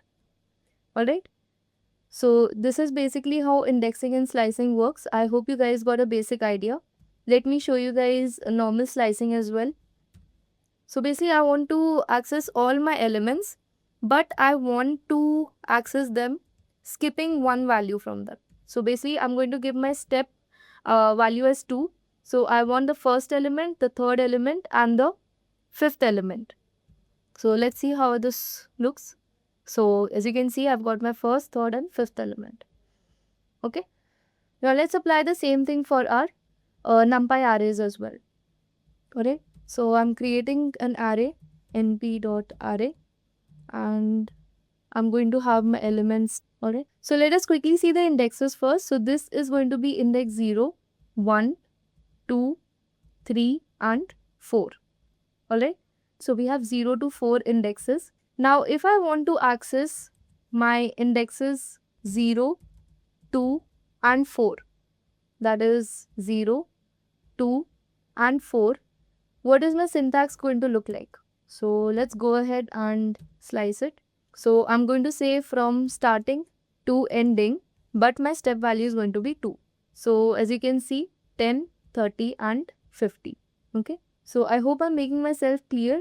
Over here, I could have passed 0, 1, 2, 3, 4. Yeah, so I could have passed 0 and left this blank because I want this to be included as well.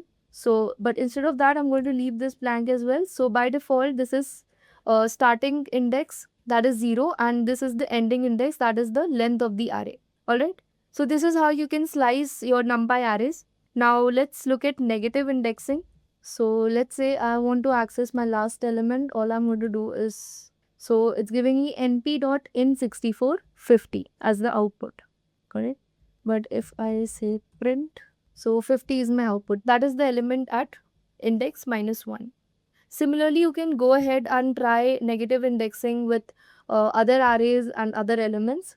Okay, you can go ahead and play around with it.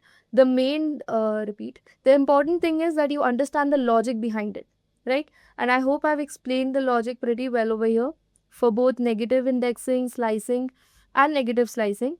Alright, so we have already looked at slicing over here. We've looked at negative indexing. Now let's go ahead and perform multi-dimensional slicing. Alright, so I'm going to go ahead and create a matrix. I'm going to call this 2D array a matrix, and it's going to look like this. So I'm going to have 3 columns and 3 rows, 4, 5, 6, and 7, 8, 9. Okay. Now I need to convert this entire thing into a list so that I do not get any error. So that I do not get any errors. Let me run it. Alright. So now say I want to access the first two rows of my matrix. How am I going to do that? So in order to do that, all I have to do is print matrix and my row 0 and 1. Alright, so I want my first row and my second row. So I'm going to say row 0. So this is my row 0, this is my row 1 and this is my row 2. I do not want the second row, so I'm going to have my stop value as my second row. Alright, again the indexing is going to start from 0. So this is our row 0. Alright, so this was about my rows and I want all my columns. So I'm simply going to pass 0 to 3. That means I want my 0th column, my first column and my second column. Alright, so instead of this, what I could have done is just passed a colon. So let me see here. 1, 2, 3 and 4, 5, 6. Let me explain it over here. So I have a matrix 1, 2, 3, 4, 5, 6, 7, 8, 9. Okay. This is column 0, column 1, column 2. This is row 0, row 1, row 2. Alright. So basically this is what my matrix looks like. Now I am saying that I want to access this particular section of my matrix. So over here I want my row 0 and 1 and I want my column 0, 1 and 2. Alright. So over here my starting index should be 0 and my ending index should be 2. Over here my starting index should be 0 and my ending index should be 3 because I want my second column as well. Alright. So whenever we are accessing all the elements of a particular row or column, all we are doing is using the colons. We have used this feature when we were performing slicing as well. Alright. So this is basically what we have done over here. Now we can try some other elements as well. Say I want to access these 4, that is 5, 6 and 8, 9 elements. So what I'm going to do is I'm going to print my matrix and I'm going to say that I want my row 1 and row 2. So I'm going to say row 1 and I'm not going to pass any value here because I want my last row as well. Alright, and then I'm going to say I want my row 1 and 2. So again I'm going to pass 1 colon nothing. Let's print it. So I've got 5, 6 and 8, 9 as my output, which is exactly what I wanted. Alright, so I hope you guys are getting a basic idea about indexing and slicing in 1D arrays and 2D arrays, and I am 100% sure that you guys can go ahead and perform it in 3D arrays as well. Alright, so let's move on to our next topic, which is index arrays and np.take. So index arrays are also known as advanced indexing.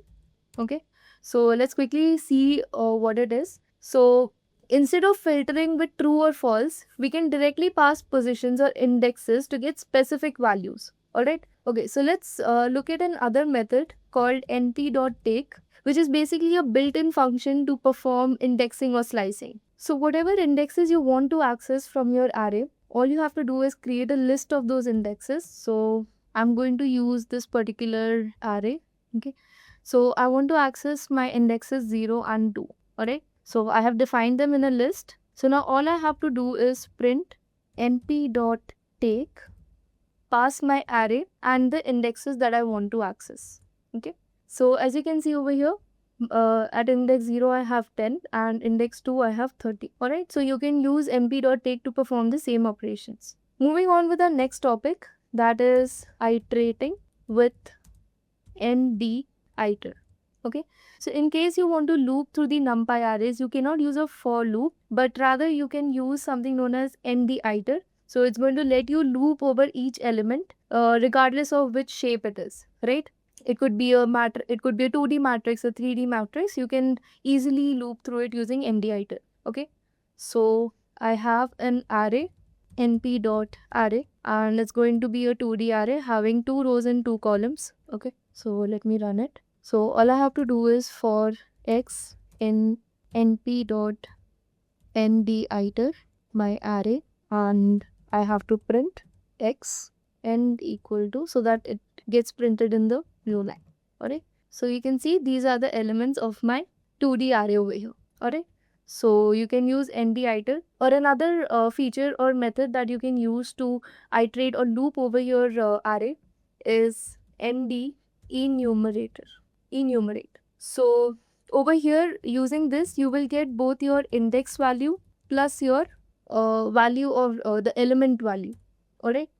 So I'll use the same array. Okay, I'll use the same array, and I'm saying for IND, which is my index, and X is my value or the element, in np.nd enumerate my array, and I'm going to print my index and my X. Alright. So at index 0, 0, that is first row, first column, I have my value 1 and so on. Alright. So you can easily understand this. So moving on to views versus copies. Again, this is a very important topic. Okay. So we already saw that when we create a view, the original array is going to be affected. Whereas whenever we create a copy, our original array is going to remain unchanged. Alright. So let's see how we can create a view. So if we have an array, let's create np.array. Okay. First I'm going to create a view. So my view is going to be array 1 to element. Let me print my view. So it's elements 2 and 3. Alright. Now if I try to change my view, let's say I want my first element of view to be 200 instead of 2. Okay. Let's check my view. It's array 203. Now if I try to print the original array, it has also been changed. Right. As you can see over here, instead of 2, I have 200. Now let's try and create a copy. Okay. So in order to create a copy, all I have to do is say arr 1 column 3, that is elements 2 and 3 dot copy. Okay. Now over here, my array is going to look the same as what it looked in a view. But over here, if I say my first element needs to be 2 again, over here it's changed. But if I print the original array, the element remains unchanged. Alright, the values are same as before. So this is the difference between view and copy. We had covered it theoretically, but now we have also seen the practical implementation of the same. So moving ahead, let's look at a very important mathematical concept in matrices, or whenever we have more than one dimensions in an array, something known as transpose. So we're going to look at transpose of a matrix. So say I have a 3 by 3 matrix containing values A, B, C, D, E, F, G, H, I. Okay, so this is a 3 by 3 matrix. Now what transpose basically means? So transpose of a matrix is basically a new matrix created by interchanging its rows and columns. Alright, so if this matrix is denoted by A, my transpose matrix is going to be denoted by A dash or AT. Alright, so this is going to be the transpose of my matrix. Now what interchanging rows and columns basically means is, if I want to transpose my matrix, so this is what my transpose is going to look like. So let's see how it is done using NumPy in our notebook. Okay, so let's create another array, np.array. Okay, 1, 2 and 3, 4. So you can see 1 and 2 are spread row wise, and 3 and 4 are the other rows, whereas 1, 3 is first column and 2, 4 is the second column. Now if I go ahead and print arr.transpose, you can see my rows and columns have been interchanged. Alright. So now 1, 3 is spread row wise instead of column wise, and 2, 4 is spread column wise instead of row wise. Alright. Moving on to the next topic, swap axes.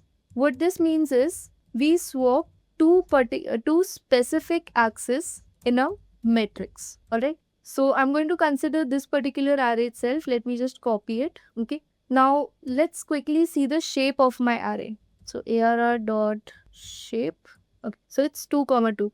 So I need to change this into, okay, let me add another axis to it. Okay. So now it's 1, 2, 2. Alright. Now if I want to swap an axis, I'm going to say np.swap axis, and I'm going to pass my array, and I'm going to say I want to swap my 0th axis with my first axis. Okay. Now I'm going to check swap.shape. So now you can see these two axes have been swapped. It was 1, 2, now it is 2, 1. Alright. So basically you can choose over here which axis you want to swap. That's the only function of swap axis. Alright, now let's look at some other functions like concatenation. So concatenation is basically when you join multiple arrays. Okay, so let us quickly look at concatenation. Okay, so say you have array 1 of 1 comma 2 and you have array b 3 comma 4. Now you want to concat these two arrays, that is basically you want to join them, so you can say, so that your result basically looks like 1 2 3 and 4. Alright, so in order to achieve this result, all we have to do is, if we had the plus sign, remember our element wise operation is going to take place. That is, if we simply perform a plus b, if that is what you guys are thinking, it's completely wrong, because our result is going to look like something like 4 comma 6. Okay, if we do a plus b, we've already seen that in the addition operation. So in order to do that, what we're going to do is, let me just create the arrays. Okay, so let me run it. Now, in order to combine these two arrays, all I'm going to do is concatenate and pass both my arrays and then print my combined array. Okay, so my combined array looks something like this. Now, there are other ways to combine these arrays. Now, what if I want to combine these arrays not like this, but rather something like 1 comma 2 and 3 comma 4, and I want my array to look like this. Okay, so in order to do that, there is something known as V stack or vertical stack. Okay, so this is where you can understand, this is how I understood. So say if I have two arrays a and b, they must be having, okay, let me call it a1 b1, so they have these particular elements, okay, c b. Okay, and array b looks something like, now if I want to perform vertical stack on these two arrays, my output is going to look something like this. Okay, so my final output is going to look like a b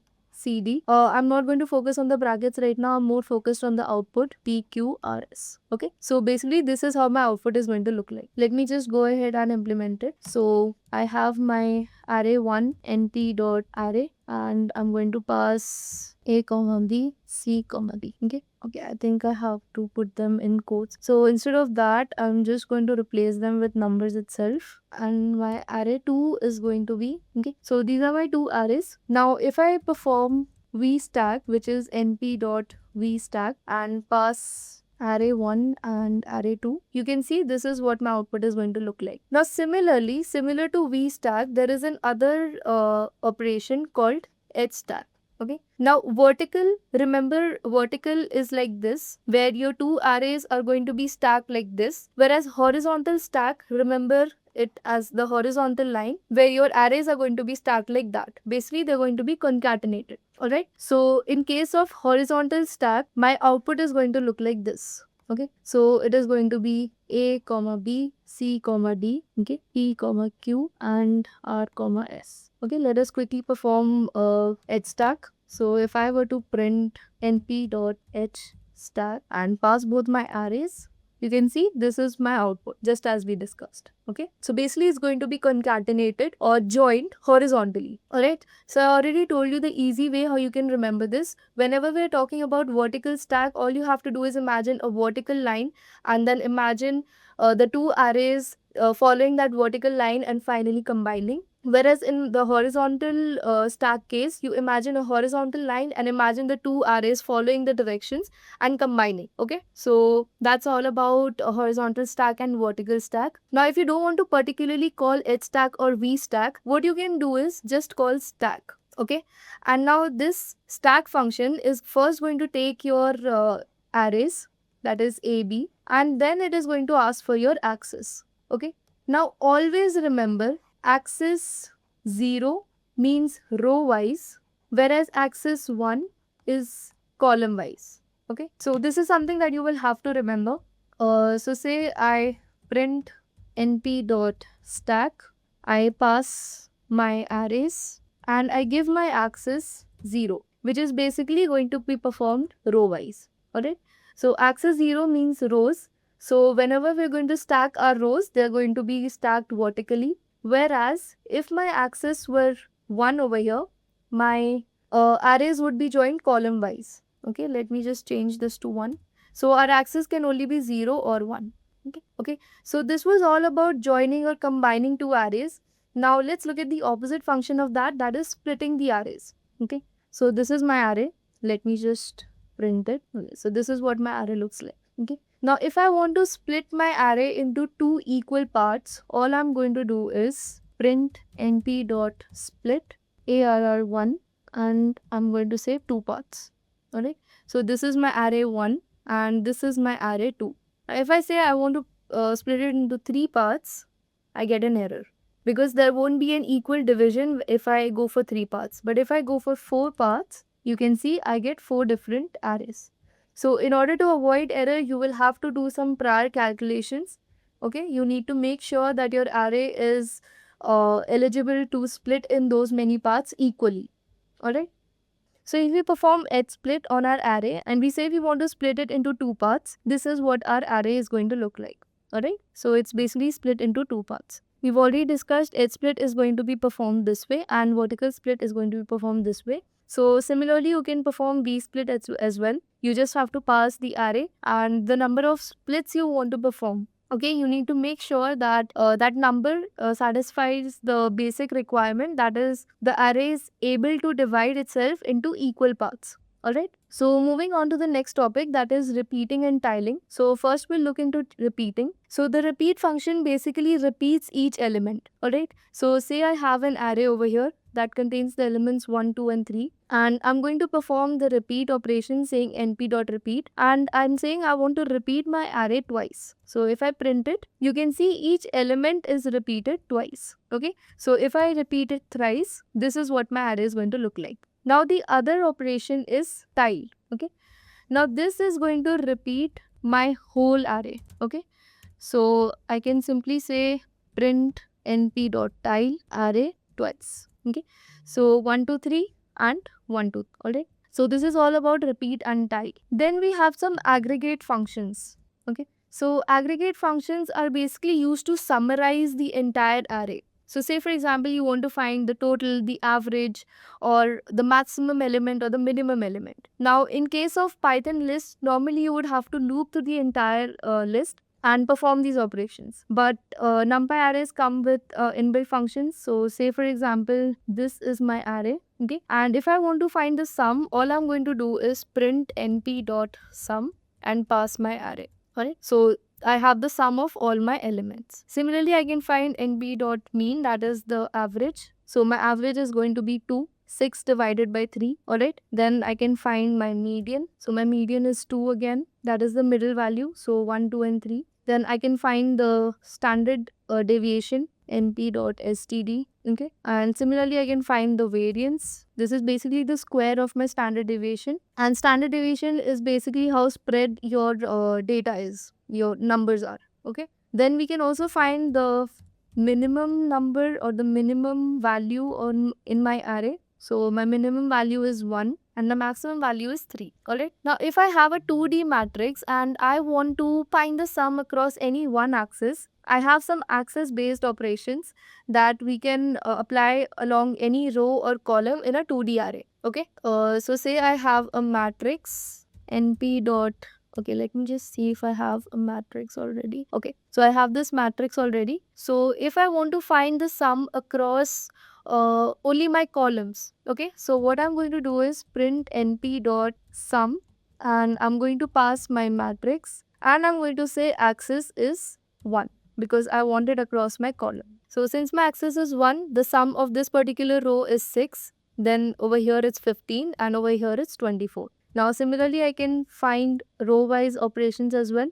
So 1 plus 4 plus 7 is 12. Okay, so this way you can do your row wise or column wise operations as well. Then next we have cumulative operations. Okay, so these are basically for calculating a running total. Okay, let's see how. So here I have my array 1, 2, 3. Now if I want to print the running sum or the cumulative sum of my array, I will just say mp.comSum, pass my array, and you can see the sum of my first element is 1, then sum of my first element plus my second element is 3, then sum of my first element plus second element plus third element is 6. Okay, so this is how a running total or a cumulative sum is calculated. Similarly, you can also calculate a cumulative product, saying np.comProd and pass my array. So 1 multiplied by nothing is 1, 1 multiplied by 2 is 1, 1 multiplied by 2 multiplied by 3 is again 6. Alright. Now moving on to conditional based choices. Okay. So first we are going to look at where. So say I have my array over here 1, 2 and 3. Alright. So I'm going to call my result variable and I'm going to say np.where array is less than 2. I want to print low, and if my array value is greater than 2, I want to print high. Alright. So let's print my result. So here I have my result array saying low, high, high. Okay. So over here my value is less than 2. So I have printed low over here. Whereas over here these two elements are greater than 2. So over here we have high. Alright. So again this is the string format and this is how it's represented. So the next feature is argwhere.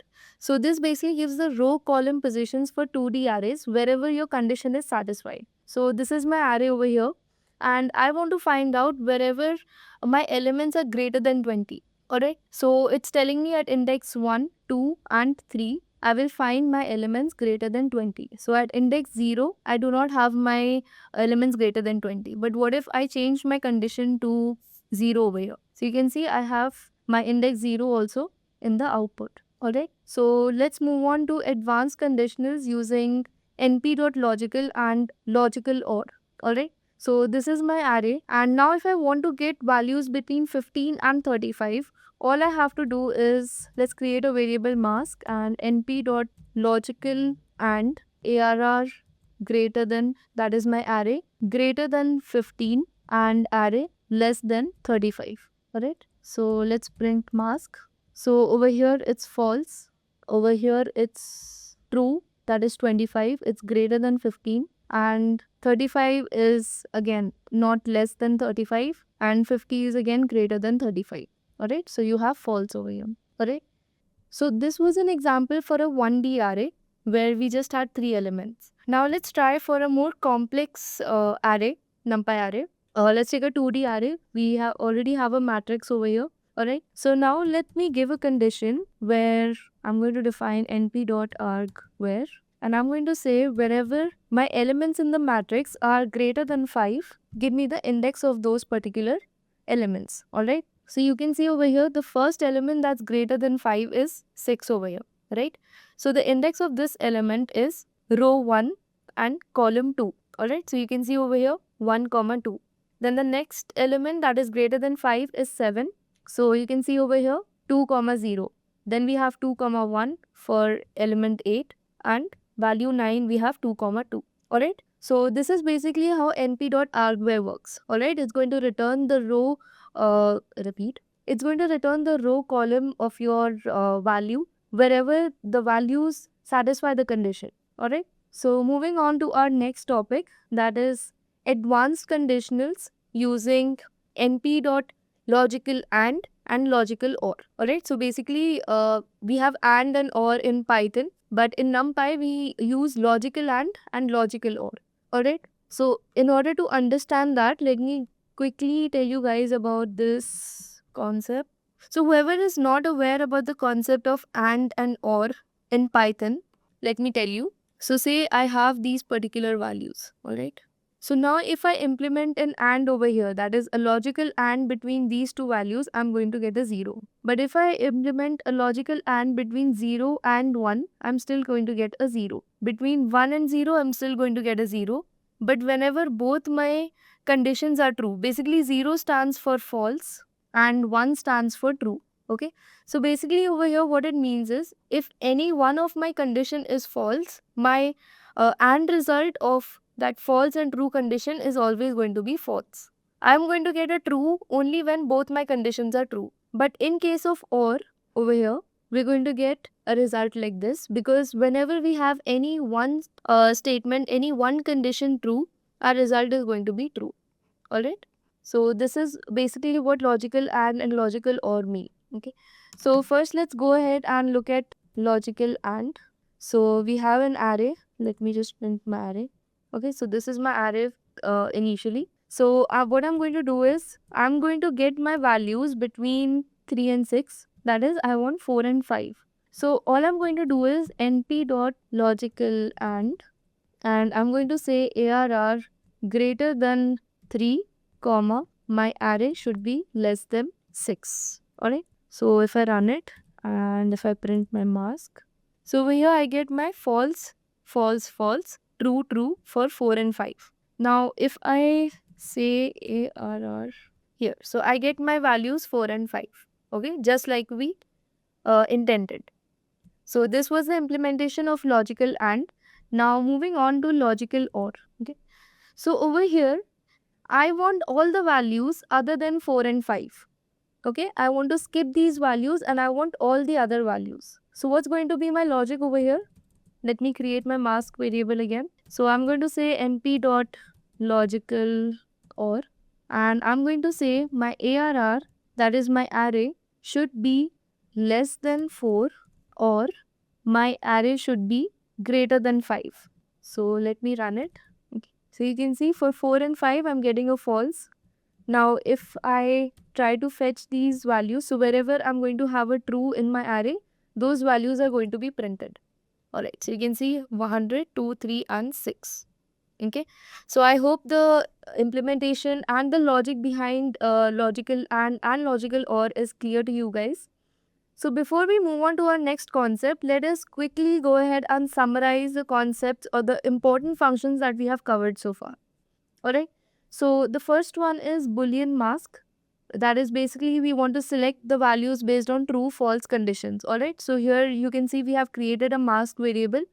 So once we get our array of true or false, we simply use that particular array to index the original array and get the elements that are desired. Alright. So we saw how we use the Boolean mask array to select the values based on true false conditions. Then we also saw np.take, which basically performs the operations of indexing and slicing. So it basically fetches the values at given indices. Then we have np.non-zero. Okay, so this gets the positions where the array values are non-zero. Alright. So let me create an array having, sorry, I have to say np.array 0, 1, 2, sorry, 5, 0, 5. Okay, so this is my array. Okay, now what I'm going to do is print np.non-zero and I'm going to pass my array. So you can see these are the indexes where my elements are non-zero. Alright, so at index 1, at index 2 and at index 4. Alright, so the non-zero function is clear, so it's basically going to get you the positions where the array values are non-zero. Alright, then we saw np.where. So basically the where condition is going to get us the indices where the condition is true. But we already saw that one limitation over here is we can only pass two conditions, right? So we already saw the syntax where we say np.where and we give a condition and we tell, so if the condition is true, this particular operation gets performed, otherwise the other operation is performed. Alright, so we can only have two conditions over here. Alright, so pick from A, else pick from B. Then we have np.argwhere. So this is where we get the row column positions of matched values. Okay, we already saw this. And then lastly we have logical and logical OR. Alright. Okay, so basically we are done with all the inbuilt functions that exist in NumPy. So now we'll be moving on to a very important topic, that is broadcasting. Okay, so what exactly is broadcasting? So broadcasting basically means stretching the shape of smaller arrays so that they match the shape of bigger arrays. So whenever we are doing an operation like addition, multiplication, subtraction, any kind of mathematical operation between two arrays, and one of our array is smaller as compared to the other arrays, so broadcasting is basically going to automatically stretch the smaller array to match the shape of the bigger array. Alright, so basically as a result you will be able to perform these operations between those two arrays. Alright, so before we go ahead into the implementation part, here are three very important rules that you should know when you are going for broadcasting. Alright, so always remember that NumPy is going to compare the shapes of the arrays from the end, that is from right to left. Okay, so if we have two arrays, they are going to start from the end. So the first rule is if the shapes are equal, they are compatible. Alright, so if we have two arrays that have the same shape, we do not need any sort of broadcasting to be implemented. They will be compatible directly. But if one is 1, it can be stretched to match the other. Now what this means over here is, so if we have one array like this, 1, 2 and 3, and the other array is just a single number 5. Alright, so say over here I want to add these two arrays. Now over here what NumPy is going to do is it is going to perform broadcasting, and this particular array is going to look like this. Alright. So over here initially this was a scalar array, but over here you can see this has become a 1D array. So if we perform this operation, it is going to look something like this. So rule 2 and rule 3 are related. If we read it just like that, it might not be very clear. So let us go ahead and understand this with another example. So say I have an array whose shape is 3, 1. Alright, so basically over here we have 3 rows, say 1, 2 and 3, and 1 column. Alright, so this is what my array looks like. Then I have another array who has a shape 1, 3. Alright, so this array is going to look like 1 row and 3 columns. Alright. Now, if we were to perform broadcasting between these two arrays and say we perform some mathematical operation like addition, subtraction, multiplication, any sort of operation between these two arrays, our final array, our resultant array, due to broadcasting would have a shape 3, 3. Alright. So basically, after broadcasting, this is also going to be 3, 3, and this is also going to be 3, 3. And that is how we get a resultant array that will have a shape 3, 3. Alright. So say for example, I have an array over here. Now what's the shape of this array going to be? The shape of this array is going to be 3, 1. Alright. So basically it's going to have 3 rows and 1 column or in each row. Alright. And then I have another array that looks like 1, 2 and 3. Now the shape of this particular array is going to be just 3, right? Because it has 3 elements, right? It's not a 2D array, it's a 1D array. So whenever we have to write the shape of a scalar dimensional array, we write it like this, 3 comma, okay? We leave it blank. But now due to broadcasting, this particular element will look something like 1, 3. So basically we're going to consider this as 3 particular columns, and this is 1 row. Alright. Now after stretching these two arrays, our final array is going to look like 3, 3. Okay, it's going to have the shape of 3, 3. So according to rule 2, whenever any one of the array has 1 in its shape, it can be stretched to match the other array. Alright. Now let's look at another example where one array has the shape of 2, 3 and the other array has the shape of 3, 2. So why any operation is not possible between these two arrays? Because neither of these arrays have the shape of 1 in any particular row or column. Alright. So I hope the rules are clear. So if the shapes are different and not 1 or equal, then broadcasting cannot be done. So this is the only case where broadcasting cannot happen. So say if shape of B was 1, 2 or 1, 3, then broadcasting could have happened between A and B. But if the shape is 3, 2 where 1 is not there, then any operation is not possible and broadcasting will not take place. You will get an error. Alright. So now let's look at some real life examples where broadcasting is used. So say you have a grayscale image stored as a 2D array. Alright. Now you want to increase the brightness of the image by 50. So let me create a 2D array of the image, np.array, and so this is what my image array looks like. Alright, and I want my brightness to be image plus 50. Okay, I want to increase it by 50. Now if I print brightness, you can see it has been increased by 50. Overall my array has been changed. Alright, so over here 50 was broadcasted from a scalar digit to a array similar to this. Alright, so let's also check the shape of this 2D array. So it was 2, 2. So basically 50 was distributed in a 2, 2 matrix, and then it was added in the image.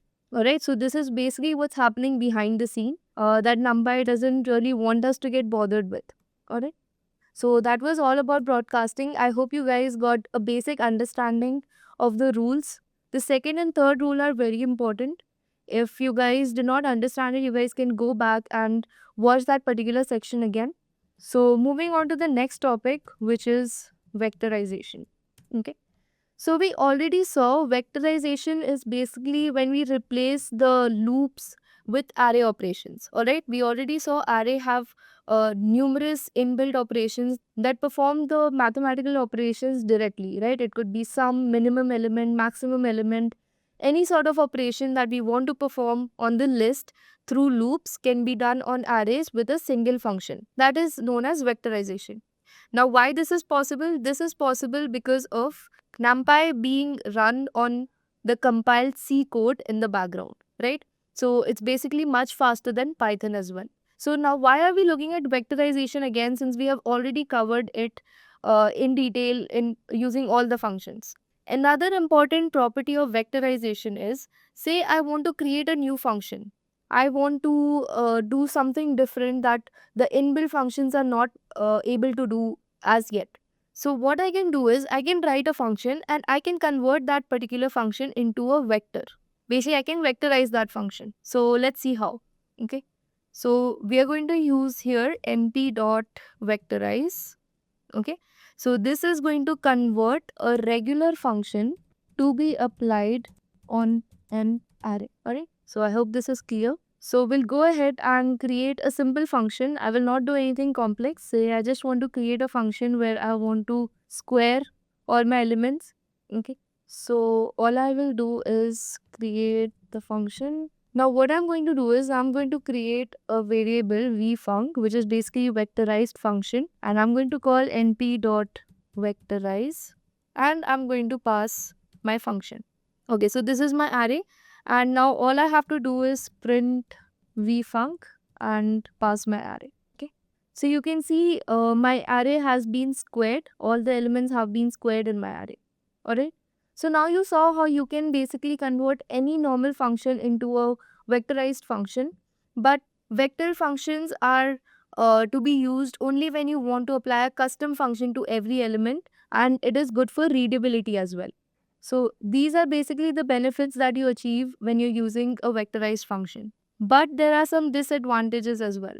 Okay, so it's not faster than a loop. Okay, basically you are going to pass your array into that function and that entire process is going to be performed. So it's not comparatively faster to a loop. The only thing it does is it makes your syntax cleaner, but it is not going to improve the speed like a real vectorized NumPy function or a NumPy array function.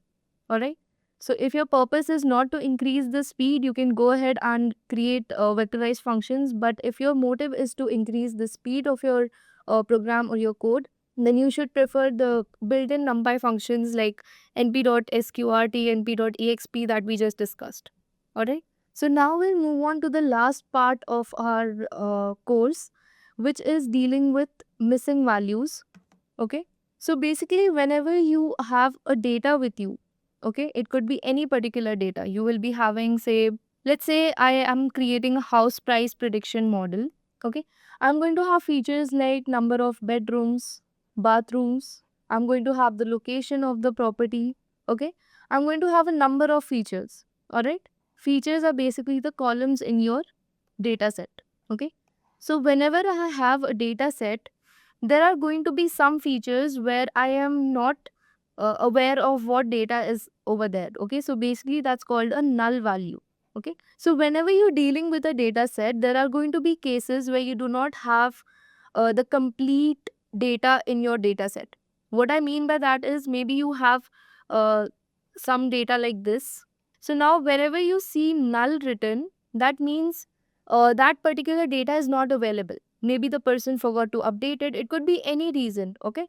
So what do you do when you are in a situation like this? When you have some data and some data is missing.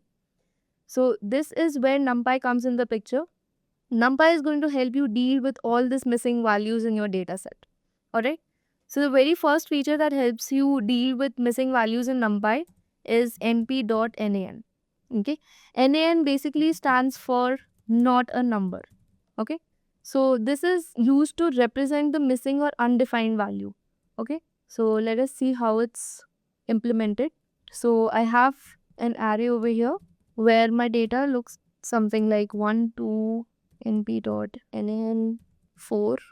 Okay, so you can see over here, nan means not a number, means the value which was supposed to be here is missing. Alright, then we have other functions like np dot inf, sorry, minus np dot inf. Okay, see, these basically represent the positive and negative infinite values. So they often appear where in cases like division by 0 or overflow situations. Alright, so I'm going to write positive and negative infinites. Okay. So again, instead of np.nan, you can just write np.inf. Okay, so I'm not going to go ahead and create an array separately. Rather, I'm going to jump to the next step, that is when you check for the special values.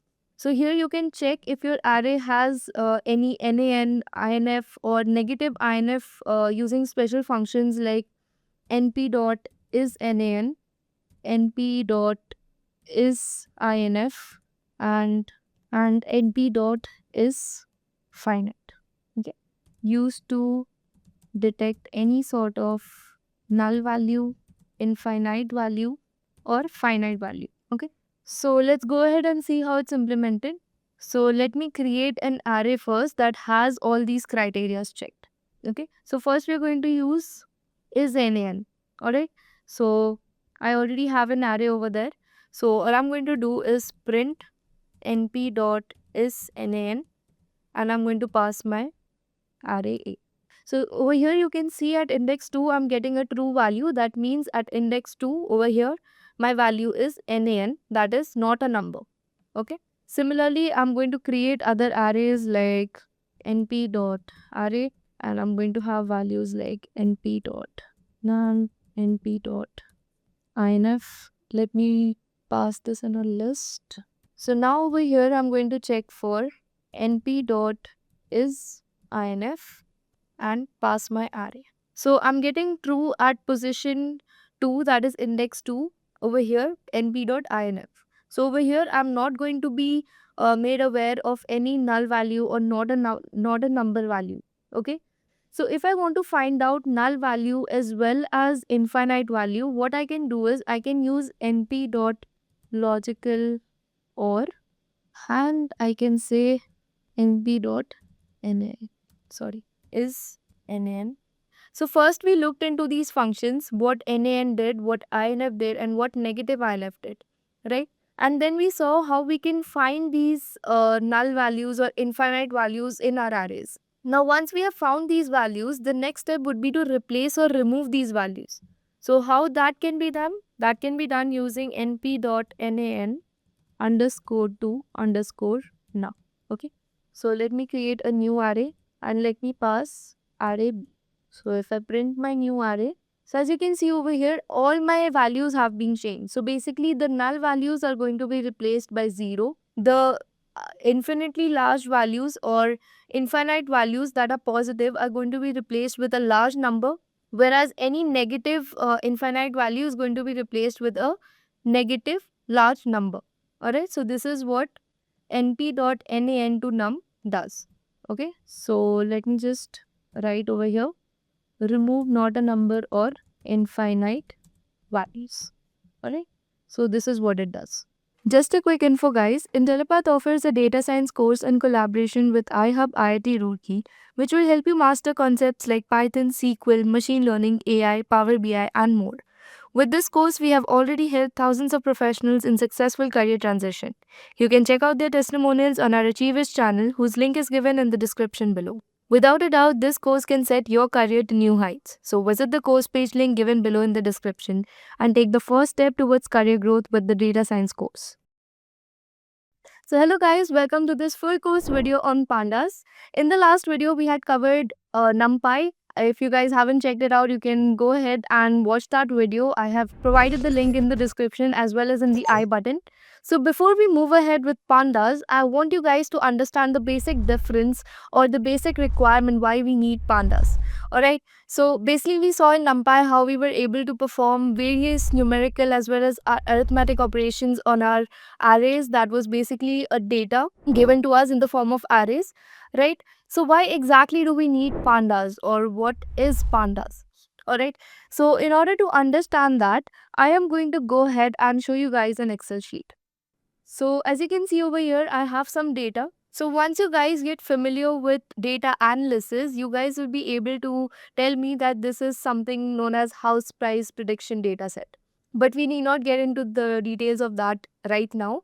So for now, all you have to understand is that there are different features or different columns representing the features of a house, right? So we have the square feet, that is the area of the house. We have the city, we have the state, we have the condition, we have the waterfront, which basically is telling us whether there is a waterfront. So basically 0 and 1 is how our data is being represented. Okay. So the number of floors, the price, all right. So we have all these features in our data. All right. Now, if I were to represent the same thing in a NumPy array, I would have my array something like this. Okay, so say I'm just representing two houses, and these two houses have two bedrooms, two bathrooms. Okay, and the other house has just one bedroom and one bathroom. Okay, this is what my NumPy array would look like. Okay, this is basically my house 1, my house 2, and this is my bedrooms, and this is my bathrooms. Okay, so do you guys agree with me or not? Would our NumPy array look something like this or not? Except we wouldn't have this information with us. We would just have an array that would look like this. So this is the major issue that comes in NumPy when we are dealing with data. Okay, so since we only have two columns over here, maybe we can try and remember that the first one is bedrooms, the second one is bathrooms. But in case we have 12 or say 50 columns, how are we going to remember what each and every column is representing? So this is where Pandas steps in. Pandas is nothing but a tabular format of data, just how we saw in Excel. It gives us a similar representation of data in our notebook. Alright, so before we go ahead and see the demonstration with Pandas, first we'll understand why Pandas. So here are some of the important features that Pandas provides us. So it gets very easy to import our data sets. It could be a CSV file, it could be an Excel sheet, okay? It could even be your SQL database. So you can import any sort of data set in your Pandas environment. I'll be using Google Colab in this video, but you can use Anaconda or even your VS Code. Alright. Then comes your data cleaning. So this is a very important step. Now, what exactly does data cleaning mean? So when we say data cleaning, we are talking about missing values and majorly the invalid values. Okay. So when we talk about missing values, okay, let me go back to my Excel sheet. Okay, so this is the data that I have, right? So say in case of this particular value over here, 10500, what if I had a blank cell over here? That would represent my missing value. Okay, so that is basically what missing value means. So if we have a particular data set and some of the values in our data set are missing, so whenever we're dealing with that kind of scenario, we will be dealing with those missing values. Okay, we will be seeing how we can do that with Pandas. And the other case is invalid values. So say I have an age column. Okay, now we know our age can normally range from 0 to 100. Taking the worst case scenario over here, we have 100 or say 120. Okay, it cannot go above that and it cannot go below 0. Alright, so this is basically a standard age range. But what if I have a value say 200 in my age column? Now, this is basically an invalid value, right? I cannot have an age that is 200 if it's for humans, especially. Okay. So, I would understand that there is some typing error or there is some mathematical error, and the common way of dealing with this invalid value would be dividing by 10, right? So, 20 is a valid age, but 200 is not. Okay. So, that is basically what invalid value means. Size mutability. So, we can easily add and delete columns or rows. Okay. Then we can reshape our data set, we can pivot our data set, we can efficiently manipulate and extract from our data set. And most important step is statistical analysis. Okay, so we can easily have all the statistical analysis of our data with just a few lines of code. Okay. Now moving on to the prerequisites to learn Pandas. So you need to know any programming language, preferably Python. But if you know any other programming language as well, it's not an issue. Okay, and the next one is maths. That is basically you need to know some stats or inferential statistics. You need to have a basic idea like what is standard deviation, what is variance, what is mean, median, mode. So basically you need to have a basic idea of all those terms. So moving on to pandas, we have two primary data structures in pandas. First is series, second is data frame. Okay, now what is data structure? Data structure is basically a collection of data types that provide the best way of organizing the items or the values in terms of memory usage. Okay, so series is going to be our one-dimensional data structure, whereas data frame is a two-dimensional data structure. Okay, now series basically represents only a single column from the entire data set, whereas a data frame is able to represent the entire data set. Okay, that's the basic difference. So let's go ahead. Okay, so series we already discussed is one dimensional. Why it's one dimensional? Because a series would look something like this. So say I have a price column, and these values would be represented by an index value by default. Okay, and remember our index is always and always going to start from 0. So this is our series. Okay, so over here you cannot say this is a two-dimensional or it has two columns. This is the index and this is our one and only column. Okay, so this is why series is a one-dimensional data structure, because it can accommodate only one column and you can extend it to as many rows as you want. Okay, so it is a one-dimensional labeled homogeneous array. Homogeneous array means it can accommodate only either integers or string values. Now, it's not that if I were to add, say, a string ABC, I would get an error. Rather, if I were to add a value like this, all of my integers would be converted to string. Okay, so this is why series is called a homogeneous array, because if I add a single string value into my series, all of my integers are going to be converted into string, and my data type of this series would be object. Okay, if I were to have only integers, my data type would be integers. Okay, so this is basically what it means. And very important property is it is size immutable. Now what this means is I cannot delete a particular row from here. I can only remove it, and when I perform the remove operation, basically I am going to be returned a new string. That is, my string originally is not going to get manipulated, rather I'm going to be returned a new string where my values would look something like this. Okay, so this is basically what size immutability means. And even if we try to append a new element, we would be again returning a new series rather than manipulating or rather than changing the original series itself. Okay, now moving on to data frames. It is a two-dimensional data frame because we can have multiple columns. So we can have a price column, we can have number of bedrooms, number of bathrooms, and so on. Okay, we can have unlimited, or you can say n number of columns and n number of rows. So basically it can be extended in this direction as well as this direction, whereas series was able to extend itself only in this direction. Okay, and this is going to be a size mutable tabular structure, and it can be heterogeneous type. Heterogeneous means we can have, say, integers in this column and a string, all the string values in this column. Okay, so we can have multiple data types supported in data frames, and it is size mutable, means you're easily able to add and delete the rows and columns.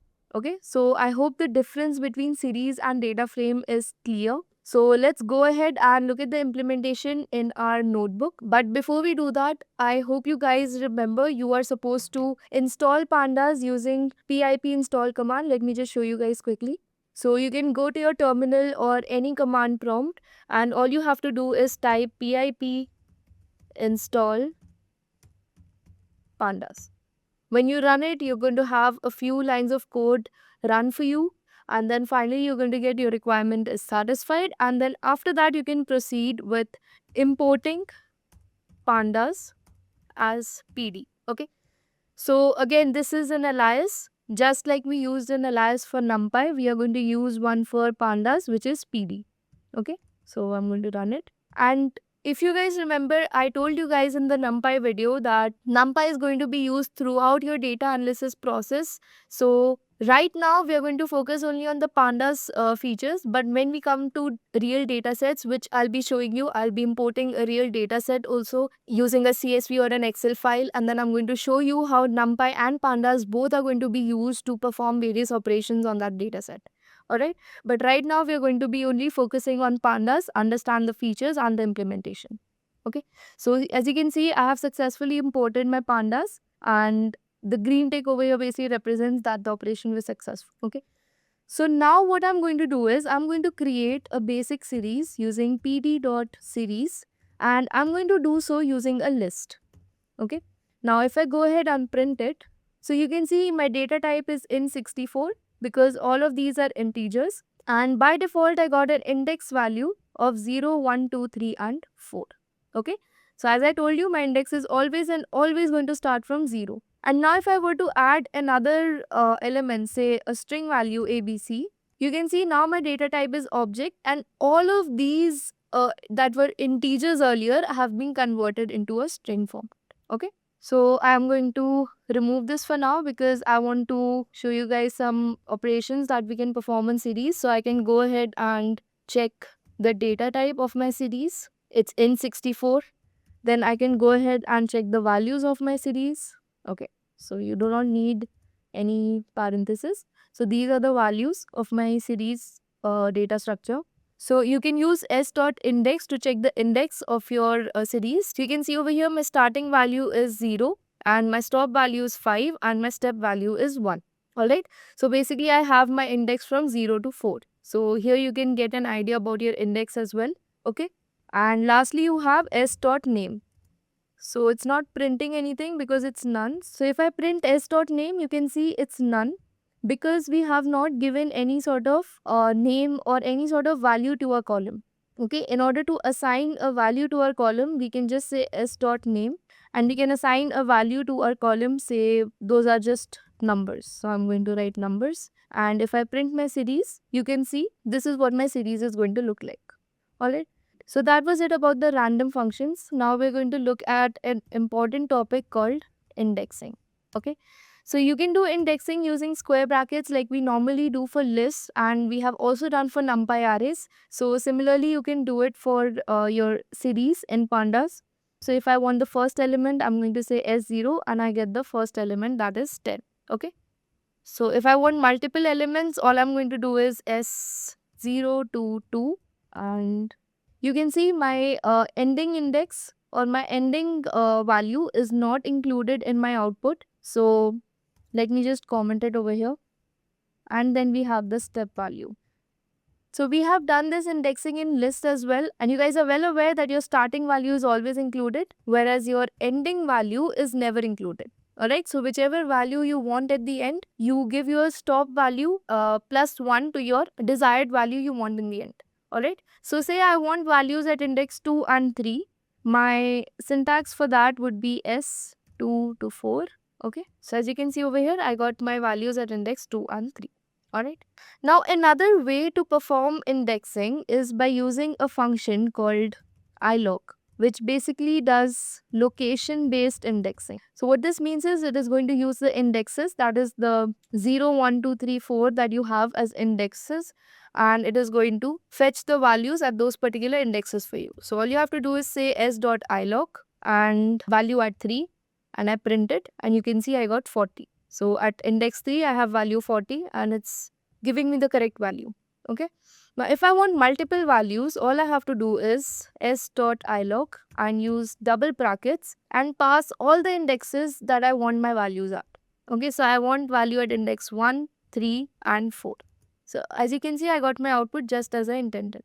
So this was all about location based indexing. Now another important feature in series is that you can change the index according to you. Okay. So instead of 0, 1, 2, 3, 4, these numbers actually represent the calories. Okay. These are the different calories. So you can see I have changed the column name to calories. And now I want these calories to represent the fruit. Okay. So I'm going to create a list of all the fruits that are present in my carries. So you can see I've created a random list of fruits and I've stored it in the variable index. Now what I'm going to do is I'm going to say s.index and I'm going to pass my index variable. And then I'm going to print my series. So you can see over here, I am basically trying to say my apple has 10 calories, banana has 20 calories, grapes has 30 calories, and so on. Okay. So this is how you can change your indexes according to the information you are trying to represent. Now do not comment that I have put wrong calories for the wrong fruits. This is just a random data that I have created just to show you guys how indexing works. Okay. So now if I try to access any value using my indexes, so if I want to find the calorie of grapes, I can just say S grapes, okay, in square brackets. Now can I use ilog function over here? Let's try it. Okay, so I get an error because this is not a location anymore, right? So when I had my numerical indexes, ilog was working absolutely fine. So I can still use ilog, but for my numerical indexes, right? The original indexes, that is, we have indexes in lists, we have indexes in NumPy, we similarly have indexes in series as well, okay? So we can do that by ilog, but again, how will we remember what is index 3, right? So that is why we have another function called log. This is label based indexing, okay? So using log, we can go ahead and say, and you can see I get my value, okay? Now another important thing you need to remember is, in label based indexing, your start as well as stop value both are included in the output, okay? Now this is a very important thing that you need to remember, because unlike normal indexing or the indexing that we do in list, numpys and all, whenever we are using a normal list, our stop value is never included. Alright, now say I want my calories of banana, grapes and orange, okay? So what I'm going to do over here, so you can see my banana, grapes and orange. So all three of them, that is my starting value as well as my ending value, both have been included. I hope label based indexing and location based indexing, that is your normal indexing, the difference between both of them is clear. Difference between log and ilog is clear.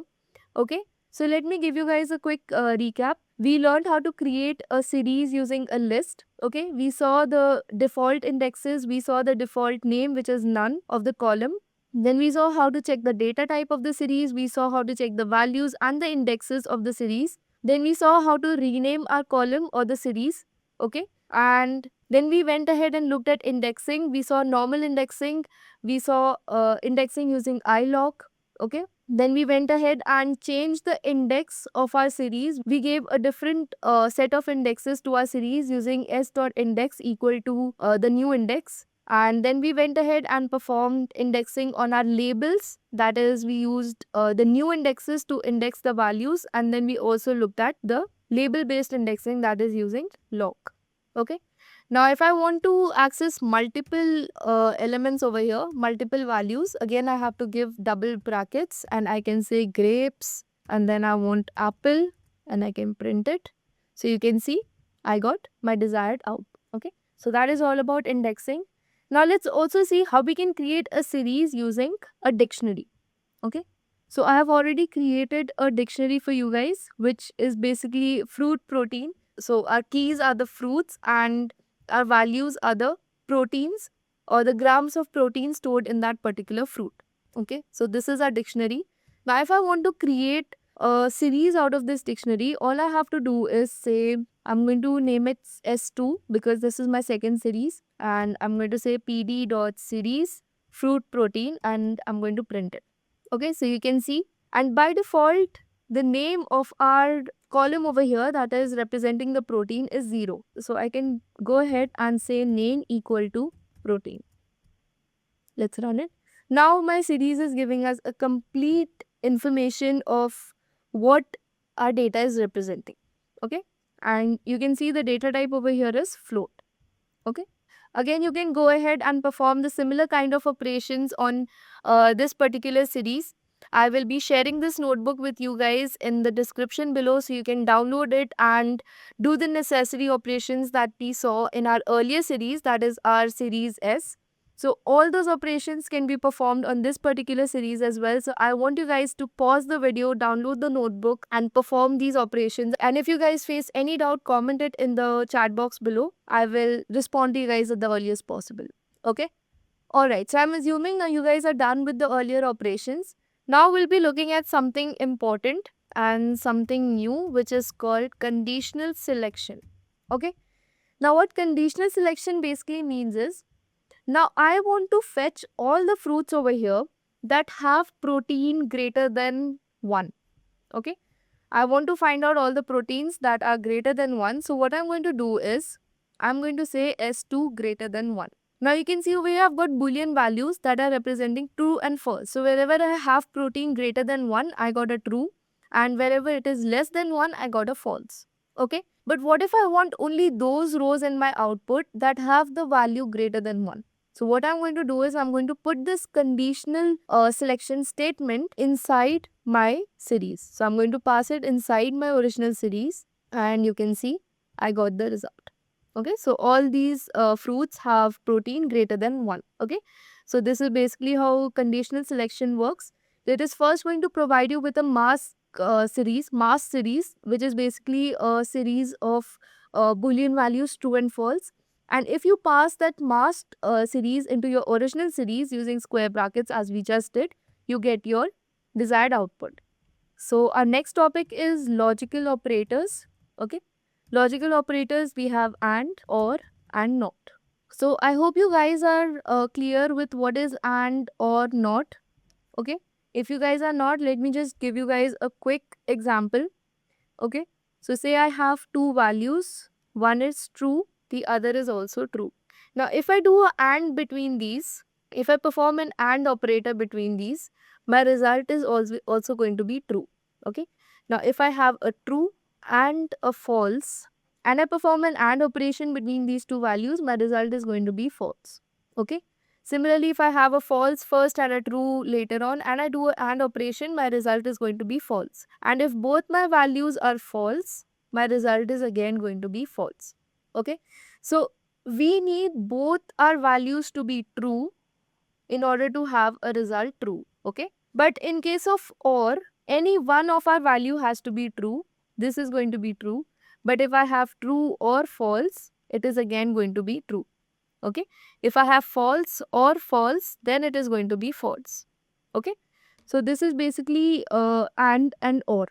Okay. Now let's see how it is used in a series. So say I want to give a range. Okay. I want to have all my fruits, or I want to see all those fruits which are greater than 0.5 but less than 2. Okay.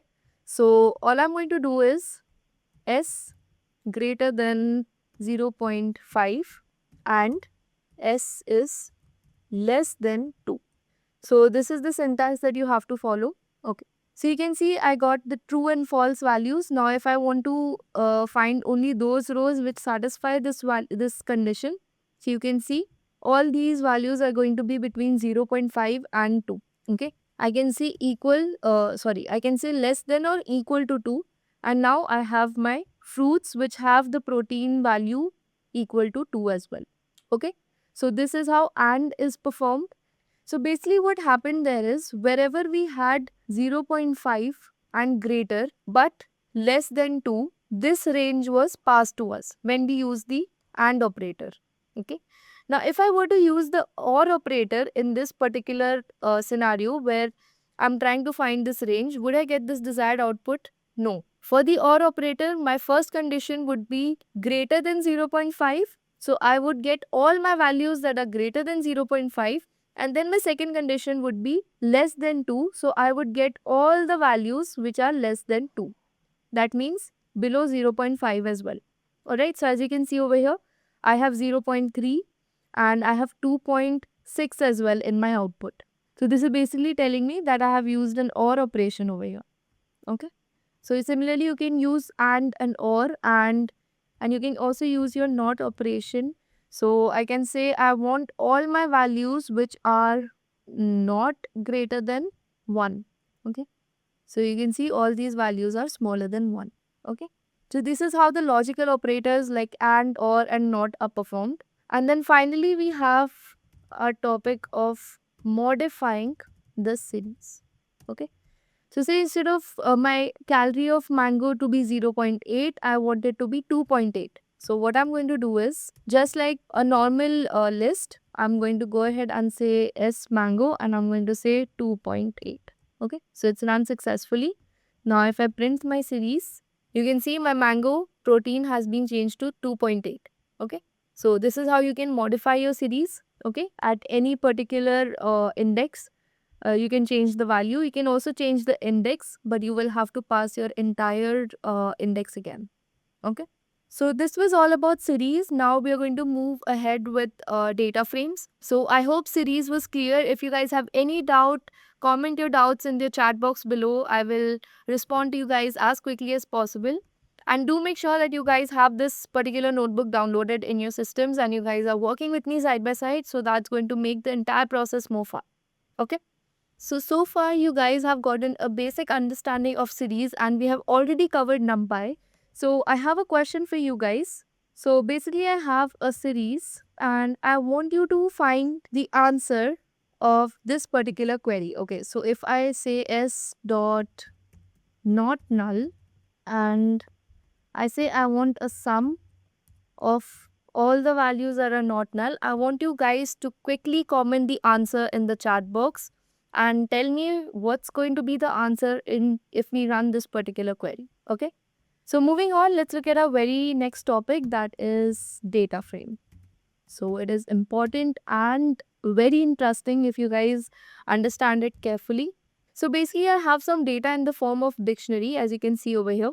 So I have some names, I have some ages, and I have some departments and salaries. Okay. And now I want to convert this particular. So if I print this data, it's going to look like this. Okay.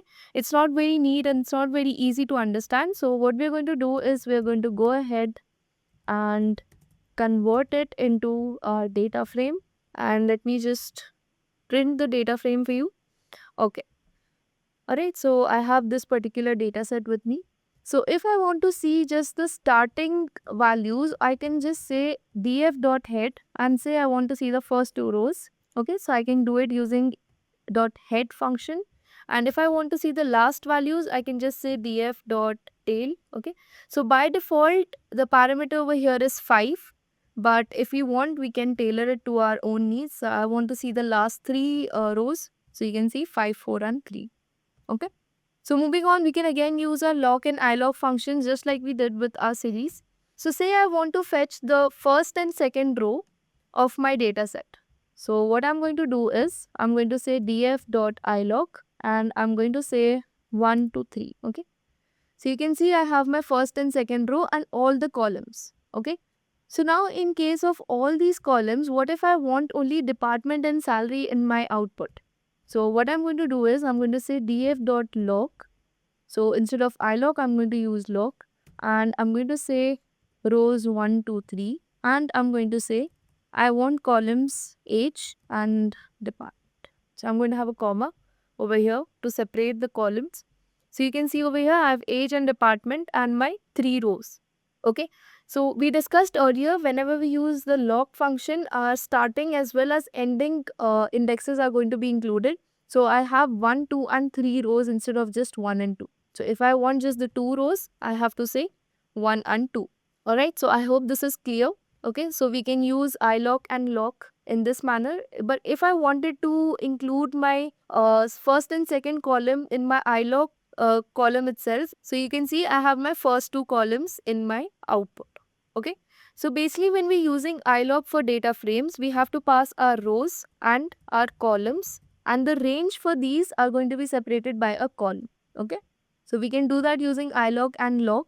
So we'll be using this a lot. Okay, direct indexing in a data frame gets a little complicated, so that's why we'll be only using ilog and log functions. Okay, so you can go ahead and play around a little with ilog and log and try to access different rows and different columns. So now we'll be moving to accessing only an individual column. Okay, now if I want to access just one particular column, all I can do is say df_age. So this is how I get only the age column. Okay, now if I want multiple columns, I have to add another bracket and I can simply separate my columns and say I want age and department. So you can see this is how I get my output. Okay, now what if I want to drop this age column? Okay, So you can see I have a null value also over here. Now I want to drop this age column because I feel it's not very relevant to my data set. So how I can drop it is, I will just say df dot drop and I will say age, okay, and I will pass axis equal to 1 because I want this entire column to be gone, okay. If I want a particular row to be gone, my axis would be 0, okay. So it is a particular row wise operation. But if I want a column gone, I want my axis to be 1.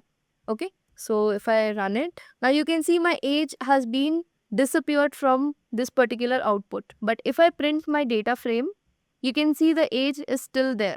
Okay. So until and unless we use the parameter in place equal to true, by default in place is equal to false. Okay. So in place is basically telling us to perform the operation in the original data frame. Okay. So if we want the changes to be displayed in our original data frame, we are going to use in place equal to true. Otherwise, by default, it is going to be false, and it is only going to return a new data frame, and our original data frame is going to remain unchanged. Okay. So as you can see, it has been unchanged. Now this is a missing value over here, this and this. So we'll be dealing with these missing values later on. But first, let's understand a few more functions. So we can go ahead and check the shape of our data set using df.shape. So this is telling us that we have 6 rows and 4 columns. Okay, 1, 2, 3 and 4.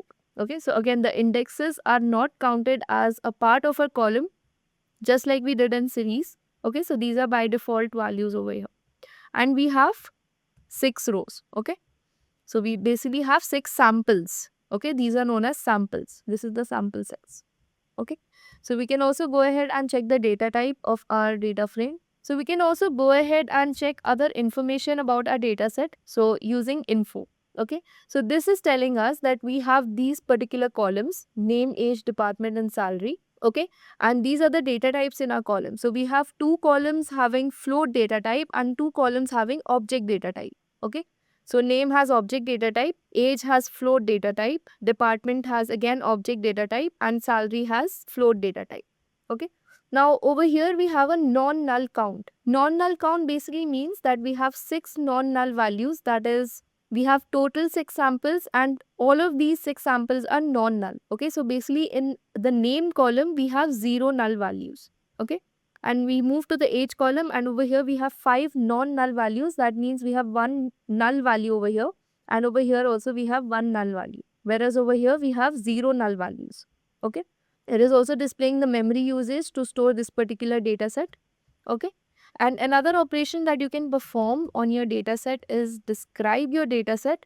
So over here you get statistical information on your data. So over here we only have 2 data sets that are of type float or integer. Okay, so we can perform these particular operations, that is the count, mean, standard deviation, minimum value, and these 25%, 50%, 75% are basically the outliers in our data set.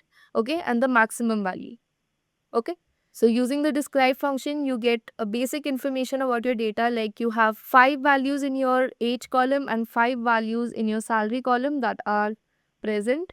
Then the mean value of your age column is 28, whereas mean value of your salary column is 58400. Standard deviation is this. The minimum value of age is 25 and minimum salary is 50,000. Then you have other information about your data set. Okay. So in NumPy, we saw an important concept called broadcasting. Okay, we also looked at the rules for broadcasting.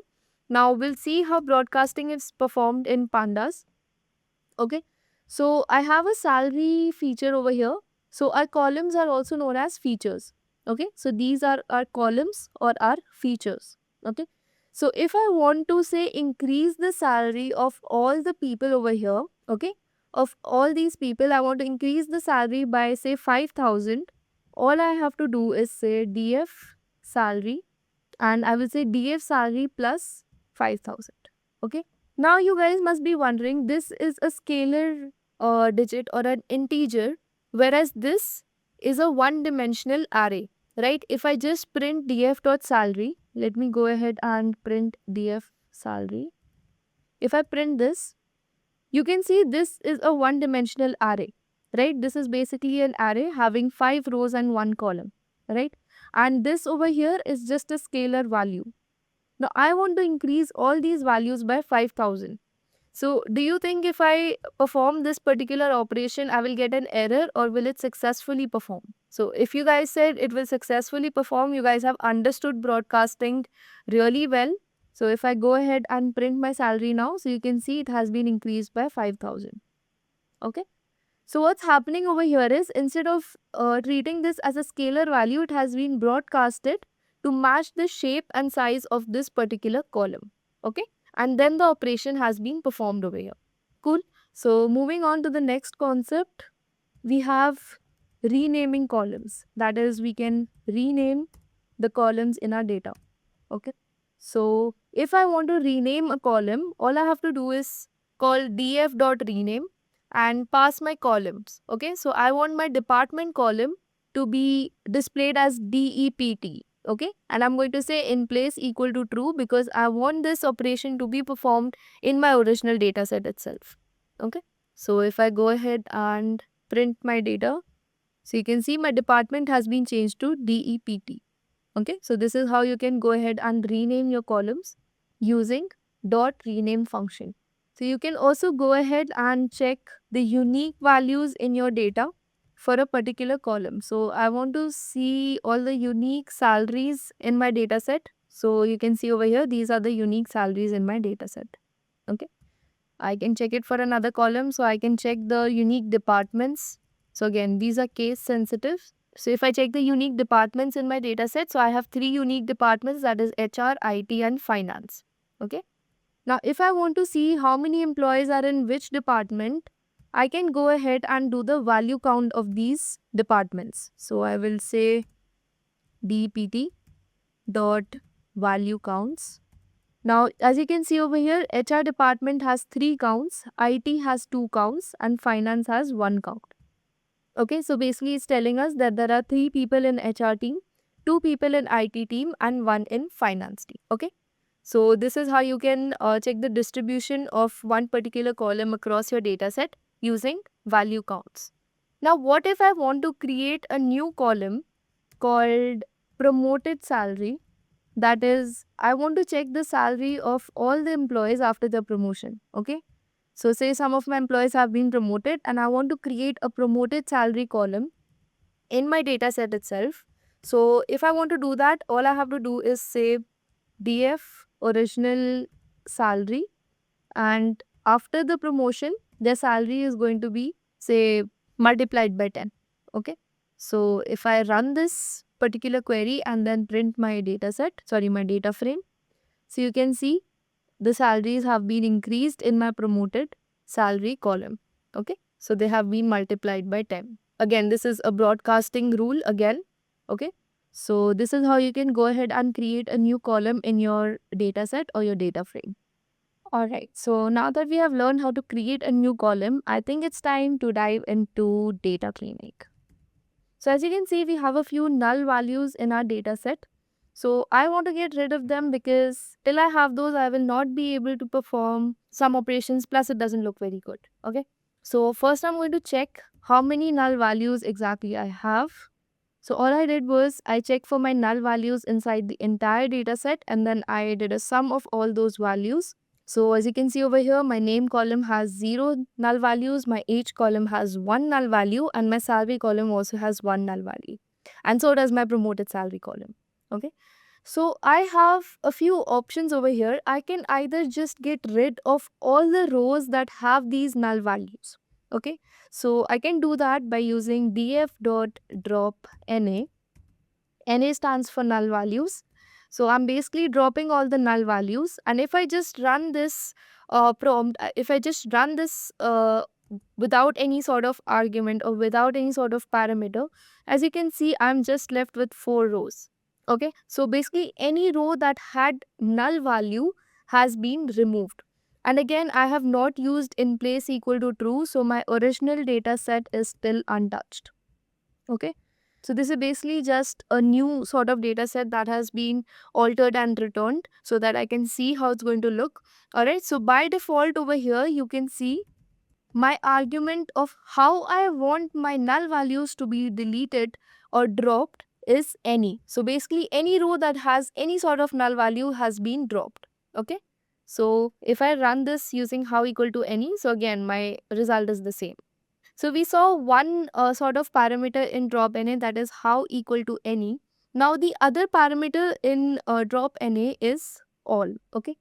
Now the other argument that drop NA takes is all. Now what this is representing over here is particular row. Okay. When we said how equal to any, we were just saying any row that had any null value. Okay. So whichever row had any null value was dropped. Now over here we are saying if all the values in a row are null, we are going to drop that row. Otherwise we are not going to touch it. Okay. So we do not have any row that has all the null values. We just have this row that has two null values, but again we have three non-null values as well in this particular row. So again none of my rows were altered and the data remains as it is. Okay. So this is one option when we are dealing with missing values. We can just get rid of those null values. Okay. The other way is to fill those missing values. Now how I can do that? So let me just find, okay, here is my null value, right? So I can either fill this null value with the most repeated value in this particular column. Okay, that is one option. Let me just write it down for you guys. Okay, so dealing with missing values is one of the most important aspects when it comes to a data set, because you will be dealing with a lot of unclean and messy data sets, and missing values is going to be one of them. Okay, so let me just write missing values. So one way of dealing with missing values is getting rid of them, which we just saw by using drop NA. Okay, and the next one is by filling them up. And for filling those missing values, we use the function fill NA. Okay, so this is the second method. Let us see how it works. Okay, so all I have to do is say df.fill_NA. Okay, and let me just run it. So I must specify a fill value or a method. Now I want to fill all the null values with say 0. So you can see this is what my data set is going to look like finally. Okay, but this is again a very noob method to perform on a data set, because I do not want my age to be 0 or my salary to be 0 just because it's missing, right? So instead what I can do is, for my age column, I am going to fill all my missing values with the mean. Okay, and I'm going to say, okay, let's not keep it in place equal to true, because I do not want to modify my original data. But if you guys want to, you guys are free to do it. Okay, so I'm just going to replace all my missing values in the age column with the mean of the age. Okay, so initially my third row had a missing value and now it has been replaced with the mean. Alright. Similarly, for the salary column, what I'm going to do is, if I replace it with the mean, it's not going to be very technically or mathematically correct. So instead, what I can do is, I can replace it with the median, right? I can go ahead and replace my salary in my DF column, and I'm going to say I want it to be filled with the median of my salary. So you can see over here, my fourth row was missing in my salary column, and now it has been filled with the median value. Okay, so this is another way that you can fill your missing value. Okay, now this is something that we can do mathematically, right? But what if I want to just randomly fill my value? So this was the missing value, right? So there is another method in fill NA. Instead of providing a default value, what we can do is something known as forward fill. So basically when we use fill NA, we have two methods, forward fill and backward fill. So in forward fill, what happens is we move from top to bottom, okay, and say this was our missing value. So when we use forward fill, 35 is going to be replaced in our missing value. Okay, and similarly when we do backward fill, 29 is going to be replaced for our missing value. Okay, so this is basically what forward fill and backward fill means. So let us quickly go and perform forward fill first. Dot fill NA. And in our method, we're just going to pass forward fill. Let's run it. So you can see 35 has been replaced in our missing value column. Okay, so it has been done using forward fill. Similarly, I can perform a backward fill. So you can see 29 has been replaced in my missing column. Okay. Now using these methods, backward fill and forward fill, can be a little tricky, and they can also give you errors in cases where your first or last value is null.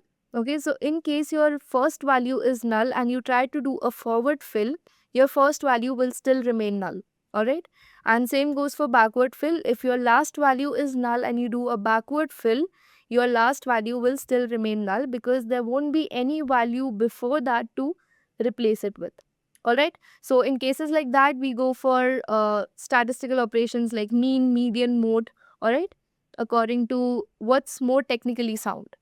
Okay, so these are some of the methods to deal with your missing values. Okay, so now we saw how we can deal with missing values.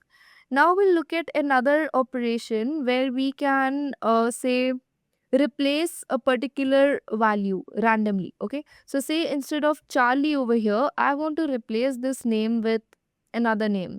So now, just because we did not use in place equal to true throughout our queries when we were dealing with our missing data, does not mean we have not already dealt with them. We have already dealt with our missing data, and currently we shouldn't have any sort of missing values in our data set. Okay, so moving on, I want to just randomly replace this particular name, say with Rose. Okay, so I want instead of Charlie, I want Rose in my name column. I just have to say df dot replace, okay, df in the name column. Okay, I have to specify the name.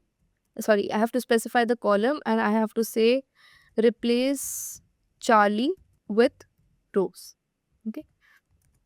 So as you can see, my operation has been performed successfully. Okay. And again, if I wanted this change to be reflected in my original data set, I would have to say df name, and I would basically be storing the change in my original data set. And now I can go ahead and run it. So as you can see, I have changed the name from Charlie to Rose in my original data set as well. Okay. So this is how you can make your changes permanent. Okay. Alright, so let's look at the next concept when we're cleaning our data, that is dealing with duplicate data. Okay, so we already saw how we deal with missing values. Now we will see how we deal with duplicate values. Okay, so as you can see in this particular data set that we have over here, we have the entry Alice twice. Okay, and as you can see, the age, department salary, and the promoted salary, they match for both these records. Correct? So how do we deal with duplicate values? So we already have an inbuilt duplicated function. So in order to check for all the duplicate values, all you have to do is say df.duplicated and pass it in the data frame variable. And when you run it, and your output will be your second repeated record in your data set. Right? So we are not going to consider this as duplicate. Rather, we're going to consider this as duplicate. So let's see how duplicated works. Okay, so say I have a record over here of different countries. Okay, so I have Italy, France, Greece, and then Italy again. Okay, so if I go for duplicated method, what happens is we work our way from the top itself to the bottom. Okay, so first I'm going to check for Italy. So Italy is not present. No problem. I'm going to simply add it to my list, or uh, a list where basically I'm keeping a track whether an element is duplicate or not. Right? Then comes France. So it's not there. No problem. I add it to my list. Then we come across Greece. No problem. I add it to my list. Then I come across Italy, which is already present in my list. So therefore, this element is going to be marked as duplicate. Alright. So this is basically how the duplicated method works by default. Alright. So basically we can pass a parameter called keep, and we are going to say keep first. Okay, so let's see what happens now. So you can see our first element is not going to be marked as duplicate. So this is basically by default the parameter that duplicated takes. Okay, if I say last instead of first, you can see my first element is marked as duplicate. Okay, so when we say keep last, basically we are going to work our way from bottom to up. Okay, so that's why this element is going to be marked as duplicate. All right, so I hope this is clear. So if we want to drop this duplicate value, all I have to do is, okay, so I'm not going to pass anything because I would prefer my second record to be deleted. So I'm just going to run it. So if I print my data set, you can see my duplicated record, that was the second record, has been removed or deleted from my data set. All right. Okay. So I hope the data cleaning process is clear. We have learned how to deal with missing values as well as duplicate values. Okay. All right. So let's see how we can deal with invalid values. Okay. So since I want to make the changes in my promoted salary column, I have simply written DF and promoted salary in the brackets. And now in order to do these changes in the column of a particular data set, I will be introducing you guys to a very important topic or an important function called lambda. So you guys must have studied this in Python as well, right? So all we have to do is promoted salary, and I will say apply lambda x, and I'm going to say divide that x. X is nothing but the records of my column promoted salary. So this is my input variable x and this is my output variable x divided by 10. But I have a condition, if x is greater than 6,50,000, right? Else, if it is not greater than 6,50,000, I'm simply going to return x. Alright. So let me run it. Okay, so it has run successfully. I'm getting some sort of documentation, but I'm going to ignore it for now. Okay. So as you can see, the two records that I had that were greater than 6,50,000 have been divided by 10. Alright. So this is how you can deal with your invalid values using the lambda and apply function. Alright. So this is the syntax for that. So moving on, we'll also look at some string functions. So in this particular sample data set that I have taken, we do not have any sort of explicit need to do these string functions. Okay, so maximum times whenever you have a string input, okay, so say the names. Over here, I just have the first name, but in case I had a name like Alice underscore, say, Fernandez, okay.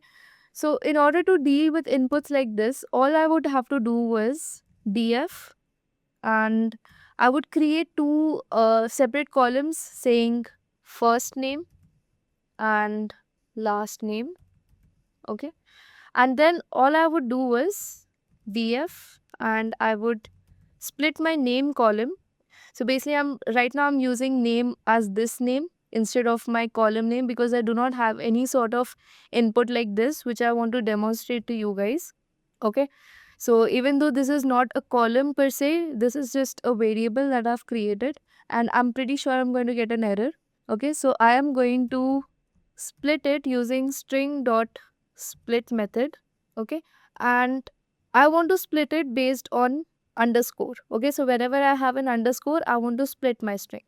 Okay, so in case instead of underscore all I had was a space, I could use an empty string over here. Okay, but since I have an underscore between my first string and my second string, I'm going to split it based on my underscore. Okay, and let me see if I run it, what's going to happen. Okay, so I do not have any column name, but again, this is how you would split your data set. So obviously this code is not going to run for me because I do not have any column called name, and wherever I have name, I do not have any sort of connectors between two strings. These are just single names. Alright, so I will not be able to split these particular strings over here that I have. So this is just a demo for you guys that in case you have a column like this is how you're supposed to deal with it using string.split method. Alright. So now that we are clear with data cleaning, I want to show you guys a few more examples of apply and lambda. Okay, so because there will be instances where these methods are going to be very useful because they let you change the single entries of a column or a row, right, based on particular conditions. All right, so let me create another scenario where I want to multiply the age. Okay, I want to multiply all the ages by 2. Okay, so all I'm going to do is age, and then I'm going to call my age function age column over here, and then I'm going to say I want to apply. Now instead of passing lambda, what I can do is I can go ahead and create a function where I am multiplying my age. Okay, I'm going to have my input as x, and then I'm going to simply return x into 2. Okay, so instead of calling lambda over here, what I can do is I can say multiplying age and pass x. Okay, so it will not take any input. I'm sorry about that. So let me run it. Okay, so now if I print my data frame, you can see my values of age have been multiplied by 2. Okay, so let me bring back my ages to the original value. Now this time I will use lambda instead of creating a function by default. Okay, and I'm going to say apply, and I'm going to pass lambda, and I will say x, and I will say x divide by 2. Okay, now there are no conditions, there are no if-else conditions. I want all of these entries in the age column to be divided by 2, so I'm not going to pass any if-else like we did previously, right? So I'm going to run it, and if I print my data frame, my ages are back to the original values. Okay, so this is how lambda and apply functions are used, and you will be using them quite a lot. Okay, so moving on, I want to tell you guys about another very important concept, that is joins and merges. Okay, now in order to understand joins, let us go through a quick overview of what are joins. Okay, so consider this scenario where I have two data sets, A and B. Okay, now when you're dealing with large data sets, it's not necessarily that you're going to have all the columns in one particular data set.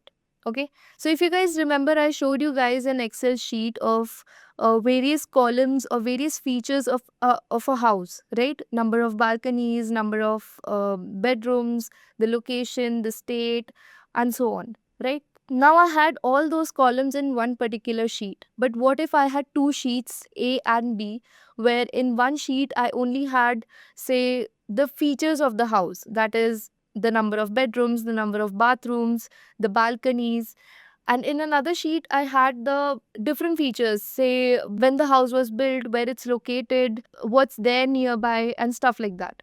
Okay, so I had two separate sheets. Now I want to combine these sheets. All right, so there are different methods.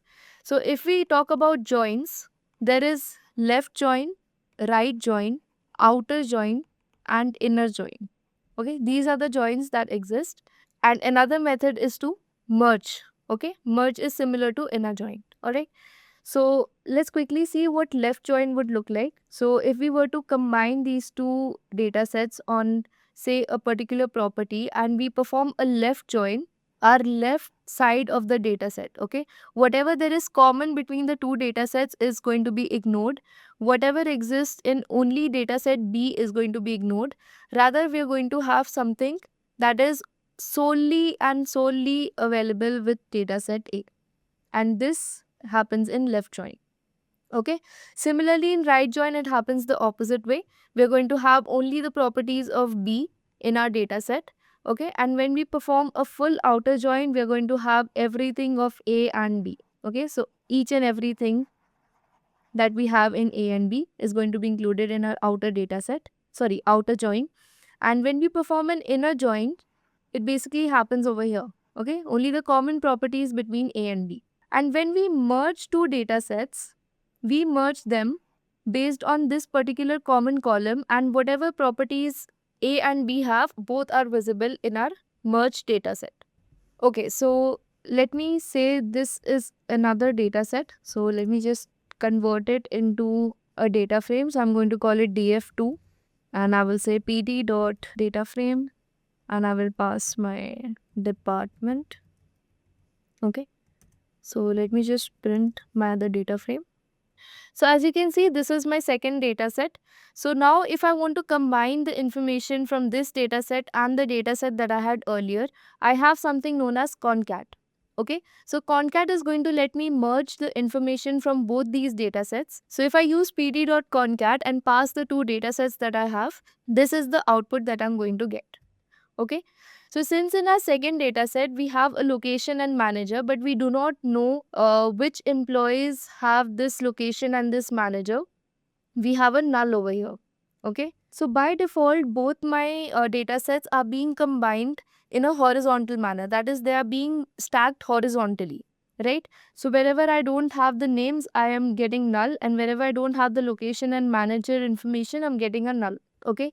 But if I were to do the same operation column wise, that is, if I were to combine these two data sets in this particular direction, I would have to say pd.concat, pass my two data sets df and df2, and I would say I want it to be joined on axis 1.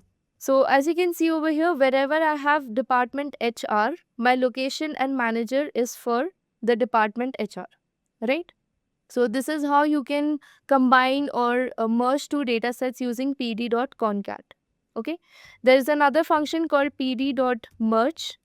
Okay. So you can pass your data sets df, df2, and I want it to be merged on my column department because that is the common column.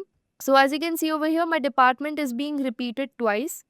But if I do not want that to happen, I can use merge, and as you can see over here, my department column appears only once and my data is managed accordingly. So wherever I have HR department, I'm going to have my location as New York and manager is going to be Laura. Okay. It is, you can see it over here as well, New York and Laura. Alright, so this is also how you can merge or combine your two data sets into one. Okay. So these were basically all the operations that were there to know on data sets. The basic operations, obviously, as you go down the line, you deal with bigger data sets, your operations get more complex, but this is the standard basic base that you require to get started with Pandas. Alright, so now we're going to look at how we can import a complete data set file, that is an Excel or a CSV file, in our notebook. So since I'm using a Google Colab notebook, I cannot directly pass the entire path of my file or my CSV or Excel sheet. If you're using Anaconda or VS Code, you can do that. So if you're using those platforms, all you have to do is right click on your data set and click on copy as path and create a variable and just say pd.read underscore CSV because this is a CSV file, and all you have to do is pass the path inside the parenthesis as an argument. Alright, but since this is a virtual environment and it is not going to be able to access my local environment, what I have to do is I have to upload my data on Google Colab. Okay, so I'm simply going to select it. So as you can see, it's uploaded over here. Okay, so now all I have to do is, in quotes, I have to say data.csv. So you can see it's run successfully, and now I can do data.head. That is, I'm trying to get the first 5 rows of my data set. So you can see this is the date, price, bedrooms, bathrooms. So I can easily access all the columns and I can go ahead and perform the basic operations, like I can check the shape of my data set using data.shape. So I have 4,600 rows and 18 columns. All right.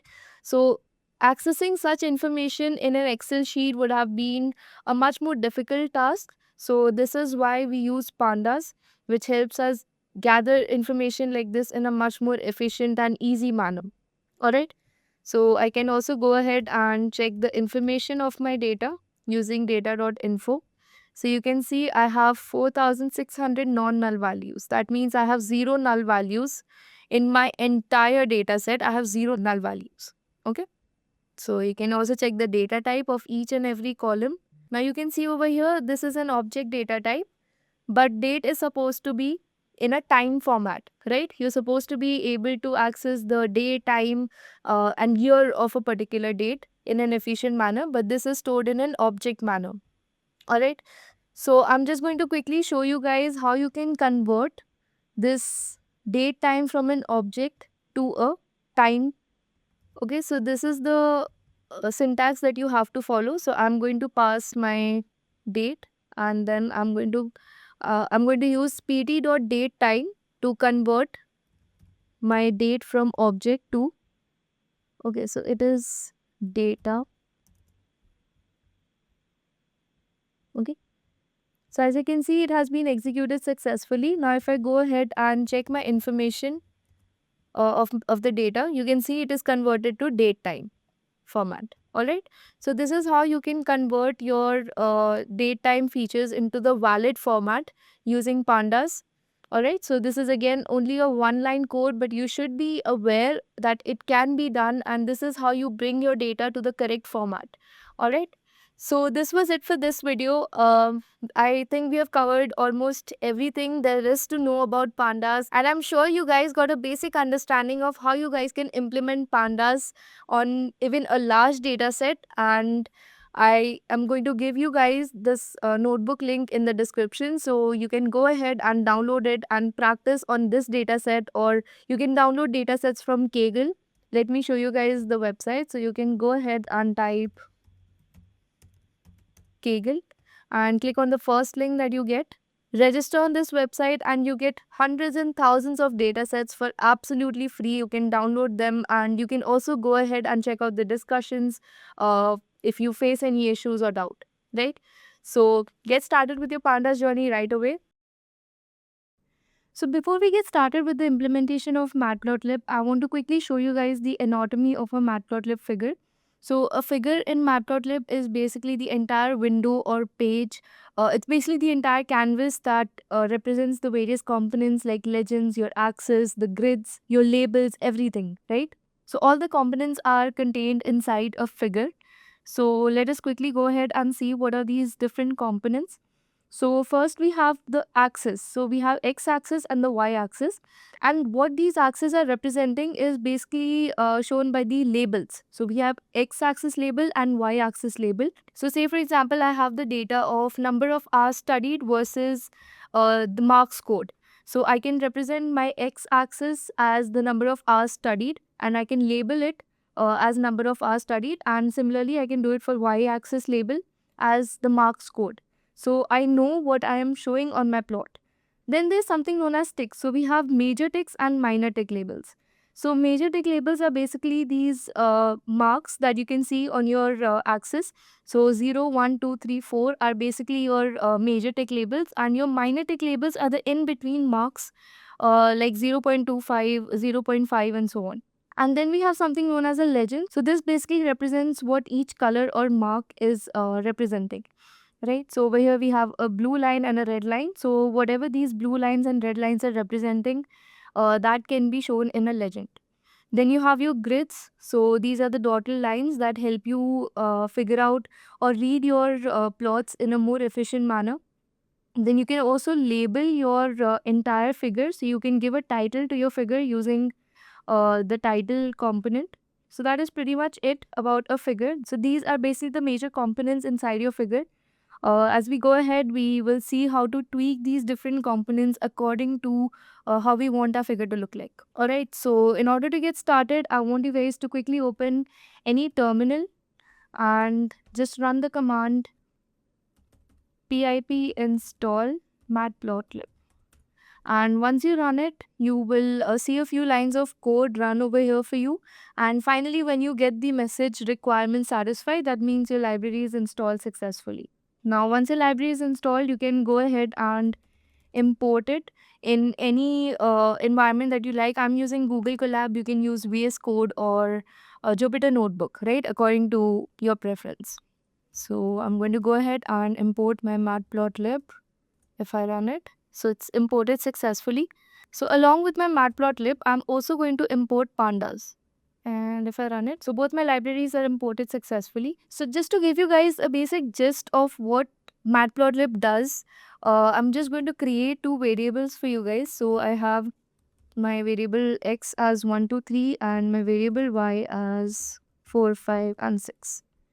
Okay, so these are my x and y variables. Now, in order to plot these variables using Matplotlib, all I have to do is say plt.plot, pass my variables x, y and just say plt.show.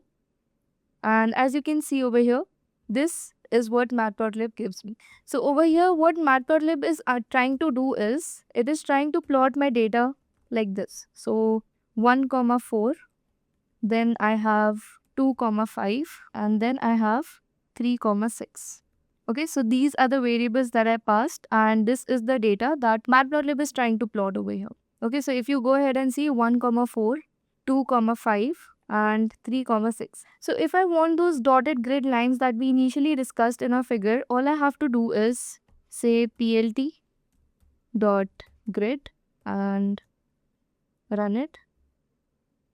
So now you can see I have my grid lines. Now it gets much easier to read my data in a more efficient manner. Now I can easily spot that this particular dot represents 2, 5 and this particular spot represents 1.75, 4.75. So now you're easily able to figure out what each of these points on this particular line represent.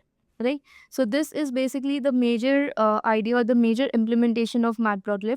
Now using this functionality of Matplotlib, we are going to try and plot different kind of plots for different data sets. So as we discussed earlier, Matplotlib has two types of plotting. So one is using the PyPlot API and one is using object-oriented API. So first we're going to cover the PyPlot API. So let me just write it down that we are only going to discuss PyPlot API right now. In the end of the video, I'm going to discuss how you can use object-oriented API as well. Okay. So in order to understand which particular plot is to be used for what kind of data, let me quickly introduce you guys to univariate analysis. So a univariate variable basically focuses on one variable at a time. It could be a height, weight, or a category like yes or no. Alright, so first we're going to cover the numerical column. So in order to understand, let me just create a data where I have a column, salary, and it looks something like this. Okay, so this is my salary column and this is just a dictionary and I have to convert it into a data frame. So I'm going to call my data set df and I'm going to say pd dot data frame and I'm simply going to pass my data. Now if I try and print the first 5 records of my data set, this is what it's going to look like. Okay, so this is my salary column and these are my records. Let me also go ahead and check the total number of records in my data. So all I have to do is say df.shape and if I run it, so I have 20 records and I have only one column. So over here I have 20, 1. Alright. So now in order to visualize this particular column in my data frame, the first plot that I have is a line plot that we have already seen, but now we're going to see it in much more detail.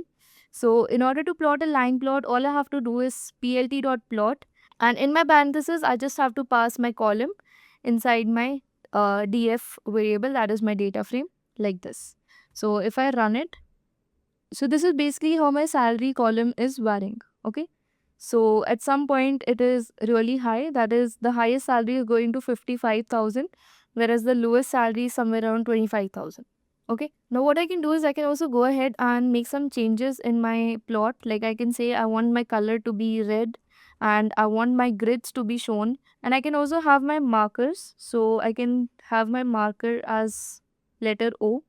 Now what this marker is going to do is wherever I have a data point, it is going to be marked. So for example, over here, basically wherever I have a data point, it's going to be marked with the letter O. I can also go ahead and change the line width. Let me just run it. So as you can see, my color has been changed to red. I have grids in my plot and my marker is being represented with a dot over here, as you can see. Now instead of a straight line, I can change my line style to a dashed line like this. So now you can see my line is a dashed line, or I can also change it to a dot using the colon. So now you can see my line has been dotted. I can also go ahead and change the width of my line using the line width parameter, and I can say I want it to be 2. Okay, so as you can see, the width has been increased. So if in case I want my marker to be represented with a star, all I have to do is pass this particular symbol and you can see the marker style has been changed. Okay, so you can go ahead and play around a little with the parameters that are available in Matplotlib. Again, Seaborn offers a bit more functionality compared to Matplotlib, but this is great when you want to deal with your plots at a lower level. Okay. Then the next way we can visualize our column is through a histogram. So in order to plot your histogram, all you have to do is say plt.hist and pass your column in the parenthesis. And for now, I'm going to exclude the bins parameter and just show you guys how the salary column is going to look like in a histogram. Alright, so histogram basically tells us the frequency of our data distribution. So what this graph is basically telling us is that there are around 3 people that have the salary in the range 25,000 to 30,000. Then 2 people have the salary in the range 30,000 to 35,000. And there are 3 people again in 35 to 40 range. Okay, so this is basically how our data is being distributed. Now, in order to make it more clear, I can go ahead and pass bins, and I'm going to, no, I don't want grids for this particular graph, and I'm going to say my color is going to be green. So now I have divided my plot in 5 bins. So now it's more clear and more readable. Okay, so I have 6 people earning 25,000, then 5 people earning 30,000, then 3 people earning 35,000, and so on. Okay, so this is how you can read your data through a histogram. Then the next plot that we have is a box plot. So in order to plot a box plot, all you have to do is say plt.boxplot and pass your column over here and simply say plt.show, and this is what your box plot is going to look like. Okay, so whoever is not clear with what a box plot is exactly, let us quickly understand it with the help of this image. So a box plot has 2 endpoints. One represents the minimum value and one represents the maximum value. Then there's a line that is connecting the minimum value to the lower quartile, and it's called the whisker. Now your lower quartile is known as Q1, which basically represents 25 percentile. So basically 25% of the data is below this particular point. Okay, then you have your mean value and your median. Median is also known as Q2 and it's the 50th percentile. This represents 50% of the data is below this particular point. Then you have Q3, which is 75 percentile. So 75% of the data is below this particular point, and then you have your maximum value. Okay, so Q1 to Q3 is known as your interquartile range. And then you have something known as outliers. Now, outliers are basically the extreme values that are either lower than the minimum value or greater than the maximum value. Okay, so these are basically the extreme values and they are plotted outside the box plot. So, box plot makes it very easier to identify whether there are any outliers in your data or not. Okay, so as we can see in this particular plot over here, there are no outliers currently. But if I were to add a salary, so at index 20, I'm basically adding a salary 0. Okay. Now, if I run it, now I go ahead and plot a box plot. You can see over here, I got an outlier value which is at 0. So this is the value I just inserted, as you can see over here, through df.loc. So we have already covered LOC and ilog in my previous video of Pandas full course. If you guys have not watched it or you guys do not understand how I have added a new record in my dataset, I suggest you guys to quickly go ahead and watch that video before you continue with this video, because we will be using Pandas somewhere or the other throughout this video. Alright, so as you can see, I've got my outlier value over here, which is really far away from my entire box plot. So it's suggesting that whatever range my other salaries are in, this particular salary does not match that range. Okay, so I can simply go ahead and remove this value from my dataset in order to avoid any bias in my entire calculation when I'm going ahead with prediction models and all. Okay, so I'm just going to go ahead and remove this value. Okay, so I'm back to my original data set. Now this was all about when you have a single numerical column. Alright, so salary was something that contained all numerical values. But what if I had a column that had all categorical values? So now we're going to deal with a univariate categorical column. Okay, so in order to deal with a categorical column, let me just quickly go ahead and add another column to my data set called department. So now let me go ahead and check my data frame, what it looks like. So as you can see over here, I have a salary column and a department column, and my department column is a categorical column. I can also go ahead and check that using the info parameter. So you can see this is of type integer and this is of type object. So basically all of the data that I have in my department column is of type string. Alright, now if I want to visualize this particular column, I cannot use a line chart or a histogram or even a box plot, because those are used for a numerical column. So in order to visualize this column, I'm going to use something known as a pie chart. Now, in order to plot a pie chart, what I have to do is I have to create a count variable where I am simply going to count the number of unique values in my department. So this is what it's going to look like. So I have 8 HR departments, 6 IT and 6 finance departments. Okay. Now I can go ahead and plot this data in my pie chart using plt.py. Simply pass my count variable, and if I print plt.show, this is what it looks like. Now over here, I do not know what these different colors are representing. So in order to have that on my pie chart, all I have to do is say labels equal to count dot index, and if I print it now, you can see the green color represents my finance, blue represents HR, and orange represents IT. But again, another issue is I do not know the values of these sectors. So in order to get my values printed in my pie chart, all I have to do is say auto PCT and pass 1.1%, 1.1 F. So you can see I have 40% HR, 30% IT and 30% finance. Okay. So the format I've given over here basically represents that I want one decimal. If I were to pass 1.0, I would get only my integer parts over here. If I were to say 1.2, you can see I got 2 decimal values in each of my sectors. Okay. And another important parameter in pie chart is explode. So the explode feature basically helps us decide if we want to separate any particular section in our pie chart. So let me just show you guys. So I can simply say 0, 0.1 and 0. If I do that, so you can see IT, which is my second sector over here, has been separated from my entire pie chart by 0.1 distance. Okay, I can do that for 2 sectors at a time also. I can say I want this to be separated by 0.2, the last sector finance. So this is what my pie chart looks like now. Okay, now if you feel that your pie chart is not a complete circle, it's not a proper circle, you can quickly go ahead and say axis and pass equal in the parenthesis, and that will make your pie chart in a complete circle. Okay, so this was one way of visualizing a categorical column. The other one is known as count plot.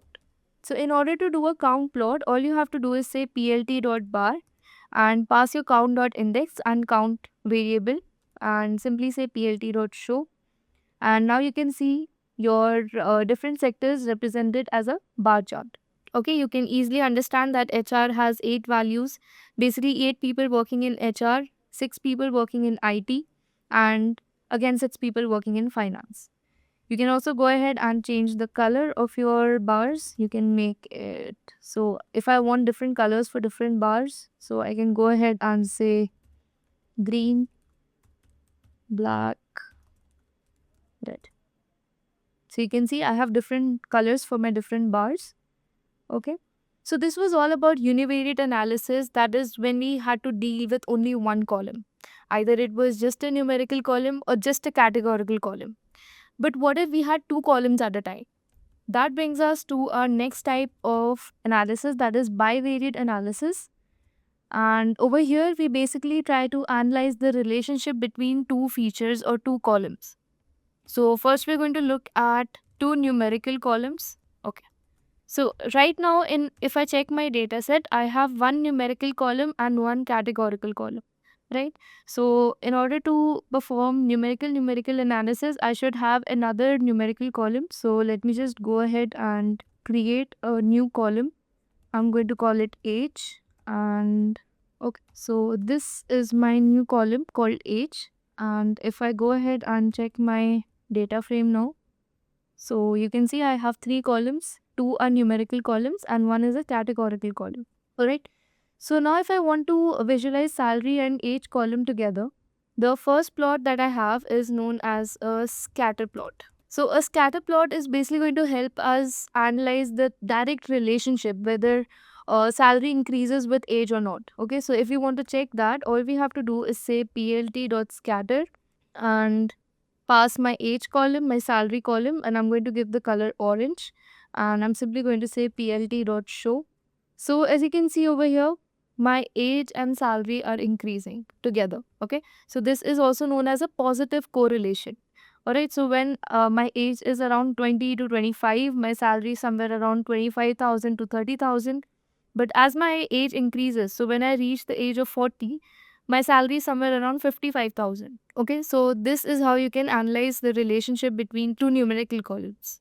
And the next way of visualizing two columns is again by using a line plot. So as we saw in our initial example, we had two features X and Y. So right now we have two features called age and salary. So I'm going to go ahead and plot my line graph over here. So as you can see, my line graph is not very easy to visualize over here. You can see the lines are very random. So instead of line style as dotted, I'm going to have my simple and plain line style. So as you can see, it's going back and forth a lot. So why is this happening? Because my age column is not sorted over here. So I have random age values and random salary values. So in order to have a better visualization, what I'm going to do is I'm going to sort my age feature. I'm going to create a variable called sort age, and I'm going to simply sort my values of age. Okay, and over here, instead of passing my age directly, I'm going to pass my sorted age. So as you can see over here, now my line chart is giving me a better visualization of the relationship between the age column and the salary column. Okay, so this is how you can plot a line chart between two numerical columns. Then the next visualization graph that we have is a bar chart. So in order to plot a bar chart, all you have to do is say plt.bar, pass your age. I'm going to pass my sorted age features and my salary column, and I'm going to say I want my color to be green for all the bars. And as you can see over here, it is giving you the visual representation in forms of bars. Okay, so at the age of 22, I have my salary in this range. At the age of 25, I have the salary at this range. So I can also go ahead and create bins. So I want only 10 bars to classify my age. So I can also go ahead and align my bars, and I can say I want my bars to be in center. So if I run it, so they were initially like this. Now if I say I want them to be left, so align supports center or edge parameters. Okay, so this is how you visualize two numerical columns, but what if you had a numerical and a categorical column to visualize? So let me go ahead and show you guys bivariate analysis, but with a numerical and a categorical. So I'm going to consider my salary feature and my department feature, and now I want to see the visualization of how my salary is distributed according to my department. Okay, so what I'm going to do is I'm going to create my feature called HR salaries, and here I'm going to fetch all my salaries that have the department of HR. So basically my HR salary variable is going to contain the salaries of only the HR department. So basically these are the people working in the HR department and these are their salaries. Okay. Similarly, I'm going to do that for the other two departments as well. So I'm going to create IT salary, and similarly I'm going to create finance salary. Okay. So once I have my salaries for all the three departments separately, I can go ahead and plot them in a box plot. So I'm going to go ahead and create a box plot. So in order to do that, all I have to do is say plt.boxplot and pass all the three salaries that I have together. And you can see the distribution like this. Okay, so I have one salary that is an outlier, that is 55,000, which is okay. So I need to also go ahead and label them. So I'm going to say label, and I'm also going to show the legend for my plots. So if I plot this, you can see I have three box plots, and over here you can see I have an outlier value for my first box plot, but in this particular figure I'm unable to understand which box plot is referring to which department. So in order to clarify that, I can go ahead and say I want my labels to be HR, IT and finance. So if I run it now, you can see my first box plot represents the HR department, and I have an outlier value in the HR department. Okay, so this is how you can analyze a numerical column with a categorical column using box plots. Okay, you can also check their median values. So the median HR salary is in the range of 25,000 to 30,000, whereas IT median salary is 35,000, and finance has the highest median salary, that is 40,000. So this is how it gets much easier to visualize data using plots in Matplotlib, right? If you were to find out such insights just looking at the data, it would take you much longer, right? But using graphs like this, I can easily figure out which department has uh, a higher median salary, or the maximum salary, or the outlier lies in which department, right? So boxplot was one way. Another way where you can visualize your numerical and categorical column together is pie chart. So in order to plot my pie chart, what I'm going to do is I'm going to sort, or I'm going to group my salary by department, and I'm going to say df dot group by department, and I want my salary to be grouped, and I'm going to use the sum instead of mean.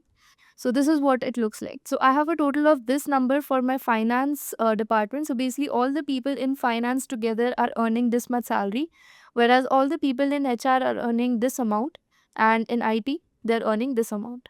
Okay, so now I can go ahead and plot it in a pie chart. I can say plt.py, and I can give my salary by department variable, and I can call my labels as the index, and I'm going to label them using auto PCT. And once I print my pie chart, so in my pie chart I can easily see the distribution of salary in percentage for the three different departments. Okay, so this is another way of visualizing. So in my box plot I could easily figure out the minimum salary, the maximum salary, and the median salaries for all the departments. And over here I can see the distribution or the percentage for each department, that is the total amount being earned by each department. Okay, so another way when you can visualize your numerical and categorical column is by using a bar plot. So I want to show the mean salaries of all the departments in my bars. So what I'm going to do is I'm going to say HR mean, and I'm simply going to say sum of HR salary and I'm going to divide it by the length of HR. And similarly, I'm going to do it for IT and finance as well. So once I run it, I can simply go ahead and plot my bar chart over here. I'm going to say plt.bar, and I'm going to pass my HR, IT, and finance as labels. And I'm going to pass these as variables as well. And I'm going to say I want my bars to be of color green, black, and red. And once I print my chart, this is what it's going to look like. Okay. So in my bar chart over here, I can easily see the mean or the average salary for the three departments in a very clean and neat manner, right? So my HR mean salary is somewhere around 35,000, whereas IT is a little more, and finance is almost crossing 40,000. Let me just use my grids over here.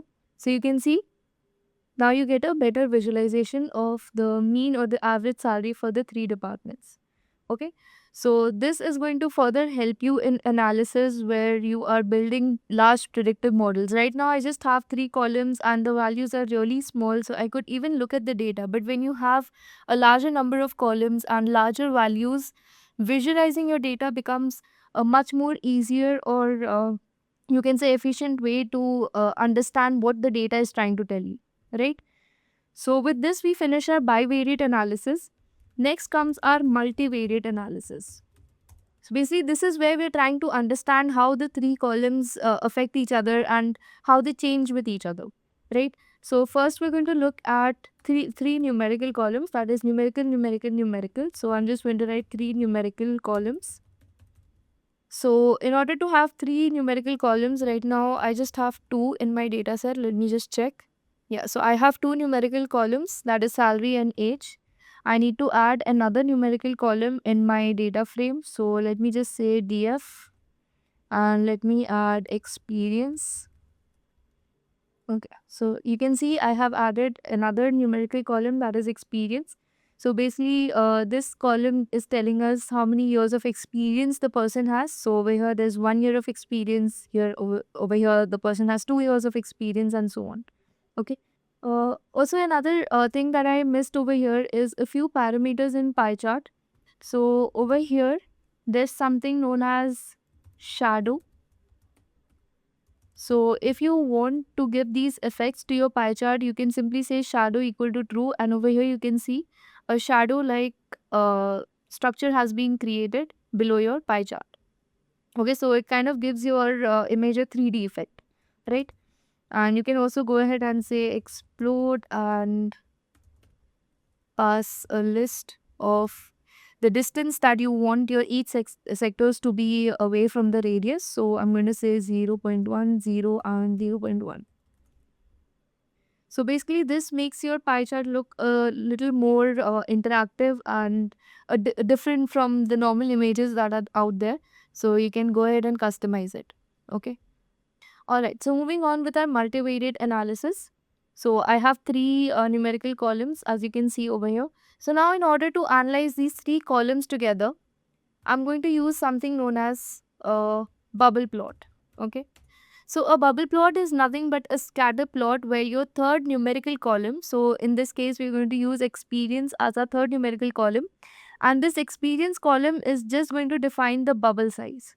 Okay, so with that you get an idea of how much experience the person has. So basically the larger your bubble, the more the experience the person has.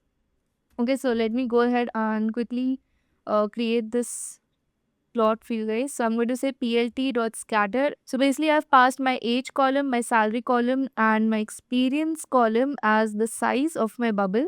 And I'm saying I want orange bubbles. And if I print this, okay, so as you can see, the size of my bubble by default is very small. So basically the smallest bubble is representing 1 year of experience and the largest bubble is probably representing 5 years of experience. But in order to have a better visualization, what I'm going to do is I'm going to multiply this by 20. Okay, so now you can see the bubble size has increased and now it's much more easier to visualize this particular graph than earlier.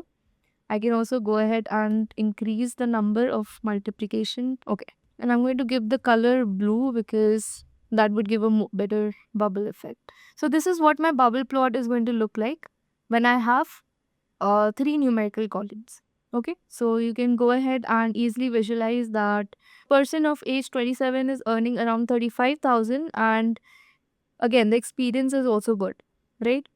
So I'm simply going to give the color as sky blue, and I can also go ahead and customize it as edge color. So I'm going to give my edge color as black so that I have a better understanding of my bubbles on it. So see, this is what my bubble plot is going to look like. Again, I can give a title to my plot. I can say plt.title age versus salary versus experience, and my X label is going to be age, my Y label is going to be salary, and I do not need a grid. So now you can see my plot looks much neater and easier to read, right? So this was when we had three numerical columns. But what if we had two numerical and one categorical column? So in this case, we are going to again use a scatter plot. So the two numerical columns are going to be our age and salary, and our categorical column is going to be the department column. Now, in order to plot this on a scatter plot, instead of using a bubble plot, we're going to use a scatter plot again. But for the different departments in our department column, we are going to use different colors. Okay, so what I'm going to do is I'm going to say plt.scatter and I'm going to pass my age column, my salary column, and I'm going to say I want my colors to be of the different departments, that is DF department, and I'm going to say I want the colors of a rainbow. So I want different colors in a rainbow, okay? Or if I didn't want rainbow, I'm going to show you guys how I can customize the colors in my own way. So I'm going to say X label and my X is going to be age, then Y label, plt.x label and plt.y label. My Y label is going to be salary, and I'm going to give a title to my plot, and I'm also going to print my legend. Okay, so I cannot use a rainbow color. Rather, what I'm going to do is I'm going to say df.map and I'm going to map the different departments. So if I have an HR department, I'm going to map it with, say, color yellow. And similarly, I'm going to map my other two departments as well. So I'm going to say IT, I want to be mapped to color blue. And finally, I have finance, say orange. Print it now. So as you can see over here, I've tried to print my legend, but I am not really getting an output. So I can resolve this by simply saying labels equal to df department. So as you can see over here, I have tried to print my legend using plt.legend, but I am not really getting any output for that particular line. So the reason being, I have explicitly defined what colors each of my departments are going to get, and Matplotlib is unable to read that. So I have to explicitly define the labels using label, and I'm going to say HR, IT, and finance. So if I print it now, so as you can see over here, even though we've passed the plt.legend parameter, our legend is not getting printed.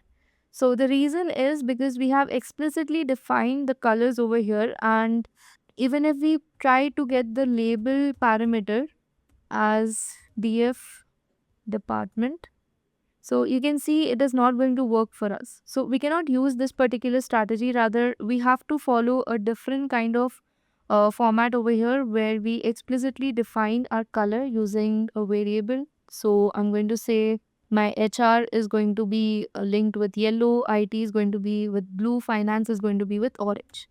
Okay, now I'm going to iterate through each of my color and my department. So I'm going to say for DPT and color in color.items, and basically I'm going to classify each of the departments separately, and then I'm going to print my scatter plot of age and salary. I'm going to say my color is going to be the specific color for each department, and I'm going to label my department. And if I run this and I go ahead and print my legend, so now you can see I've got my legend successfully, because now Matplotlib knows which department is representing which color. Alright, so that is why it is able to generate a legend successfully. Earlier in this case, Matplotlib had no idea about it. So this is how you can create a legend when you're plotting two numerical and one categorical column in a scatter plot. Alright, so that was all about our PyPlot API plotting for a single numerical column, a single categorical column, then two numerical columns versus a numerical and a categorical column. Then we went ahead and saw multivariate plotting, and we did all that using the PyPlot API. That is, we directly went ahead and used terms like plt.bar, plt.boxplot, and so on. Now we're going to dive into object-oriented API. That is, we're going to create objects before we start plotting. Okay, so let me just comment it over here. So object-oriented API basically allows subplots or multiple axes or multiple plots in a particular figure. Okay, so till now we saw one particular plot in one figure, but now what we can do is we can have multiple plots and subplots in a single figure. Okay, so let's quickly see how. So first I'm going to create two objects called figure and axis, and I'm going to say plt.subplots, and I'm going to pass 1 comma 3, and I'm going to say my figure size is going to be 10 comma 5. Okay, so this is basically the x and y ratio. So in terms of x, I'm going to have the figure horizontally expanded and vertically just 5.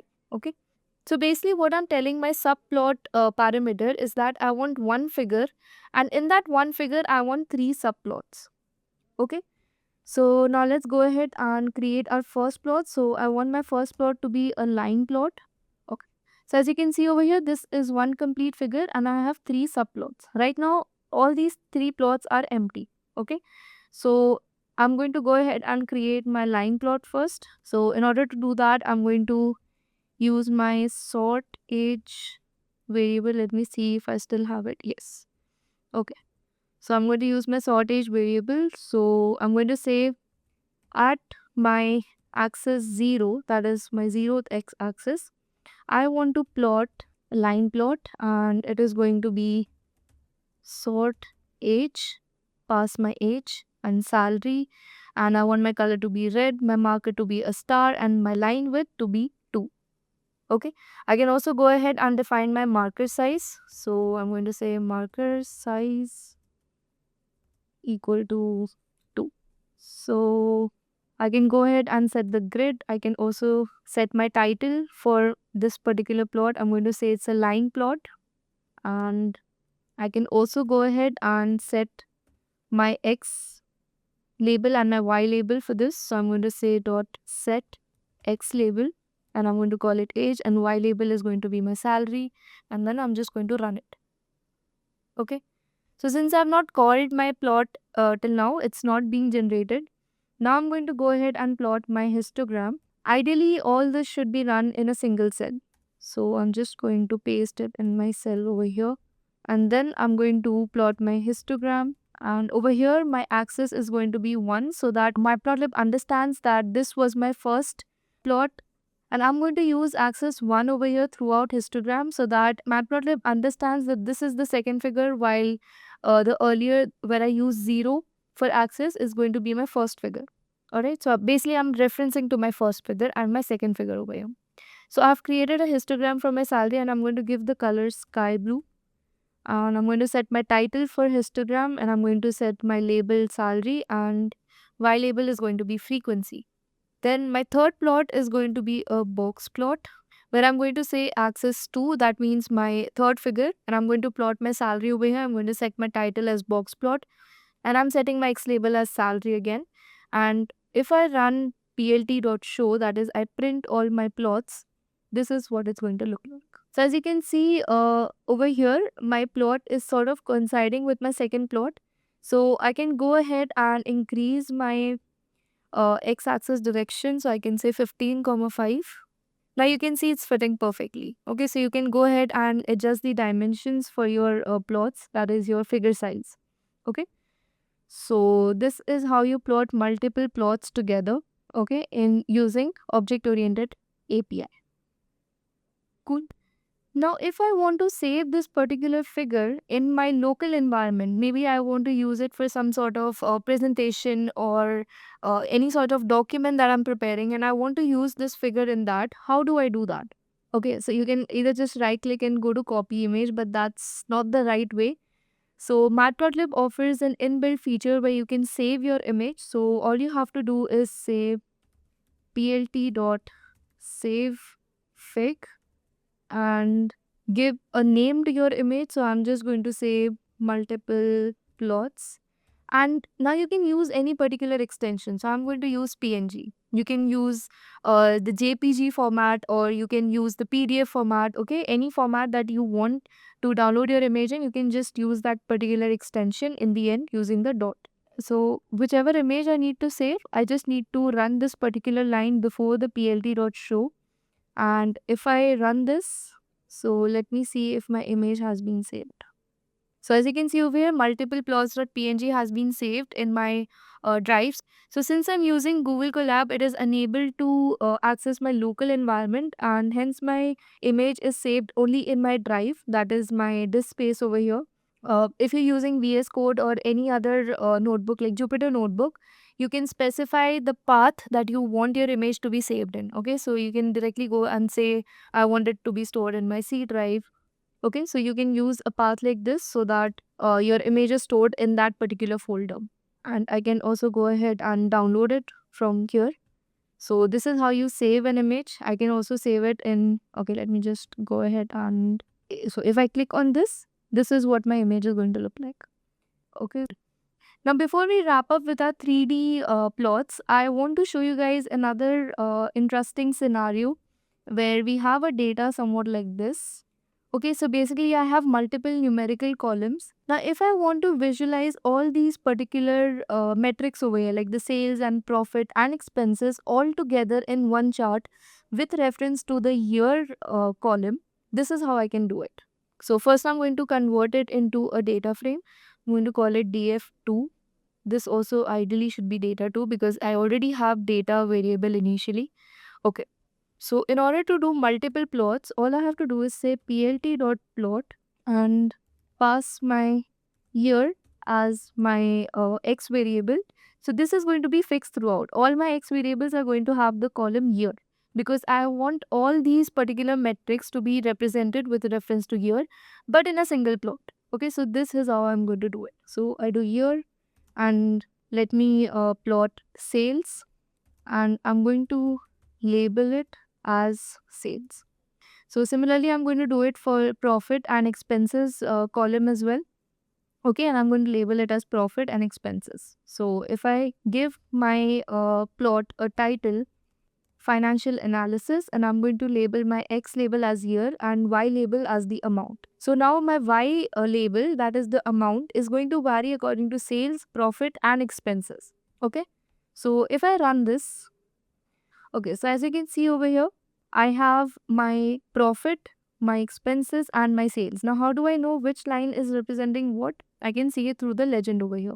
And my x-axis is representing the year and my y-axis is representing the amount. Okay, so basically we had lesser profit and our expenses were greater than our profit throughout the years. So basically the company is in financial loss. So that is something that we can easily predict through this particular graph. Although our sales were pretty high, we are not generating the required profit, right? So this is how you can analyze financial data in just a few lines of code. All right. So now coming to the last topic for this particular video, that is a 3D plot. So let's plot a 3D plot for this particular data frame that we have.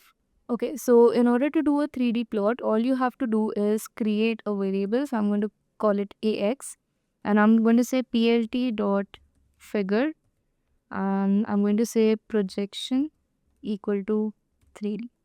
Okay, and now I'm going to create my scatter plot and I'm going to pass my variables. So I'm going to pass my age, salary and experience column and I'm simply going to say df plt dot show. Okay, sorry, it's not going to be plt dot figure, it's going to be plt dot axis and my d is going to be small. Okay, so as you can see over here, I've got a 3D plot. So in order to clarify what each of these axes is representing, I'm going to label these axes. And in a 3D plot, I'm going to use set X label, set Y label and set Z label. Alright, so once I run it, so as you can see over here, this particular axis represents age, this represents salary, and this one over here is supposed to represent experience, but I'm not really getting the label over here. So this code is going to perform better if it was run on a visual code or Jupyter notebook. Okay, Google Colab does not really support a lot of 3D animations. So if you were to run this particular code in VS Code, you would be able to rotate your graph on different axes and be able to visualize the data better. So if you want to achieve the same functionality in Google Colab, all you have to do is import plotly.express as px, and if you run it, so it's run successfully. And then you can simply go ahead and create your figure, which is going to be your scatter plot 3D. So it directly comes with a 3D scatter plot and you can pass your data frame and your variables are going to be age, salary and experience. So what I've done over here is I've created a figure variable and I've used px.scatter3d. So it's directly going to plot a 3D scatter plot and I've passed my data frame, my age, salary and experience variables and I've titled it as 3D scatter plot. Okay. Now all I have to do is say fig.show and if I run it. So as you can see over here, now I am able to rotate my graph. I can visualize the data on a 3D level. Okay, so this is how you can do it using Plotly library. Okay. Matplotlib also offers this particular option, this particular functionality, but just not in Google Colab. Okay, you can do it on Visual Code or Jupyter Notebook. So this was it for this video. I hope you guys were able to understand Matplotlib, the functionalities, and most importantly, which plot is supposed to be used for what kind of data set.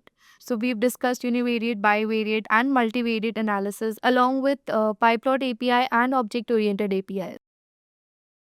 So whenever you enter any interview, the very first question that will be thrown at you is, what is your most preferred language? Once you give your answer, which will be Python in our case, then comes the real question, which is also the first question for our video. What makes Python different from other languages? Or simply, why Python? Companies are looking for programmers who know why they choose a language, not just what they code in. So when asked why Python, it is your chance to show you understand what makes it special. So you need to be very crisp and to the point while answering this particular question. Start with the popular features of Python and what makes it different from the other languages. For example, you can start by saying that Python is an interpreted language, dynamic, high-level programming language. Dynamic means that the type of variable is determined only during runtime, and hence one variable can have different data types at different times. Data types are checked during execution. For example, Python allows addition of a float and an integer but will throw an error if one tries to add a string and an integer. And high-level language means that Python is easy to read, manages memory for you, works on any system, and provides tools that let you focus on solving problems instead of dealing with the hardware. Second question that can be asked is, what do you mean by Python being an interpreted language? Do keep in mind that whenever you answer any question in an interview, the next question is going to be a follow-up for the previous question. And this question is one of that kind. So your answer for this question should look something like this.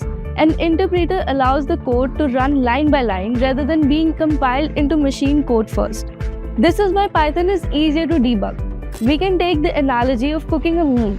We follow one instruction at a time without worrying about the entire meal at once. Moving on to the next question, give 3 differences between lists and tuples. Now you might feel that this is an easy question, but the catch here is that the interviewer is not just looking for the basic concept, like square brackets are used in lists and tuples use parenthesis concept. You need to also have knowledge about mutability, memory usage, and performance.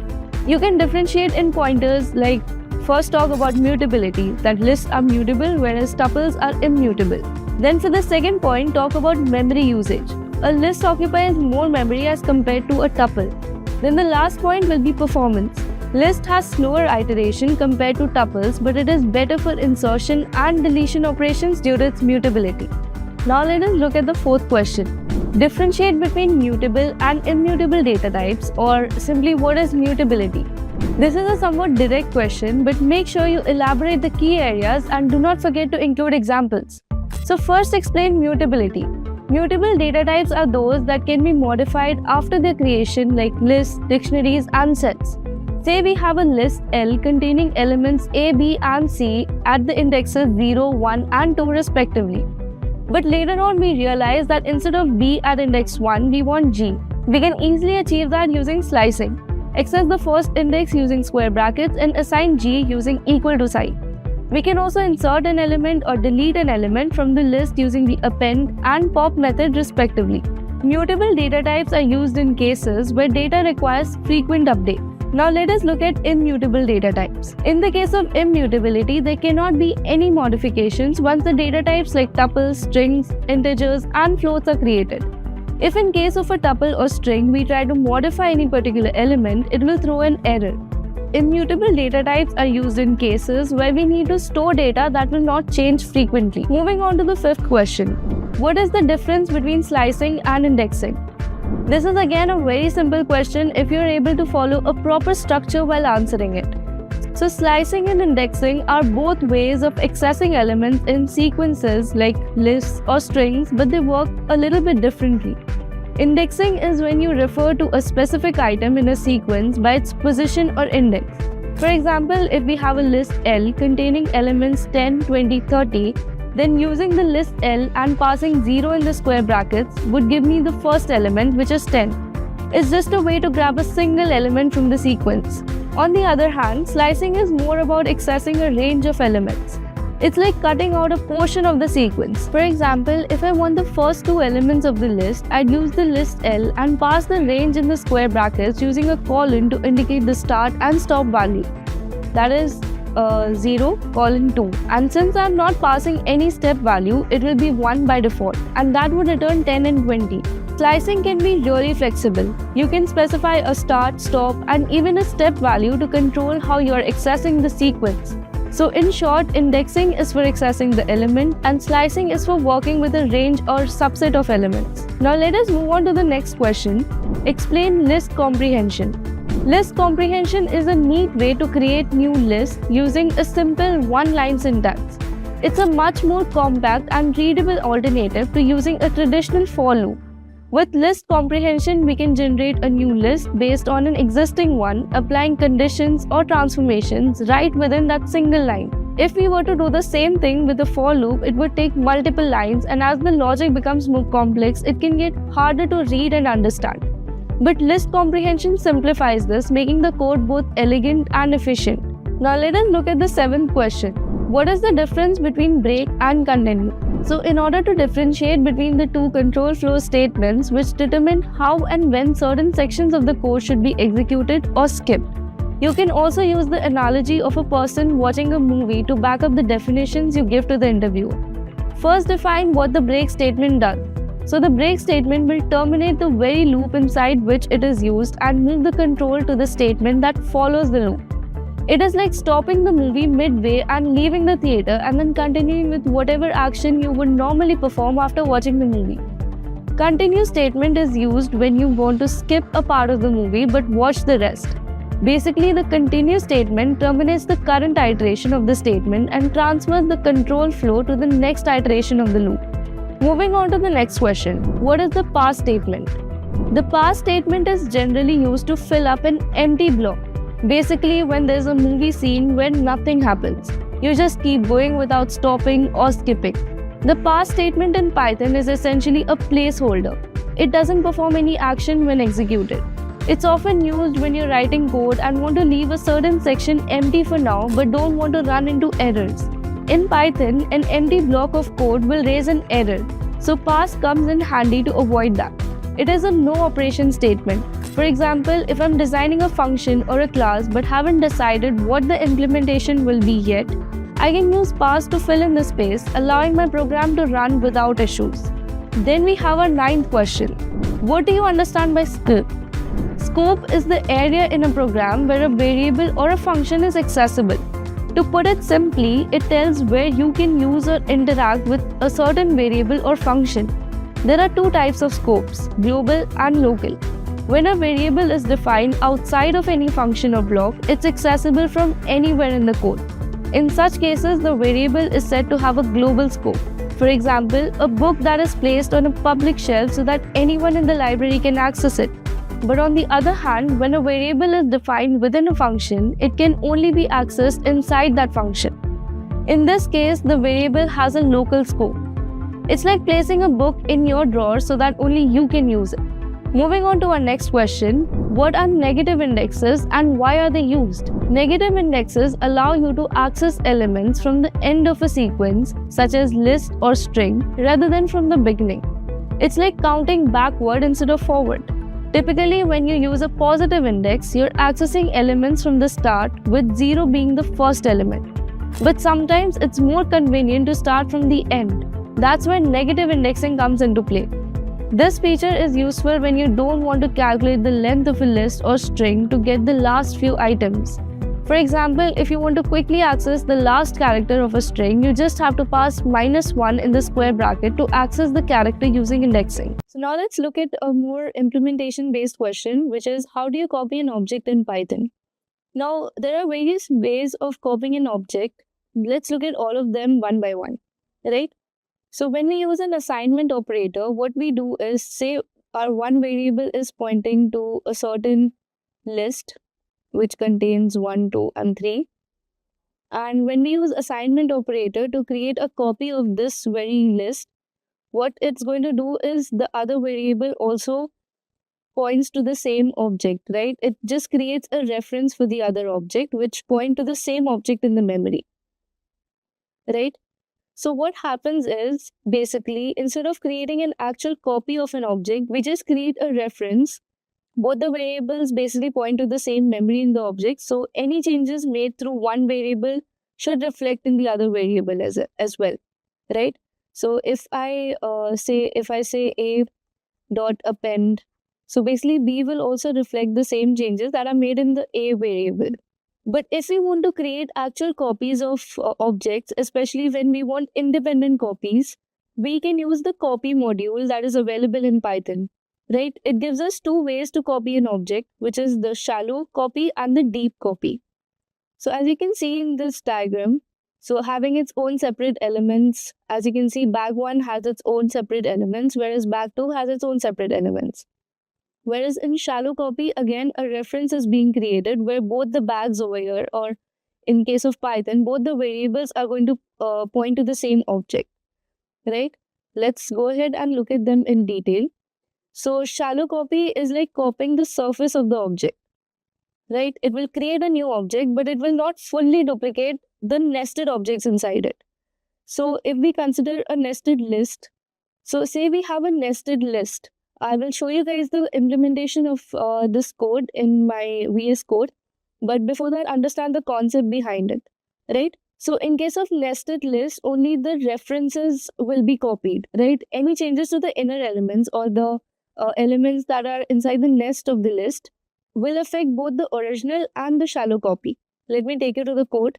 So as you can see, I have imported my copy module, and when I use, and I have my list over here, which is containing elements 1, 2, and 3 and 5 over here are nested. So at index 2, I have a nested list, which is containing 2 elements again. At index 0, I have 3, and index 1, I have 5. And then at index 3, I have another element 4. Now, if I use the shallow copy method, which is just copy in my copy module, and I assign 7 at index 3, which is basically I am replacing 4 by 7.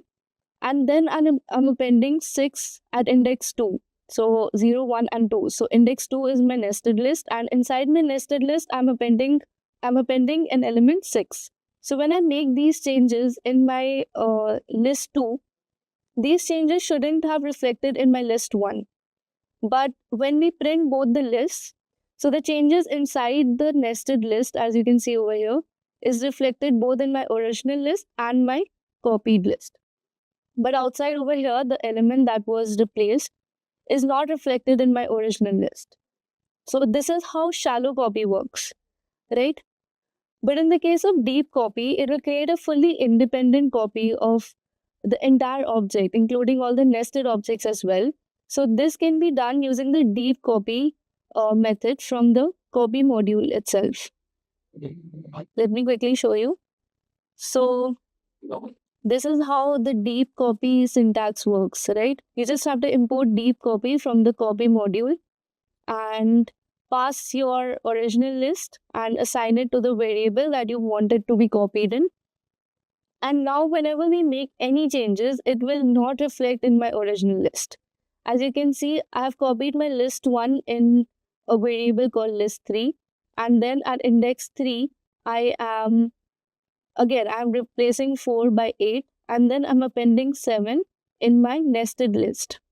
So as you can see over here, the changes are being reflected only in my copied list, which is list 3. But my original list remains the same. So this is how shallow copy and deep copy work. I hope this is very clear to you guys. So this is the syntax of the shallow copy and deep copy methods, which I've already shown you guys on my VS Code.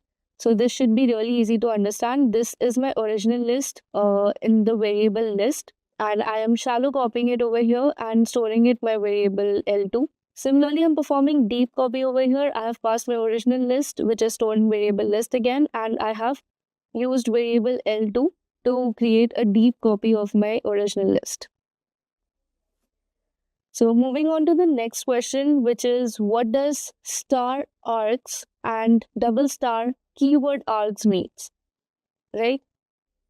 So whenever we are creating a function and are not sure about the total number of arguments that will be passed, we use the arguments, which is args or keyword args, as parameters. Right, so this helps the function to take a variable number of arguments and not throw any error. Say I have a function. Let me just get my pen over here. say I have a function person, which is basically used to print the details of a person. So say I have name, age, and then I have optional arguments also. Maybe I have uh, the degree of a person or the qualification or the job status and arguments like that, right? But not every person is going to fulfill all these criteria. Now, if I pass all the parameters beforehand, and if some person does not have those features or those qualifications, it's my function is going to throw an error, right? So to avoid that, what I'm going to do is I'm simply going to pass star args as my next parameter. And so this is how that function is going to handle all my extra arguments or my lesser number of arguments, right? So star args basically allows you to pass a variable number of positional arguments to a function. It collects these arguments into a tuple. So we're going to look at their implementation in our VS Code. But before that, let's just understand the difference between star args and double star keyword args. So basically, keyword arguments basically allow you to pass a variable number of keyword arguments. So now they collect these keyword arguments into a dictionary. So basically, whenever we're passing arguments in our function, we can pass them as, say, I want to pass person and I have my name, I have my age, and then I want to pass, say, qualification. So I will just say qualification and I will pass the qualification. Say I want to pass the degree, I will say degree and pass my degree over here. So this is how keyword arguments work, right? So this is the syntax. Whenever we're creating a function and we are not sure about the total number of arguments that a function is going to take or the total number of parameters, we just pass star args and double star keyword arguments. So on printing these arguments, you will realize this is a tuple and this over here is a dictionary. And star over here means variable length, right? So this is what we're basically trying to implement over here using star and double star keyword arguments and normal arguments. So as you can see, I have a function created over here called test. It's taking normal arguments and keyword argument. So let's understand this.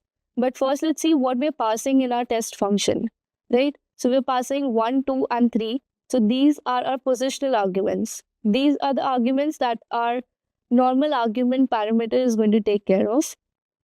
Whereas name equal to Alice, age equal to 30, city equal to New York is something that our keyword arguments are going to take care of. So when we print them, let me just quickly run this function. So on printing, you can see I have my positional arguments 1, 2, and 3. And then I have my keyword arguments. My keys are basically the name, age, city, and my values are Alice, 30, and New York. So this is how keyword arguments and the normal arguments parameters function and take care of the variable number of parameters that you want to pass in your function. Moving on to the next question, how are arguments passed by value or by reference in Python? So passing by value is basically copy of the actual object that is being passed, whereas pass by reference is basically reference to the actual object that is passed. Now, you might have come across these concepts in other languages, in other programming languages like Java and C. But in Python, arguments are not passed by either of the two.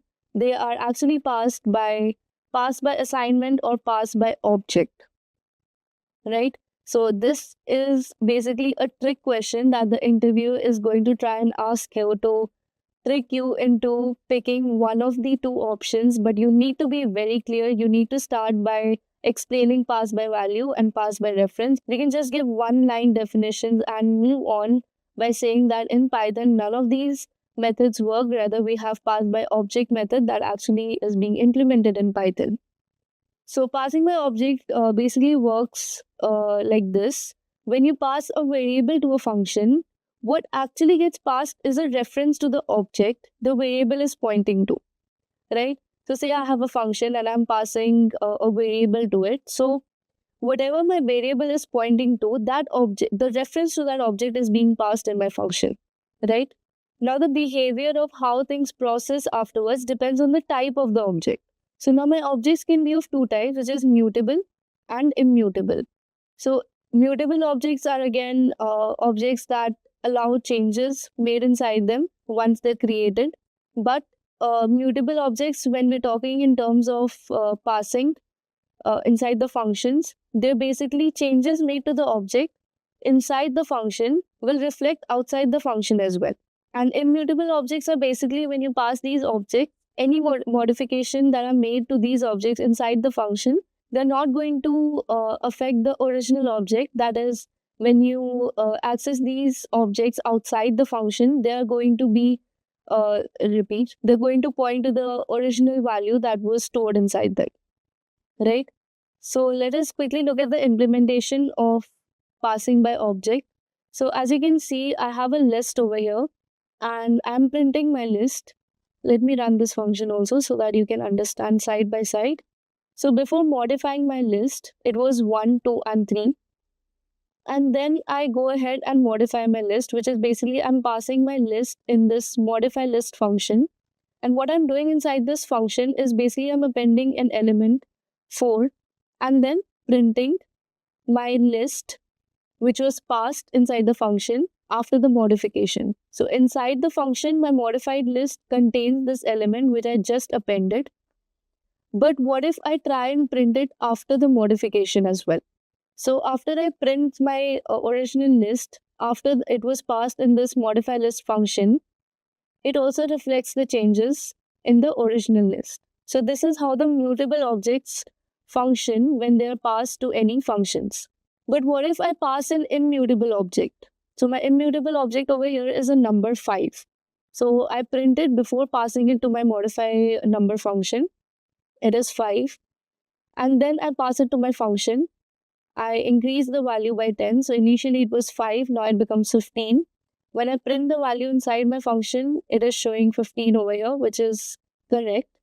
But after I have passed my function, I print the value outside the function, it is giving its original value, which was initially stored over here.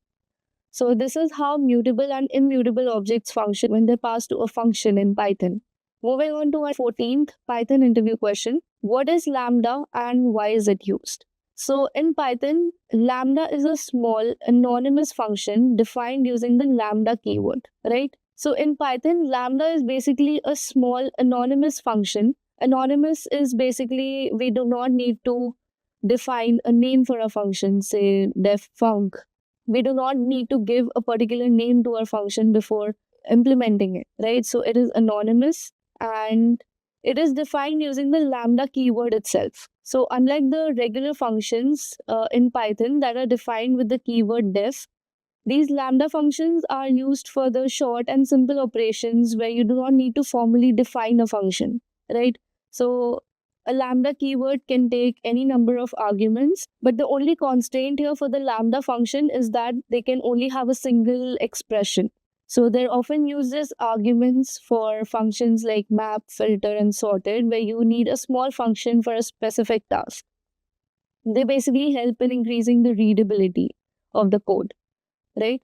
So what's happening here is basically we're defining our function lambda, and then we are passing an input variable, and we're giving an expression that this is what is supposed to be done with the input variable. So say our x is 2. So our expression is going to perform the operation which is 2 star 2, which is x star 2, which is basically 2 star 2, and it's going to give the output 4, right? So this is how the lambda function works, which is really short to implement. Let me show you the implementation in my VS Code. So as you can see, I have a list called numbers where I have numbers 1 to 5. And what I am doing here is I am basically squaring these numbers. So if I were to write a for loop, it would at least take me 2 or 3 lines of code, right? But over here, I can just do it with my map and lambda function.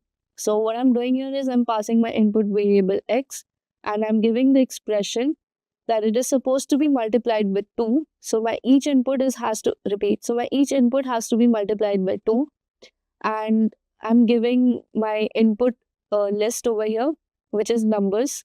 So I'm telling my function that this is my input parameter, and it is supposed to access each element one by one and multiply it with x and store it in a list, right? So let me run it and show it to you. So that it has mapped each input variable with my expression over here, which is my output, and given me a list, which is 2, 4, 6, 8, 10 square of all these numbers. Sorry, not the square, but the multiplication of 2 with all these numbers.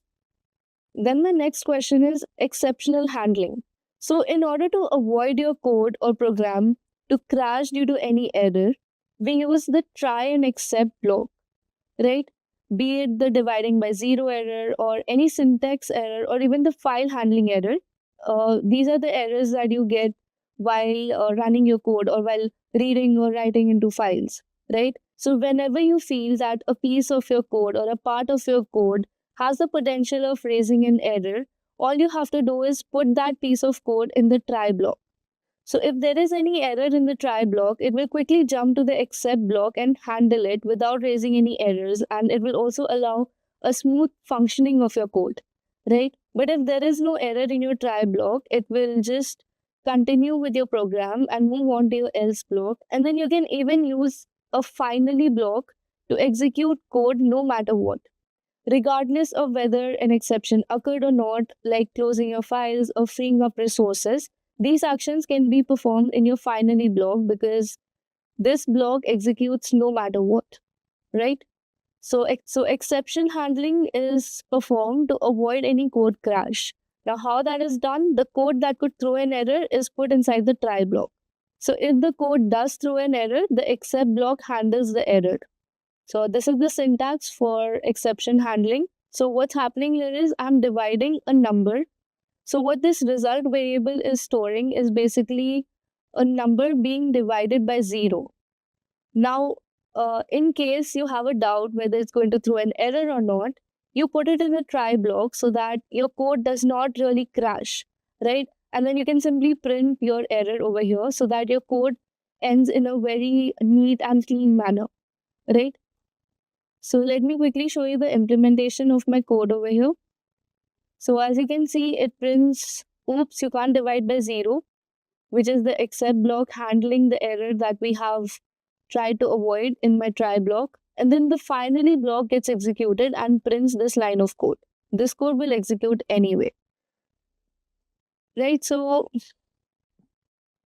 I hope you guys got a basic understanding of how the try and except and the finally blocks are used and implemented in Python. Moving on to the next important question, which is memory management in Python. Now, this is a very frequently asked question in most of the Python interviews. So unlike the other programming languages, memory management in Python is handled automatically by a system called garbage collection and a private heap space, which store all the objects and the data structures. So in order to understand what these are, first let's quickly look at this diagram. So we have our two objects that are being stored in our memory. So the circle represents the memory or the heap. And we have a reference count and we have a stack over here. And what basically is happening here is whenever the reference count becomes 0, the object gets ready to move into the garbage collector, right? So until and unless any object is being referred by a variable, so an object stays in the heap only until it is being referred by any variable. As soon as the reference count becomes 0, it is moved to the garbage collection. So let's understand these terms in a detailed manner. So Python basically has a built-in garbage collector that handles the circular references. Circular references are basically when two objects refer to each other but are no longer needed, right? So basically their reference count is 0. We'll understand what reference count is. So the garbage collector basically identifies these unused objects and then clears them, ensuring efficient memory usage, right? So a private heap is basically a heap that contains all the Python objects and data structures, right? Unlike the other programming languages like C, you do not need to manually allocate or free memory in Python, right? The interpreter takes care of it.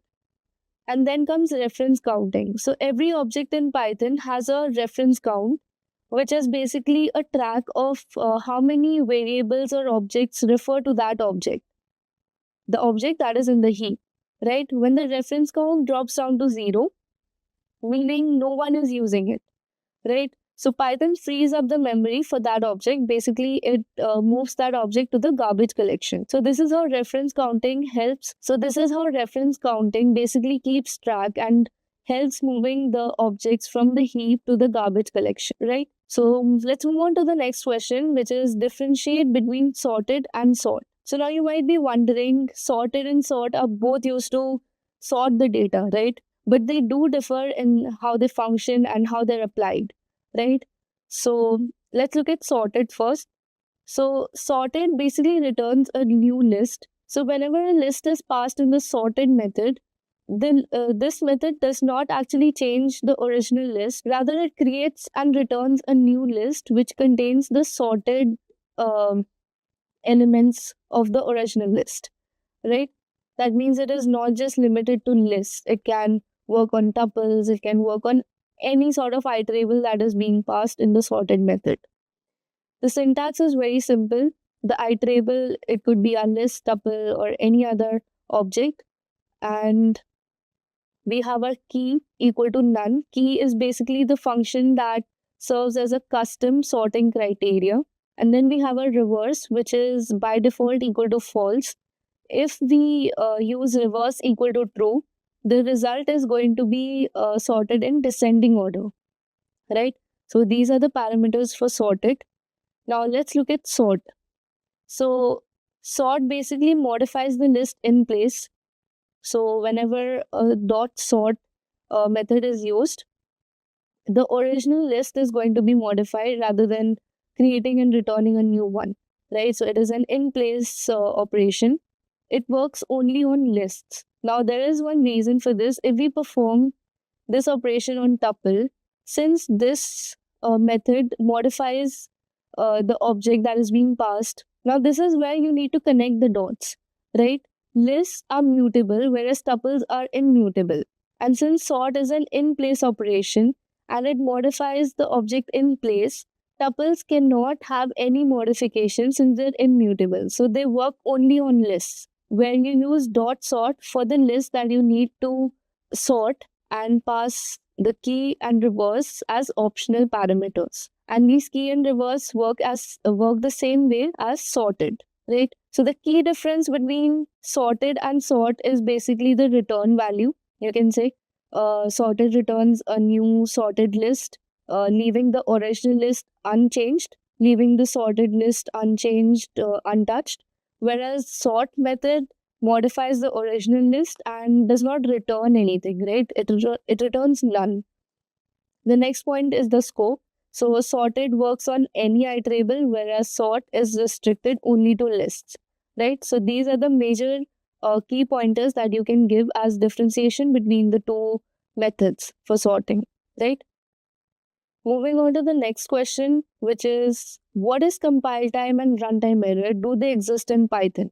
So you can think of compile time errors as mistakes that are caught before the program actually runs, right? So these errors are usually related to syntax. Python has an interpreter that reads through your code before execution. As we already discussed, Python is an interpreted language, which basically means that your code is read line by line, right? So before the execution of your code, Python's interpreter reads the code line by line and it needs everything to be structured properly or it raises an error. So you can call this error as compile time error, right? So say for example, you're typing up an email and the spell checker that you use, it could be Grammarly or any other spell checker that you use, it underlines mistakes for you as you type, right? So this can be an analogy for compile time error in Python. So, but the thing is, in Python, we do not use the term compile time, rather we use syntax error. Uh, But the thing is, in Python, we do not use the term compile time error, rather syntax error is more preferred, right? Moving on to runtime error. Now moving on to the runtime errors. So the runtime errors happen while your code is running, after the syntax is checked and the program has started to execute, right? So basically your interpreter has gone through your code line by line and has given you a go signal that you can go ahead and execute it. So these errors usually occur because something unexpected happened during the execution of the program that the interpreter wasn't prepared for, right? Right. So an example of runtime errors or an analogy with a real life situation would be, say, a person driving on a smooth road and then all of a sudden a bump or a pothole arrives and the person has to suddenly apply the brakes, right? So everything was going fine, but then something unexpected disrupts the flow. That is something known as runtime error, right? So now the second part of the question is, do they exist in Python? So you need to tell the interviewer that yes, they exist in Python, but also mention at the same time that compile time error is known as syntax error, right? In Python, we do not use the term compile time error, but rather we use it as syntax error. So both types of errors exist in Python. And Python handles everything else as runtime errors, which can include things like type errors, index errors, or exceptions that are only detected once the code is in action. We can start by saying, yes, both types of errors exist in Python, though we do not use the term compile time error, rather we use syntax errors, which serve the same purpose. And you can continue and say Python handles everything else. All the other errors like the type errors, index errors, or exceptions that are only detected once the code is in action as runtime errors, right? So this is how you're going to wrap up your answer. So before we move on to the next question, let us quickly go through the compile time error code once. So as you can see, this is my code and I have missed a semicolon over here. And let's see what happens, right? So as you can see, missing colon and expected over here, and it is giving syntax error, right? So compile time error, basically before running the code, when our interpreter is going through it line by line, it reaches here.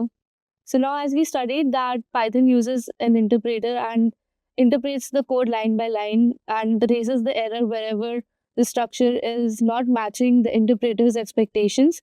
So it will print hello before raising an error, right? Let's try and run it. So that was all about compile time error and runtime error. And we also saw how they are implemented in Python and what is the kind of error, the syntax error that is raised in compile time error, right? Now let's move on to the next question. What are generators and decorators, right? So now this is a combination of two questions. Usually generators and decorators are not asked together in one question. But in order to avoid any confusion, I have put these two questions together so that you can also know the difference between the two, right? So first, let's look at the generators. So generators and decorators are basically two powerful tools in Python that help make code more efficient and readable. But they again serve very different purposes. As I told you, these are supposed to be two different questions. They have no interlink whatsoever, right? So let's look at the generators first. So generators are a function that basically return an iterator. So using this iterator, we can iterate over one value at a time. So instead of returning all the values at once like a normal function, a generator yields values one by one, which makes them more memory efficient. So this is again done using the yield method instead of the return method. So as you guys must have noticed that whenever we create a function, any function, we usually return the value at the end. But whenever we use generators, we use the yield method instead of the return method. So this is useful when dealing with large data sets or infinite sequences, right? So say for example, if you need to process each line of a huge file, you wouldn't want to load the entire file into memory, right? It would firstly affect the performance of your machine and also make it difficult to read the entire data set or the entire file at once. So this is where generator comes in the picture, and generator allows you to process each line as it is needed, one at a time. So again, it is helping in making your code look neat. It is helping in the understanding of the data. Another important feature of the generator is that they remember their state between each line, right? So say you have 10 lines of file and you yield the first 2 lines and then you take a break, you take a pause. So what the generator is going to do is it is going to keep its pointer over here. So first it read this and then it moved on here, and then it is going to stay here until you yield or until you retrieve the data again, right? So it remembers its state between each yield. So the next time you call the generator, it picks up where you left off. So this makes them very different from the normal functions, which always start fresh, right? If you were to call a normal function, it would start from here always. So this is a basic illustration of a generator. So we have a for loop over here. So we have a for loop over here, which is iterating through this tuple, which is containing 1, 2, and 3. And so we have a for loop over here, which is iterating through this tuple containing 1, 2, and 3 elements.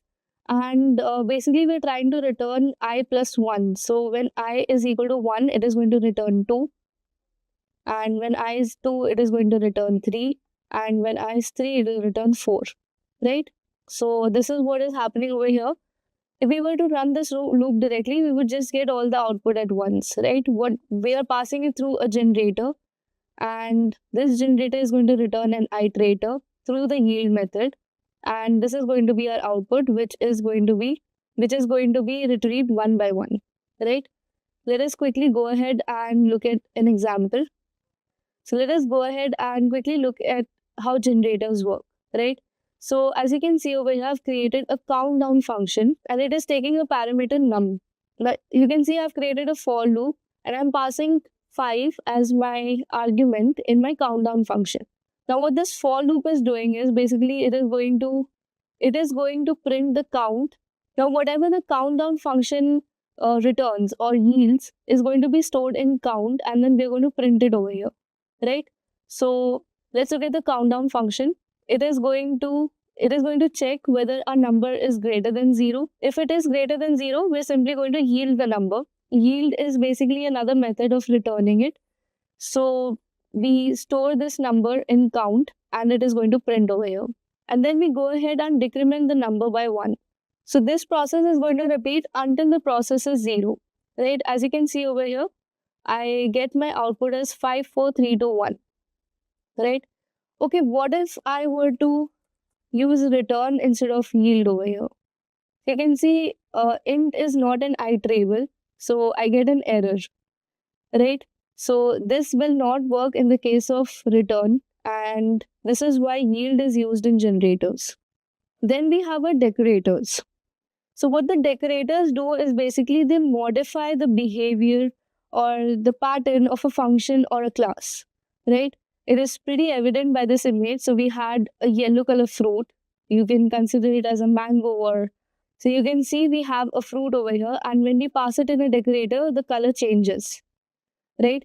So we are not modifying any core property of this fruit, rather we are just changing its behavior, right? So this is what decorators do in Python. They're often used to add functionality to an existing function. Basically, they extend the functionality of an existing function without changing its code, right? The core functionality remains the same. Only the behavior or a certain feature of it is extended. So decorators take a function as an input or as an argument. They add some behavior and then return a new function. So this is useful for cross-cutting concerns like logging, authentication, or timing how long a function takes to run, right? Let's look at our decorators. Let's see how they are implemented in Python. So as you can see, I have created a function greet, and all I'm doing in this function is I'm printing hello, right?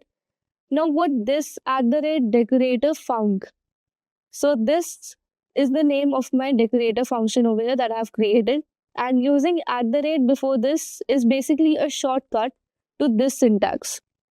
So basically I am creating a variable greet and I'm calling my decorator function decorator func, and I'm passing my greet function as an argument, right? So this is a great shortcut for the entire syntax. I just have to write @decoratorfunc, right?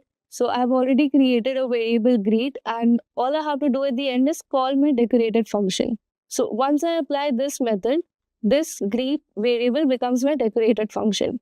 Now let's go ahead and look at my decorator function. So as you can see over here, I've created a wrapper method inside which I am modifying the functionality of my function. I am printing that something is happening before the function, and I'm printing something is happening after the function, and in between I'm calling my function as well. So once I have modified the functionalities completely, I will just simply return my wrapper method, and upon calling my decorator function, this is what is going to be returned. So I have simply modified the functionality, whereas my main function remains the same. I have not touched my greet function. I have just modified it using a wrapper function. So this is how decorators work, and they are used to extend the functionalities of an existing function without changing the code.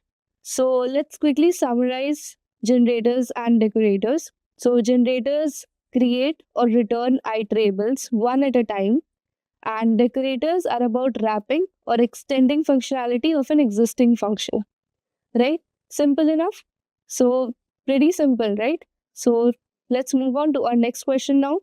What is the difference between abstraction and encapsulation? So now we have entered our OOPS concepts, and abstraction and encapsulation are a very important topic under this concept. Even though they serve very different purposes, coders and users tend to get confused between the two terms, right? So first, let's look at abstraction. So in order to differentiate between the two, we'll go ahead and explain the terms individually. So first, we'll look at abstraction. So abstraction is all about hiding the complexity of a system and showing only the essential details to the user. So basically what abstraction is doing is it is focusing on the what rather than the how. It is not going to show you how the brakes of a car are functioning. Rather, it is just going to show you the interface or the application, the brake, where you can just go ahead and use it, right? So what abstraction is doing is basically it is focusing on the what rather than the how. By using abstraction, we're providing a simplified interface while keeping all the complex, the intricate workings of the system hidden, right? We do not want to show the user how a system, how our application is working. Rather, we just want to give them a very smooth and interactive interface, right? So this is a functionality of abstraction. So let's consider an example here. So say you're driving a car, you will only care about pressing the accelerator to make it go faster and the brake to make it go slower, right? That's a basic functionality we understand about the car when we're driving it. We do not need to know how the engine works, how the fuel is burned, or how the brakes are actually stopping the car, right? So that is how you can relate abstraction. So this is how you can relate abstraction with the real life examples, right? So this is how you can relate abstraction with real life examples. So now let's look at this image over here. We have our methods taste and color. So now you can consider these as the parent class. So they are just implementing these methods. They're just implementing, say we have a class and inside which we have these two functions. So you can see the function taste and the function color are just being implemented and they are not doing anything, right? And then we have our child classes, which basically inherit from the parent class and implement these methods, taste and color, and implement their functionality. So we can provide these implementations in the child class itself. So we are not worrying about how these are being implemented. Rather, we are just passing our features. That is, I want this fruit to be tangy and the color to be tangerine. I want this fruit to be sweet and the color to be yellow, right? We're just looking at the outer surface rather than understanding how this came to be. So now that we have understood the theoretical part, let's go ahead and look at the code implementation in Python. So in order to implement abstraction in Python, from the ABC method, you can import the abstract base class method and the abstract method.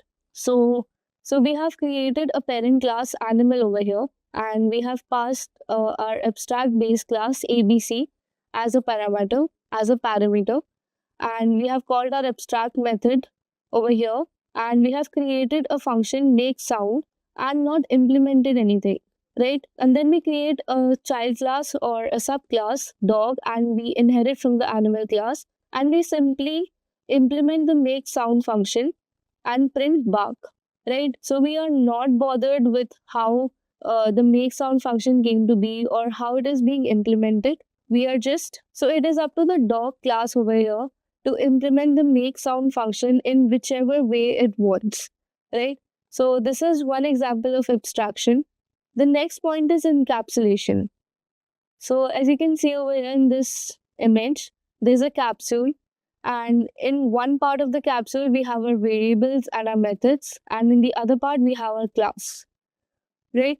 So this is an analogy for encapsulation in Python, how it works. So encapsulation is basically encapsulating all our attributes, all our data, all our methods, and protecting them, right? Let's look at them in detail. So encapsulation, on the other hand, is about restricting access to certain parts of an object or a class to protect its details, right? It hides the internal details of how an object works, how it functions by bundling the data or the attributes and the methods or functions into a single unit or class. So how it hides the details is by making those certain attributes private. So it can easily make any attribute private by using the double underscore as a prefix. So say I have an attribute balance, which basically stores the balance of my bank account. I need to keep it private because I would not want it to be accessed just like that, right? So I'm going to keep it as a private variable by using the double underscore. Now this attribute can be accessed within the class in different methods, but outside the class, for any instance, it cannot be accessed directly, right? So it is going to raise an error whenever an instance of the class or an object is going to try and access this private method. So in order to understand encapsulation in detail, let's look at the code for encapsulation. So as you can see, I have my class car over here, which is implementing the function accelerate and the function get speed. So whenever I call accelerate, it is going to increase my speed by a certain value. And whenever I access get speed, it is going to return the current speed of my vehicle. Now, as you can see over here in my dunder method, I have declared my speed variable and initialized it to 0. But the only different thing over here is I've used a double underscore as a prefix for my attribute speed. So now this becomes a private variable or a private attribute. So now you can see I have instantiated my object car using the variable car, and I'm trying to access my speed over here. So when I run my program, I get an error. Car has no attribute speed, right? I cannot access this private attribute outside my class. But what if I want to just print my speed, right? I want to know what the speed of my vehicle is. So I can use the method get speed, and I will pass it in a print function to print the value. And I will pass it in the print function to get the value. So you can see I got 0 as my output. If I were to increase the speed before printing it, I would simply tell the program to accelerate, and I would pass the value, say 10, right? I want my speed to be accelerated by 10, and now my current speed is 10 because initially it was 0 and it is getting incremented by 10. So you can see I will be able to perform all the other operations that are available in my class, or I will be able to access all my functions, but I will not be able to access my private attribute directly. So this is how encapsulation works. This is how encapsulation works in order to protect the car's internal state and in order to prevent any outside control. We made the speed variable private, right? So it cannot be modified through illegal means. So the main goal of encapsulation is one, to prevent direct access to the data, which also applies the concept of data integrity, So the main goal of encapsulation is one, to prevent direct access to the data, which also applies the concept of data integrity. So the main goal of encapsulation is to firstly prevent direct access to the data, which also applies the concept of data integrity. And the other is to show only what is needed, which is also known as abstraction, right? So you can say that abstraction is a functionality of encapsulation. So that was all about these two important OOPS concepts. Now let's move on to our next question. What is method overriding and how is it different from method overloading? Now this is an important question because again, method overriding and method overloading are quite confusing, and people tend to mix up with the two concepts. So in order to understand overloading and overriding, let's look at this diagram really quickly. So in overloading, you can see I have a function my sum, right?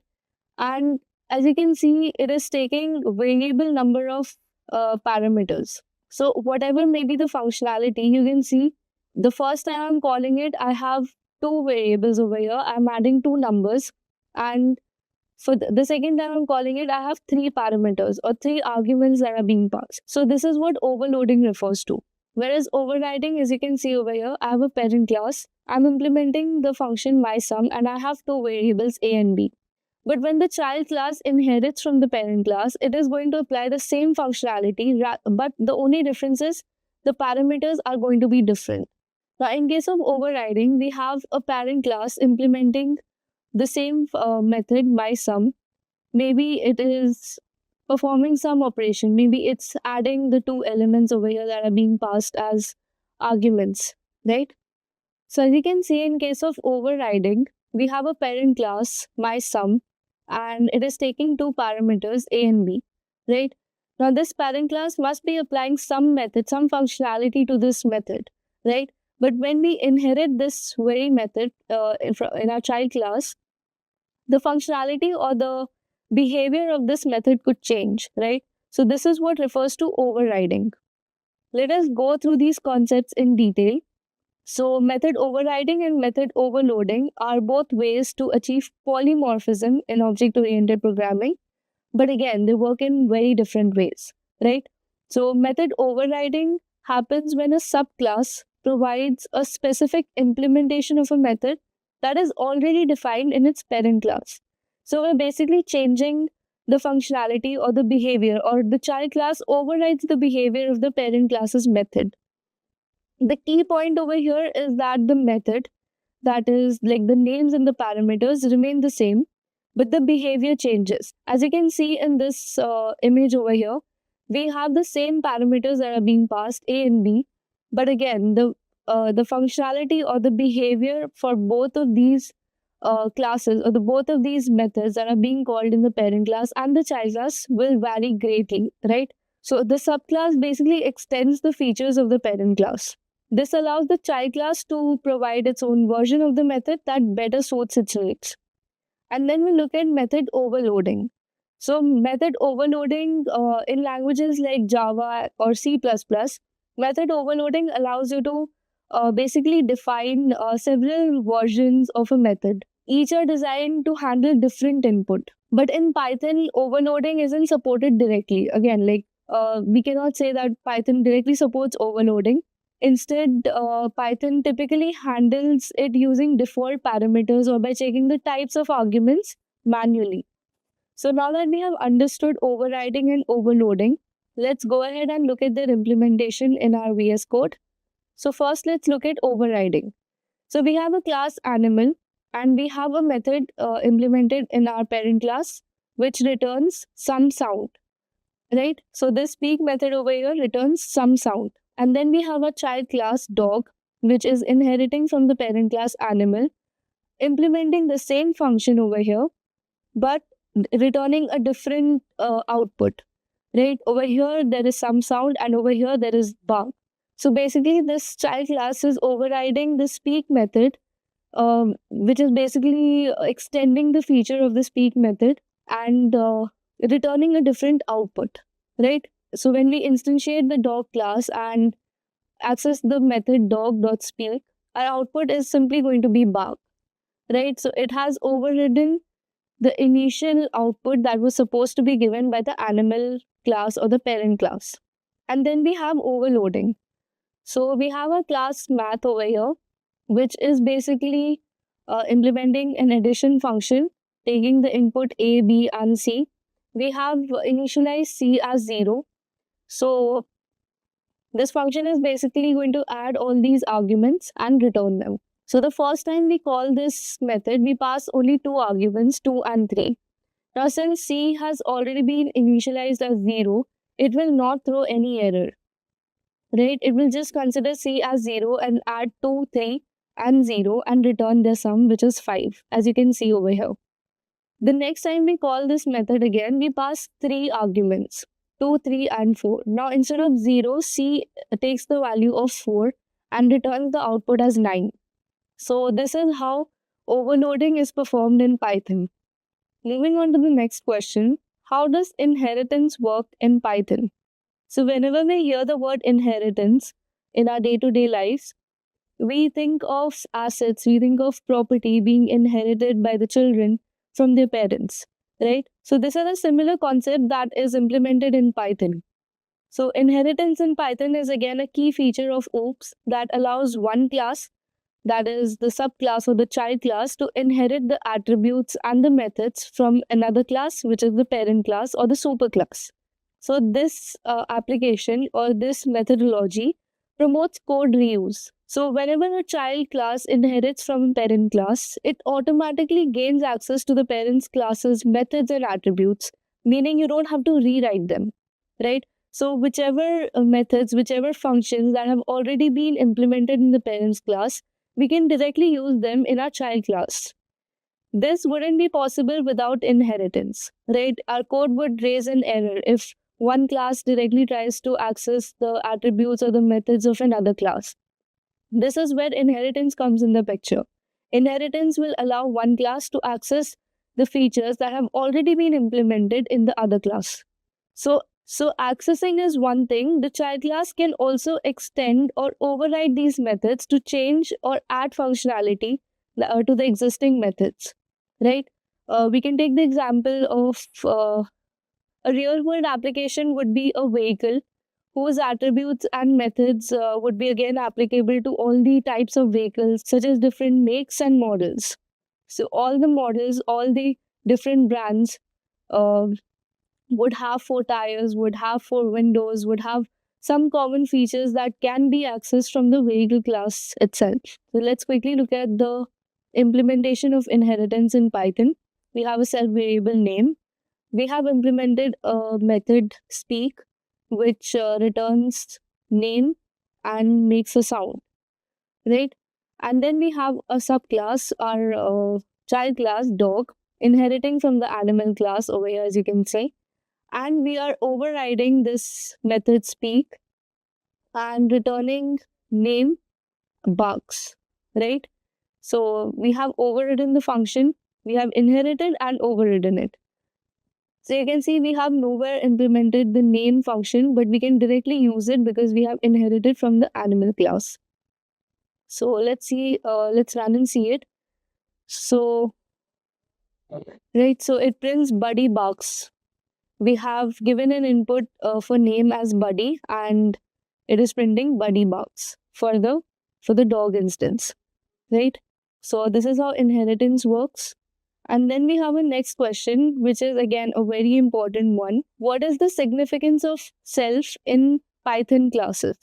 Right, so as you have already seen, most of the codes that we have implemented till now use the word self, right? Whenever we use the dunder method in it, we had the self keyword as parameter.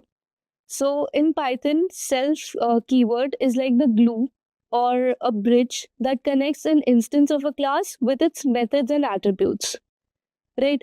So whenever you create an object from a class, you need a way to refer to that specific object inside the class's methods. That's where self comes into play. Let's relate it with a real world example, right?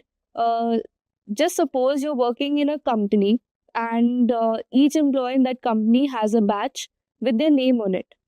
Now, if you want to personalize a message to each employee, you need to know who they are, right? Self is like the employee's badge it lets the methods in the class know who they're working with. So it basically connects the instance of a class with the associated methods and attributes, right? So that is the main functionality of the self keyword. And as you have already noticed, whenever you define methods inside a class, the very first parameter that is always passed is self, and it refers to the object that's calling the method. So this allows each object to have its own data, which is very crucial for OOPS. Now, this is also what differentiates instance attributes from local variables. Now, say I have a function which again takes self, and let me just write it neatly. So in order to understand the self parameter, let's look at this example, right? So we have our class employee, which is taking the name and position as its arguments. And as you can see over here, we've implemented a greet method, which is basically introducing the person. It is saying, hi, I am, and it's going to print the name of the person, and I work as, it is going to print the position of the person, right? So here we create an instance of employee and we pass John and manager as name and position respectively. And then we call the greet method. So using this object that we have created, we have instantiated the employee class. We use that to call the greet method, right? So Python automatically passes emp1 as self. Now the class understands that our employee 1 is John, who is a manager. This is possible because of the self keyword over here. So this is what is connecting our object and our method over here. So it is the self keyword that is connecting our object and our method. So it is the self keyword that is connecting our object and the method that is in our class over here. Now moving on to the next question, what are class methods and static methods, and how are they different from instance methods? So now in order to answer this question, you need to know class methods, you need to know static methods, and you need to know instance methods. So the strategy that we would follow would be to explain these three methods, give examples for all of them, and maybe give a few key pointers that differentiates the three, right? So first we'll begin with class methods. We'll explain what they are. So basically a class method is tied to the class itself. It is not an individual instance of a class. Rather, they modify the class state or class level attributes. They do not modify a specific object instance, right? Instead of using self, class method takes CLS as their first parameter, which refers to the class itself. One important point is the class methods are defined using @class method, right? So this is a decorator that lets us define the class methods, which tells Python that the method works with the class and not a particular instance, right? So let's look at how the class methods are implemented. So you can see over here, we have a class dog. It has a global variable species, global variable inside the class, right? We have our dunder method over here, and then we're creating a class method. As you can see, we have declared it with the decorator over here, and we are calling a method change species, and our first argument over here is CLS, and our second argument is new species. So over here, this is our default species name, but if we want to change it, we can use the change species method, and our variable species is going to be affected globally inside the class, right? Let's go ahead and run this program. So you can see instead of canine, our species has become feline, right? Our input over here as we changed it using dog.changeSpecies. So this is what class instance means. So now let's look at our static methods. So static methods are quite different from both the instance and class methods because they do not really depend on any instance or class specific data. So a static method is basically a regular function, but the only difference is we include these static methods inside a class to make our code look neater and for better organization. So static methods are again defined by the decorator called static method and using @ as a prefix.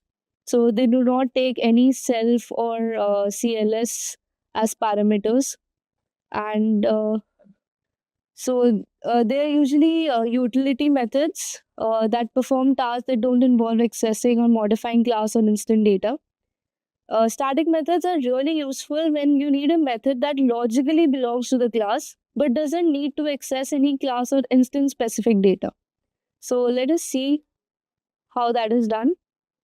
So you can see we have a class dog over here, and again we have a static method dog age in human years. So what we're doing here is we are converting dog age to human years. Now this does not require any sort of attributes from the class. Rather, we're simply going to pass our argument when we call the method itself, and it is simply going to return. So it does not need to access any class level or instance level data. So no self or CLS is required.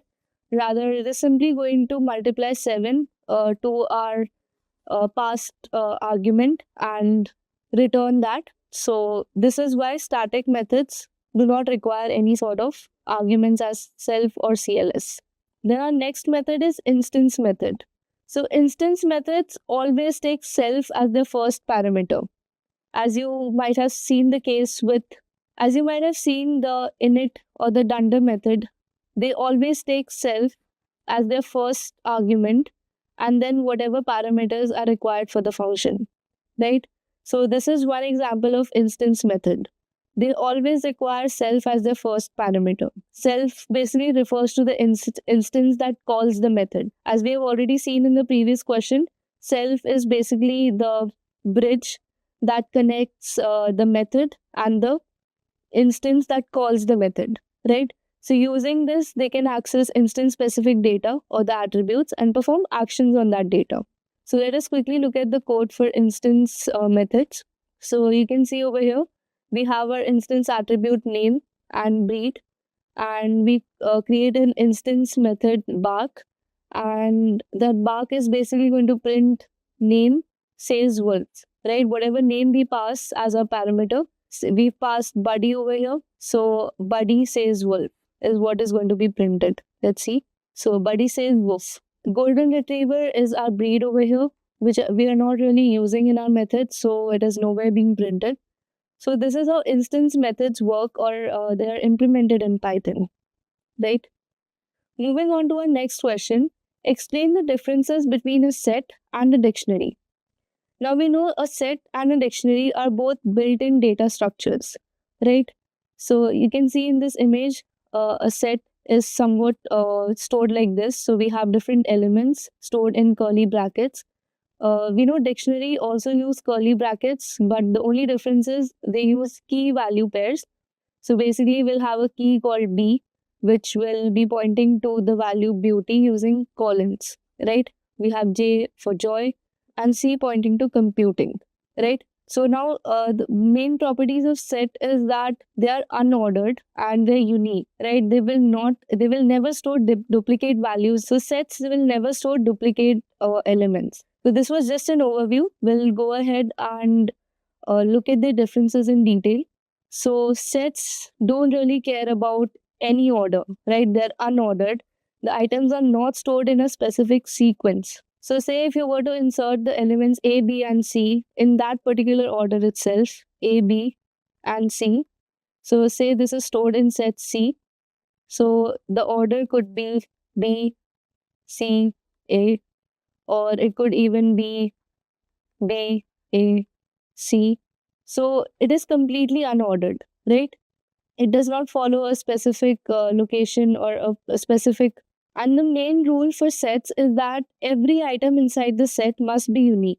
That is, no duplicates are allowed. So this is useful when you want to avoid duplicates or quickly check if something exists in the collection. So in Python, sets are unordered, meaning they don't maintain the order in which you add items. You can't refer to items by an index like you can with lists and tuples. So if you were to store your elements, say A, B, and C in a list at the indexes 0, 1, and 2, you could easily access A at index 0, B at index 1, and C at index 2. But that is not the case with sets because, as I told you, they're unordered, so their indexes are not fixed, right? A could be at index 0 in the first time you printed, and the second time you printed, it could be at index 1. So, this is why you cannot access them through indexes. And they're also useful to check if an item exists because, again, you will only have unique items, so there won't be any duplicate items. And to check if an item exists, there will be fewer number of passes or iteration, right? And lists are also mutable, that is, you can easily add or remove items from a set. And then we have dictionary. So dictionaries are key value pairs. They're like a real world dictionary where you have words as keys and their meanings as values, right? You would pick up any dictionary that you will have a similar implementation in that dictionary. So in Python, a dictionary is again a collection of key value pairs, and every item has two parts, a key and a value. Another analogy of a dictionary could be an address book where you store people's names, which would be the keys, and their phone numbers and other details about the person, like their address, as their values. So in dictionaries, the keys must be unique, right? So now in dictionary, the keys must always be unique. Just like in a dictionary, how each word is unique, similarly, dictionaries in Python also have unique keys. And then the values, on the other hand, can be anything, right? They can be string, numbers, lists, even other dictionaries, and they do not need to be unique. So the values do not really follow any constants over here, but the keys need to be unique and they need to be immutable as well. Dictionaries as a whole are mutable, but the keys, the data types that are used for the keys, need to be immutable. So now let's quickly differentiate between the two using some pointers. So let's look at the structure of the two data types, right? So sets contain individual items with no associated pair, just unique elements, whereas dictionary contain key value pairs where each key is associated with a value, right? Now then let's look at the purpose. So sets are used when we need to collect unique items and we do not care about their order. For example, when we need to collect the unique words from a text, right? Whereas dictionary is used when we need to map one item to another. For example, storing people's contact details where names are the keys and phone numbers are the values, right? Next comes order. So set is unordered. The order of the elements does not matter. And dictionaries are ordered. That is, keys and values are kept in the order you add them, right? Then comes accessing the elements. So you can only check if an item is present, add or remove items, but there's no index or key to directly access a particular item. Whereas dictionaries, you can access the values by referring to their associated keys, right? So this was the difference between a set and a dictionary. The more points you remember, the better, because again, the interviewer is looking for as much information you can give to him or her during an interview. Then the next question is, what is the time complexity of inserting elements in a linked list? Now, whenever these kind of questions are thrown at you during an interview, do not directly start with the time complexity and do not ever give direct answers to the interviewer. Always start with breaking down from the most complex part. So we'll start and first understand linked list, right? So linked list, maybe you can give a one-liner about what is linked list, what do you understand about linked list, and then move ahead with the answer, right? So a linked list is again a data structure where each element is called a node and it contains two parts. So as you can see over here, this is one node, right? So as you can see over here, this is one node. And this node has two parts. One is the data and one is the reference or a pointer which links to the next node in the list, right? So unlike an array where elements are stored in contiguous block of memory, a linked list stores its elements in separate nodes that are scattered in memory but connected by references. So the only way we know that B is stored after A is because there is a pointer from node A to node B telling us that there is another node which contains the data B, right? And how do we know that this is the first node? Because we have our head pointer pointing to this node. Because we have the pointer of this node pointing to null, which is basically telling us that there is no further node and I am the last node, right? So the time complexity for inserting elements in a linked list depends where we're inserting that element, right? If we're inserting that element at the beginning, we would have a time complexity as 1. Because this operation is very simple. If you're inserting a new element at the head of the linked list, you just have to create a new node, make this node,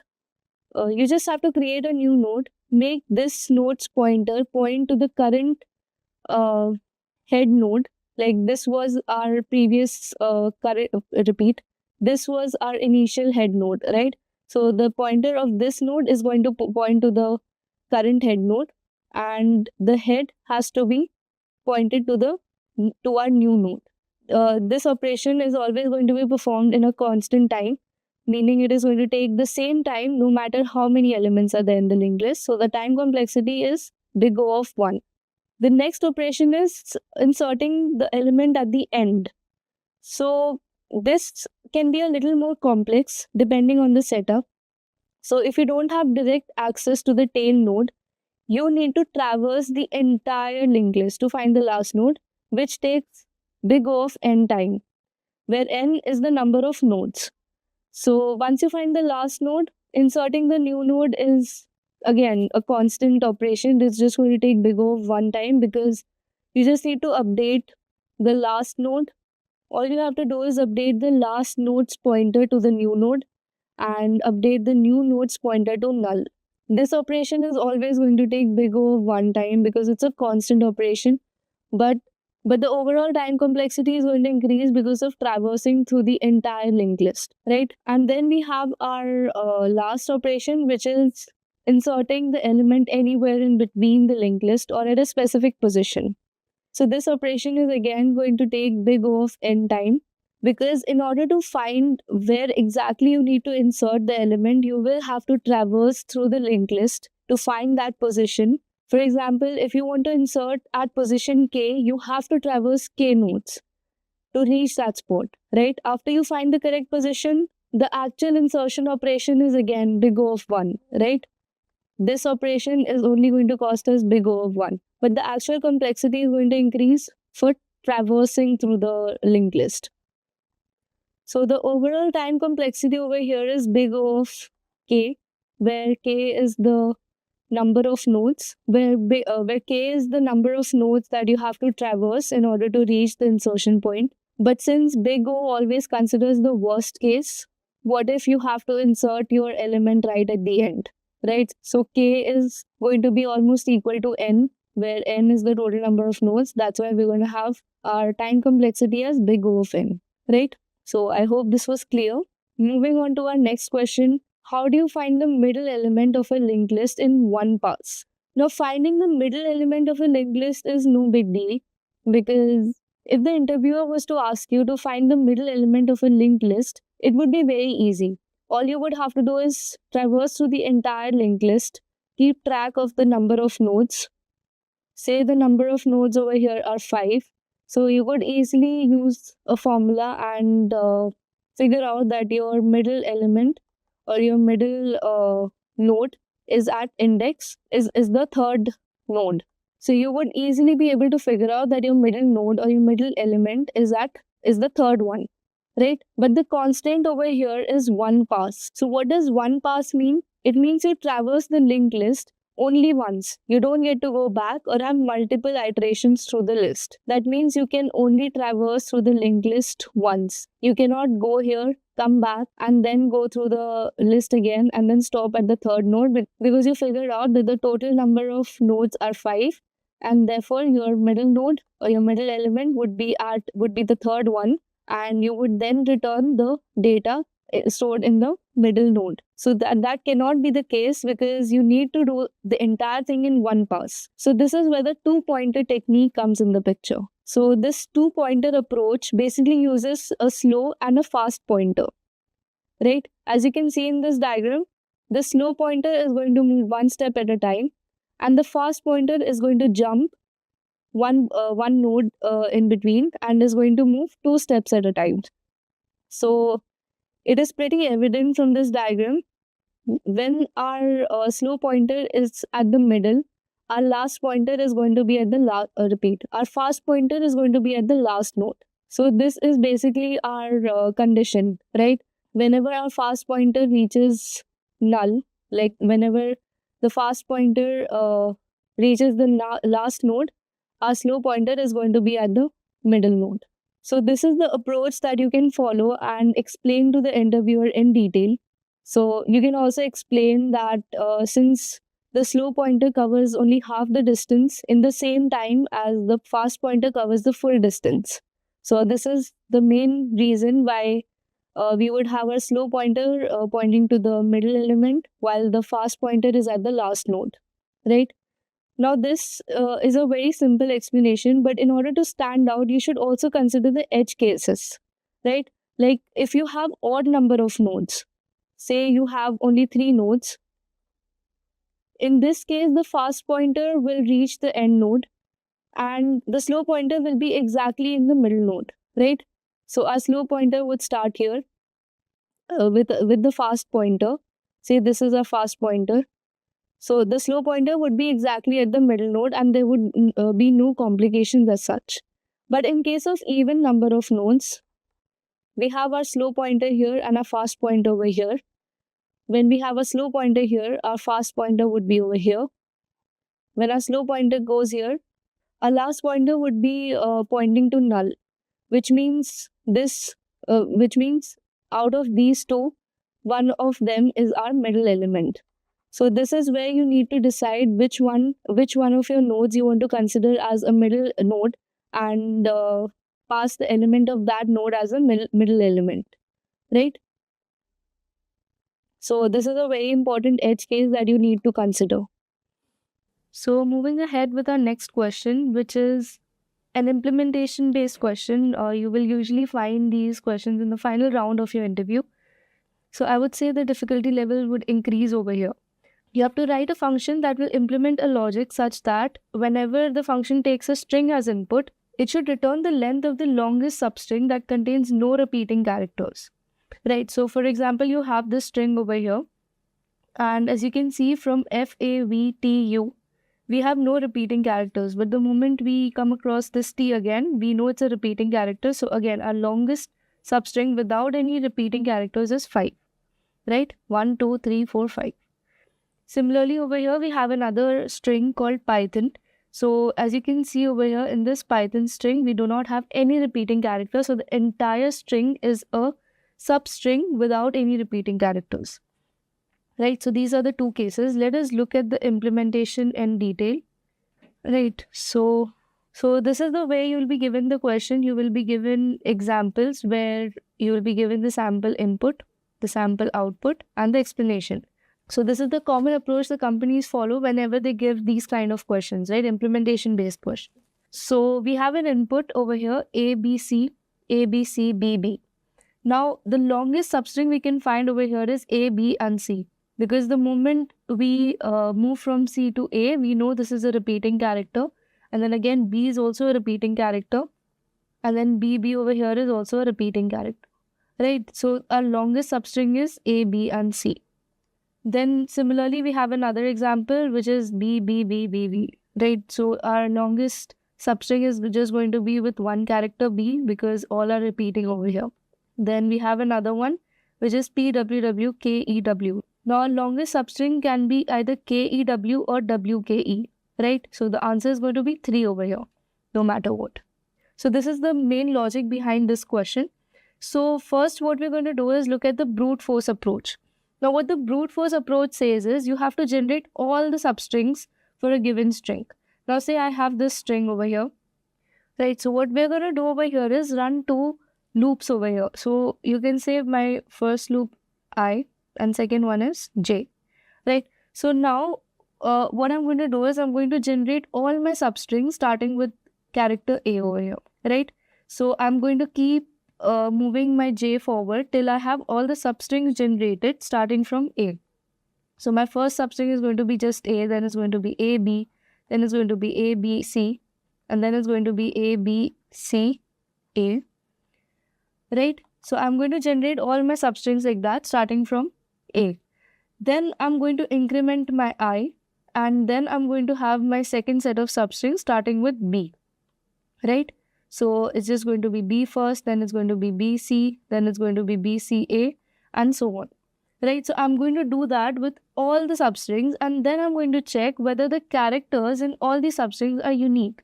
Now over here I have unique characters, over here I have unique characters, so my maximum length is going to be 2 over here. For initially it's going to be 0, then it's going to increment to 1, then it's going to increment to 2, because again 2 is greater than 1, and then we're going to move over here, which is 3. But over here you can see I have a repeating character, so my maximum length is going to remain 3, right? Similarly, we're going to do that for all the substrings. Now imagine the complexity in this kind of approach. It is going to be really high, right? We'll be running 2 for loops, so the complexity goes to n square automatically, and then we're going to have to do a lot of comparison and a lot of operations in a brute force approach. So that is why we have come up with a simpler or an optimized version or an optimized solution, which is a 2-pointer method, or it is also known as sliding window. So what we do over here is, so let us look at the steps real quick. So we start with a left and right pointer. So instead of running our loops with I and j, now we're going to run it with our left and right pointers, right? And our left pointer is initially going to be at 0, and our right is also going to start with 0. And then what we're going to do is we're going to increment our right pointer until we come across a repeating character, right? So now our main condition over here is, if our right pointer comes across a repeated character, we simply have to increment our left pointer by 1 plus the index of our last occurring character. Now this might sound a little confusing over here, but let us quickly look at the logic behind it. So we again have this sample string. We have our left pointer here and our right pointer here. Our maximum length is initially 0. Now we know that our right pointer has come across A, so we're going to create a hash map or a dictionary, and we're going to map A with index 0. And then we're going to increment our right pointer by 1, and then it's going to point to B. So now our maximum length is going to be 1, right? So B is again not a repeating character, so we'll map it with the index 1. Then we come across C, which is at index 2, and we increment our maximum length to 2. And now our maximum length is 3, right? Initially it was 0, then we came across A, which it was incremented to 1. When we came across B, it was incremented to 2. Then when we come across C, it is incremented to 3, right? Then we come across A. Now this is a repeating character. So what we're going to do is we have to increment our left by the index of A, which was initially 0, plus 1. Yeah. So now our left is going to point to B. And then we update the index value of A as well. So now the last time we found A was at index 0, 1, 2, 3. Right? So this is how we run the loop. Now let us complete this. Now our right points to B, which is again a repeating character. So we follow a similar approach. We are going to increment our left by 1 plus 1. So it is going to point over here at C. And then we increment our index value of B to 4. Right? So now our substring is from here to here, which is stuck at 3 itself. And then we increment our right pointer again. So again, this is a repeating character. We update the value over here and we increment our left pointer by our previous value was 2. Now it is 2 plus 1. So it is 3. Our left pointer is going to point at A. So now our string is from here to here. Right? So A, B, C, D. So this is our longest substring over here, as you can see. So our maximum length turns out to be 4 at the end. And then we update the value of D as well. So it is at 0, 1, 2, 3, 4, 5, 6. Right? So this is the basic logic behind two-pointer method or the sliding window method, which is really simple if you get a hang of it, and it is super easy to implement. So now let us quickly go ahead and look at the code for the same. So this is again a very short 18 lines of code, not even 18 lines. So let us quickly go ahead and look at it. So we created a function length of longest substring. We passed a string over here We have initialized a maximum length variable to 0. Our left pointer is also at 0. And we created a dictionary called character count. Now we run a loop and we are going to increment our right pointer in this loop. So our current character is the character that the right pointer is pointing at, right? So we stored it in a variable called current. Now, if our current character is present in our dictionary, that is, it is a repeating character, and the index value of that particular character previously is greater than our left pointer, then we are going to increment our left pointer, right? So this is the main logic that we have implemented. Now, after implementing the if condition, we come out and we update our maximum length value, and we also update the index of the character, right, in our dictionary. And after coming out of this entire for loop, so see over here, we are running the for loop only once. So this is directly decreasing the complexity of our program. And then we simply return the maximum length value.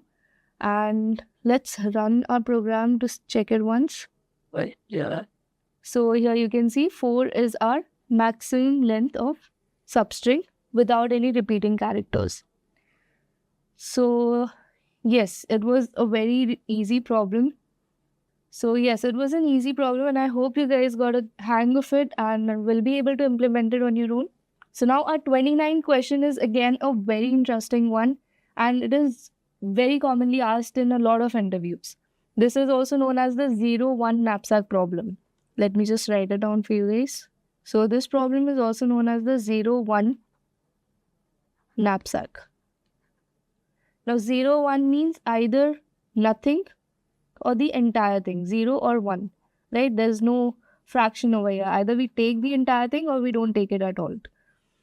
So you're given a set of items, each with a weight and a value. So now we have a weight for each item and we have a value for it. So the value is $4 and we'll consider any kind of currency. It could be rupees, dollars, anything. Basically, it has some value and it has a weight also. Your task is to figure out how to pack the most valuable items into a knapsack without exceeding its weight limit.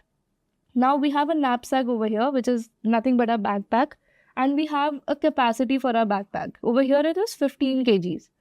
So now each item either can be taken or it can be left behind. We need to find a method where we can keep the most valuable items. Like we should have the maximum value out of all the things we take in a knapsack, right? So let us look at the approach. So this is how you'll be asked the question in interviews.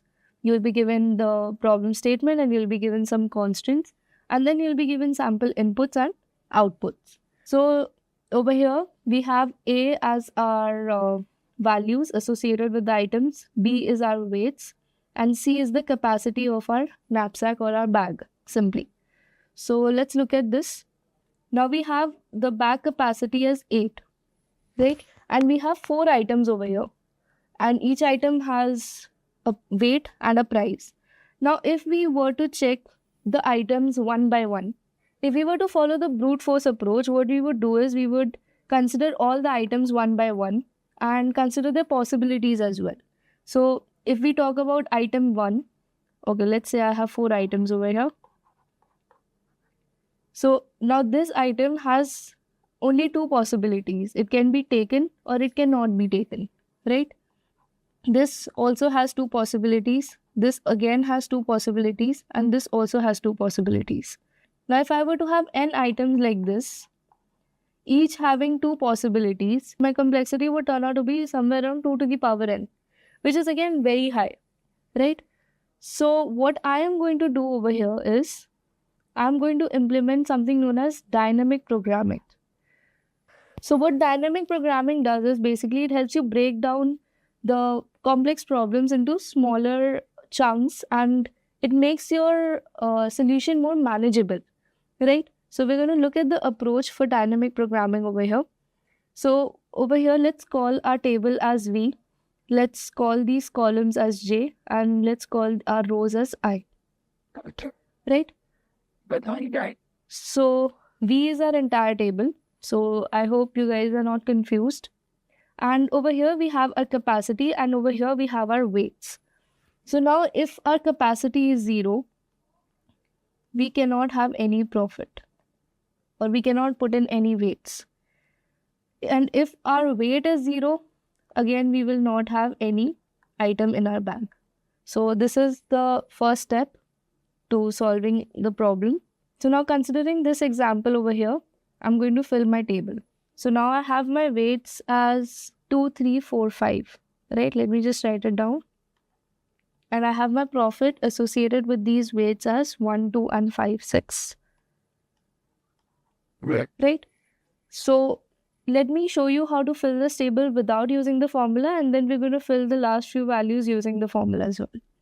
So what we're going to do is, as we go down these rows, we are going to consider the previous items as well. So if we are over here, there's no previous item, so it is just this item. But when we are considering this second item over here, we have to consider the first item as well. And similarly, as we go down. So what we're going to do here is, we have to consider the previous rows. So our maximum value is going to be 0. Now, if our weight is 2, the profit can be 1. So now we have to consider these previous columns, previous cells, and according to these, we can fill our next values. So it is going to be 1. And now you can see over here, our weight is 3 and our profit is 2. So whenever our capacity of the bag is 3, our profit is going to be 2. Then as we move along the line, now you can see when our capacity of the bag is 5, we can have the weight, the maximum profit as 3. So we have to consider the previous weights as well, right? So now based on the previous values, we're going to fill the previous cells. Over here, our maximum profit is going to be 2, then it's going to be 3, right? Then when we have our weight as 4, our profit is going to be 5, right? But when we have our capacity of the bag is 6, which is 4 plus 2, our profit is also going to be 6. But when our capacity of the bag is 7, which is 4 plus 3, our profit is also going to be 7. And now we can fill these previous cells based on our previous values over here. It's going to be 0, this is going to be 1, this is going to be 2, this is going to be 5. Maximum of these is 7, so 7, right? Now let's fill this last one using the formula. So now the formula goes like, let me just write it down for you. So V is the table, V of I and J. So V of I comma J is going to do nothing but locate a particular cell for us using the row and the column value. So this is equal to the maximum of V of I minus 1 comma J, or V of I minus 1 J minus W, Wi you can say, plus P of I. Now P of I over here is nothing but the profit associated with I, right? So now let's try and find this value using the formula. So we have table of I is 4 and our J is 1. So maximum of I minus 1 is 3 and J is 1. So 3 comma 1 is this cell over here. So we're considering this cell and we're going to compare it with I minus 1 is 3.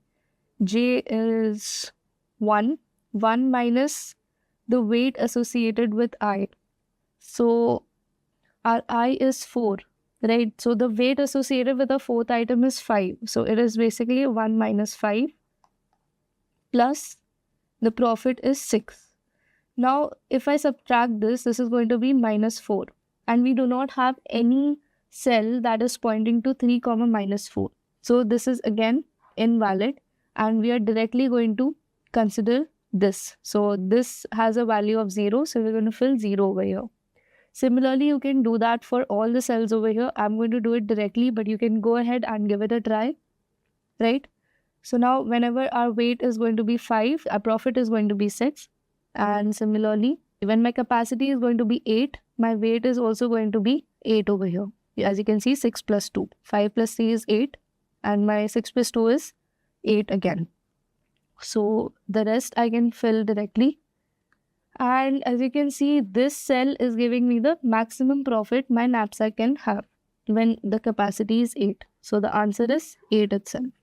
So this is how dynamic programming works, and this is how the tabular approach is for dynamic programming. So this is our optimized solution for a 0-1 knapsack problem. And what we're going to do is quickly look at the code for it.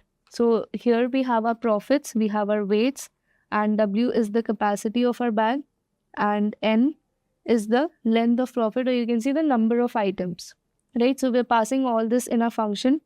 So we create a table K over here, and we're going to do this in bottom up manner. So again, we create 2 for loops to fill our table. So whenever we have a row or column equal to 0, we are directly going to fill 0 in our table, right? And this is the condition, or this is the formula that we discussed, and we're simply going to implement it over here. And finally, we're going to return the last cell and print it, right? Let me just run this program for you. And as you can see, 8 is our maximum profit associated with the particular capacity for our knapsack bag. And then we have our last question for the series, which is the asteroid collision problem. So now what the problem statement is here, you are given a series of asteroids which are moving in a straight line. Now, whenever there's going to be a collision, they will either destroy each other or they will continue moving forward. So now your task is to determine the final state of all the asteroids after the collisions. So now, as you can see, you're given a number of asteroids. Over here, you're just given 4 asteroids. And you have some asteroids moving in the right direction and some moving in the left direction. Now, how you're going to approach this problem is, you will go to the first asteroid, you will check its direction. Basically, if it has a positive magnitude, it's going to be moving in the right direction. And if it has a negative magnitude, it's going to be moving in the left direction. Simple enough. So now what you're going to do is, you look at the first asteroid, you see the magnitude, and you know it's moving in the right direction. Then you move to the next asteroid.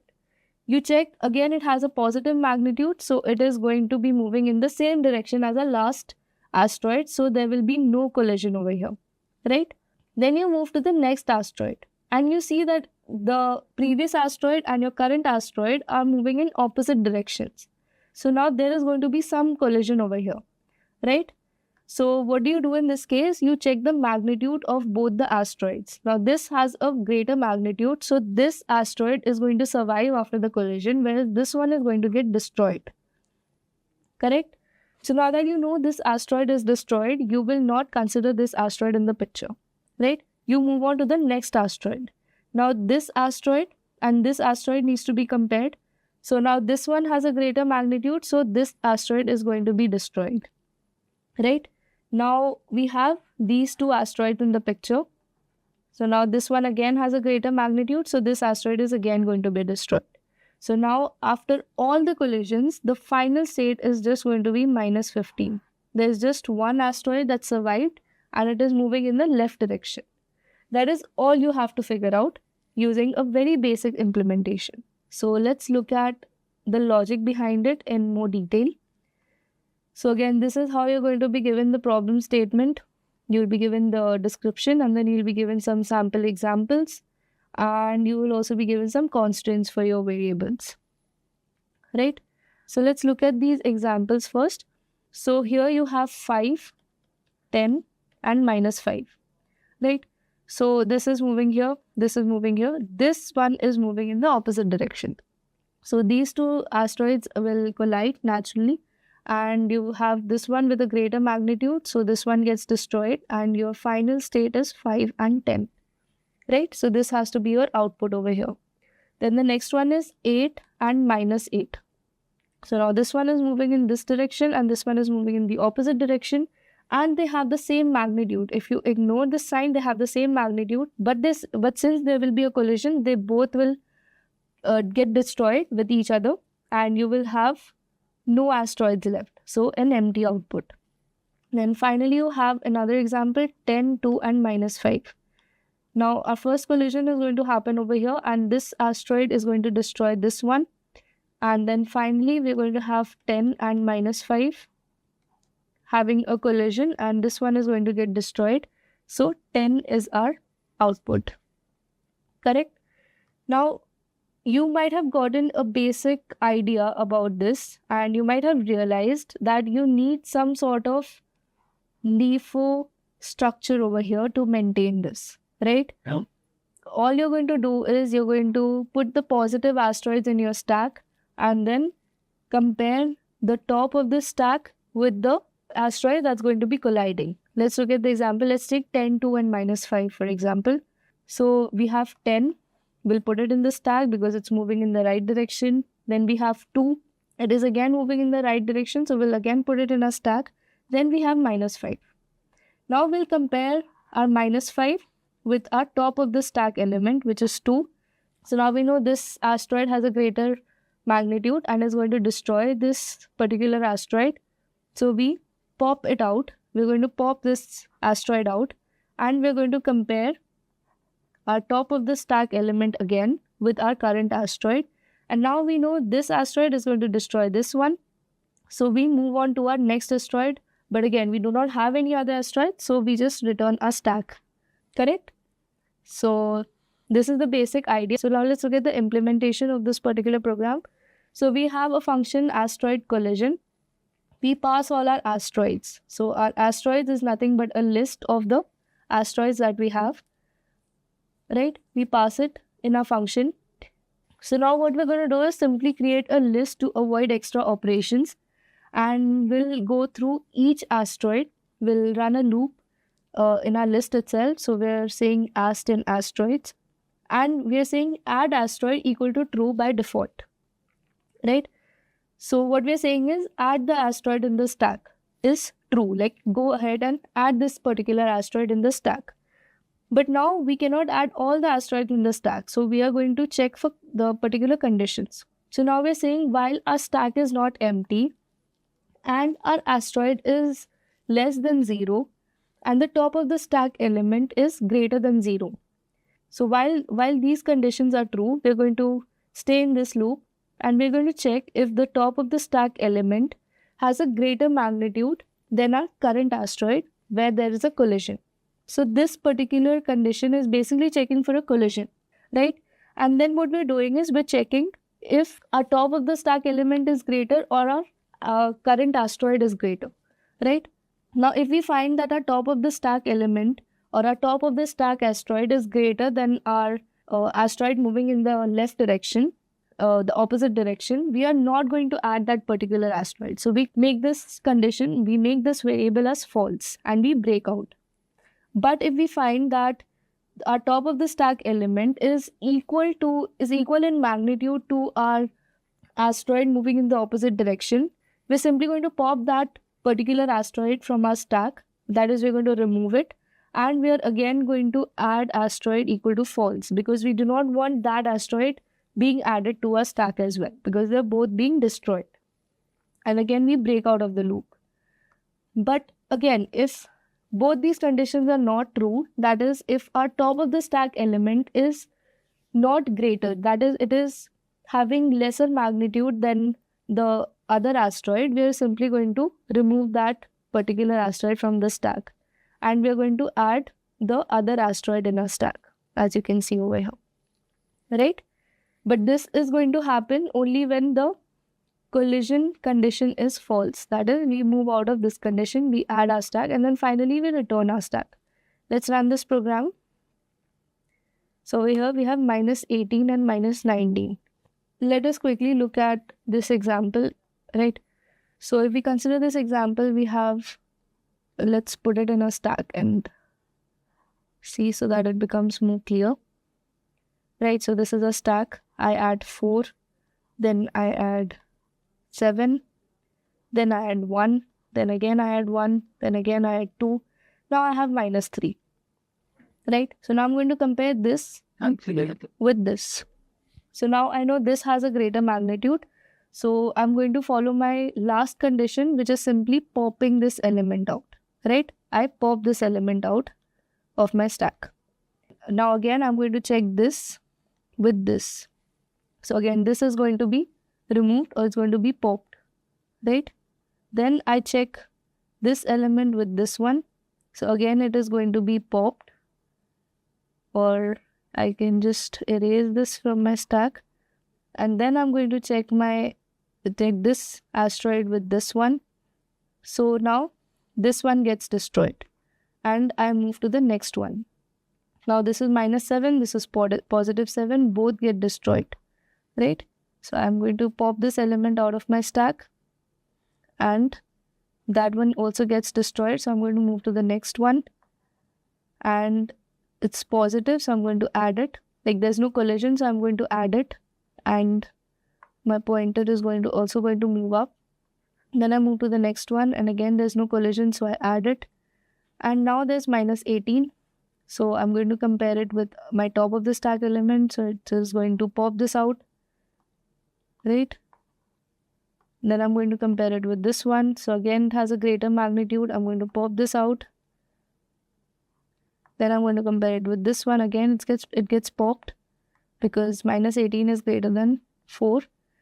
So now I do not have anything else to compare my current asteroids with. So I'm simply going to add them in the stack because my add asteroid condition is true over here. Right? So I'm going to add it and then I'm going to return this stack. So this is also what the code is implementing in the program, right? So I hope this was clear and I hope you guys got a good understanding of implementing the optimized version of the solutions, not just how you implement the solutions. Just a quick info, guys. Intellipaat offers a data science course in collaboration with iHub IIT Roorkee, which will help you master concepts like Python, SQL, machine learning, AI, Power BI, and more. With this course, we have already helped thousands of professionals in successful career transition. You can check out their testimonials on our Achievers channel, whose link is given in the description below. Without a doubt, this course can set your career to new heights. So visit the course page link given below in the description and take the first step towards career growth with the data science course.